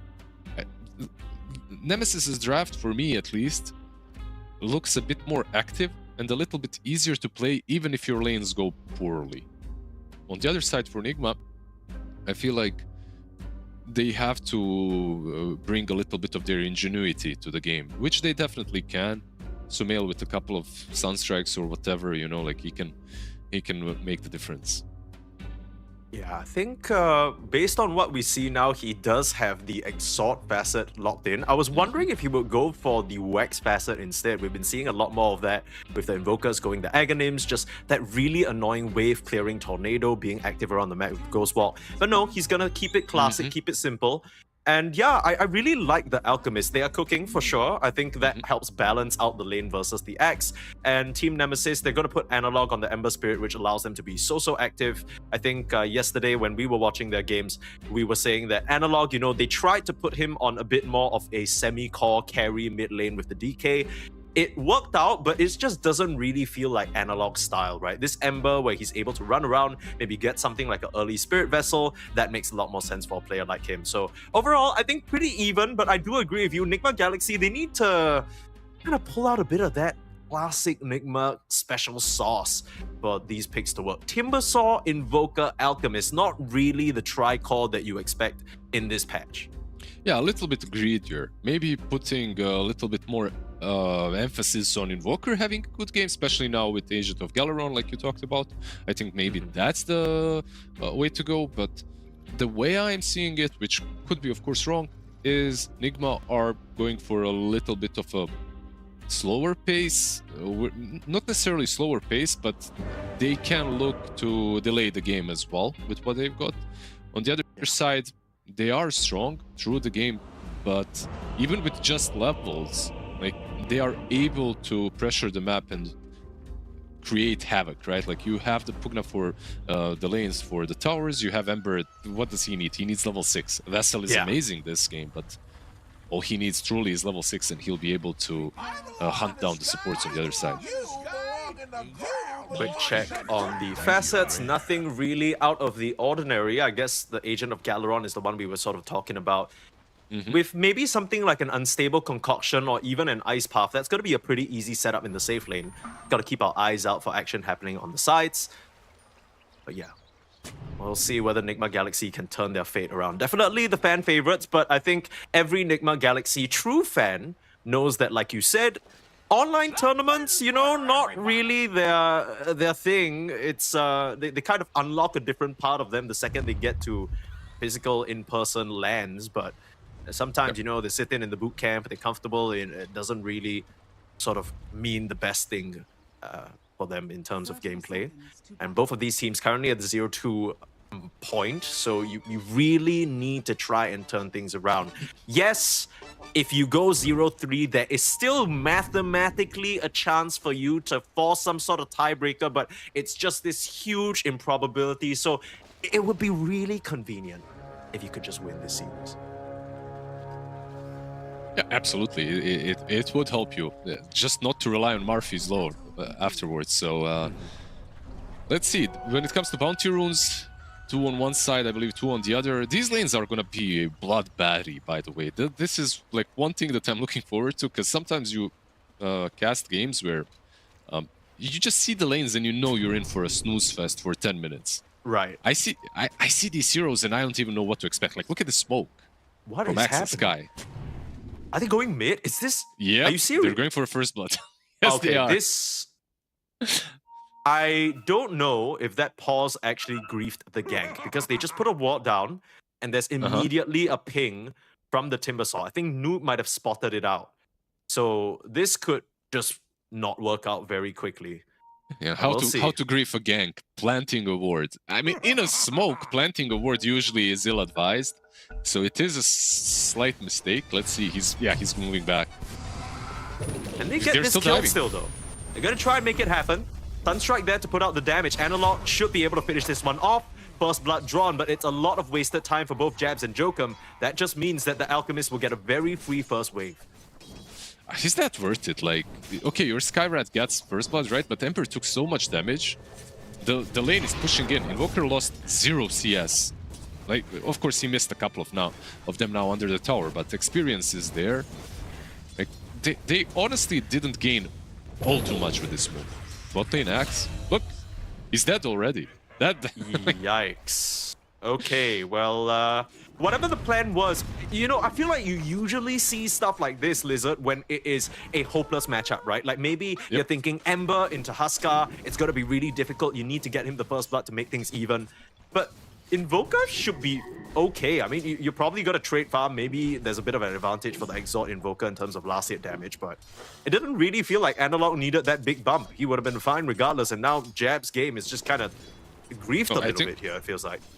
I think Ember is absolutely fine, yeah, in that lane, even alone. So, kind of interesting. I think they just wanted to be cute. They wanted to do something different, and they did do it. So, we'll see if Analog maybe gets a lot out of this. Because, keep in mind, Sumail did use a Sunstrike for the Axe kill. He didn't get the kill, so it did slow him down a little bit. One extra range creep, not going freely to him as well. Well, Jabs is certainly hoping that his mid laner can pay him back the interest for that early lost time in the lane. Everyone else seems to be doing fine. Like you mentioned, the Gyro and the Pugna up here. You were talking about Bloodbath. I think, you know, this top lane probably going to be the classic Gyro push and pull situation. Every time the lane's pushing in, 23's got to try and put some rockets on Noob's backside, but other than that, should be pretty chill. Yeah, we'll see, we'll see. I think there's some kill potential there as well. But like you said, it's very easy to just push in the lane with Gyro and Pugna. The only question is, do you want to do it all the time? Can you actually maybe go for an extra point in Rocket Barrage and try and take some fights? Because I don't think they're weak. Bot lane? Bot lane. Bit of a skirmish. A lot of damage coming out onto Jabs. Half HP already on the Axe. He is in a little bit of trouble, but the damage being returned. Jokum there, finding a big stake on the side of GH. Sunstrike is ready. Watch for it. Jokum has to put the juking shoes on. Ah, that's rough. That's rough. I mean, it was a good try from Sumail. You got to go for those, and Jab's able to claim the Lotus. So pretty pivotal timing for them on Nemesis. Just an additional little bonus in the next trade. It's kind of cool because you know that Analog is speaking to him exactly at that moment. Bot lane stun again. Lining it up. Jabs again, taking quite a bit of damage, but GH getting it turned on him. Last auto attack, still had a Fairy Fire on the backside. Jokum, can you find the vision through the trees? You absolutely will. Has to run through the acid spray though. He's just taking the tier 2000 punches. There's a big wave coming in, tier 2000. He's going to try his best to deny as much as he can, but he doesn't want to put himself in a risky spot. You know what's kind of cool for Jabs in this lane? It's like this hero every time I play Axe, which recently has been a lot because the hero is absolutely broken, I want to buy as many rings as possible because it's just so good on you. And then you're playing into an Alchemist as well, and it kind of even makes more sense. So you're getting more damage, you're getting this extra sustain versus Jakiro and Alchemist with Acid Spray. It's just like a perfect item. Itemization is so easy for him this game. Oh, absolutely. I mean, right now he has the Helm Dom Q. That's even more armor once he gets the Helm of Iron Will. He has it. I believe it's flying out in Skyrat, so he's gonna have that. This is where the lane basically becomes pretty easy for him. They still managed to get quite a decent amount done. And with TA2000, he's farming decently well, matching the CS of the X. And I feel like with Alchemist, you know, you're not too worried. If you can get an advantage in the lane, great. But this is just a hero that's going to be able to boost himself up. Once you get to that, maybe like 8 to 15 minutes, he hits the jungle, he finds the stacks. It's not going to be a big deal. Absolutely. I wonder if they're gonna make some stacks for him. Right now, there's a lot of them in the triangle. Is he gonna pick them up? Is Timber going to do that instead? Because sometimes, well, not sometimes, 90% of the time, you want to give those stacks to the Timber in the current meta. Bot lane again. Sunstrike on Axe. Yeah, Jabs is just done here. Way too much damage. All the rings ain't gonna protect him from the magic damage. Just a bit too much between this duo. We talk a lot about the Jakiro combinations. There's the Kez, there's the Jug, there's the Ursa, but Alchemist, definitely a position one that can get aggressive in the lanes as well, and they're making it work for them here on Enigma Galaxy. Who talks about Jakiro combinations? Jakiro is a combination. Like, you don't need anything. He is the he makes the kills happen himself. He's the combos. Like, this hero is just absolutely stupid right now. Like, the amount of DPS that you dish out, like, there isn't anything like him in the game at the moment. Maybe Snap. Snap is like close second. Yeah. But I think the thing about Snap that makes it different is that if you're Lil Shredder, you can do the thing where you walk away from the Snap Fire. The problem with Jakiro is he slows you to a crawl. You can't even walk away if you wanted to. It's miserable. Yep, absolutely. And he doesn't even need mana to spam you with his... It's free. It's free. Yeah, it's free. illegal, almost. Here comes a bit of a dive. 23 coming through the Twin Gates, but he finds himself in a bit of an awkward position. Jokum's trying to come through to help him. I don't know whether this was what they wanted. Jabs is now going to chase towards Omar, while 23 still trying to find the kill onto Jakiro. This has just gotten a little bit disjointed and messy. Omar's coming around the tree lines. 23's got to watch himself though. He's very low. He might have a stake, but he just doesn't have enough HP to survive. And the trio of Enigma Galaxy will push back this aggressive attempt. Not what you want from your carry when he's ganking through the Twin Gates, and it ends up being a double kill for GH. That was their initial target. Big slip up here from Nemesis. Mid lane, what's going on here? Sumail. I mean, he's taken a lot of pressure, but he's fine. Well, he died, and his tower died as well. This is a new Sumail, by the way. This is a refreshed Sumail, fresh from the fountain. He had that... Okay, I thought he was fine. He had that very sweet fountain juice back into his body to bring him back alive, because they took his tower with Pugna rotation. Now they're taking the stacks. So yeah, a terrible rotation down bottom, by the way, I gotta admit, but they did do some pressure on the mid lane, which isn't that bad. Yeah, I thought they were going to try for that stack, but only level 1 on the Flame Guard. Meanwhile, Jokum finds a lone Ringmaster. Nothing scarier as a support than finding a high-level Skywrath Mage just randomly on the map. You know you're not getting away from him. This hero as well, by the way, Skywrath. Back in the day, pre-TI, no one was playing him, right? Like, absolutely no one. And then Crit shows up and he's like, yeah, guys, why don't you just max out Arcane Bolt every single game? It doesn't matter if you're playing versus a Puck or a Storm or whatever. Back in the day, this hero was, okay, do I max out Ancient Seal? Do I max out Arcane Bolt? There was some, like, you know, you needed 2 synapses and 3 neurons to figure it out. Right now, you don't need anything. Just max out the Bolt. Yeah, just follow a Immortal Faith for like Porter the Delini guy. You don't need to think so much, you know what I'm saying? Just hit the recommended skill build. That's it. It's gonna work out. Analog here in the bot lane tried for a gank. It's not really panning out so nicely for him, but TA2000 not going to keep on chasing. Not sure what lurks beyond the tree line. They have not been able to slow this Alchemist down at all. That is going to start becoming a concern. They were trying to steal away the stacks. They did a little bit, but not exactly. Still quite a few creeps waiting for him there. I mean, is this a problem for Nemesis? Do they have to be playing faster? I mean, you highlighted the two carries in the pre-match highlight video, right? And Alchemist is doing fine, but so is Gyro. Like when you look at the CS, so far he's doing fine. Let's see. Omar is trying to get him solo. Ooh, the Sunstrike! What a setup there from the Ringmaster. It shows on. Sunstrike and fire from the sky. That's a rough one. 23 just getting caught completely off guard. Meanwhile, bot lane, bit of action there. Analog still trying to do something down here, but they just... This bot lane tier 1 tower has just been an impenetrable fortress. The partner should be able to finally blast it down in a little bit, but he's just run out of mana, so he can't even get that last hit. Yeah, he needs the mana, and the tower should fall. The walls will get penetrated eventually, so yeah, gets denied. Alchemist, you know what's really cool about this hero in this particular game? I like Alchemist, I like DK into Axe as well. Like these heroes that have just like built-in insane regen.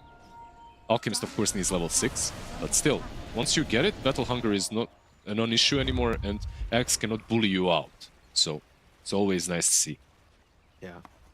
It's always scary when your carry has to retreat to the inner parts of his jungle just because you're at threat from the offlaner. Big smoke move here though. Trio from Nemesis trying to invade the triangle, but there's a pine cone right in front of them blocking the way. Noob is there as well, and these just are not targets that you can easily burst through, especially without the level 6 of Jokum. He's still lacking that by half a level, and you can see them think twice about it. It's not looking too prospective. Try for Noob. They're trying. Up.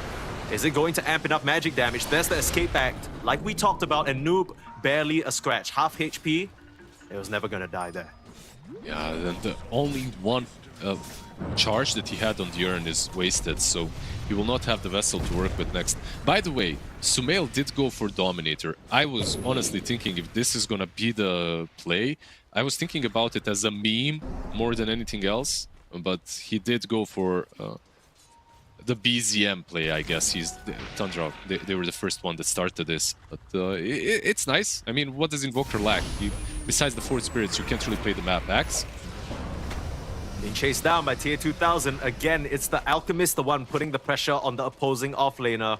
Not exactly what you want to see at this stage in the game, Jabs. He's just finished up his Helm Dom as well, so we're going to see a bit of summoned units roaming around the map, try to put on pressure. Still a bit more fun for him before his next item, for sure.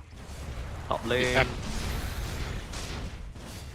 They're taking objectives, right? Like, that's something that Axe... Oh, Jakiro, by the way, in the triangle. What's he doing there? And tries for the setup onto Jabs. The Sunstrike will find it. I mean, you take that sacrifice any day of the week. GH is going to be smiling about that. No, absolutely. It was a smart play. Sky actually blocks the Axe, but he blocks him a little bit, which makes that Sunstrike connect. Unfortunate, of course, but they did get the Jakiro at least. So how do you rate... I just feel like, I don't know about you, Elizabeth. I'm on Nemesis right now. Yes, I'm getting some towers. Yes, I'm somewhat progressing the map, but then all these little kills that are happening, my cores dying randomly, it just really doesn't feel very good. They'll finally try and get themselves something on Omar, but they don't even have the mana pool to finish the job. Yep. Considering how much they got with the Gyro in the opener of this game, I feel like some of these moves were redundant. So I agree with you. Like, they could have gotten more. Not only the towers, I feel like they could have maybe been a bit more oppressive on the map. Yeah, you got a Spirit Vessel with 0 charges in it, and you got an Axe with a Helm Dom, so I'm not really sure what exactly you can get done. The Gyro tried to make 1 or 2 moves, ends up going down, and then also just gets found casually by a support in the jungle. And it almost feels like Nemesis, they've been roaming this, patrolling this river area for a little bit, not found a thing. Might try for another smoke with the 3 of them again, but 33, not 33, sorry, the Axe as well as 23. 10 numbers down, not 33, 23. He's got the Dominator, you're forgiven. Yeah, okay, yeah. I'm getting it all mixed up, but yeah, 23, and I think Jabs, they're just gonna want to be farming, right? It doesn't seem like they're too keen on getting involved anytime soon. No, absolutely. I say that. I mean, if you say that and they smoke, but look at the item that Axe is queued up. It's got 4 staff on Axe. Okay. Well, we'll see what he's cooking here. Maybe it's just a dodge away from the mass amount of AoE teamfight that they have. Noob's gonna get spotted. Noob's gonna get fully focused down. You got a box. Absolutely, Omar. Very, very nice stuff. Uses the whoopee cushion from over the tree line and bails his buddy out. Just like that. A 4-man rotation from Nemesis. Smoking through the triangle finds them nothing other than a Wisdom Shrine. Not too bad. Yeah, you see, like, this is the one thing that is bothering me. A lot of these moves that they're doing are more or less bound to fail. Like, you're going on a Timber under a tier 2. It's like the most difficult kill that you can make on the map, but okay, they, like you said, they get the Wisdom Shrine, they take that part of the map, they ward it up a little bit. It's not terrible. Axe with the Dominator creep has been doing a pretty good job at creep skipping and bringing himself some extra waves, so he's finding farm. Just wonder whether it's enough. I mean, the longer the game goes, the more Nigma Galaxy have time to farm up on these greedy cores. And even though, oh, Sunstrike, stun, Jokum's dead. And Analog should be able to just walk this one off. But I just want to say, because I almost missed it, it seems like a good play because at least they got the Wisdom Shrine, but GH very hits up, making his way all the way to the bot side. And it ends up being even, right? So it's not even like they gained a necessarily big advantage. Yeah, he took their shrine, absolutely. No, I absolutely think that Nigma are in a good spot right now. It's only 1k advantage, but I think this Alchemist can be a problem very soon. Ember mid. This is a hard kill to make as well. Yeah, nice little slide, dodging out most of everything there. It's an attempt there from Nigma Galaxy. It's just different, right? Because when I see Nemesis try for a gank and it doesn't work out, I'm like, okay, they had to commit so much time that they aren't really scaling up and progressing their game plan. When I see Nigma Galaxy fail a gank, I'm like, there's still an Alchemist engine running. There's still Midas on the Invoker, you know? This Timber's getting everything that he wants. It kind of goes back to that thing that you were saying where in professional Dota, most of the time the tempo matters, and that's not something Nemesis have on their side right now. Things have slowed down and the Nigma Galaxy cores are just chilling. Yep, absolutely. I 100% agree. I'm looking at the Axe with the Force as well, and I'm just waiting to see what it does. Like, I have to admit, I absolutely love this item on Axe, and I absolutely never buy it. Because, like, it's like, you want to blink in and force yourself out, you know? Because this is a hero that basically, like Slardar of the old days, you know, olden days, where you blink in, you initiate, you get out, you blink in again. Like, another Sunstrike, of course. It's so simple for them to get these kills. Yeah, it's just so crazy because looking at the 5 heroes on each side, I think I'd be inclined to agree with you that Nemesis, the kills should be easily flowing their way, right? One call, one slight chains, it should be enough along with the Skyref, but instead it's Nigma Galaxy the ones who are making this happen. Noob being caught out, but again you have Omar right around the sidelines, ready to box him if needed. Still holding on to it till the very last moment. There you go, dodging away, Wheel of Wonder, hypnotizing them all in. They still find the Timbersaw, not too bad. But Sumail now with a huge meteor will be cushioned down to the low ground, still ticking out. The homing missile will be able to finish off the kill. You can't whip that one, bad boy. Jans with a double. So it ends up being decent for Nemesis, but they lose their mid again. I love the attempt, though, to whip the rockets. You never know. Right? He's like, no, please get away from me. Maybe the patch happened, you know, it's not only the items that we got, maybe something changed. You know what? Interaction added. Exactly. You they should just miss start 100%. doing that. It'd actually be hilarious if they just started adding a random secret interaction every patch. That's what they've been doing for most of my life, every time. For years, right? You just find something out, you're like, what the hell? Since when did this work this way? And Shakiro in the bot lane, being caught out. Press the Ice Path Macropire jabs away, but this is kind of more like the Nemesis that we were expecting, right? Being able to move around the map, find these pickoffs. It looks simple now that it's actually happening, but they've been struggling to do it so far. Yeah, the Vessel charges definitely help as well. As long as they can make this combo happen between the Axe and the Emperor, I think that they can get some kills. I think it's a lot of spell amp as well from the Skyrat, so they can even take down the Alchemist if they find him now with the Vessel charges. I think, honestly, wasting that first Urn charge did hurt them quite a bit. Axe is sitting on a lot of gold, so he's going for pipe. Yeah, this is basically what you expect. Once you see the Force Staff, you kind of expect him to be full utility afterwards. Which isn't that bad. Pipe is good. I think Jabs, he played the Axe yesterday, as he might have to hold that thought. Looks like there's a bit of a setup. Ice Path into the stun. Sunstrike as well. Quite a bit of damage onto Analog, but with the Pugna behind you, you're not really under any real threat. Not without any more heroes, that's for sure. But yeah, yesterday, Jabs was also playing the Axe. I think he only got his Blink like 3rd or 4th item because he was getting auras for the team. He was kind of playing that more utility style, so not really something foreign to him. Enigma Galaxy look like they still want to try for a fight though. The Chemical Rage popped and he's going to stun himself. Bit of mind games going on here in the bot lane.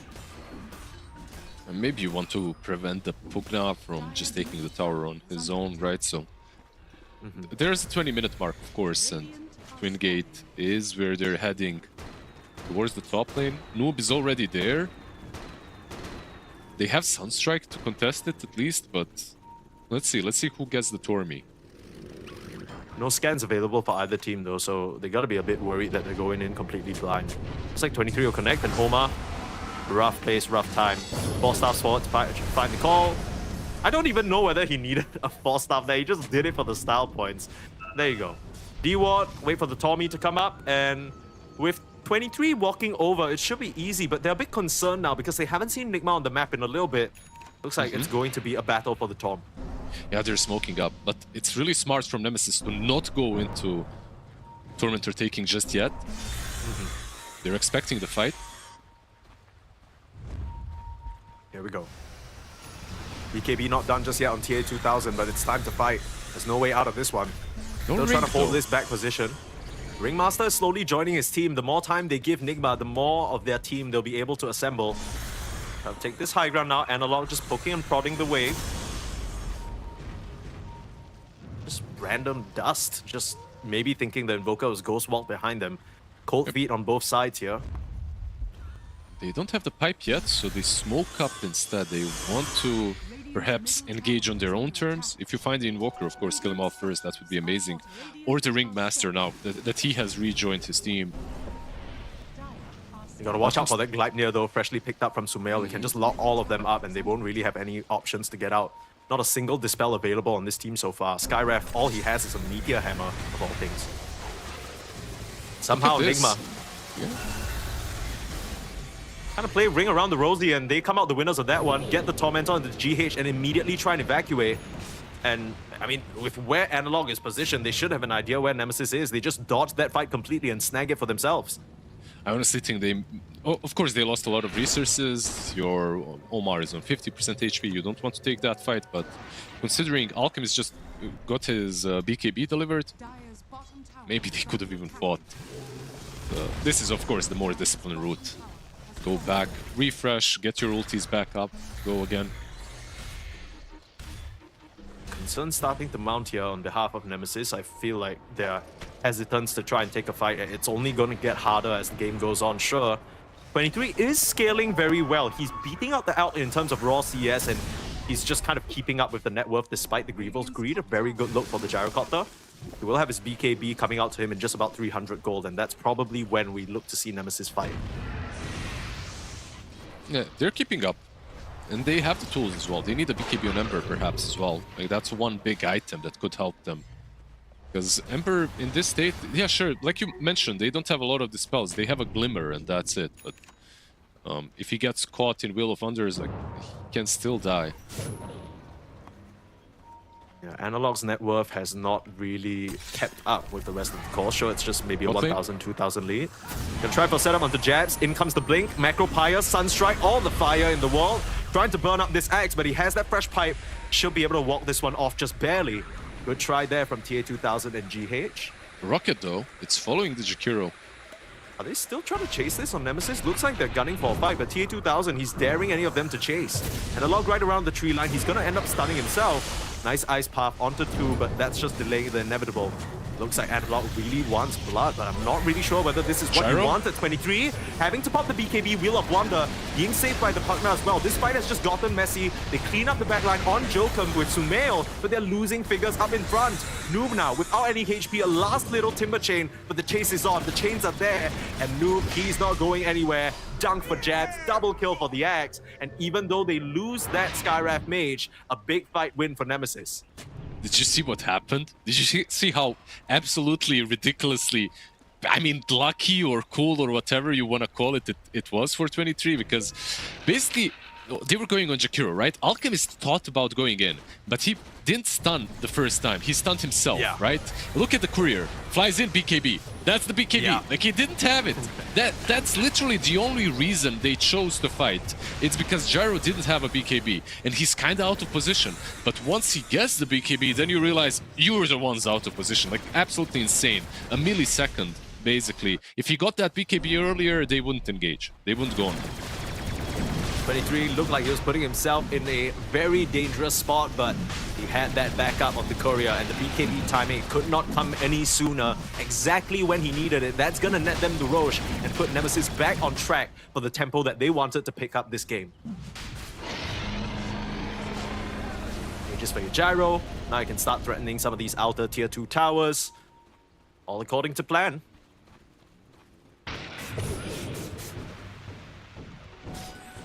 I'm not really sure where Jokum was, though, to be honest. I saw that he died off-screen and must have just been trying to push out the mid-wave and got caught by the Invoker. And Sumail's been having an excellent game for himself, too. I mean, his net worth is looking great. Getting towards that Aghanim Scepter after the Gleipnir now.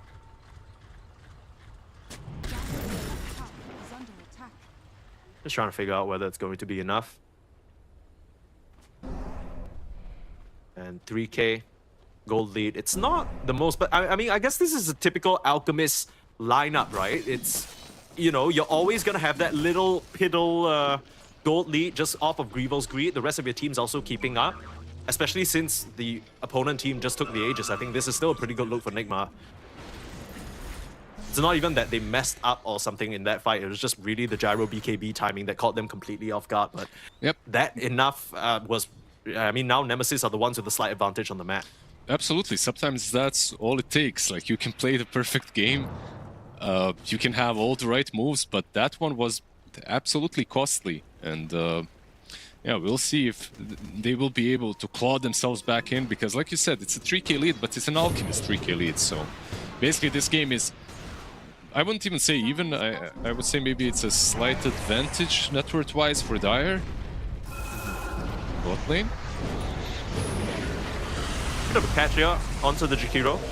He's really, really deep all by himself. Not much that Sumail can do to help him out. Could just be another dunk. Not even gonna let analog. That was a bit cruel. 23 with the Aegis though, he knows that he's basically untouchable. They need the full force to bring him down, especially if the Pugna backing him up. Start using these Meteor Hammers, start pushing towards the towers. The rest of the team gonna connect as well. I love the meme hammer on Skyrat, by the way. It's not even the active, honestly. It's just such a cheap upgrade from Kaya.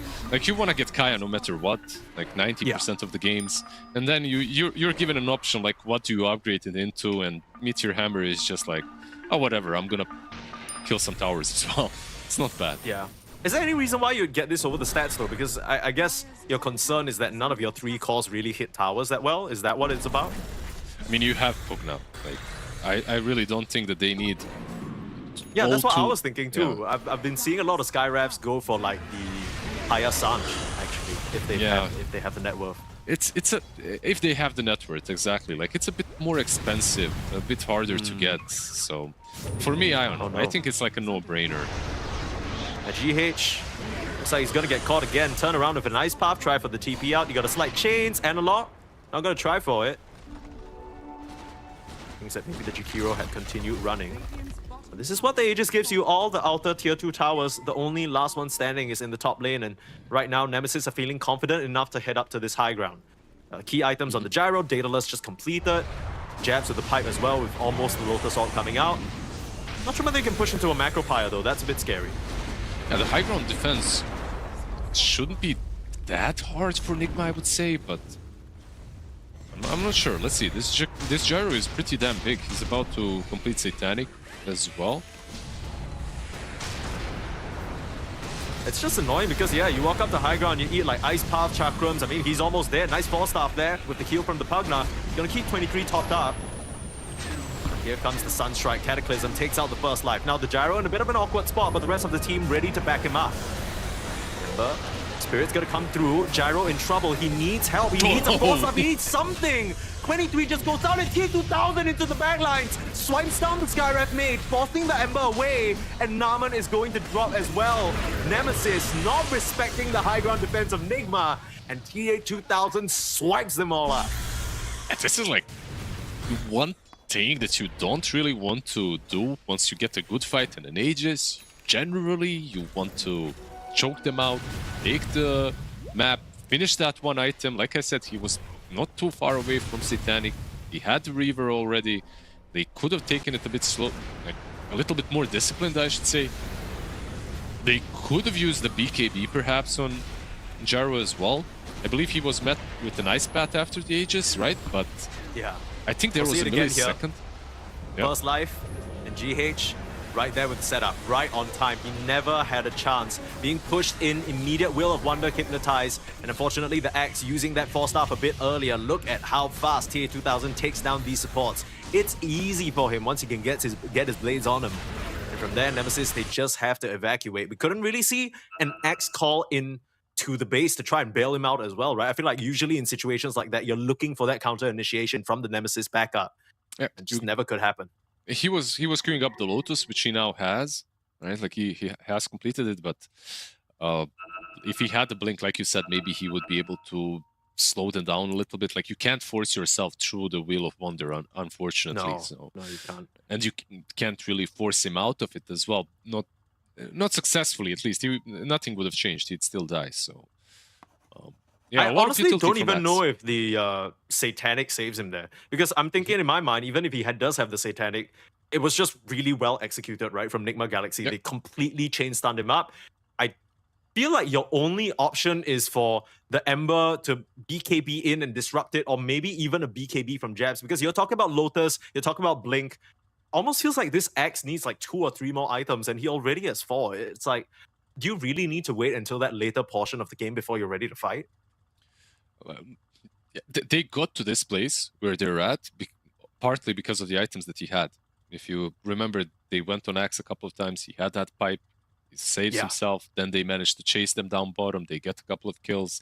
It's like we are diverging into a different timeline where, yeah, I don't know what could have happened. These items aren't that bad. Sure, they have their cons at the moment, but once he gets the blink, maybe things will look a little bit better again. But I mean, I'm just starting to feel like this is a BKB mandatory game, right? Like you're not touching that tower unless you got a BKB. This is perhaps not a go high ground when everyone is alive kind of a game, which is more or less every single game of Dota. So that's true. Maybe I would focus on the strategical discipline than on like a particular item. I hate. You know, like I see what you mean. I see what you're saying. I can agree with that. Maybe it's a classic. You know, it's easy to point at one particular thing, but there's a bigger problem at hand, which is maybe like what you were saying. Nemesis should have controlled the map instead of trying to run into 5 Nigma Galaxy heroes with all their items ready. Yep. Shout out to Snit. By the way, I see that he still likes all chatting. That was his deal long time ago. This is the guy with the Chen, right? Like every game he would be like, hey, this is my 10,500 game of Chen. I will buy all the smoke and the what. I think he's been an ESL admin forever. I feel like I see him pop up in some of these all chats sometimes when players are misbehaving. That's like the most beautiful thing about this game. Like you meet so many... Analog! We ain't meeting him. They say, welcome to Nigma, the Nigma Galaxy experience. Pretty much. That was painful stuff. What the hell? It just completely obliterated him. No save available for Nemesis. And now Jokum, he can't even move. A TA2000 gonna get called up. He has that BKB, a nice little 4-stop away. But TA2000, he's a bit too big and bad for them to fight into right now. 23 will try and put the damage on him. Way too tanky of a target. Now with Blink and the Atos to disengage. Very nicely done. GH will even blink over to kill off that homing missile. Yeah, the double hit coming in handy, of course. Has to be careful himself. Gyro is still around. But yeah, quick 2 kills for them. They don't lose anything. 10k advantage now. And this is where Invoker becomes really difficult to play against, right? Like he gets a lot of items, he gets his Octarine, like he can shove out multiple lanes at the same time because of travels. He's everywhere, you'd never see him. This is, you know, a painful game to play now if you're Nemesis. Yeah, I'd agree. Sumail, I mean, he's been playing just a Dream Invoker game, right? Not anything super flashy, super crazy, but he's just throwing out these spells, making it almost impossible for Nemesis to play the map. Now 3 Forge Spirits. He's constantly pushing out the waves with his Helm Dom as well. And I think the most impressive thing for me this game is the fact that he's only died twice, right? I feel like in the fights, you barely see him making any contact with the opponent players. He's just always in a good position, making sure he's getting his spells off, retreating when necessary, kiting as well. Yeah, it's partly due to him, of course, and his positioning, but it's also partly due to Timbersaw, Noob, and his positioning. Like he's been frontlining together with Alchemist. It makes this is basically what we talked about during the draft, right? Like Invoker works because of these other 2 cores that he's got. Nice smoke though. It's broken. What a concoction being wound up. Tier 2000 gonna end up stunning himself here a little bit. Once again, bot lane though. Just the dancing around this area. Yeah, bot lane's being pushed in. This is making it very awkward for Nemesis. They need to try and strike, but the ward being placed down gets spotted out. They will get the Tormentor for themselves, but look at Nigma Galaxy ready to pounce. Analog in some trouble. Where's the stun? Tier 2000, bit late. 23 in trouble. In comes the Cataclysm. They can't stop him away, Satanic. but still the BKB is there and the call. Satanic is back up to full HP, and now Noob is the one who has the retreat. Analog now with the BKB chasing out onto the Timbersaw. He doesn't survive that one. And Nemesis with a much needed fight win. They're able to stand their ground, and this time round, Nigma Galaxy, the initiation wasn't completely on point, and the Gyro is able to fight. They do take down a tower, by the way, down bottom, because of it. So it's not like... It's still pretty damn good for Nemesis, of course. They do lose tier 3 down bottom. And this is also one thing that I was wondering, like, I saw Invoker TPing, like they really wanted to force this fight, but they had other options. I think that they could have just ratted and poked them a little bit, prevented them from TPing. Maybe Invoker could have even taken a side. I mean, you know, like if they soft commit, if they don't fully commit, but they went all in. I think Nigma Galaxy, through that fight, they're probably realizing that they need the Alchemist to be on top of Gyro, especially if his BKB is up. They don't really kill him through it. There's no way. They need to full control. If the BKB comes out, it's time to kite, or if they can't send Alchemist in, then it's time to chill a little bit. I think he also needs like the Basher, right? Like he went for the Nullifier. Of course, you need it. You're playing into Pugna. At the same time, like you need the Basher. What you're saying is, I want my Alchemist to be on top of Gyro, but my Alchemist cannot be on top of Gyro unless he has him stun locked, which he cannot through Afterburner, through BKB. It's just not gonna happen. So once he gets this Basher, maybe things change. I just want to point out as well, we rarely ever see this item picked up, but GD Pollen Bag being selected by both Jabs and Analog, they understand just how much it is influential against a hero like Alchemist, and that definitely plays a part into heroes like Timbersaw as well. Yeah, absolutely. Like into Timber, into Alk, they're all about the region. You have a Vessel, you have GD, not too bad. Nice positioning by Nemesis, though. Yeah, they'll try and hold this high ground.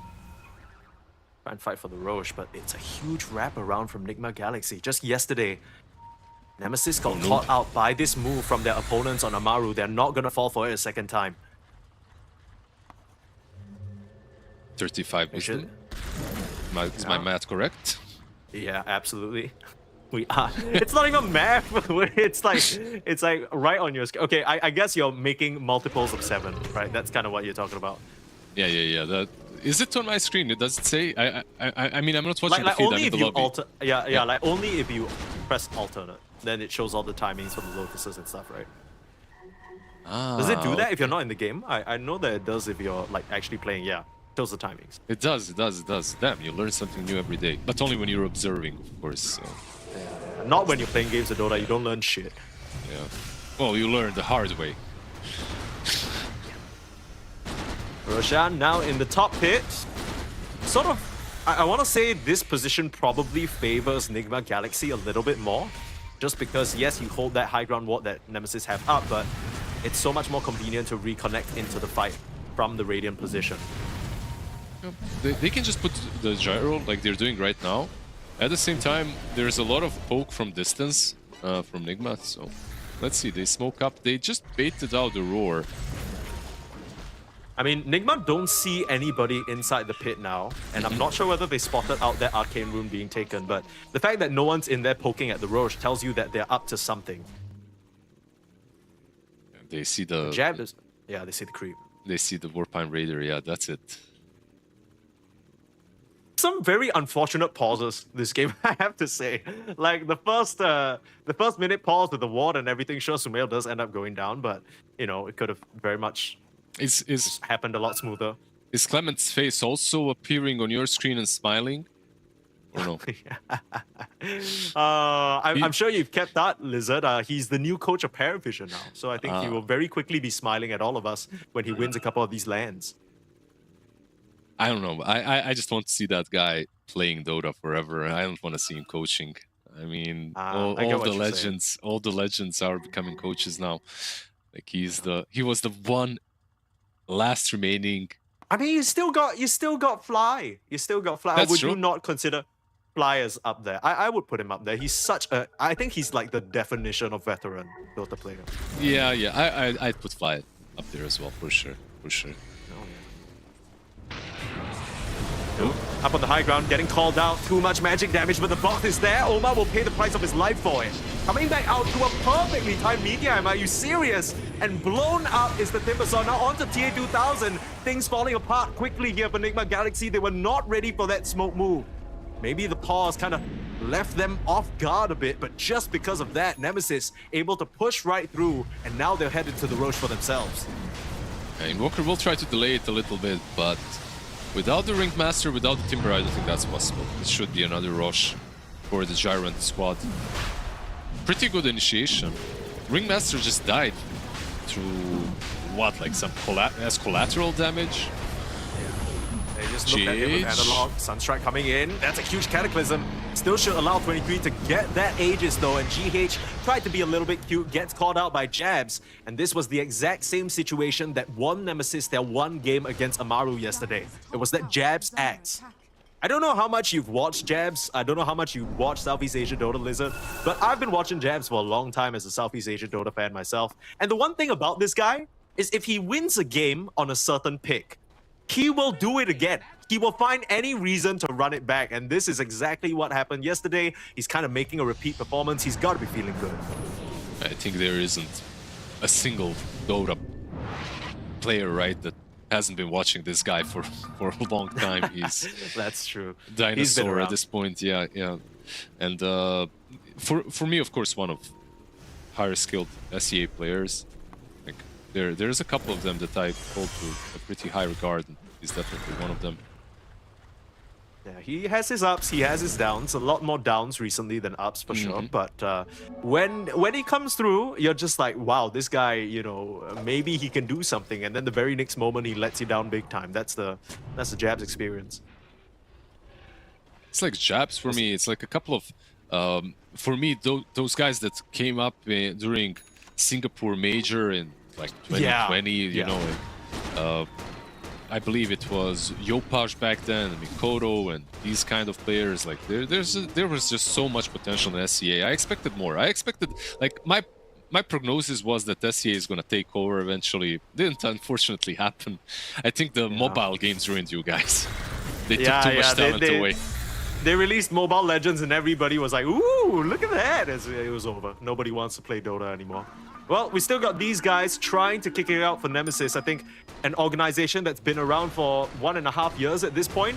I think they really impressed everybody with that crazy TI attendance. But since then, it's been quite difficult for them to find opportunities through these close qualifiers, through these regional qualifiers. I think this is a new face, a new look, even though it features older players. And maybe this is what can power them through to the next stage. We'll have to see.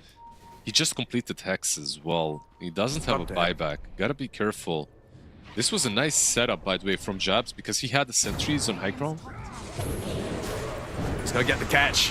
Find you under a ward. Sumail, he doesn't have buyback like you mentioned, and he doesn't have any defensive items. He's relied on his positioning this entire game, and this one instance he gets caught out. This could be a very difficult situation for Nigma Galaxy if Nemesis choose to push the issue right now. Yeah, you got a creep skip. GH with Jakiro, I think he has to maybe sacrifice himself. He has the buyback, so just go. Unfortunately, like mid lane. a wave or some shit, right? Yeah, he's doing it top. Unfortunately, mid lane is pushing as well. So they won't be able to prevent both. And there's a Swift Link on Gyro. We got the banner as well. So that whip, preemptive. Oh my goodness, get the hell out of there, brother! You're taking way too much damage. Black Cannon, does it finish him off? It does, are you serious? Meanwhile, Tier 2000 did jump in, managing to eliminate Jokum on the left side.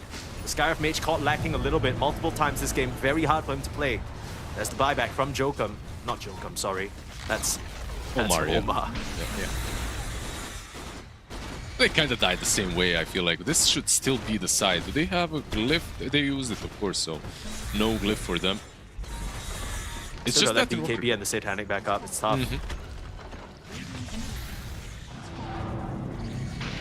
Time for a wraparound. T2000. Walker is still dead. 7 more seconds. Is this really the jump they want to make? Nemesis won't fall for it. Sensing something is amiss. They haven't seen the Alchemist in a bit too long. They'll back up. It was a really cool play if Invoker resurrected like maybe 5 seconds earlier, because then you could actually kill him. Why? Because Satanic was used, so you could actually go on the Gyro, and even through BKB, I think they had the damage. At least they have skip there with the acid spray. Doesn't work out, and now the smoke. Trying to use the last 30 seconds of this Aegis. A big Aegis power play so far for Nemesis. 6k difference gained. And of course, the big thing being the racks. Are they gonna try and make it a second one, even with the Aegis expiring? They're gonna push the issue. There's no buyback on a couple of these heroes. Paul, Cataclysm. Gyro in a little bit of trouble, still should be able to turn around. Noob in with the damage, my goodness, Jokum just absolutely melting out jabs in jeopardy as well. Losing the first life now on the Gyro, T2000 was able to get on top of him. And Analog in the backline being controlled. This Ember is dusted. Noob was able to swipe them all down, and the BKB TP, things got way too messy for Nemesis, way too quick. They will fall on that high ground without their Aegis, perhaps a bit too ambitious. I mean, the first movie was bad. I don't know why they made a sequel. It was literally the same thing that happened, right? Like they failed with the first stages that they had. They had full advantage, and now they do the same thing. Like literally the same thing. No difference. Gyro on high ground. Like backline is being destroyed by Noob. Frontline being destroyed as well. Once again, they I don't know how Noob just caught them off guard completely. Look at that slide through, just eliminates the Skywrath, brings the axe so far down that even though he does pop the BKB, it doesn't even matter anymore. The fight's so split up.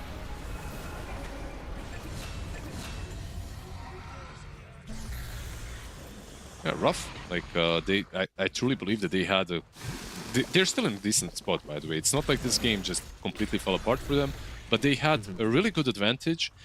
I would say that they even had some winning moments there, that like plays that could win. Ringmaster had no buyback, Invoker had no buyback. Like, if you manage to catch those, sure, but the initiation on anyone else but the Ringmaster by Axe, I feel like is bound to fail at that point, especially on high ground. Like, one little escape act and your teamfight is kinda in a pretty bad spot. Yeah, I mean, you look back to how Nemesis succeeded in the mid lane push, right? They didn't force any issues. They were just up there with the Gyro, just kind of shooting down the racks. And then in the bot lane, like you mentioned, the sequel that nobody asked for. Why are you jumping in like that? I mean, Jabs, he does bait out a couple of reactions, but they just weren't prepared for Nigma Galaxy to jump them back. The difference between the mid lane push and the bot lane push is there was no Invoker during the mid lane push. He was dead, right? Like, you got the pick off and then you forced it. Bot lane, however, they had everyone. They had a Cataclysm. The classic, still trying to push high ground even though the entire enemy team is alive. This is seeming to be the lesson that Nemesis have yet to learn. Maybe third time's the charm. Maybe on the third time around they will realize they need to burst someone down quickly. Outside the base, preferably. If not, you're just going to be in shambles. Cataclysm to scout. Doesn't get them any good enough info for them to jump though. 23, he'll make the advance. Spotting out Noob, but again, not really the target you can afford to focus down first, especially not with Omar so close behind him. Yeah, he's queued up a rapier, by the way, on Gyro. I feel like at this point, it's a cool item, but like it's not truly about the damage. Like they have the damage. Like, he's destroying them if he can get the positioning and the lockdown. It's all about initiation. I don't know if you saw that, but speaking of initiation, BKB lost from Noob. His courier got killed by the axe. He's not going to have that available. That is a very, very big deal. Absolutely, for 3 minutes at this point. Yikes. That's a huge delay right there. It's basically rush timer, right? Like he's not going to have the BKB for this next rush. It's respawn. Quick check, the Gyro has reached that level 25, so flat cannon cooldown, but so has the Timber. So extremely long Timber chains, Invoker with the radio deafening blast as well, and soon to be joined by the Alchemist. 50 chemical rage movement speed. So he's gonna be trucking real quick. He's actually making a move towards the top lane. That's where Nigma Galaxy are positioned. They're trying to force some sort of a reaction, trying to bring Nemesis back to the base to defend. Yeah, what's really cool about their draft, of course, is that they don't need to show anyone's goodness. All you need are the Fort Spirits. However, Roshan is up. So, Ro's gonna give it away though. I'm just gonna come back in, maybe throw a Chakram or two. Again, as easy as it is for Nigma Galaxy to just push the high ground without any real commitment, they can also just send some Helm Dom creep, some Forge Spirits into the pit, get them that information. Battle of the wards now. 23 will show himself. Play out that sentry, perhaps. There you go. Ward on the high ground. Someone's got to go grab that one. Noob will be the first one in. Tornado removing the shield rune.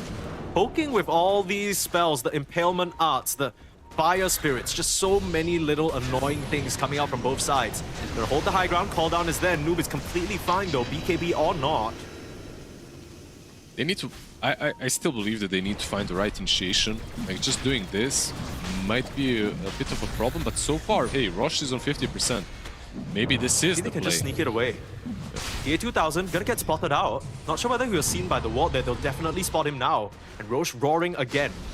It's not a risk of moving, but Noob in a very prime position to try and cause some chaos. This is so tense. This fight could decide the game here. Noob once again scouting with the Shivas. Who's gonna make that commitment? Who's going to make the jump? Who's making the call? Roach is dropping low macro fire. GH steals the Aegis! It's a Jakiro with a second life on top of a second head. He's gonna come back. Is it going to be enough? 2000, he could not survive. Way too much damage being controlled, but same for 23. Trying to turn around this Italian, he doesn't have it. Buyback available for the Gyro to rejoin his team if needed. Sumail now firing away with the auto attack, but Jabs is there. Tornado to keep him at bay. Fire Spirit chased down. They don't have the vision. Slow to the crawl by the ice wall, and now Noob might be able to go to work. Chakram's coming out, the heal is there from Naman. As Analog, he's completely dry on mana. Buying back on Dokkan, that's not going to do shit for you, but you buy back on the Ember, a second salvo. Coming back in and cleaning up Nigma Galaxy. The Alchemist going down so early, they just don't have their carry. And 23's back in the fray, he's gunning for them and ready to put an end to this game, Nigma Galaxy. This feels like it was their game to lose, and I'm not sure what happened to the Alk around the Roche pit, but he disappeared. Yeah, he just ran in, and he absolutely disappeared, like you said. He tried to man fight, didn't really manage to, even with the BKB. He just absolutely evaporated. The Outpost actually seemingly winning the game in the end, because they had all the buybacks. The call. Gotta jump in now. 3v5 situation, not looking very good. Noob there with a BKB turning around, finally off of the dead courier. Cataclysm as well, 23. That's gonna be a dieback for him if he's not careful. He's down. Somehow, someway, Noob able to do it, and Sumail is still surviving. He's standing his ground with the Tornado. Has he actually killed the Ember? No. Gets slighted down. There's it's the Timber. Just Noob. Let's see, can he do it? He has to hold for 5 more seconds. TA2000's gonna be back. But on the other side, Nemesis, they need to try and put an end to this game. Noob is a big, big problem, and they have an even bigger one TPing in. TA2000, he's here to party, but he's taking so much damage again! TA2000, we talked about the carries being kind of a bit of a weak spot for both of these teams. And even though 23 ends up dying back, it's the supporting cast members of Nemesis that get the job done. GH alone is not going to be able to do it. All the heroics in the world saving them with that Aegis steal, but it's just not enough from the Jakiro, as Nemesis, after a very tense game number 1, will be able to take the advantage here over Nigma Galaxy. 1-0, slowly but surely this Ancient's gonna fall, as the dragon can do nothing but watch turn into a pig. One last little blip as he's trying his damn best. You gotta give him that, but it is simply not enough. Buyback, he's going. But it is going to be GG called by the squad. Nigma Galaxy, they tap out, and they will now be 1 game away from, again, not making it very far in a Dream League. Like, this is kind of an attitude that you need when you're like rank 1 or something on a support. Like, I'm applauding GH and his efforts, like stealing the Aegis, playing this game out of his mind. Invoker as well, like the spell casting and everything in this last defense was pretty immaculate, but goddamn, they didn't have a carry in 2 fights in a row. Like, Alchemist dies in the pit, then they wait for him, right? And Noob did so much work. Like, he managed to get that kill on Gyro as well, but the Alchemist just dying twice in a row, doing nothing. Unfortunate. Yeah, you can't be doing that. Yeah, I think he maybe... It's not an easy game for him, but I think perhaps he overestimated his tankiness, like his defiance, because the moment he goes in, if he's called, the Skyrat ult with the call, it's like the oldest combo in the book, but it killed him, just way too many times. This was one of the most important fights in the game that you were mentioning. Look at the delivery of that BKB, just completely turns things around. And I think that's kind of what it came down to, because even though 23 did die twice and died back in the end there, they had to expend so much to kill him. And you just don't really have the physical damage. The Alchemist can easily cut through the supports. If he's given time, he can do the Ember as well. But in a man fight versus the Gyro, especially late game 6 slotted, 23 just pumps out way too much physical. That's always been an Alchemist's weak spot. Even with the save from Omar, look at him, he's just dying to the collateral. It is so difficult for the supports of Nigma Galaxy to play. Despite the insane spell casting, it simply wasn't enough. The buybacks in the end, coming at the boots of travels and everything. It's just tough, right? Because honestly, Lizard, at the end of this game, you still got to give your flowers to Sumail, GH, and of course, I think Noob. That Timbersaw was spectacular. It just... You can't really win a game of Dota if your carry's just always dying. I mean, yeah, it's 2 times. I would say it's like 2 times that he died, but in crucial moments. I mean, he had a pretty decent game on Alchemist. The laning stage was good. His rotations created the game for the Invoker as well. Like, from him and the Timber, like, they were this front line that made Sumail as big as he was through the match. But eventually, when you reach these later portions of the game, it's all about who makes the last mistake. And unfortunately for Nigma, they were the ones. It's just difficult because looking at the end of this game, I think, much like I made the mistake of just like 30 seconds ago, I think it's easy to point and be like, oh, you know, how could he make these mistakes? But then you forget about the rest of the 45 minutes where he was honestly playing really clean, right? There were a couple of team side mistakes like that BKB fight. That wasn't even a him thing. That was just, they made a call, it was the incorrect call, it was unlucky. But hopefully Nigma can turn their luck around, because I know for sure the fans are a little bit disappointed with the performance so far. Let's see whether they can take down Team Nemesis in game number 2, or whether Nemesis will be able to survive taking down Nigma Galaxy after a short break.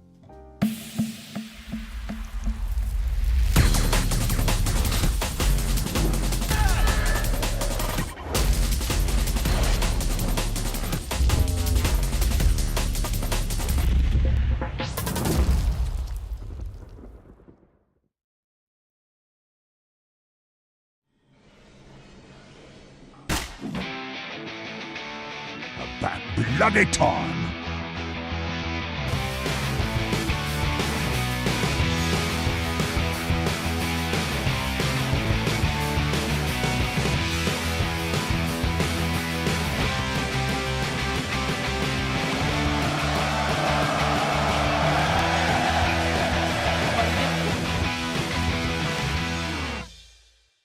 DreamLeague Season 27 is brought to you by DHL. Tower is under attack.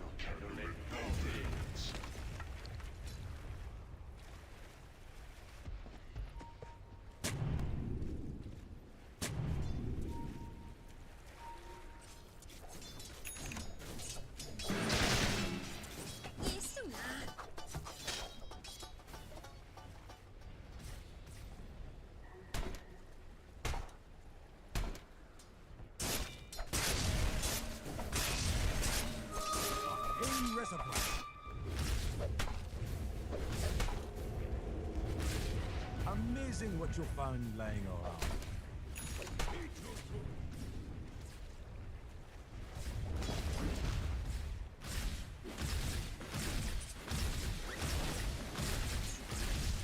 Dire's top tower is under attack.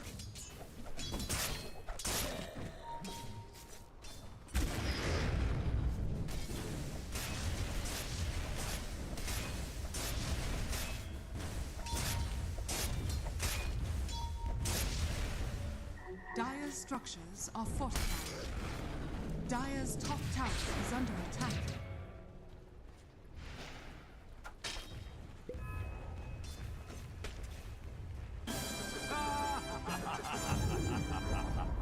Dire's top tower has fallen.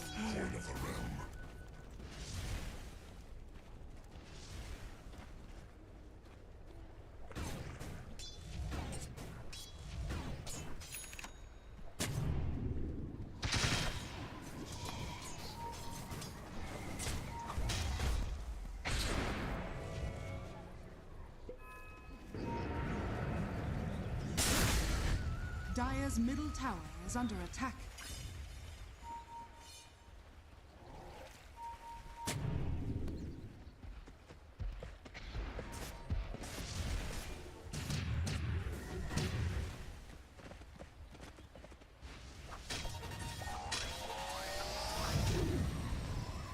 Radiant's courier has been killed.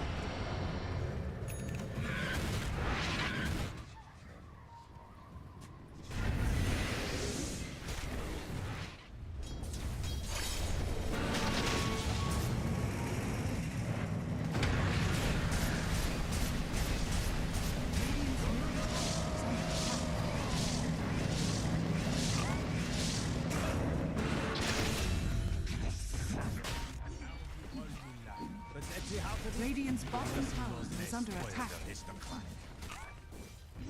Dire's bottom tower is under attack. Radiant's middle tower is under attack.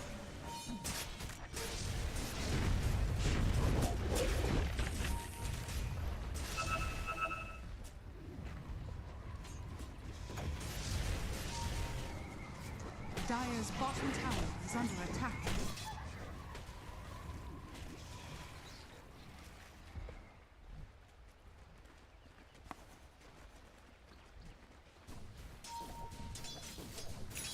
Dire's middle tower is under attack.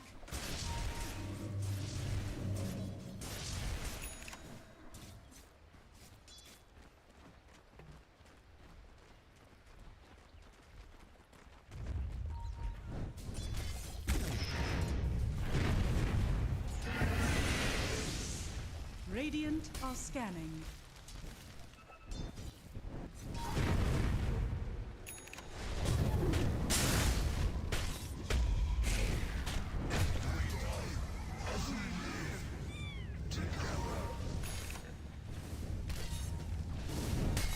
Radiant's bottom tower is under attack. Radiant are scanning.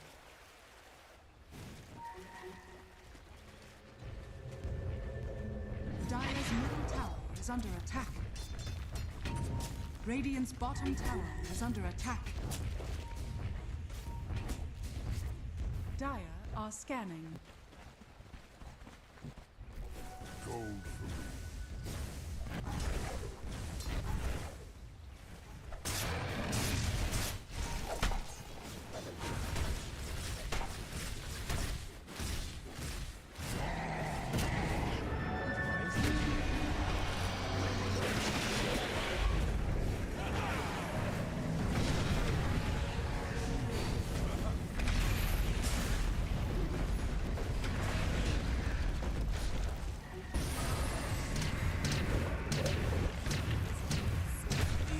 Dire's bottom tower is under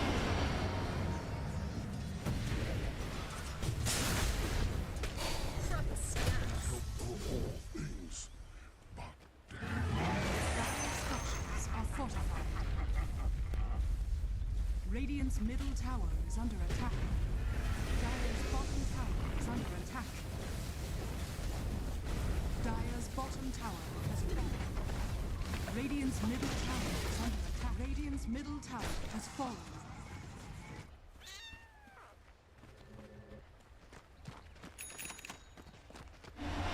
Dire are scanning.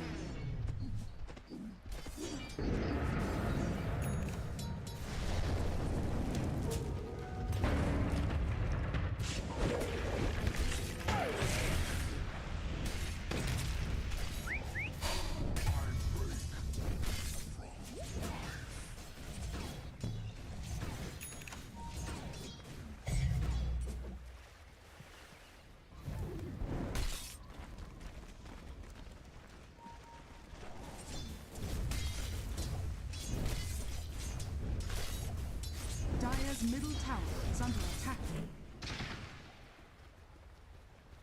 Radiant's bottom tower is under attack. Haste.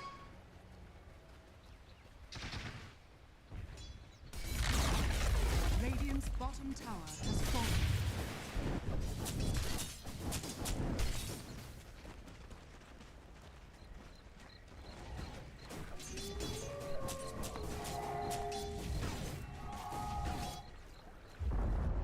Dire's middle tower has been denied. Radiant's bottom tower is under attack.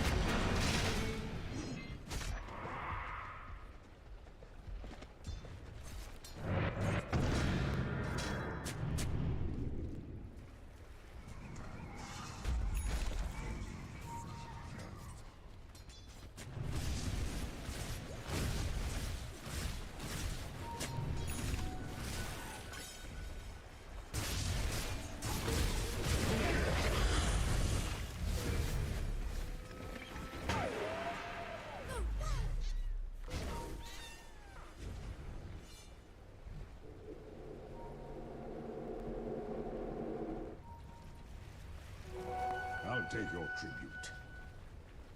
Radiant are scanning.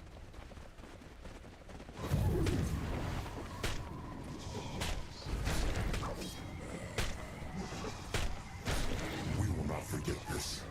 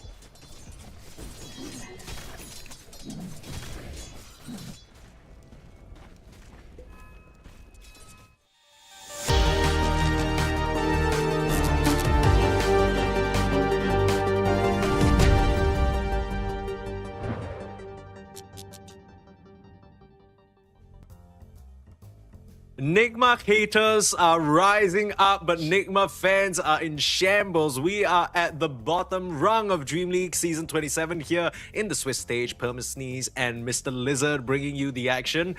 And that was honestly quite a tight game, right? It was very even all throughout. Both teams were very careful, but Nemesis were the ones to take the upper hand at the very end. It was very difficult for the Alchemist to really exert himself over the Gyrocopter. And of course, Analog, Jabs, the rest of the gang on Nemesis all played excellently as well. Lizard, what do you think went wrong for them? Because whenever we talk about Alchemist, it's a hero that wants to play fast, right? It kind of felt like Nigma were happy to farm, and then nothing really ever happened. I would even say that Nemesis gave them so many opportunities to win this game, to take it back and like reel it into full control, but they never truly did it. I feel like strategically they had a lot of situations where they maybe could have risked it a little bit more by pushing high ground when the Nemesis were preparing for Rosh or preparing for Tormentor. You know, like there were a couple of moments where strategically they perhaps could have done a bit better, but what went wrong, of course, in the end was the Alchemist. Like this hero was really strong in the early game, like in the early stages of the game. Like it created a lot of pressure on Team Nemesis. Like Axe couldn't control him. Gyro even rotates in and dies. Like it looked like a disaster at the beginning. This looked like a really quick game to me, but going for Nigma, that is. But in the end, of course, it didn't really pan out that way. 5 seconds remaining.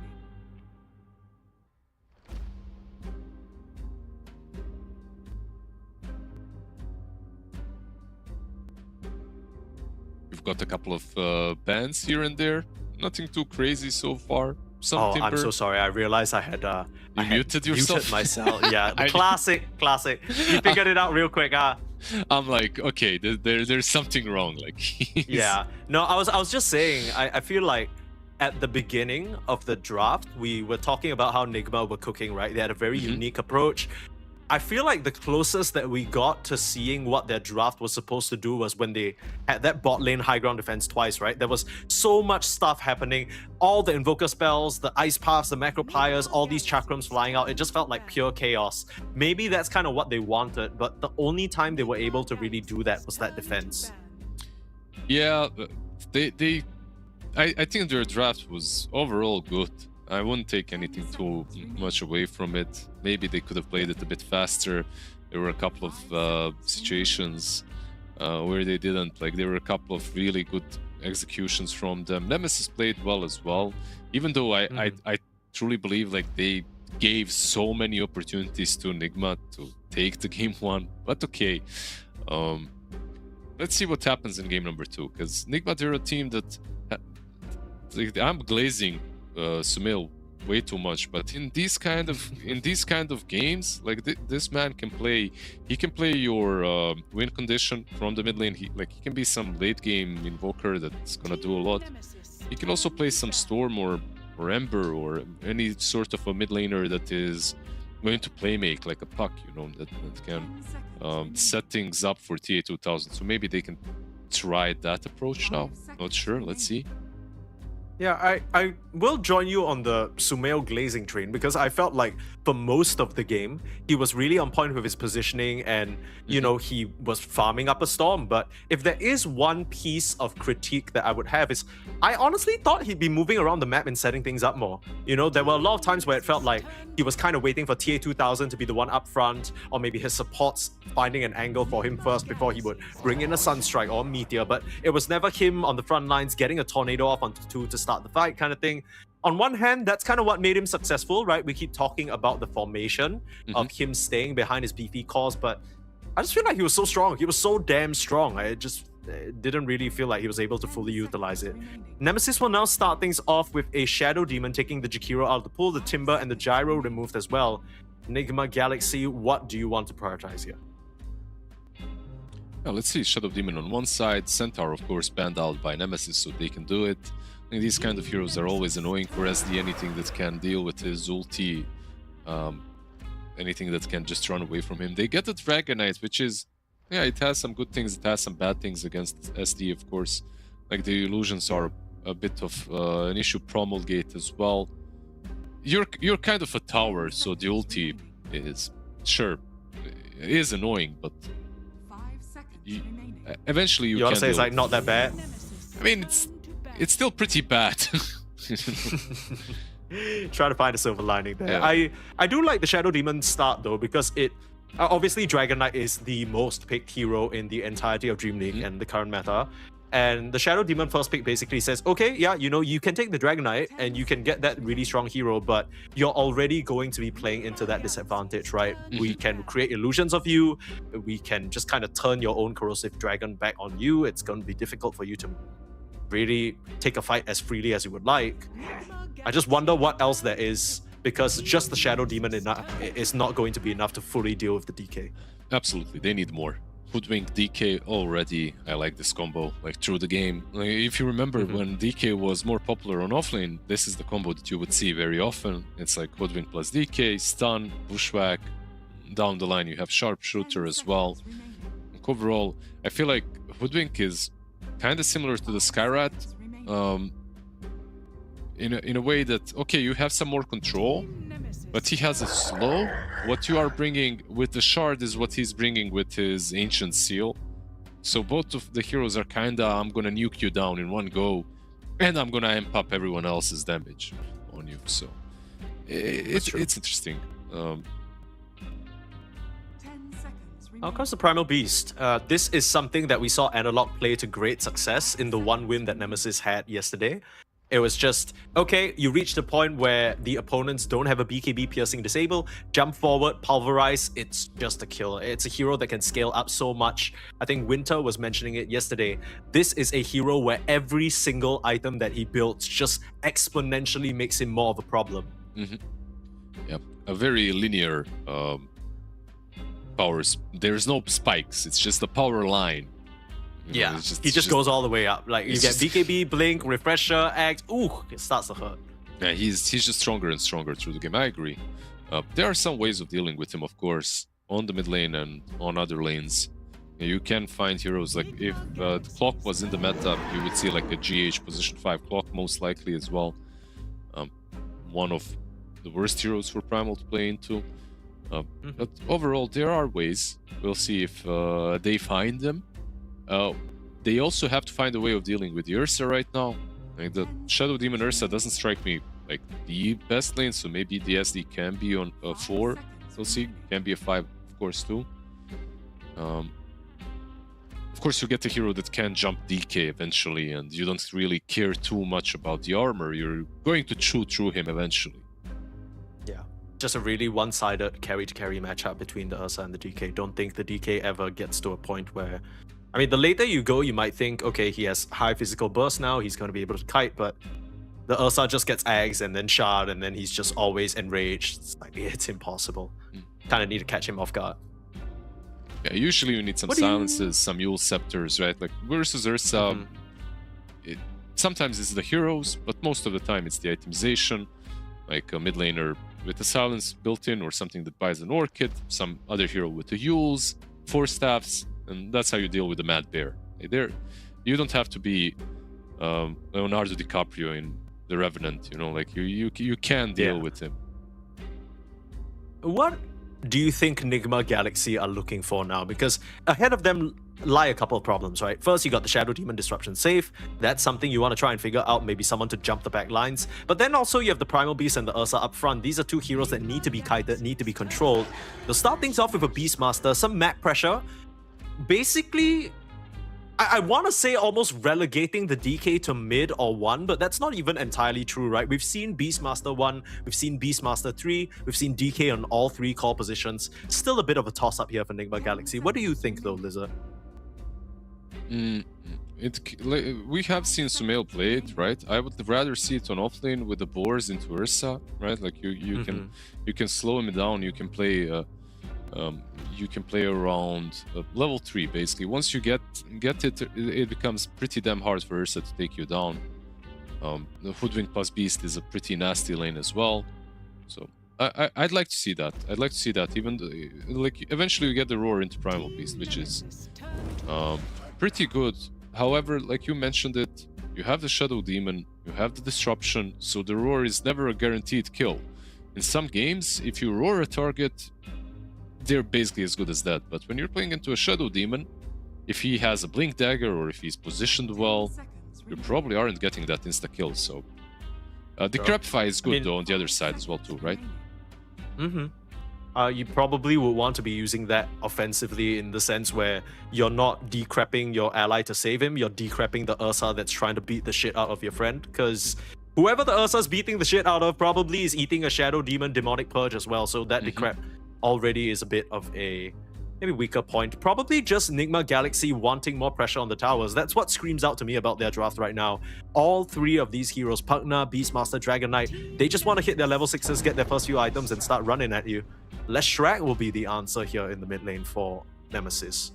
Did you see any support lashes, by the way? Or has it exclusively been mid in your games? I feel like most of the time, my games, that's a different story. Let's not talk about that. I'm I talking think... about the games you were casting, like the games you okay, thank covered. goodness, yeah. I have not seen much of support lash, if not at all. I think it's mostly been mid, and I feel like the fact that it's picked on 18 makes me want to say it's like, it's probably a mid? Yeah, it probably is. It's a good pick here. Like, there isn't... I gotta say, there is some burst potential, of course, between the roar, between the sharpshooter. It's like almost a guaranteed kill on Lash, who kinda needs to run around the fights a little bit, Yule himself perhaps. But yeah, overall it's definitely not a bad pick.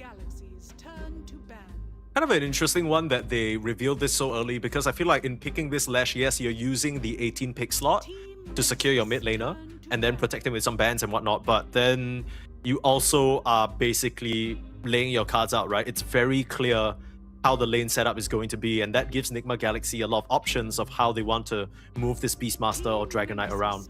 They're not expecting anything else from Nigma. Like, they banned out Ench, they banned out Warlock, so it will be the Chen in the end. Some extra sustain, even more so. It makes it a little bit harder for the Beast to play the lane as well, right? Like, you'll be playing into Chen and Ursa. Like, whenever Beast was popular, which has been, I feel like, in every meta, Chen was the answer, but okay, we get the Viper answer in the end. This is some cruel stuff. A last pick Sumail Viper to bring the heat to Analog in the mid lane on his Lash. One of those heroes that just... it's so difficult to run into. That's the definition of a hero, especially with his Caustic Bar facet. You want to fully focus him? Okay. It's gonna take you 10 million years, and then at the same time, there's GH backing him up. Threat of the counter initiation. I really like this Viper pick. I do hope that he doesn't go the Thompson build of just no levels in poison attack though, because I feel like poison attack is what's gonna help you push this Lash out of lane. Yeah, I see the arguments people write, like, especially on Reddit, people like to be smart, you know, and flame tier 1 players very often, like flame the no poison attack. Like, poison attack, first and foremost, costs a lot of mana. It's kind of hard to utilize it in every single point in the game. Sometimes just having caustic nether toxin, having it one level more allows you to farm the lane so quickly that you can also farm the stacks as well. Right. Just maxing it out is not bad, but of course, taking one point of Q versus Lash, especially if you're itemizing in a certain way, like if you have a null talisman or if you have a bottle, if you have some extra mana regen, can come in handy. But I'm a big fan of what everyone is doing. Like, I'm a true Viper copycat maximalist. Like, just oh my goodness, 0-4-4. Like, you don't even need your goddamn ulti. Just make sure that you get your passive and Nether Toxin up and move from one tower to the other, because you're literally unkillable. In this game, I've played this exact matchup, like into Lash. I really like Blade Mail as well, because it forces Lash into Yules. Like, he has to buy it.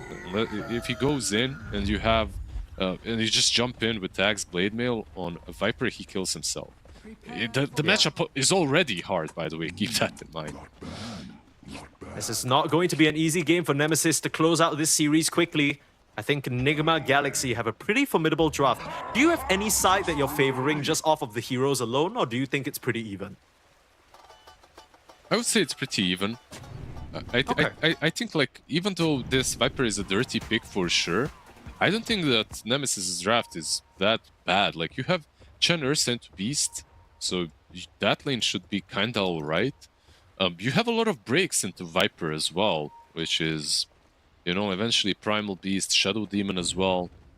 It's not terrible. Like I do believe that this matchup is definitely playable for Nigma, but sorry, for Nemesis, unless Viper just completely balls out of control.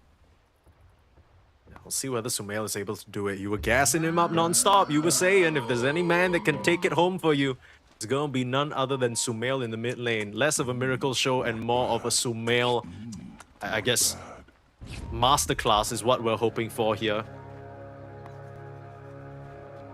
What do you think makes a good Viper player?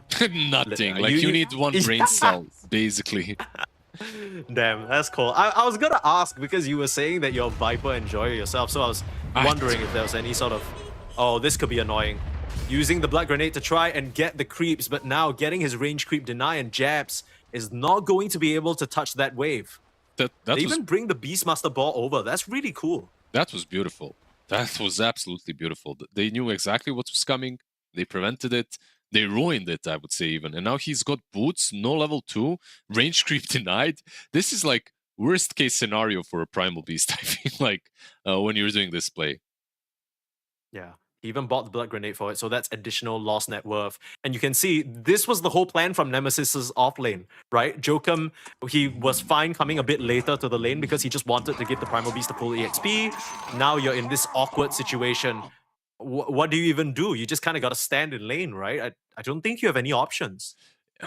Your options are basically, as always, when the lane goes poorly, what you do, you creep skip, you mess with the lane equilibrium, you don't really play it.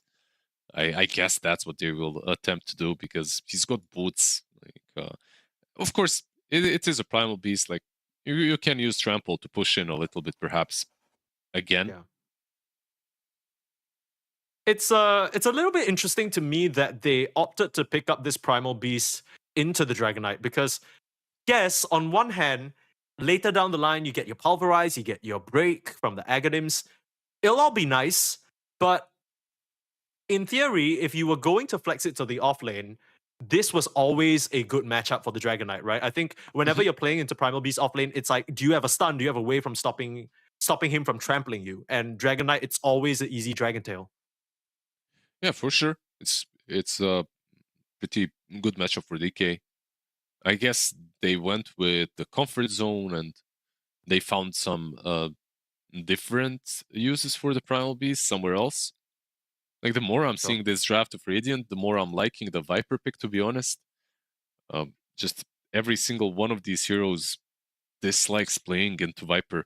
Of course, you are mitigating the majority of the magic damage, and you've got some attack speed slow, but once Ursa is on top of you with, let's say, a Basher, and he's got overpower, he can take you down, but by that time, you probably have Shivas as well in Viper, so sure. It's I mean, and also, we're not mentioning the Pugna factor of basically forcing the Ursa to not only just be on top of the Viper, but probably popping the BKB to try and commit for the kill.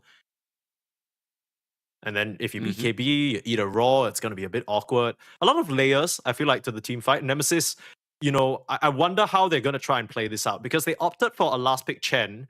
And as much as that is to counteract the Beastmaster in the lane, obviously, it doesn't really give them much more catch or team fight or damage per se, right? It's going to help them build auras that might help them stand their ground against this team. I don't know how much I like it, to be honest. It doesn't really feel like oh, gotcha, last pick. Oh, we have a better draft now. We've rounded things off nicely. Yep. Whenever I see Chen, I like to see him complementing a couple of heroes like a Dragonite or Death Prophet or something from the offlane that pushes. I hate seeing a Chen that is surrounded by skirmishy lineup that doesn't truly take objectives, because that usually means that Chen is kind of, at some point at least, lost. Like, what do? I can't move across the map with all my creeps 24/7. I kind of need to take a lane and push, but use my auras, perhaps a mech that he buys or something like that. So we'll see what they manage to do with Chen. Yeah, at the end of the day, you could also go for the classic I just go jungle, right? And then you amass a whole ton of net worth, and then you're just coming out with early items that tip the balance of the skirmishers that Nigma Galaxy might be looking for. Already seeing some struggles, as much as the Chen is a quote-unquote counter to the Beastmaster. Until you get that persuasion, he's gonna have 2 balls blasting at you at all times. Pew pew, pew pew. It's only level 1 boars, unfortunately, at least for our dear Chen here, so you'll be able to mitigate most of it. A lot of armor as well that he gets from Divine Favor just heals up as well. You got any expectations for these lanes? Any thoughts about what were... I guess obviously the Viper already starting to eke out a bit of an advantage, but side lanes wise, feel like things are... I almost want to say Nigma Galaxy favored. Right, you got this really strong offlane duo between Omar and Noob, and then in the top lane, Pakna DK, that is a solid-ass lane. Unless they get jabs here, even through the boots. Nice disruption. Very last moment there for Jokum. Denying that last auto attack, lives on like what looks like 5 HP. See diving. That was very close. Of course, like with corrosive skin, you get some magic resistance, but keep in mind, Diabolic Edict is pure. You still can get ran down in these early stages of the game. Nicely done by Analog so far. He's behind CS, but he's managing to lane against the Viper. That's already good. Yeah, Sumail's actually gone for the 2 levels in the poison attack like we were somewhat discussing, right? So he's trying to right-click Analog out of the lane, for going a bit maybe of his own farming. So I feel like maybe there are 2 modes. You could either just ignore Analog in the lane completely and try and play for like stacks, but then in the same vein, the Lash is probably going to do the same, right? And then he hits his timings really nicely. So still trying to contest. Analog now will be taking quite a bit of damage with the level 2 poison attack. Yeah, I really want to see how this lane turns out. Because now with the level 2 poison attack, like you said, he should be winning the lane. The thing is, like, this hero became popular not because of the... I mean, of course, the laning stage is not bad. It's a damn Viper. It's always going to be good. But he became popular because suddenly he's not only a lane dominator, but he goes into the jungle and farms it really quickly with Nether Toxin. But you need a couple of levels to farm those stacks. At least easily to farm them. Yeah, I wonder what he does as well, because Viper isn't really the fastest hero, right? So even though he is pushing the Lash away, like after he pushes the wave, then what? He like level 1 Nether Toxin is not gonna get him a camp before he needs to come back to mid, right? I think that's the point you're making. Basically, yes. That's pretty much it. Like a poison attack will push him out, but you kind of have to play the... You have to play the lane basically constantly. You don't have the fallback option anymore. Yeah. I mean, he's still looking good. He's playing the lane rather magnificently. 24 to 8. Just getting all the CS that he could ask for. Nice little water rune grab as well. So denying at least 1 from Sumail. No real action in these side lanes so far, as both teams just happy to trade a little bit here and there. The main person suffering is unsurprisingly jabs, right? I feel like ever since that level 1 stun and he missed the first wave, he's just kind of constantly being pushed back. You can understand a little bit why he did not want to interact in this lane. It's just really difficult for him to walk up to the Pugner's constant harass. A very big difference between game number 1 and game number 2. Game 1, he is dominating the lane. Of course, they lost it in the end, but he did fine. Like, the first 7 minutes were great. Like, he found all the farm. He got 4 rings, Helm of Iron Will very quickly. This time around, it's 10 CS, 5 minutes in. That's support level right there. Not too good of a look for Mr. Jabs. Hopefully there are some stacks prepared. That's one of the powers of the Shadow Demon, right? He's already sort of started to wind that up, even sentrying the triangle relentlessly to make sure that when they do go back and farm it, there's not going to be a sneaky invader. He's thinking about mid. He's mid lane sneaky invader, but he's gonna fall back instead. Sumail level 6, gotta keep an eye out for that Viper Strike coming through. Could be a forced TP very quickly for Analog if he's not careful. Yeah, compared to the previous game where we were getting skirmishes, you know, we were getting action. Both these teams just take it chill for now. I think GH will now start walking over, maybe spot out the stacks, but really he's just here to make sure that the minute 6 rune does not go the way of this Lash. Both supports from Nigma Galaxy now rounding the corner. Found GH, but with the Nether Ward down, I don't think they can actually contest. In fact, they'll make it a kill onto this poor Jokum Shadow Demon. TP out, do you have the damage? Auto attack doesn't fly through enough. Nicely done. Yeah, pretty good TP, and they're gonna get the rune as well. Hoodwink TPing in as well. Top tower is under attack. That was a little bit strange. I swear I saw Oma in that area. I thought he was just gonna grab the Arcane Rune. It feels a bit illegal that Analog was able to just grab that one.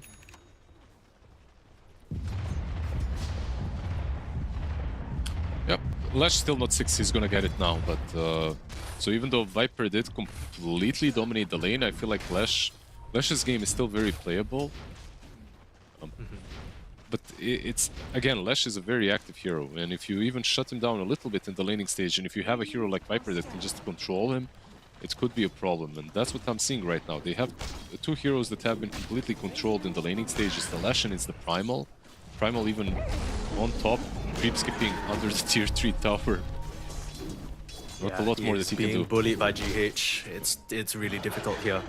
The only core on Nigma that is doing average or mid is Noob, but then you're not even that sad because they permitted a full Chen pick to try and counter you and you're still getting a decent amount of farm. Looks like the Lash has their eyes on the bot lane, trying to punish Oma. Coming through with the Diabolic Edict. Can you find the connection? A nice pushback, and TA2000 is TP'd in. Great rotation there from the Dragon Knight and punishes the Lash. He does find the Hoodwink in the end though, so ends up being a 1-for-1 trade. 4 members of Nigma Galaxy converging here, pushing back the mid laner of Nemesis. Yeah, 1-for-1 trade after you died, so you don't get the XP, you rotated, you lost all the network that you could have gained from the mid lane. In general, that's not worth it. Not in my book. Doesn't really fully get to use the Arcane Rune as well, but at least now, Jokum's gonna help him secure another. Now 23 in some trouble. Ball's chasing him down. Naman will try and get in the way. The Divine Favor will keep him topped up. Does lose his little Satyr creep though. Small consolation. There's still a lot of tension over here. They really want to put pressure. It's not even a catapult wave or anything. They just maybe are recognizing that nobody can come and help bot at the moment because Lash is TP'd mid. Is there anything that they can do here? Nemesis, this is just a tier 1 tower. I think this is just a tier 1 tower and then perhaps another tier 1 tower mid. Helm of Dominator is still a pretty good timing, I would say, for Beast. Not like the best timing, but he had it in at 7-ish. Here comes Analog, in through with the stun.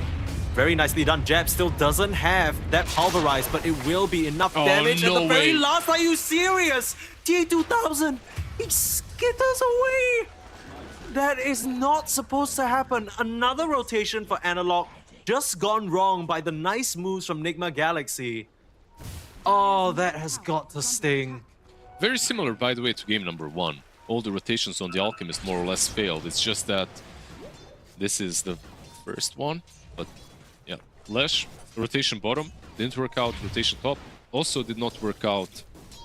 The laning stage was bad. 40 CS on Lash, 28 CS on Primal Beast. Together, they add up to what Viper has got. Just a little bit over it. Yikes. I see the boost travel completed already for the Viper. Sumail is about to get active. Just getting that mana up with the clarity, and he'll have a Viper Strike ready to go, but not even needing it because Naman will just get hunted down. First use of the Raw there. Heard a Viper Strike in the mid lane, chasing down the Lash. He can't TP out of this one, barely. Ooh. So close, and Fountain as well had to buy a Fairy Fire just to survive. Rune does get denied by Jokum, but these early rotations, they're just going all the way of Nigma, and they have the perfect draft to further push this advantage. I really don't see this train stopping anytime soon. It's like, you can... Currently, the map is theirs to play. Lash is the majority of the damage from Radiant. Shadow Demon now being slowed down. Yeah, Shadow Demon, he's just surrounded on all sides. Nowhere to go. Another kill there for Sumail as he is ramping up on this Viper. Analog will find Oma trying to invade the triangle though. The support from GH couldn't come through in time. Nice little bit of a pincer maneuver, I want to say, from Nemesis to at least get something for their trouble. Yeah, the triangle was already taken, right? Like the hard camp Flash took it, so nothing to lose there. The Ancients will not be contested for now. Pretty cool game for Viper Travels, by the way, because you have the Beastmaster to play around with. You can always TP on the boards. Oh, mana on Noob is the only thing stopping him from porting in there, probably. If not, it would have been a very easy 23 kill. Look at Nemesis on the prowl now, still undeterred, still trying to find moves with Analog. They have not slowed down, they're not letting him sit back and farm. They're saying we need the Lash to make impact on the map right now, and we're bringing him bot lane to help 23. These supports are... Yeah, Chen has 6, no ult. Let's see. Should be a kill though. Until the Lash done, yeah, no getting out of this one. No saves as well on Nigma Galaxy nearby. GH is a little bit busy in the mid lane. Or rather, sorry, the top lane. If they can get this tower, it's not too bad. At least an early objective for them. Something. Not the most impactful tower, but... They traded at least, right? Because they were losing the top tower anyway. Like Dragonite was taking it, so... the only problem are the Ancient stacks, which they might lose now. Dragonite is in their triangle. The good old Mask of Madness armor build, of course. There's a couple of heroes that have just been way too good for way too long, by the way, and Dragonite, I feel like it's one of them. I agree. And honestly, I feel bad. I feel bad for the pros because they gotta pick this guy. I know that some people enjoy him, but I can't, for the life of me, I cannot imagine. You know, they do this for a job, right? So they wake up, they have scrims, and can you imagine the average amount of Dragonite games in these pro players have to play? My goodness, I'd be bored out of my mind. I mean, honestly, Viper is no better. He's maybe even worse. I guess so. It depends on what kind of a But you pick player Viper like once every... I don't want to... Unless your name is XM, you're picking Viper like once every 2 or 3 months or some shit. You know what I'm saying? Yeah. And then Dragonite is just like day in, day out. It's like, honey, time to pick Dragonite. And you're just like, yes, okay, I guess I will. You kind of miserable. Throw him around like a hot potato, you know? And they play him on offlane, man. It's a good mid DK game. Play it on mid. Yeah. Like Sumail's like, no, man. This is the perfect Dragonite carry game, bro. You got this. Let me just pick Viper. You got like an option to play something like a Puck or Invoker, like some Giga Brain heroes. And then you have an option to play Viper. Okay, I'm gonna go into a lane and literally stink. That's all I'm doing. I'm spreading my toxin around. I'm doing some spitting. I'm doing some shitting, you know, causing general misery. That's that right now, Sumail. He's done a great job at it. 3k gold lead for Nigma Galaxy at this stage in the game, while Nemesis, they're still constantly trying to find some sort of a move, but Nigma Galaxy will try and match them now. A smoke in the middle of this lane. I wonder what it is they're looking for. Maybe they're expecting Nemesis to try and contest them at the Wisdom Shrine, but realistically, we're seeing that Nemesis are on the completely opposite side of the map. I think they were expecting another smoke to go that way, right? Like the same way they killed Beast before, maybe. That was the idea. Honestly, it had to be, because it's, like you said, the Wisdom Shrine, so it would make a lot of sense for them to smoke in that direction. Blink Dagger complete for the Lash, going to reveal it, but the stun off the mark. Thankfully, he's got a Haste Rune and a Wild Wing that just pushes him, thanks to the Chen. So he'll be safe, he'll be fine. Gets the information that 3 heroes are just standing around here. They aren't really getting much done on Nemesis. I guess they're getting their farm up, which isn't too bad. But you really want to find kills with this Blink Dagger first. Just giving them the info as well on the Blink Dagger, right? Already everyone on Nigma should position themselves a bit more defensively. Pretty quick sharpshooter, of course. By the way, to save himself on the Hoodwink. Yeah, now you got double blinks. So Jabs and Analog both opting for that first item blink. They want to get out on the map. They want to try and make space for 23. I can agree with this move. I just am struggling to see how they actually make it happen. You can see Nigma, they are almost what feels like expecting these kind of jumps in. Every single call is paired with a support. Maybe they can play around the overconfidence on the other side, because they've been controlling the game completely. And then bam, double blink. Primal Beast ulti with Lash. Like, you have the damage. If you get Kaya on Lash as well, which he probably should very soon, like, you have more than enough damage to take them down. Even the Viper, Like if he's controlled, he's not that tanky. If he's silenced, if he doesn't have another toxin, if he's not brooding in that toxin of his. He's actually going to use the Blink Dagger to get the Helm Overlord creep. They won't even find it. In fact, Eats a Sharpshooter, has the Onslaught away. That is very, very awkward. How often you see double Blink reveal on a ancient creep? On a creep. Of all things. If you were doing some Herald reviews, you're probably seeing it a bit more often. It's just funny because they didn't even get that guy. He survived and somehow they did more damage to jabs than they did to the creep. Bot lane, Bridge, onto the Pugna. This should be a kill. Very easy one for them to grab. Good little play, tag teaming up between Jokum and 23. But mid lane, immediately you can see Enigma Galaxy on the hunt. In comes the blink, Naman is done. Nothing he can really do about that one. Jab's gonna come in and just blink onslaught the wave. Pretty cute stuff to maybe try and get that backdoor regen kicking in as soon as possible and prevent this from being a further push. That's Rush though. Straight into the pit, right? Like you have Helm of Overlord, all these heroes. Like a Viper actually at this point can tank it if he wants to as well. Rush just doesn't hit you that quickly, but they have the creep to do it instead. The Ancient that is. Sumail just missing one component for the Aghanim's completion. A very nice timing for his mid Viper. The pipe being worked on as well for Noob. This timing for Enigma, I mean, 20 to 25 minutes, they get that Tormentor, they're gonna run into some of these tier 2s, and I honestly struggle to see how Nemesis are going to be able to defend this. They're just a bit too behind on some of their items, and all the Chen really has is a mech, right? That's nowhere near significant enough to help them win these fights. I agree with you, but if they play like some assassin-esque type of a gameplay, because they have 3 blinks, right? Like you have a blink on Ursa, blink on Lash, blink on Primal. I'm not saying it's easy, it's definitely not, but you can kill even these cores. Like Beast can fall, DK can fall as well. There are options, they are not easy, and a lot. Gets blink stunned, tier 2000. Try for the disruption, but unfortunately there is a backup bushwhack there. At the very least, Jokum will get himself out, but you know, that's kind of the fear that you have, right? You have a Boots of Travel Viper, you're trying to split these waves, you're trying to delay this onslaught of Enigma from coming through, but they have so many tools to try and catch you. No creep skipping allowed this time. They had a very, very nice, cute ward by Omar around the Tormentor, so they had some defensive vision. Still this bot lane area that's being controlled by Nemesis, but again, it's not really changing the fate. At tier 2000, he's just breathing at your front door. Looking towards another tier 2 tower now. To be able to take this one with ease, and like you mentioned, the train is not slowing down. It's got a destination, and that's a game number 3, Enigma Galaxy. They've got fans to impress. They've got people to disappoint. And they are hoping that the people to disappoint are named Nemesis, because right now, I mean, if you lose this game on Enigma, you're basically out of DreamLeague. There is very, very mathematically slim chance that it can turn back your way. It looks like it might not be necessary to turn anything just yet. Like they're doing absolutely fine in this match.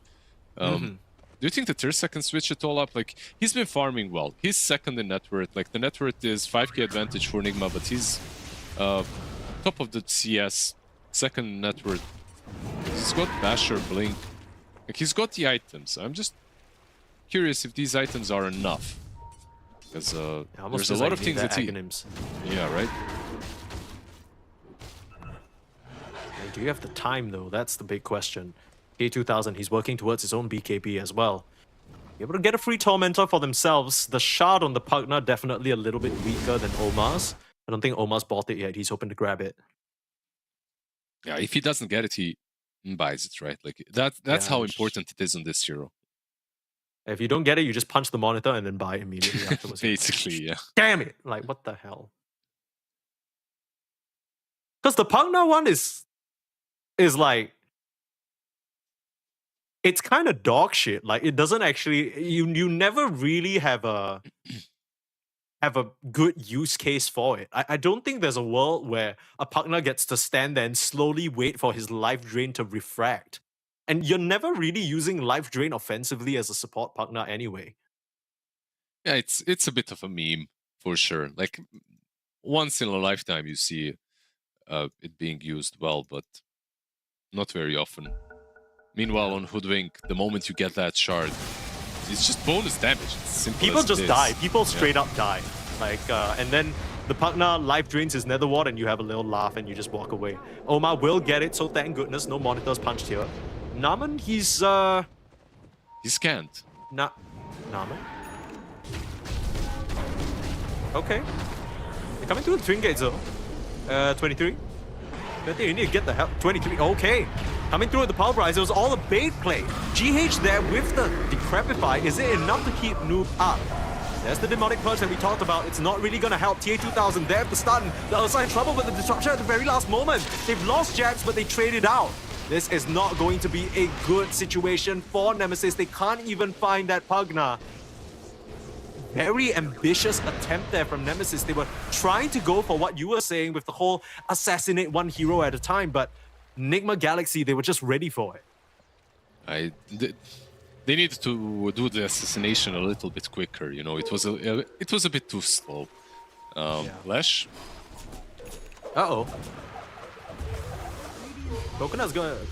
Akon's gonna bounce towards him. Now he's locked in this weird deathmatch with Omar because the Lord knows Omar's not gonna let him TP. On the reinforcements, try for a blink.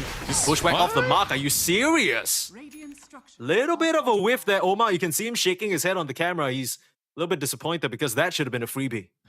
Yep, he had even the Acre shot connected on Lash through the creeps, right? So he couldn't blink. He had multiple opportunities to use Bushwhack. He was just waiting for the Viper. Like probably his thought process is, if I Bushwhack him right now, then my Viper might be too late and he TPs afterwards. So I get it. This whole engagement here was pretty damn cool from Nemesis, I gotta say, because the game was looking in a really, it looked like it was in a really bad shape for them. It's not like the perfect trade. You kill the beast, you lose your Ursa, but at least you're making plays, and I don't think it was wrong from them. I think the way that it happened was a little bit awkward because they obviously 23 jumped in with his blink to fully focus down the creep first, right? So after that happens, you've already used your first set of spells, and then suddenly the Beastmaster comes through, which is why he took so long to die. I mean, GH coming through with the decrep as well, it didn't even end up actually mattering because there's the demonic purge, but because you already used your initial set of overpower charges on the creep, you don't have it for the like most of the times. I feel like with Ursa, I'm not much of a carry player myself, but my understanding is that you kind of preload one overpower charge and then you have the second one immediately after, and anyone dies, right? Yep. That's generally the consensus. Yeah, generally the idea. But trying to make sure the boys can hear each other here. Seems like a bit of a global Discord issue, unfortunately. By the way, where are you located? Because we're having. I am from. Wait, are we having a good time? You think? Wait, let me check the ping. What's your ping? It's not the worst. I mean, mine is 200, by the way. Oh, they must have set this to. Okay, we might want to fix that because you know usually you're here covering for Winter, and myself and Winter were both Malaysia, Singapore, and I believe this server is Singapore. It's so fine. It's fine. I truly don't mind. Like we aren't talking over each other way too much. I mean, so it's all good. No problem. First time casting with Mr. Lizard, big honor. Oh, honor is mine. It's always a pleasure. I mean, this we got ourselves honestly a really, really cool series just because I think no matter whether you're a hater or whether you're a Enigma Galaxy fan, it's just fun to watch this team. I don't think this team has ever been difficult to watch. Even when they're losing, even when they're absolutely shitting the bed, low-key deep in your heart, if you touch your heart, it'd be nice to see them succeed, you know? It'd be nice to see when they win a team fight, the bad chests come out. Sometimes you just can't help yourself.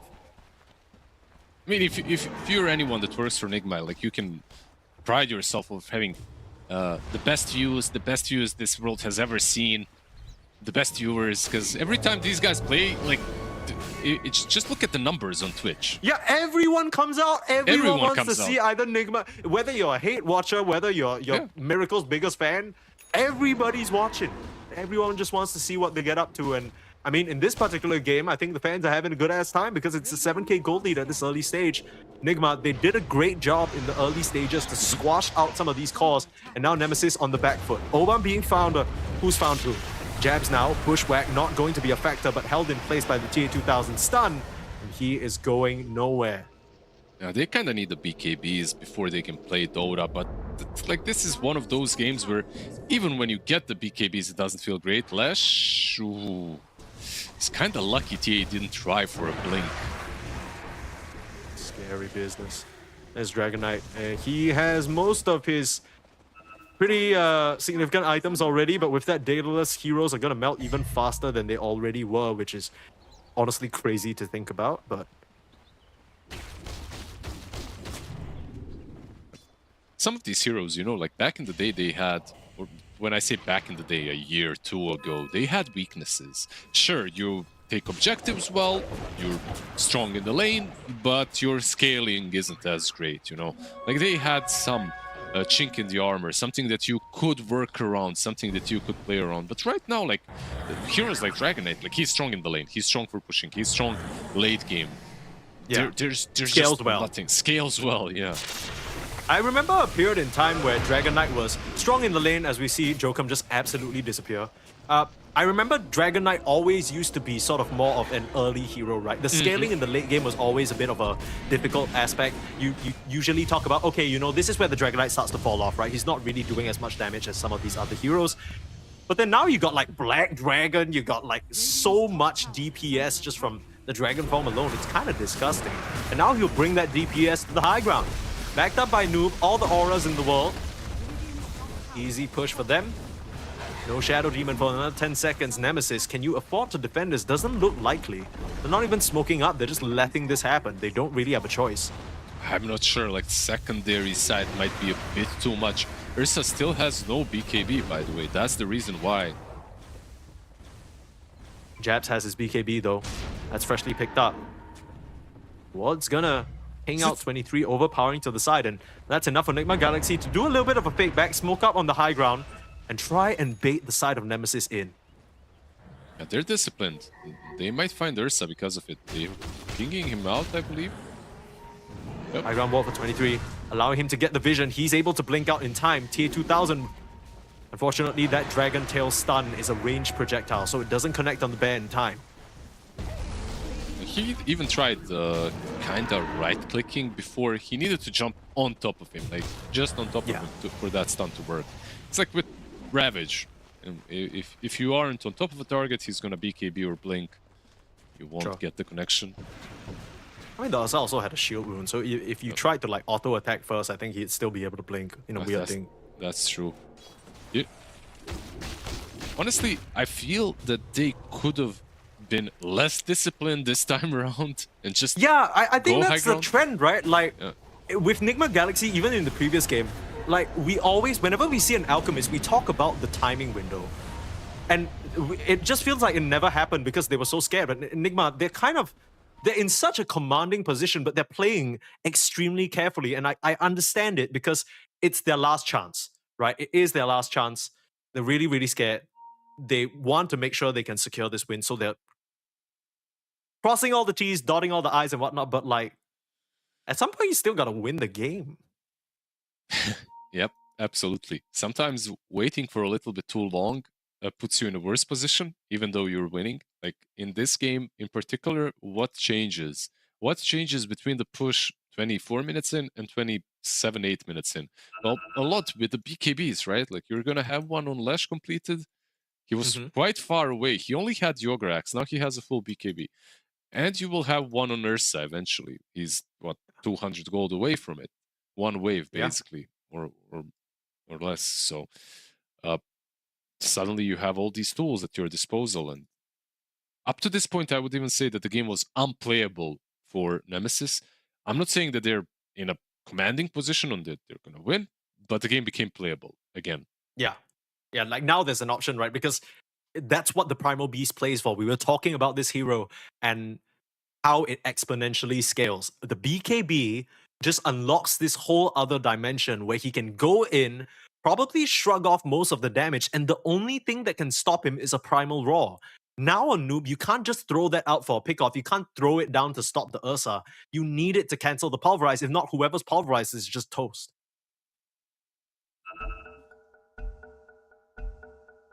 Hopefully the Discord issues all fixed here as we get back into the game.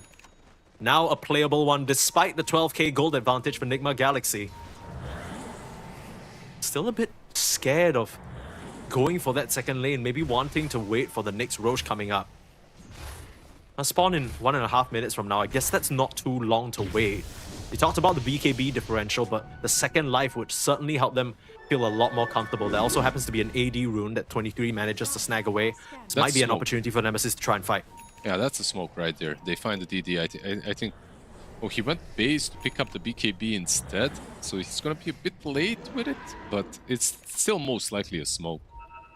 By the way, they smoke on top of a ward though. They don't bother dewarding this triangle at all. They believe that there isn't any forward vision placed, and now this move is completely read by Nigma Galaxy. They can back up, find themselves a safe position. The circles are drawn in the Viper. He's very far away from the rest of his team with no real way of joining other than the creeps. Smoke's gonna break. Shadow Poison on the high ground. There's the jump in. BKB, they found a target. It's going to be this Beastmaster, and he doesn't have a way out. TA2000 now being held in place. 23 starting to stack up. The charges of the Fury swipes. Sumail is in fact here. Joker going to die on the high ground, but do they have a way of stopping the blink? No, they do not. Honestly, not too bad of a trade, but if Oma can find one more, that's great. Bushwhack completely off the mark. Do you have any way out of here on Analog? Turning around with a lot of damage in the stun! Jab's gonna find himself a double kill. Will probably fall to TA2000 and the auto attacks though, but this is much better than you could have asked for. And Ursa now. Is this the play? Him away. I'm not sure. Jumping back in with the stun, the decrep, a little bit of not what you want, but still gets the job done in the end. And the last member, Naman, can you TP out? Right around the tree line, TA2000 couldn't find him with the stun, but that reinitiation, once again, it's GH, the big player of Nigma Galaxy, salvaging that situation. It could have gone so well for Nemesis if they managed to kill TA2000, but the Yules at the very last moment. But that was like... What a close fight. A close fight until the end. I think like up until Ursa re-engaged, this was a good fight for Nemesis, and then it was like, okay, whatever fight. With Ursa dying, it's probably... it is another good fight for Nick. They had a huge advantage, they led a couple of kills, sure, but they still come out on top. If this Ursa just didn't go in, because think about it, like you're jumping into a Dragonite and Pugna. Like he had no ulti, he had no BKB. Your chances of killing anyone is only if GH disconnects. Like if he has 300 ping and 3 seconds delay with packet loss. I don't see any other way you are killing anyone. Yeah, GH, one of the best players in the world without a doubt. For such a long time, there's no way he's letting that ball slip. Protecting his carry till the very end here. And back to live. Looks like they found Jokum trying to get a little sneaky with it. Trying to steal away the Shrine of Wisdom. Trying to contest that Aegis. As we can see, it's in the hands of the Dragon Knight. And I mean, in the replay we saw as well, honestly, Nemesis did such a good job collapsing on the same target. At some point, they had two heroes beating the shit out of the Dragon Knight, but GH just basically life drained his entire HP pool into the DK, keeping him alive. Not once, but twice jabs. Quick blink away after the smoke breaks. Yep, it's a play there. Did a whole lot through that fight for sure. Dragon Knight, and they find anyone. Keep in mind that this Viper build is very active. Like, he's got the Blink, he's got the Hex. He didn't buy any, like, Shivas or anything, like, defensive. He's already got the Aghanim's and that's it. He's very mobile with this build. Yeah. Line drawn. Nemesis. Going for the good old wraparound. No wards in the area for Nigma Galaxy, so they're already feeling the pressure. Haven't seen Nemesis in too long, need to try and reposition. You know what's different between this fight and the last one? Shadow Demon has Aghanim's, and now you have Purge. Ooh. Like, you didn't have it before. It could make a difference. Stun out on the creep. Dragon Knight's revealed himself. The rest of the team, now Omar could be the one in trouble. All you need is a blink. You just need a little bit of vision. You spot the squirrel, jump in immediately, eliminate it. What can you do now? Purge out onto Sumail, but the Lotus is there, denying the pulverize. The break is there, but the kills come through again. The partner tried to be the difference maker in the fight, but 23 says no, jumps towards him, forces the defensive Yules. Yes, you've killed off Jokum, but now Analog's out of mana. TA2000 jumping forward. Where's the second initiation? Jabs. He needs to find a way out of here, but his BKB is out and his Ursa is gone. Trying to onslaught away. This looked like it was supposed to be a much better fight for Nemesis. Jabs, Blink, Stone Toss. He can't afford to die here. GH hot on his heels, even with the 4-star forward. Blink in 7 more seconds, but the TP out. The Yules though, you can't make that mistake. Turn around with the pulverize, but the important part is you don't even need to kill Jabs, but GH gets it done anyway. Yeah, they gave him the tips. I feel like Primal could have continued running. Like, he had double high ground there that he could lose the Pugna in, instead just try TPing in. He's way too speedy. Like, this Kelly boy with the Blink Force Yules, they're not gonna TP out of it without the BKB. Another fight that did look too terrible, I gotta say, from Nemesis at the beginning. The buyback was used on Omar, so keep that in mind.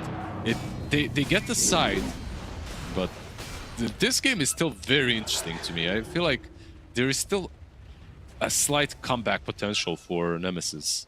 Oh, absolutely. I mean, we are already seeing what this draft is capable of, right? You get the purge off. SD. Jokum. He can't afford to die here, but gets stunned, gets caught again. Trying to clear out the vision for his team. Taking out the sentry immediately. He does have a buyback. 23 is going to try and seal away this Tormentor from under their noses, but this now means... I don't know if this is worth it, because then you don't have the enrage for the base defense. Enigma Galaxy, they're taking your last lane around. You don't have it anymore. Yeah, he just gave away the fact, exactly like you said. I mean, they had Aegis anyway, but still. They try and jump forward, at least kill off that creep, but Hex up immediate. Oh my twit. Okay. Okay, well then that's that then. Yeah, that's game. I honestly could not explain what that was about. I mean, he's gotten away with killing the creeps a few times, but the Hex of the Viper just... It's not even a new item. Sumail has had that for a little bit now. And this is another game where it goes back to what we were saying. The final few moments coming in for sure as Primal Beast just gets robbed mid-pulverize. Analog with the BKB trying to turn around the damage, but again, look at the partner just saving this Viper back up to half HP. No one's killing him here, and even continuing the drain. My goodness, TA2000 with the damage. Another game where it feels like 1 or 2 mistakes from the carry of the team ends up snowballing out of control. Way too difficult for them to come back from ever since the early stage. Enigma Galaxy, they keep it tight, they keep it safe, but they will force a game number 3. Yeah, very good draft from them. Like, very stable. The way they played the lanes, the way they got that choo-choo train going from one side to the other, from one tower to the other. They just took full map control, and did they slip up a couple of times? Well, not necessarily as hard as Nemesis did in game number 1. I feel like this game was kind of always in their control.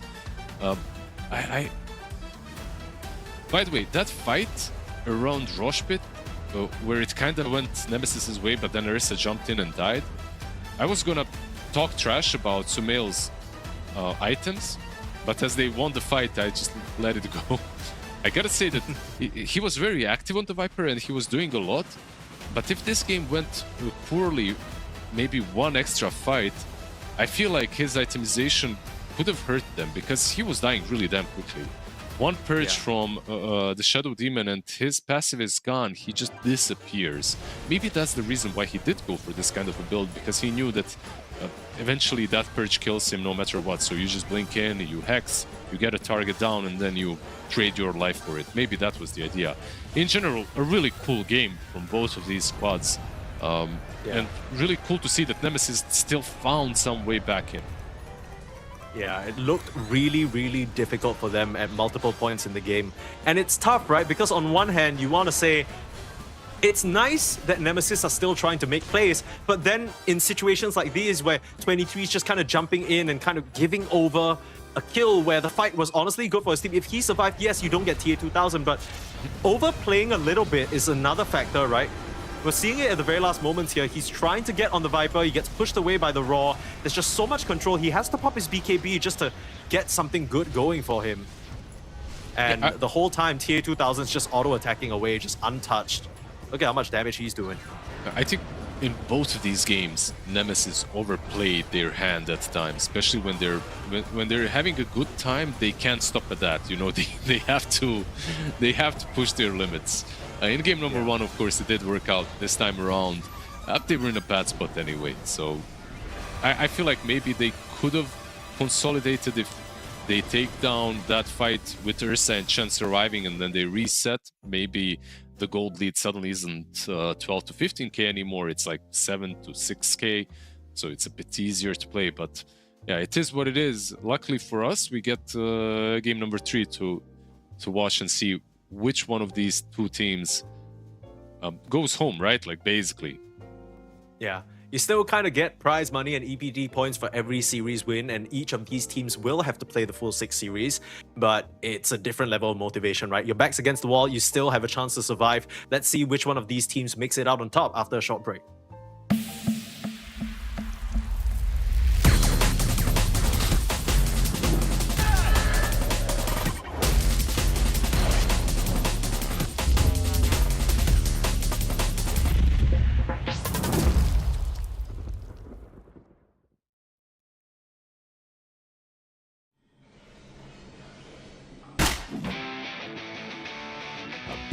Bloody time.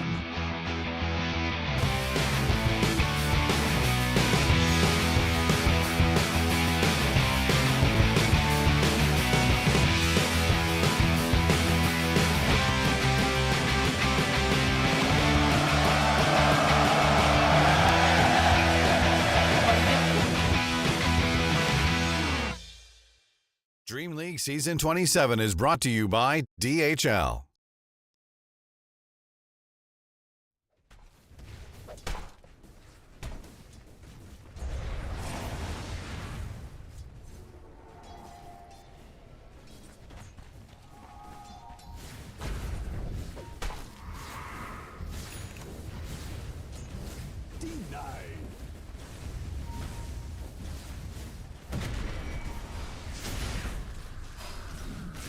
Radiant's bottom tower is under attack.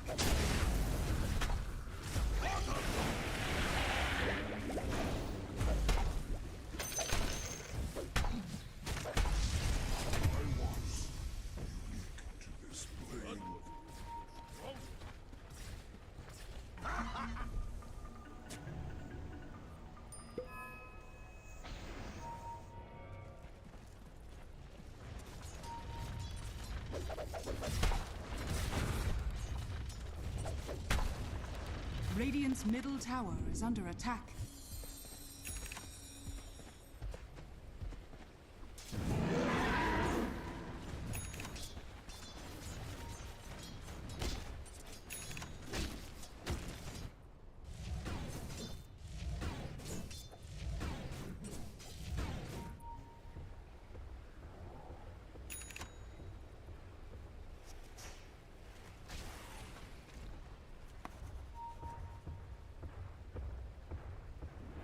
Radiant are scanning.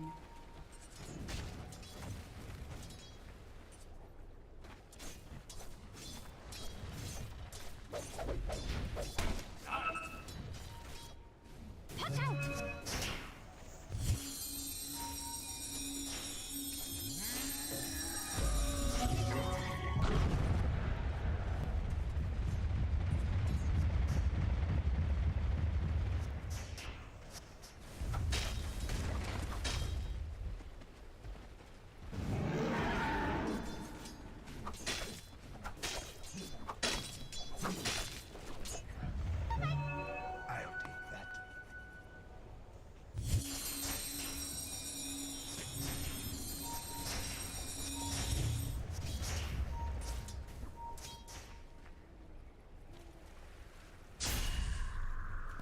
Dire's middle tower is under attack.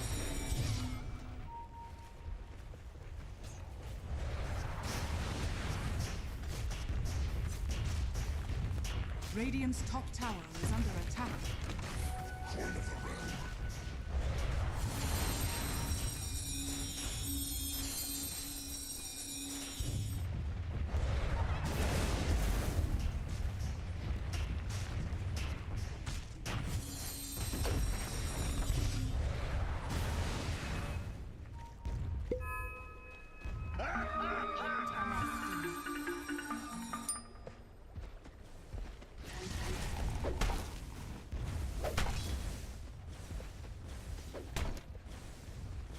Radiant's bottom tower is under attack.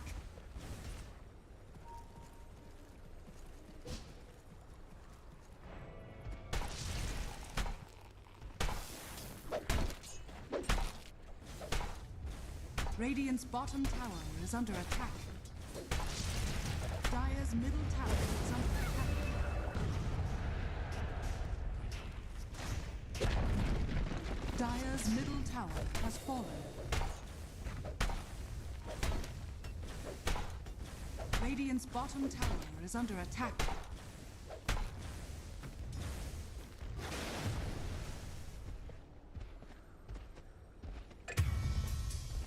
Radiant's bottom tower is under attack.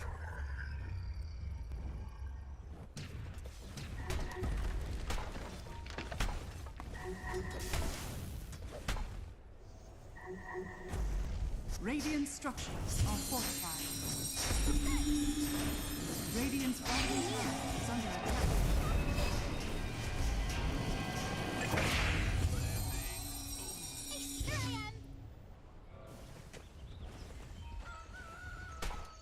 Radiant's bottom tower is under attack. Dire's top tower is under attack. Radiant's bottom tower has fallen.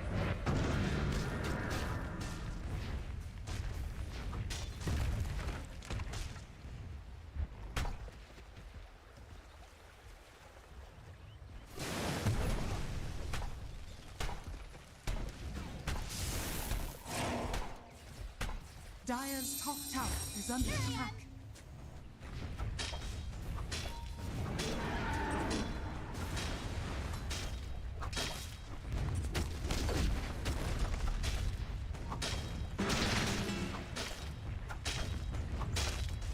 Radiant's middle tower is under attack. Dire's top tower is under attack. Dire's top tower has been denied.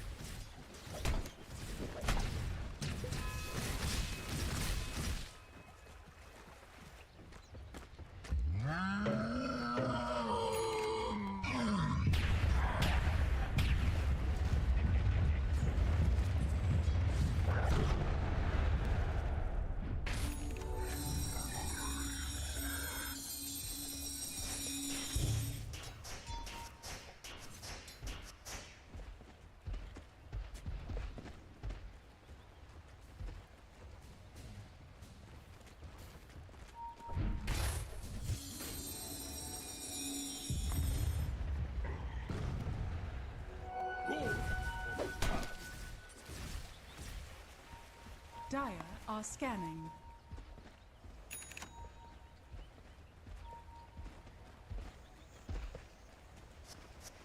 Radiant are scanning. Invisibility!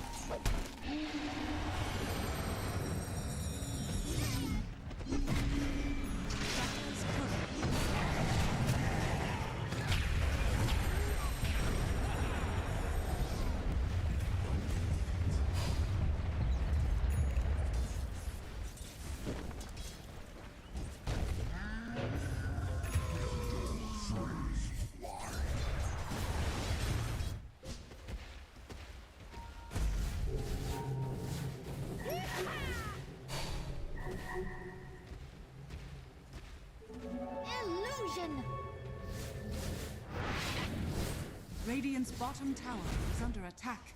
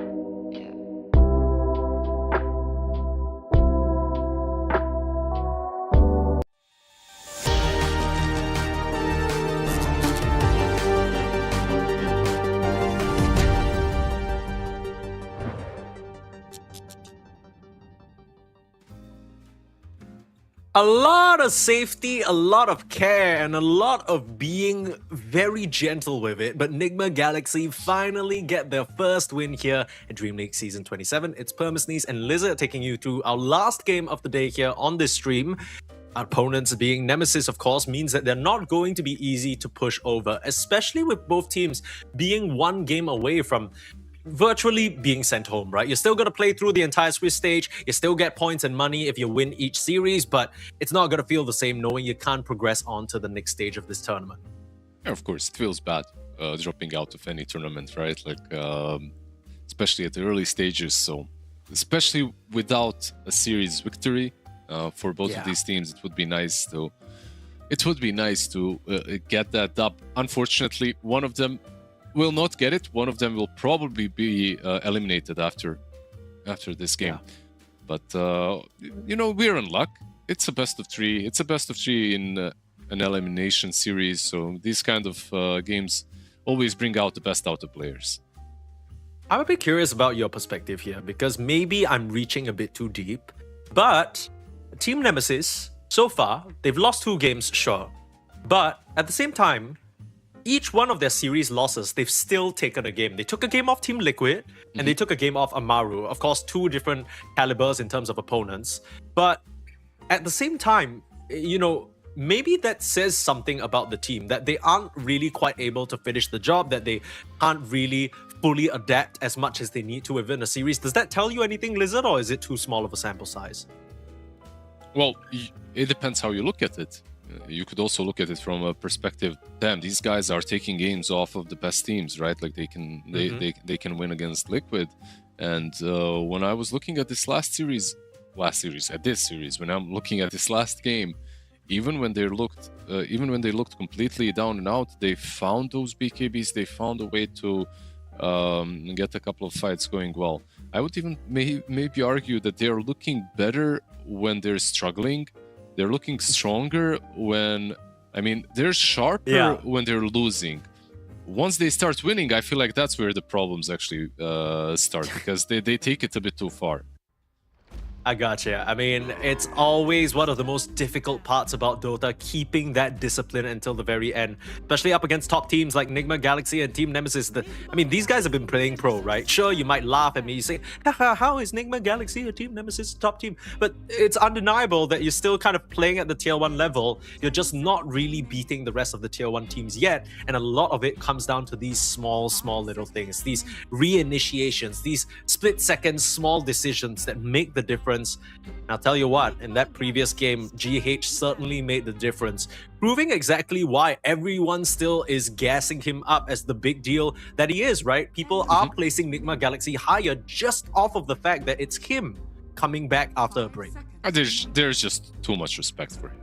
There's just too much respect from him, from everyone in the Dota scene. Like, he's one of a kind. It's like, it's just the way it is.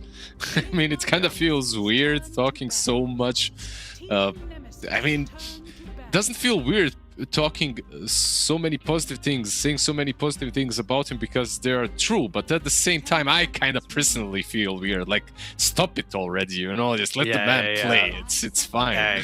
But he's really good. Well, apart from glazing him, of course, if we just kind of put GH as the person or the player aside, I mean, what a Pugna performance, right? I think the saves really went a long way, and I'm starting to believe that, you know, the Sumail mindset that you were referring to, realizing that at some point, no matter how many items he got to try and make himself tankier, he was going to get busted by that Shadow Demon Purge. So making the adaptation to have a bit more utility, they ban out the Shadow Demon for themselves, and this time they'll grab the very coveted Dragon Knight. If you can do it, maybe we can do it even better. Let's see if that's the attitude that they came into the last series with. Dragon Knight, of course, like in the first game was banned out, I believe, right? Like in the second game, of course, picked. Now we get it again. Interesting that teams are still willing to let this hero go through, because there isn't, like, there just aren't many heroes on offlane that make his life hell. Through the game, there aren't too many heroes that just work that well against him. They get themselves the Abaddon. Do you think this is most likely the position 1, right? Like, this hero isn't really played anywhere else anymore. Yeah, you see it from time to time on Pause 3, but it feels like you only do that if there's such a more glaring, obviously good Pause 1 pick, right? And right now you got the whole pool in front of you. It's hard to think that they're not going to want this as a matchup into the DK. I think with Abaddon, his scaling is insane. Like, he can reach a point into the game where no matter how tanky or how strong you are, maybe unless you're a gyro with like a Rapier, Satanic, and Aghanim's, you can jump someone, Abyssal, and they will die to you and your Manta Illusions in Bloodthorn, and there's nothing they can really do about it. So maybe Team Nemesis, you want to look towards some sort of a break, some sort of a save, something along those lines to preemptively deal with this Abaddon. Yeah, the break silence is always nice. Another good thing against the Abaddon, of course, are illusions, his own illusions, that is, right? Because his passive works really damn well against him. Yeah. Like, back in the day, not so long ago, people were experimenting even with Grimstroke, with Aghanims, Darkseer, like the dead hero, of course, who shall not be named anymore. I won't mention him. I'm sorry. Very sad. Yeah. But yeah, there are some options, of course, versus him. Like you said, break plus silence, you can maybe take him down as well, with some extra burst. But we'll see what they go earlier for. today you were saying that the Skywrath Mage gets countered out by the Abaddon, but I actually think it's otherwise. I wouldn't be surprised if I see Nemesis pick that up, because we've seen, you were talking about Crit, he also showed that, especially in the early laning stage, Skywrath has so much damage that the Aphotic Shield doesn't really matter. And then you reach a point in the game where you buy the Kanda and then you press literally Ancient Seal and you get Break and Silence instantly. It's really difficult for the Abaddon to play. So I wonder whether Nemesis are going to try and tech into that option or look elsewhere. But now Nigma are going to go back for the Hoodwink that served Omar so well. Yeah, I mean, it depends, like, what kind of a game you're playing, honestly. Like, Skywrath into Abaddon works differently on different tiers of Dota, I think, as well. One Manta deals with your Kanda plus illusion plus silence, so and basically you're buying Manta every game, so you're itemizing, like, it's how much, 6k gold into one Manta being the solution to it that is already purchased. But overall, like you said, in the lane itself, it can be kind of spooky. I was speaking about Abaddon more because of the axe than the sky in that particular game. Right. Okay. But gotcha. But in any case, I feel like Abaddon doesn't really struggle way too much. Like, you can use the Aphotic Shield on whoever gets sealed. You have the ulti to work through the flare. It depends. Like, if you are a god, Skywrath, which I suppose those are the games you've been watching, then Sky gets Kanda and just blows him up. You know what's another hero that's kind of cool into him?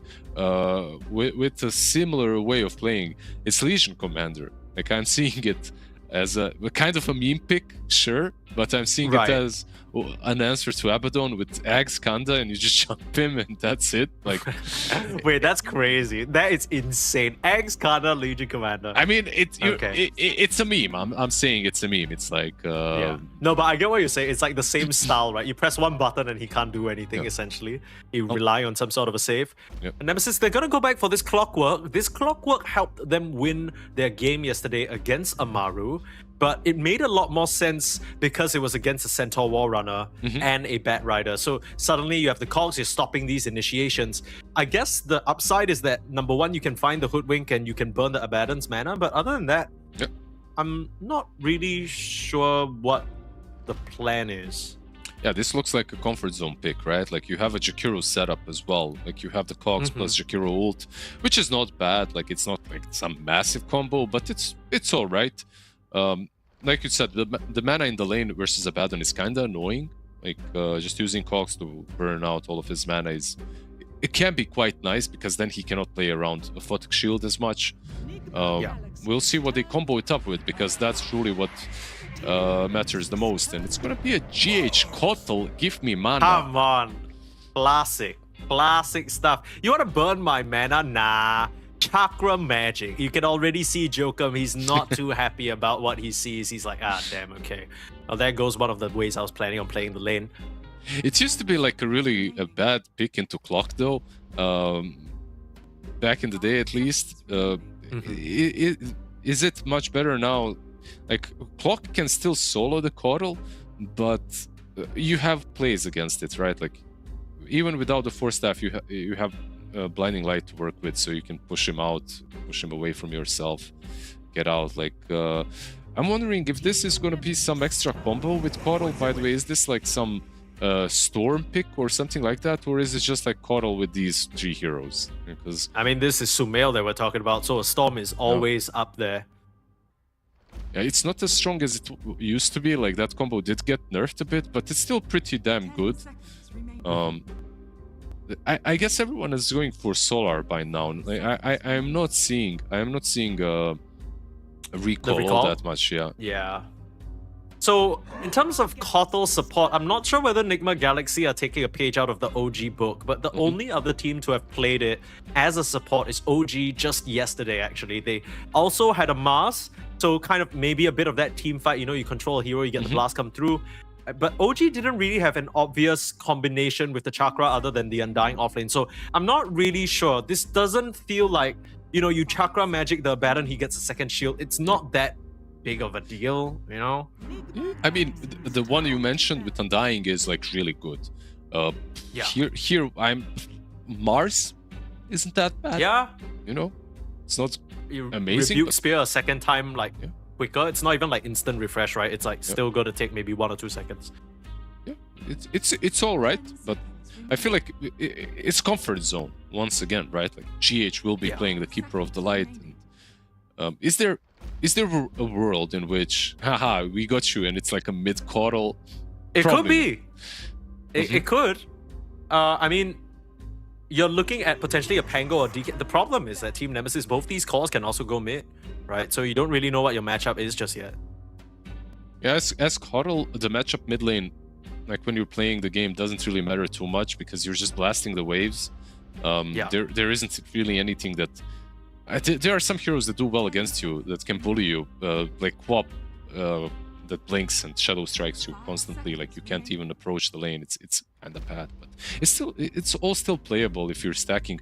Then again, of course we are just expecting a position for Coddle. GH is just such a position 5 at this point, I guess. He's just way too good on it. See how it goes. I think we might be living in the past a little bit here. I certainly would love to see a GH Kotal, but I think it's a sign when we don't even see him pick it. Gonna be a last pick Park in the mid lane, so you know the Kotal mid could still be a thing because then you just don't interact with the Park. You keep shoving the wave and you, in a way, deny the Park from making any early moves in that fashion. It looks like it's going to be a Jabs offlane Pango, so pretty clear cut on what Nemesis want to do lane-wise. What's the answer here from Nigma Galaxy? I think the puck is also because of the possible Storm pick from Nigma. Like, you pick it up already, like, you don't really care about the Storm Coddle combo. You can reach the backlines very easily, like, you have Coddle and Hoodwink. Like, it's a free puck game so far. Like, the only thing that you care about is Mars Yules, right? But up to that point, it's basically free game for you. So you need an answer to the puck on the mid lane right now on Sumail. Like, you need to find the right hero for him.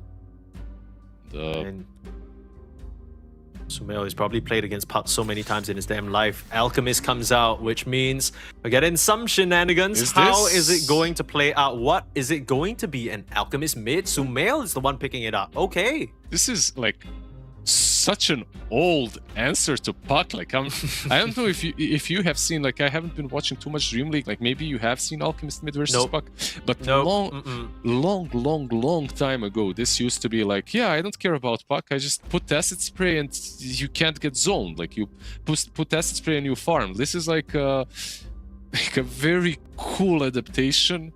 Yeah, we'll see how much Sumail will be able to do. Maybe this is like one of those games where you're playing mid Alchemist and you get an earlier Orchid. Maybe. I mean, TA2000 can also buy it, so you don't have to. I'm just saying that they need some control for the puck. Like, even though... Yeah.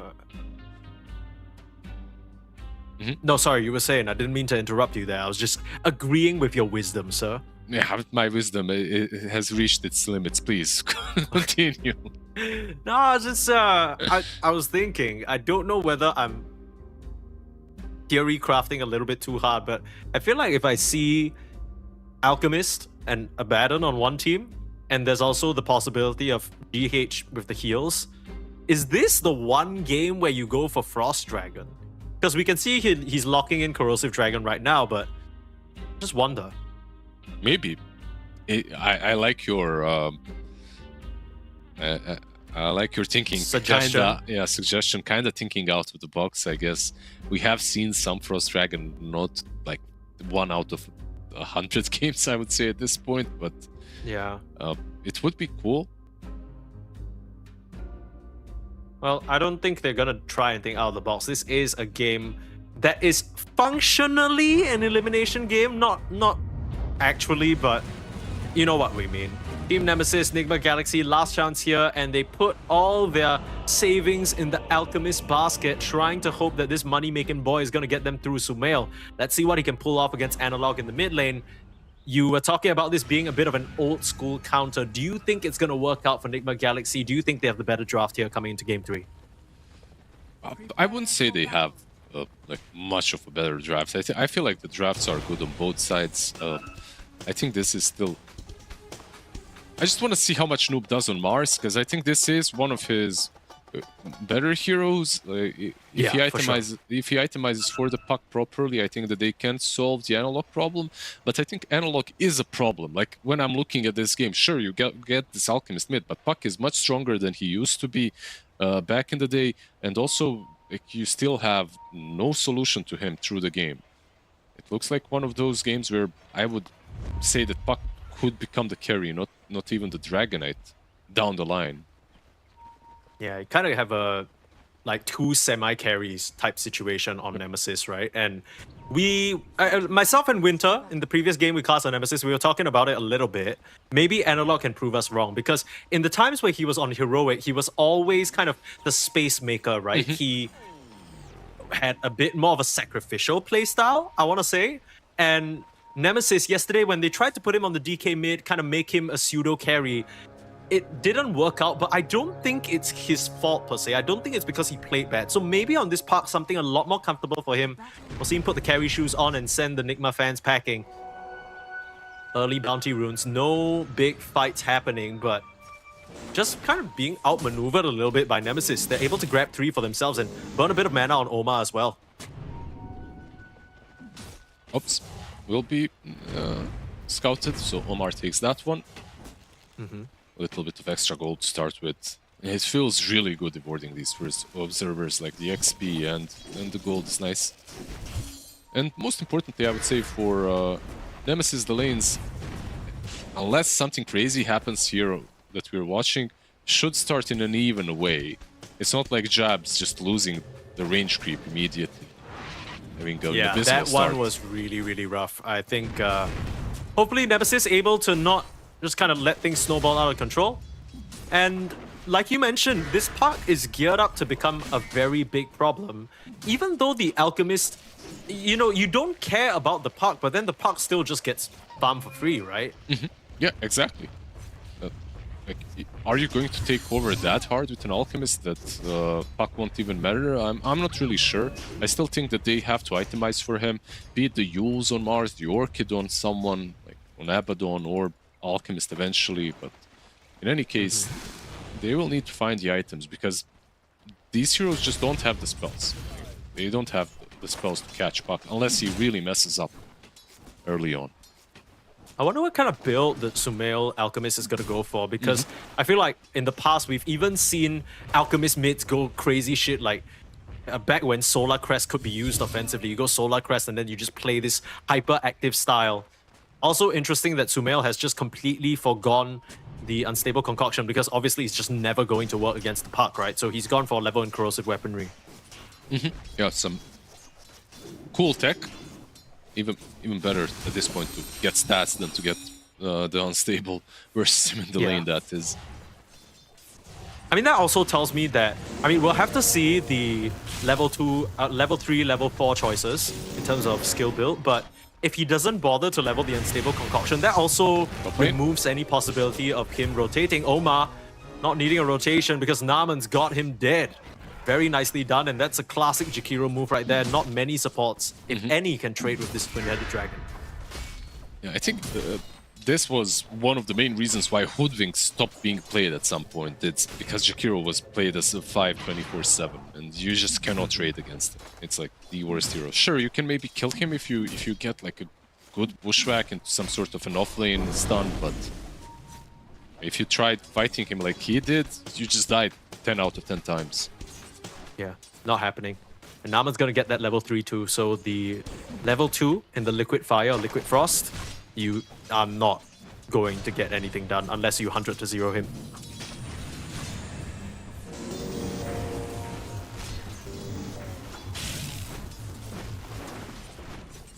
Let's see, this GH, Kotal, and K2000 Abaddon.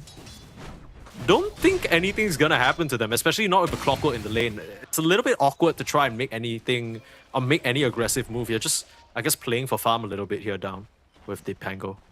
Yeah, I don't see what a position 5 Coral will do as well, though, in the laning stage itself. Like, you can feed mana and you can sustain your safe laner, but your aggressive moves are basically... They're basically like zero. Blast. Yeah. Like press blast and hope that the opponents walk into it. The problem is the problem is you can't really blast, because if you're blasting, you're just pushing the lane all the time, and your carry probably doesn't want that 90% of the time. So yeah, I mean, Dota at the highest level is so much about creep equilibrium that I think that's why we don't even see Kotal that much anymore. Even in the games where you're kind of picking Storm and you're trying to be this mana battery, he's so awkward to make work around the map because you just need this long blast setup, and you need a specific set of heroes to keep them in place so that the blast actually lands. It's just a mess. So, I mean, if there's anyone who can make it work, it's GH, but for now, he's just kind of tanking a couple of cogs from Jokum. Trades back and forth, no biggie. Yeah, he used to be, even when he was a popular support, he used to be a 4, because you could allow yourself, in that meta at least, to just push in the lane, right, on the offlane, and then go into the triangle, stack it up. On safe lane, I don't think it's as bad anymore. You know why? Because you have the Ancients, and they're close. And if you... Oh, true. So, as Keeper, like, you might be able to make something happen by stacking the Ancients and pushing in, so... Yeah, Lizard, you're giving me some ideas here. Maybe next game I play, I pick some Kotal 5, and then I can double net warp, you know? My pos 1 farms the lane, I farm the Ancients slowly but surely. It's... surely that's going to work out. I don't think you're gonna farm the Ancients, but you can stack them for your carry. I can definitely farm the Ancients if I blast it 4 times in a row. 4 times? You know what I'm saying? Sure. I'll get there. It's all about the patience. Maybe 14, you know, if it's a low-level blast. But yeah, if you're patient enough, sure. Couple of clarities, you know, bring back the jungle meta on the pulse 5s. As Winter and I were just talking about that whole meta with the not gyrocopter, the Venomancer with the stacking plague wards. You cosplay a support, but really you're just running into the jungle at like level 1 and leaving your carry sad and crying. One of the top lane, they're trying to go on Mars. Oh, he's kind of tanky. Yeah, I feel like double bracer and 2 gauntlets of straight. I mean, his arms are just absolutely padded up right now. I don't think they can get through him. Maybe now that he's half HP or less. Yeah, there are certain clubs in Bosnia where people dress like that. You know, you just gotta show all the bling. Are those good clubs or are those bad clubs? I can't even tell. It depends what you like. Sometimes it depends in what kind of a mood you are. That's fair. If you're in the mood to see some biceps out, you know, just exactly some big arms, yeah. Or if I wanted some biceps, I don't even need to go to a club in Bosnia. I just turn on the Lizard stream and ask for a flex or something. Yeah, just coming to your home just for $2. Times are rough. That's a premium service right there. 23, he's taking very low, but again, another hero with quite a lot of HP to work through. Can't quite do it at the moment. Very quiet early game, much like game 2. Both teams choosing to be conservative, right? They're not really forcing the issue. Naman's come down here through the Twin Gate. Oh, DK 23, so much for conservative. He still tries to run up and takes the second salvo of spells. Ends up going down. Yep, he was conservative. Should have been a bit more, perhaps. Yeah. Nice rotation by Jakiro trying to make a difference, but instead, yeah, your carry dies. This is like Dota 101 for me. I move from the lane, my carry dies. I feel bad. I stay in the lane, nothing happens. I feel bad. Yeah, Naman's just gonna be like, okay, you know, on paper, my DK is supposed to be able to survive the lane, and then he looks up, 23's dying. You're like, come on, brother. What the hell we pick your Dragon Knight for if you're gonna die in the lane? A GH now gonna get caught up by some calls. Looks like Jabs is thinking about wrapping around, but GH just a bit too tanky at the moment. The calls don't do very much damage. He's stopping the It seems like the plan here...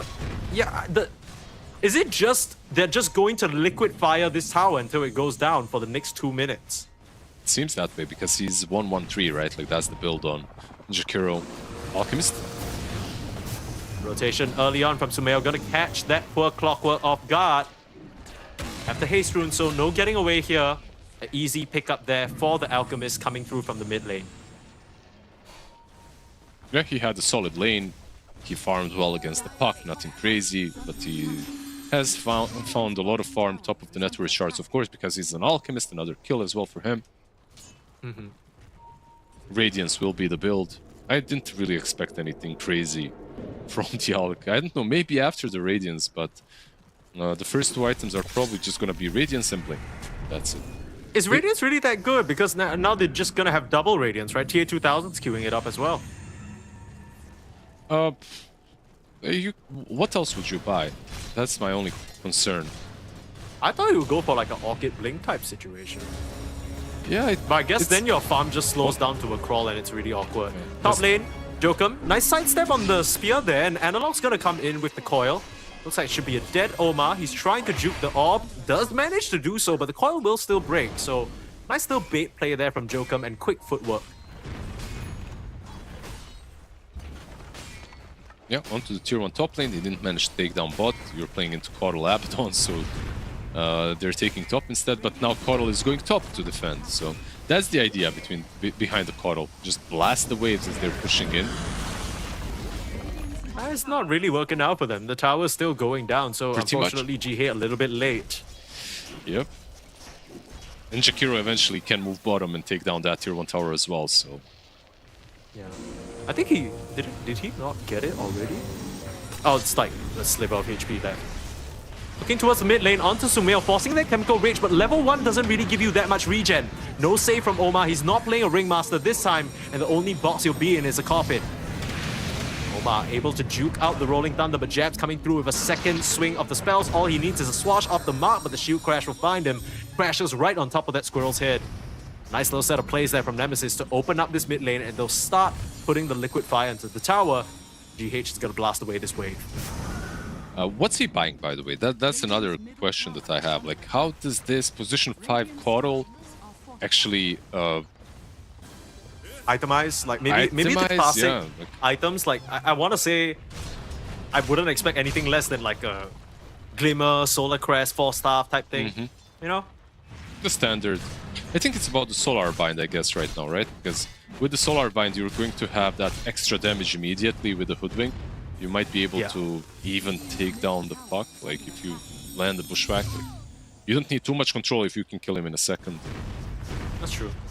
Mid lane tower is going to go down despite the blasts as we saw. So all 3 tier 1 towers taken away. Also, I saw something, but I don't know whether I'm tripping out. Does GH have 2 wind lasers? He does. I don't know. I think he just messed up.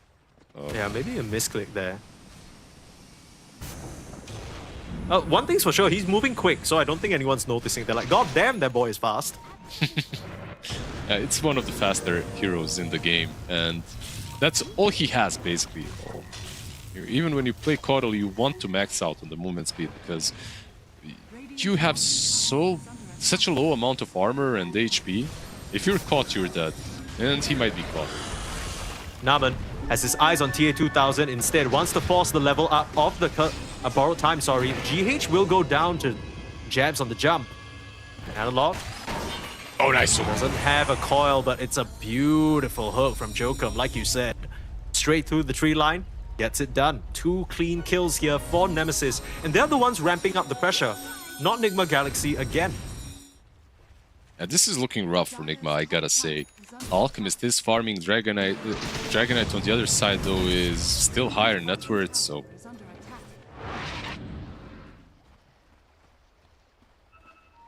Nice play there from Noob. Quick spear into TP out.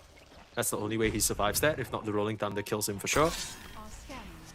But yeah, I don't know if I like this very much, because now you have the Abaddon farming, you have the Alchemist farming. Who's making plays, right? I think you run into this problem with the Koto, hold that thought. Sumail being spotted up by a ward. Nice Bushwhack. Gets the stun, gets the sharpshooter. That's what you need to do. Oma will answer that call, and Noob now running into the mid lane, wants to use that arena. That's bright as day, and Nemesis see him coming from a mile away. That's a really cool play, but it's like a crazy play because that's the only position, almost the only position on the map where it can work, right? Because you get the Bushwhack without Puck being able to react because he doesn't even see it. You're in the tree line, he's in the tree lines, like he cannot react. Plus Alchemist was right there as well. That's just a bit unfortunate because you can see the only reason why Puck was in that area is because he didn't know there was advanced vision. Right next to that wall that spotted him out, there's actually a sentry, so it's just out of range. A little bit unfortunate. TA 2000, if he gets caught here again, that's going to be painful. Saving the inhibit for when that ultimate procs. Really nice execution there from Jabs, and he's on a killing spree on his Pango. TA 2000, not very happy about that. Second time he dies before the Radiance, right? Like, at least he does have the Relic now. I believe it was in the courier, should be delivered. So, the 2 Radiances, Alchemist, of course, will be getting his first. With the full Talisman of Invasion needed for the Abaddon. But, like, you get this Radiance and then you still kind of need to farm. It's your farming item. It's not necessarily your farming item on either one of these 2 heroes. Yeah. Again, I just wonder at what point Nigma Galaxy will be ready to make plays, because we saw that jump onto the Puck in the mid lane. That was nice, but for now, it's just Nemesis all over the map, starting to put the pressure onto 23. In comes the Alchemist, but this is a very tanky Dragon Knight. Noob already doesn't have any HP left, and Sumail, yes, you got a Radiance, you might be able to cut down Joker. The Victory Feast is gonna keep him up and running. 23 all alone here, where's the backup? Meanwhile, there's a fight happening bot, they kill off the Dragon Knight, but looks like they're aggressing again onto TA 2000. Jabs with the Rolling Thunder and Analog with the coil. They catch the carry of Nigma Galaxy again, but still, overall, not too bad given that you're trading out.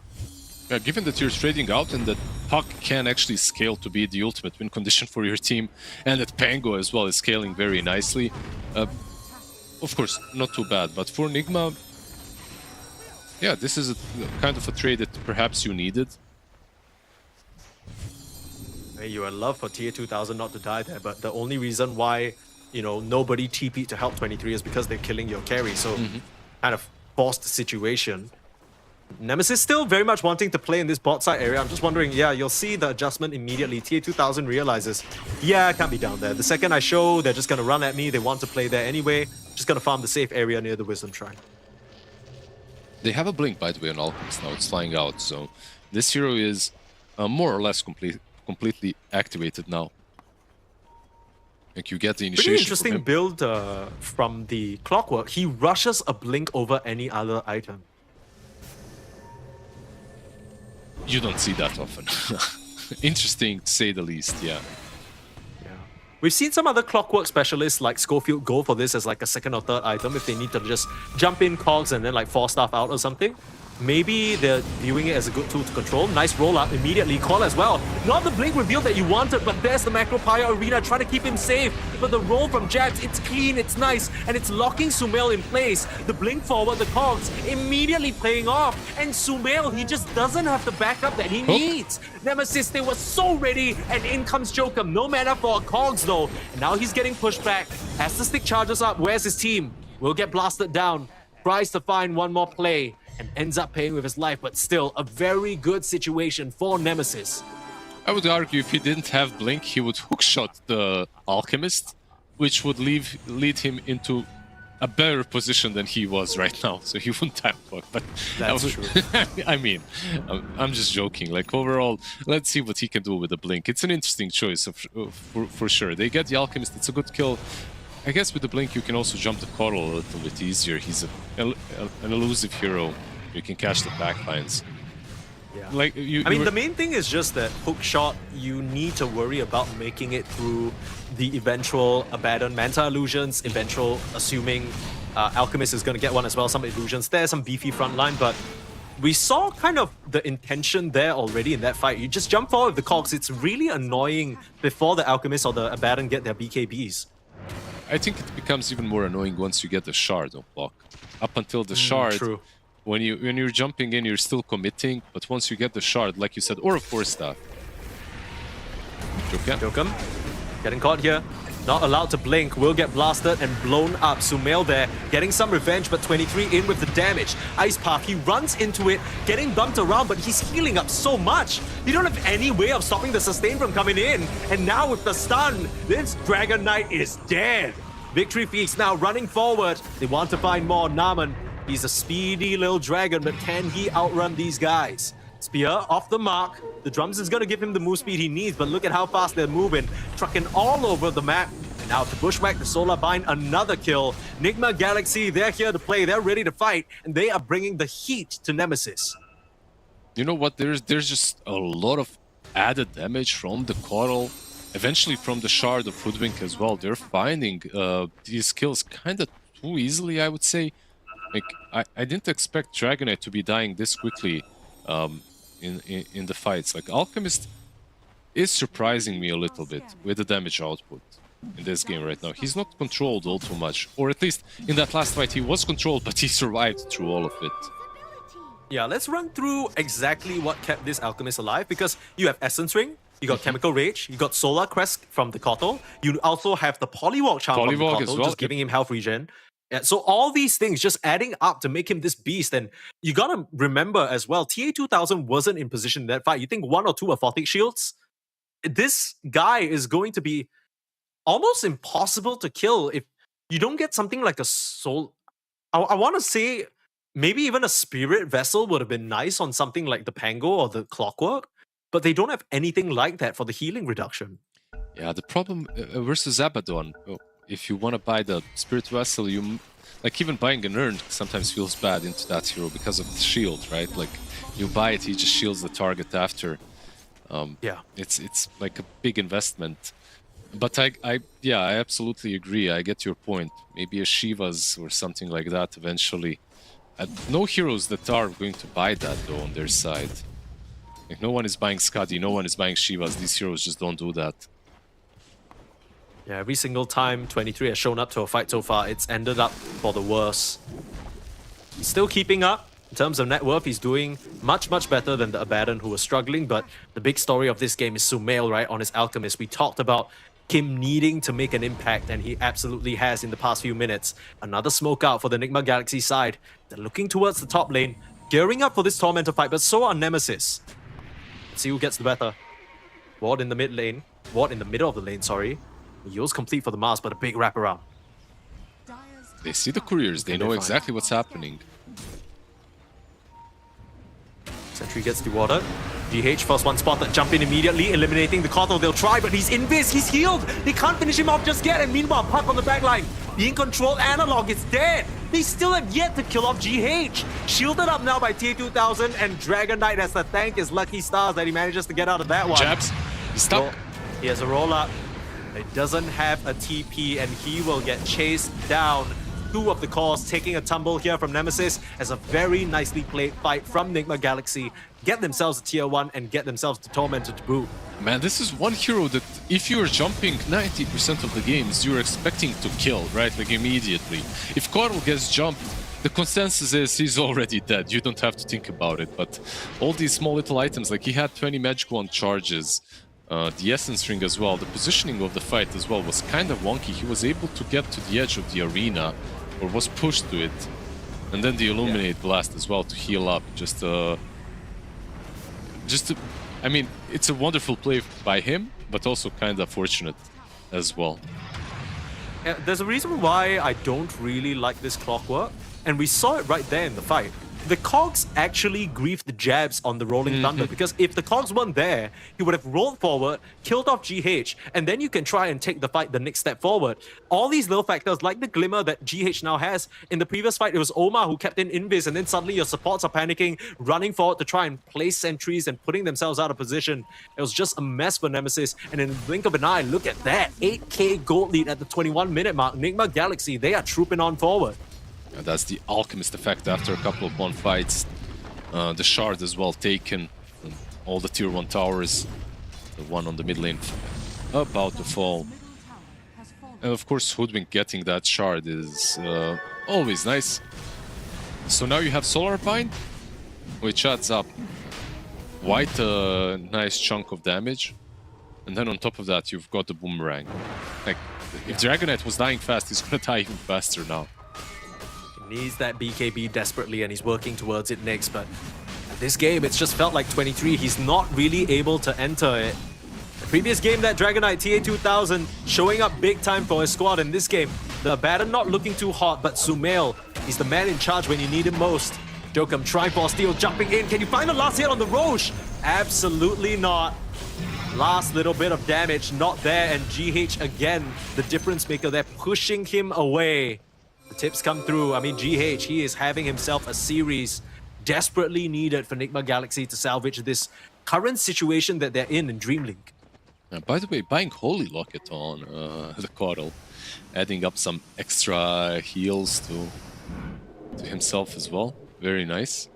Cool itemization. Like, whenever I see a Keeper of the Light, I expect some offensive items, you know? Like, because we're just used to seeing this hero on the mid lane more often than not. But this is get some Dagons, get some Hexes, get some Blinks, Aghanim's maybe even. Some Octarine core, you know, have that ulti going 24/7. Yeah, that's juicy. That's what you like to see. I mean, GH, no one's gonna complain about him this game. He is doing everything his team needs. Now, trucking on towards these tier 2 towers. That's the expectation once you get that Aegis. They push on forward.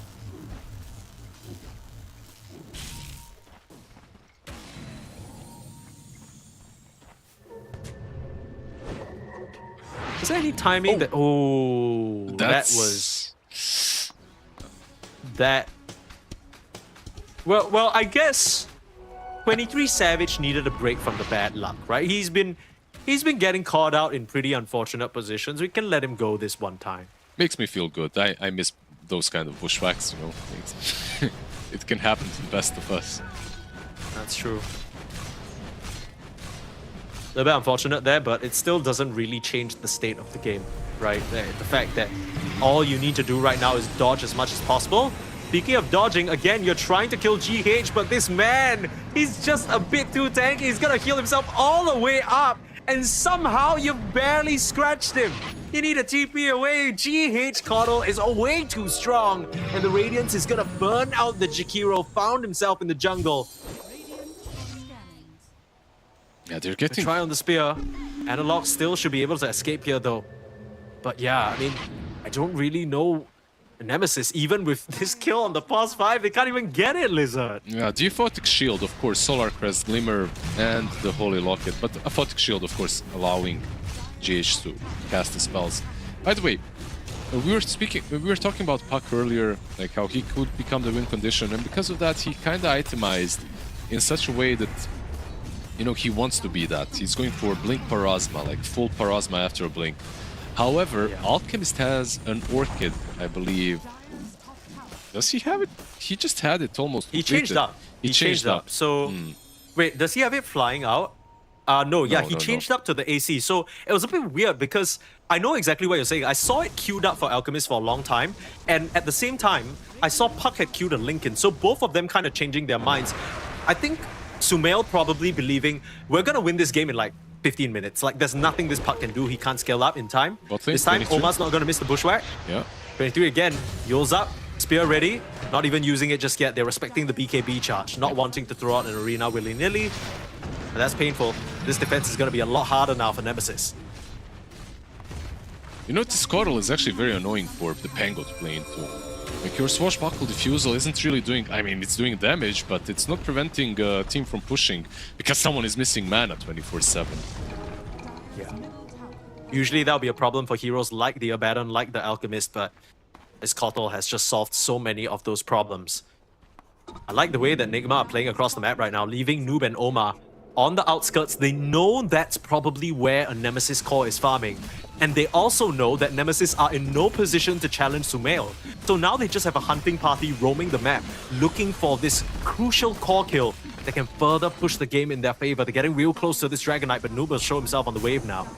He has no BKB, right? So he has to be a bit more careful on Dragon Knight. Blinks out immediately. Can't mess around.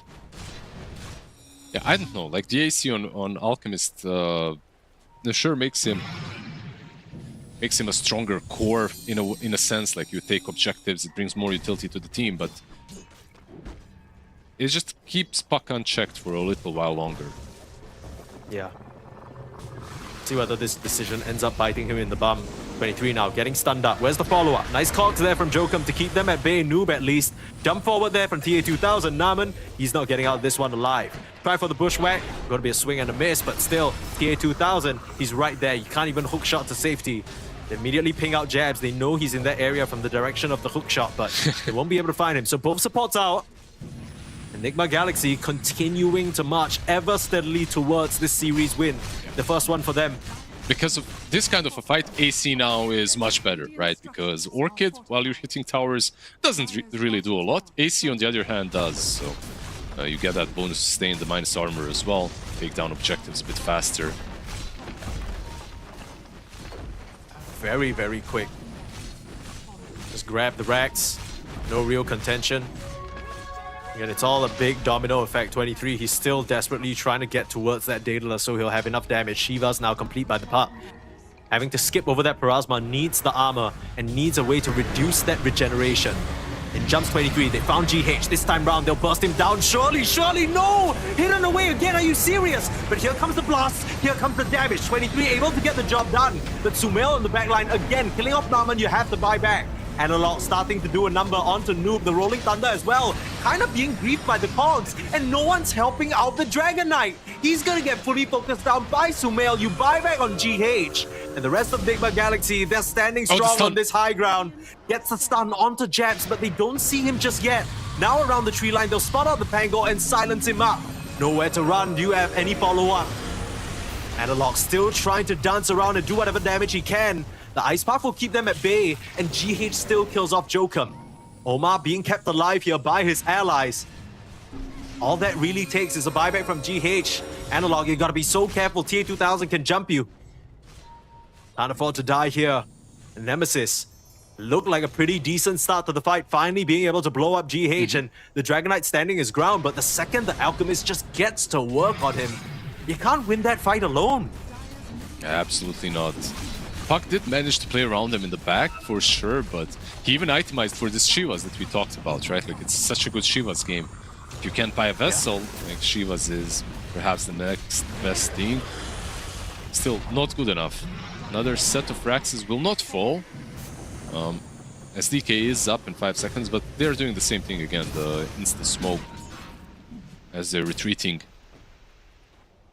And they need to figure something out on Nemesis, because it's been multiple fights in a row now where I'm seeing this Rolling Thunder caught in the cogs. You pick the Clockwork to lock up your opponents, not your own allies. It's not really working out for them at all.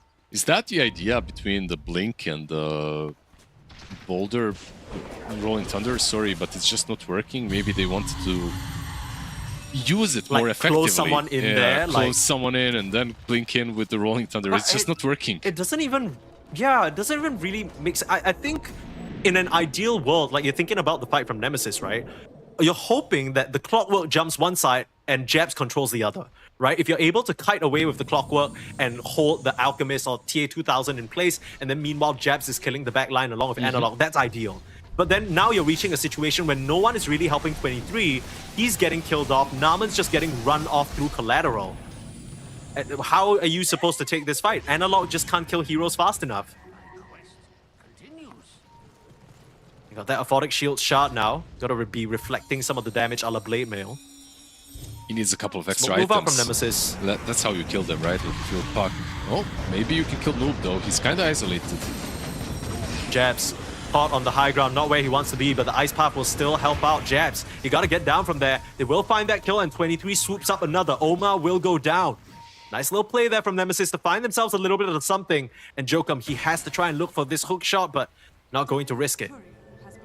But they have vision on TA2000, by the way. He has no blink. He's caught. Okay. Is he just dead? I mean, no one's around to help him. GH is a bit too far away. He popped the borrow time. Any way of slowing him down though. GH rushing over, but the blink dagger will help him. Analog jump up to the high ground. Shivas with the vision. Silence up as well, but the glimmer keeping him under. Nice blink, and the cogs again. TA2000 continues to be caught. The heal is there, but Naman coming through with the Macropire, and looks like they've got him. Joker's gonna come back through with the hook shot. Buybacks coming out as Nigma Galaxy trying to win this fight. Sumail, big bad Alchemist, trying to round out the rear, looking for an opening. Doesn't have to blink just yet. They need to disengage here. 23, he can't afford to be left behind. They'll go to the back and they'll find the puck. 1 minute without your mid lane pseudo carry, and 23 now being used up. The arena catches two. This is going to be troublesome if Nemesis can't get out alive, and the stun connects onto both Jabs and Naman. 23 desperately has to run for the kills, and his teammates, they're just forfeit. But GH is not letting him get out. Dancing around the bushwhacks, the solar vines. Where are you going, little Dragonite? This is not a home safe for you. Naman will be able to escape TP back, but you have buyback on all your calls, but that was maybe another situation, Lizard, when Nemesis, they're just overplaying their hand. I mean, how do you not overplay it? It's just such a silly situation to be in. Like, some Abaddon is taking your outpost without a blink, you catch him and then you chase a little bit too far out. You already, because they had 2 kills, right? And then they also get the Abaddon Zult out, so of course you're gonna chase. Like, there is no team in this world that wouldn't take, like, they wouldn't go for this. We kind of got to go back to live here because the game might be ending, but we'll see in this replay that K2000 got so close, he ends up going down in the very end. But this might be the final fight that we're seeing on our screens here. Solar Crest to try and keep the puck safe, but the Sharpshooter will finish him off. He didn't have to buy back for that situation, but now he might have to. Not going to be given an option. Nigma Galaxy, they want this win and they want it bad. In comes Jabs. Swashing, playing around, getting silenced up, no save. But the buyback from the puck will scare them away and the cogs can't stop them. K2000, easy blink out. And it's an instant retreat. Nigma Galaxy being disciplined. Yeah, this time around you can take the outpost. You don't have to be too worried. There's a DD rune as well. Mars is up. They're not gonna take it, by the way. Okay, they're not taking the outpost. I take that back. Straight into the pit instead. There's no need to take an outpost you've already captured, right? Oh, actually, you're right. My bad. I thought it was Dyer's for some reason. In any case... No, I get you. Mars can TP. He TPs to the tier 2. TPing to the outpost would be insane. Like, that's a game-losing play right there. But Nigma Galaxy, they're being real safe. And Nemesis, this really does feel like their last chance. And they're gonna try for another wraparound. It's been a move that has defined this team so many times. Let's see whether it works out here. jump GH first. Smoke gonna break, but TA2000 just jumps right in the middle. Starting to fight on 23. Do you have any way of stopping him from popping the ultimate? No, you don't. 23 now. In a duel against Sumail, they get GH, no buyback. Arena on the backline, Spear is there, but who can kill the Puck? Sharpshooter's there, Puck is there. No buyback for him, but 23, he's still doing the damage. You don't have Chemical Rage for another 5 seconds. That's what Sumail is waiting for. There's the control. Sumail will be able to pop the Chemical Rage shortly, out of mana, but still not out of damage. Will beat into Jokum. There's the finish from 23. 23 is still on the back line, finding TA2000, but he is not going to survive against the Alchemist and Chemical. Him down. That is no more Dragonite for you. He bought out for that fight and he doesn't have the buyback available. And now it's all on Jabs and maybe Jokum. Enigma Galaxy, do they want to try and force it, or are they just going to wait? It looks like they're playing conservative. Yeah, it looks like they will be waiting, not even going into the pit right now, as they only have 2 heroes. These 2 heroes, yeah, they push, but they don't push extremely fast, so no reason to force it. Just gonna wait for all of their teammates, get a couple of extra items, then go into the pit.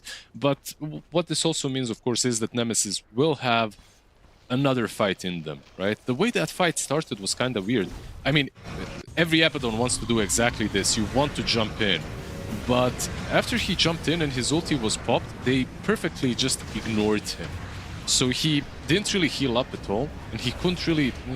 He goes on Jakiro, but that's about it. Afterwards, he's basically eliminated from the engagement. So, a pretty I mean, the fact cool that he jumps play. as well the entire fight. Sumail, he's just running around with no Chemical Rage. He's barely doing any damage to this DK, right? But we see the slight difference once he does have that ultimate available. And of course, Omar and Noob, the tag team duo that have been together since the Quest days, they do such a good job. They completely eliminate the Puck on the right side of the fight, not allowing him to cast a single spell. And that is a major problem, especially now with Enigma Galaxy getting a free Roche for themselves.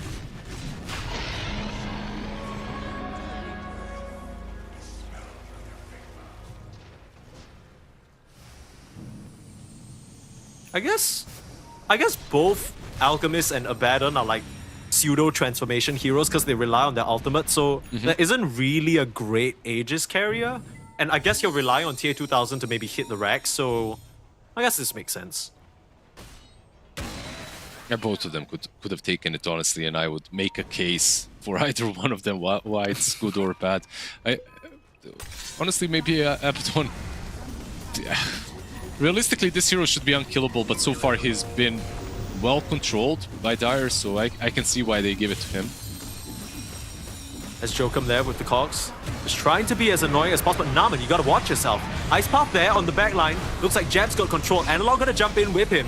Nice Shivas onto 3. Rolling Thunder as well, crashing in. T2000 in a little bit of trouble, but the problem is 23 can't get in range. And now the Puck is just there. Again, Noob just has his number in a game where we talked about Analog.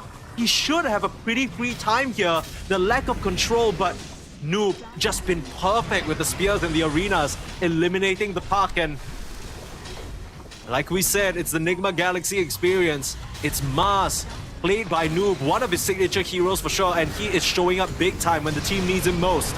Being controlled up, nullified as well. TA2000 dropping very low, but still has that ultimate. And Sumail just beating into the back lines, having to buy back immediately on the Shakiro. And 23, he just stands no chance. GG is called, and unfortunately for Nemesis, it is very statistically unlikely that they can continue any further at Dream League. But Nigma fans rejoice because they live to fight another day. Yeah, they gotta be happy, you know. Silver linings. They can't be super happy about the state of their team right now in Dream League, but they should be happy with this series at least, like specifically with how it ended. You know, like playing Coddle in the last game for Nigma, like just going full comfort zone and still making it work, like a hero that not a lot of teams are willing to just stretch to 4 or 5. So pretty cool plays. In general, I think this was also a nice idea to put the Alchemist on the mid lane, right? Like, they had to go really deep into the pockets to find this pick once again into the puck and make it work. The double Radiance didn't really seem to hurt them. I think it was maybe even not maybe even, it was definitely the correct choice, because if you remember, a couple of fights, Alchemist was actually dealing so much damage early on with just the Radiance and Blink. That's all he needed. He was taking down even the Dragonite around the top tier 1 tower, if you remember. Yeah, ends up working out just because they're both able to keep up so nicely in the farm, right? At this fight especially, you know, we were talking at the start of the series about the carries, and it does really end up being that way. Even though this last game is a Sumail show, really gotta respect TA2000. I feel like a lot of the times as a POS 1 player, you might fall into this trap of, okay, I'm having a bad game, I need to farm, I need to play safe, I can't take risks, I need to come back to the point of the game where I can carry my team. But I think TA2000 understands what his job is this game, and sure, it's not perfect, but it does end up being what the team needs. Jumping in with a Aphotic Shield at crucial moments. Sure, sometimes he gets outfought by 23, but he knows that Sumail can get the job done along with Noob. And yeah, I mean, overall, I think he did a decent enough job to get Nigma over the finish line, but the rest of the Team Nigma, they really stepped up. Like, GH in the past 2 games, this guy, he's definitely proving why he still has so much respect from his peers. No, absolutely. Like, you gotta give him respect. Like, it takes, you know, a lot of effort to stay on top of the leaderboards as a position 5 or 4 player. Like, you gotta be on your A game constantly, and it takes a lot of mental fortitude as well. But this is something that guy has got. He's always had it. He's the nicest dude in the Dota scene, so nothing strange to him. But very cool performance. Like, mechanically, I feel like nothing has changed in the last 10 years. He still got it. It's honestly really crazy. And I think more than just being the nicest guy, it's weird, right? Because I'm sure sometimes you watch streams or pubs from high MMR players or some of your favorite pros, and whenever they get in, regardless of how famous they are, they're always gonna be these toxic guys, these people just being like, oh, you think you're a pro so you can boss me around and whatnot. But I feel like when GH gets into a game, who dares to flame GH? In fact, he's so good-natured that you might even change the mind of those. They're not even going to try and fight you for a role, because he's not trying to compete for a core role or anything. He's not trying to tell you how to play the game. He's just chill. He just radiates such a nice aura. You're like, hey, you know, let me just win with GH. That'll be lit. Yeah. And I mean, that's exactly what Nigma Galaxy do. It's like there's cheeses next to you. You know, you don't want to be bad. Like you're gonna put on your nice shirt and act all well. Yeah. You don't want to disappoint good old GH. Exactly. That's how it looks in pubs. So it definitely does benefit him. But at the same time, he absolutely deserved it, and he deserved this series victory together with everyone else on his team. TA2000 had a really rough laning stage, but. Yeah. He got pressured, he got killed a couple of times as well, but he did manage to find his farm. I think they needed this Orchid, and perhaps one of the reasons why Sumail didn't buy it is because TA2000 was also buying it. It would be kind of silly that they literally shared the same 2 inventories, or when it comes to items, you know, they would have the same items, more or less. It's kind of funny, and I think it's a nice moment to talk a little bit, because I think I admittedly am giving TA2000 a little bit of a hard time, right? I think it's been very difficult, very clearly, for him to fully assimilate with the team. There's still some stuff that they're working out. But then, alongside GH, you know, I'm thinking about a quote that I saw from a Tofu interview by Sayang. I think this just came out. So this is available. You can search it up. It just came out. Tofu's there, and he says that, you know, if you have a really good support, it will make any carry shine. And I think that's exactly what we have here. How timely. We have one of the best supports in the scene, perhaps ever, Mr. GH joining us. How are you doing, GH? I'm doing good, thank you guys. What about you? We're doing good as well. It's a pleasure to have you. So thank you for joining us for an interview. And GH, we gotta be honest, you know you got a lot of fans. You know Nigma's got a lot of lovers, a lot of haters. It's been a pretty rough season for you guys so far, especially since adding TA2000. I think I even saw a video of Kuroki saying, you know, the performances lately have been really rough. Can you talk us through what the atmosphere has been like lately and what your team has been doing to try and step up? So, as you can obviously tell by the results, it's not ideal for us. But what we're trying to do, every one of us, is try their best, look at ourselves, and try to get better at the game. Yeah, short and straightforward. Nothing more you can ask for from there. Lizard, do you have any questions for the man himself?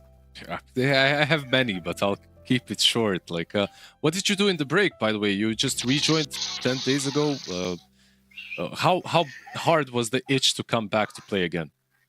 How strong was it? I'm not gonna comment on the itch. I'll just say that I just relaxed a bit. I needed the relaxation. I hadn't took some time off in like 5 or 6 years, so I really needed that. And after that, I just worked out a bit, had some injury to my leg, chilled a bit, watched some TV shows, spent time with my family and loved ones, and came back to playing. Is the injury better now? Like, what happened? You're all good though, right? Yeah, right now I'm like 80% better. I had a muscle rupture in my calves and my left calf. So it took like 2 months to heal. You've been lifting too much, man. I've seen you at the gym. No, I wish I was playing football when that happened. Well, on the side note, you don't need the calves, fortunately, to play such good Dota. What happened, by the way, with TA2000? How did you guys decide on picking him up, and how do you feel in the lane with him? You guys look pretty good in this duo, Coral plus Abaddon. Well, it's relatively new for me because I haven't played in a while, so I'm still lacking in a lot of places. If I were a bit or a lot better, it would be nicer. But I'm just trying to get there, to be completely honest, because of the break. You know, sometimes when people take breaks, they need a bit more time to get back in the zone. And that's the case for me, but I'm just trying hard. And the fit, I wouldn't be able to tell you, to be honest, because I wasn't here 2 months ago. But I guess that's what's happening right now.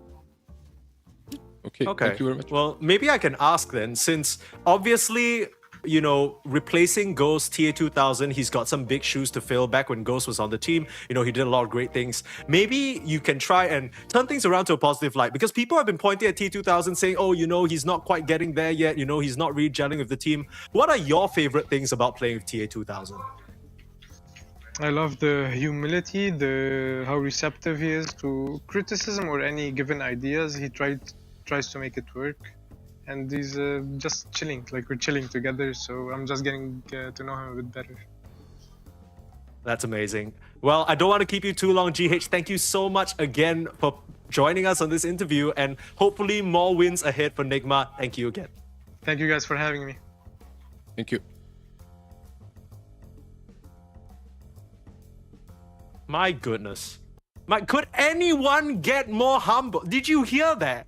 He plays a generational game of classic GH Coddle after a stunning Pugna performance. And then he comes into the interview, he's like, oh, you know, I'm lagging behind. It's real rough because of me, because I'm on a break. I don't really... What?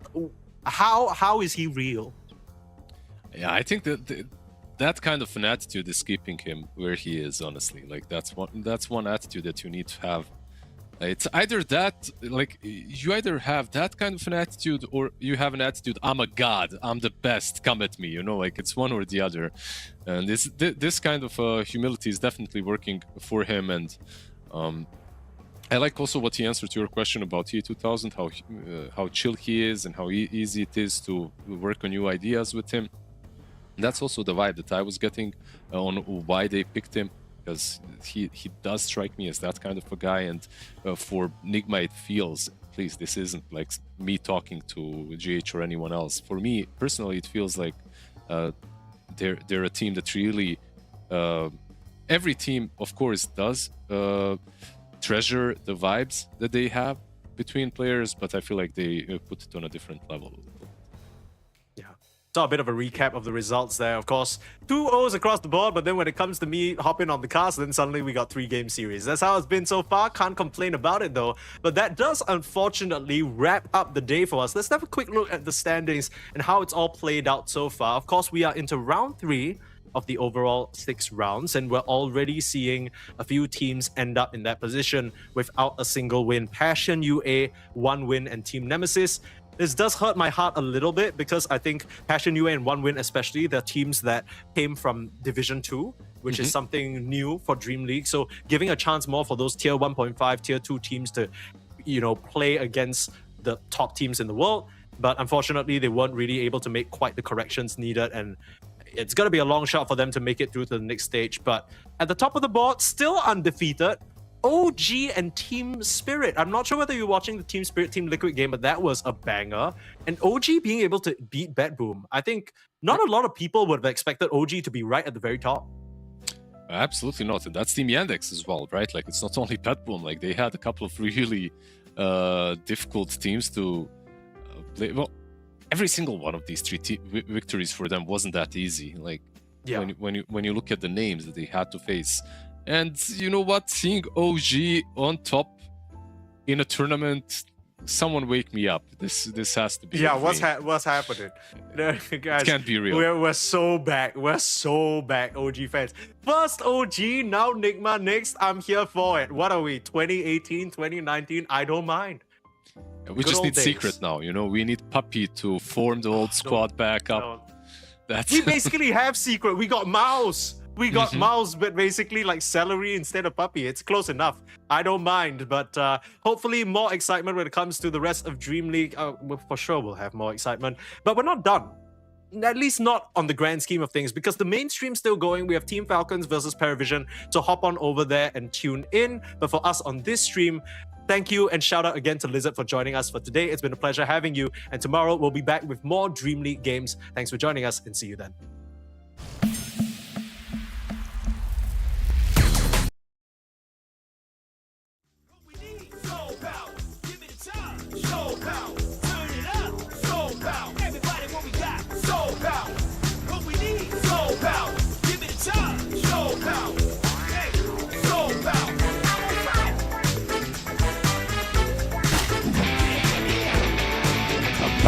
Bloody time! Give me the mic, let me get loose. Big stepper coming through, filling big shoes. Everyone rocking to the big beat. Feel funk like a barrel full of big feet. Big me and I'm rocking with the big man. Too hot, can't hold my hand. Got the teeth rock, I control the jam. Don't like pork, you can hold the spam. Watch me get freaky like OnlyFans. Resurrect the party, get the soul again. Salute to the JBs and the big pioneers who made me. Everybody, what we got? Soul power. What we need? Soul power.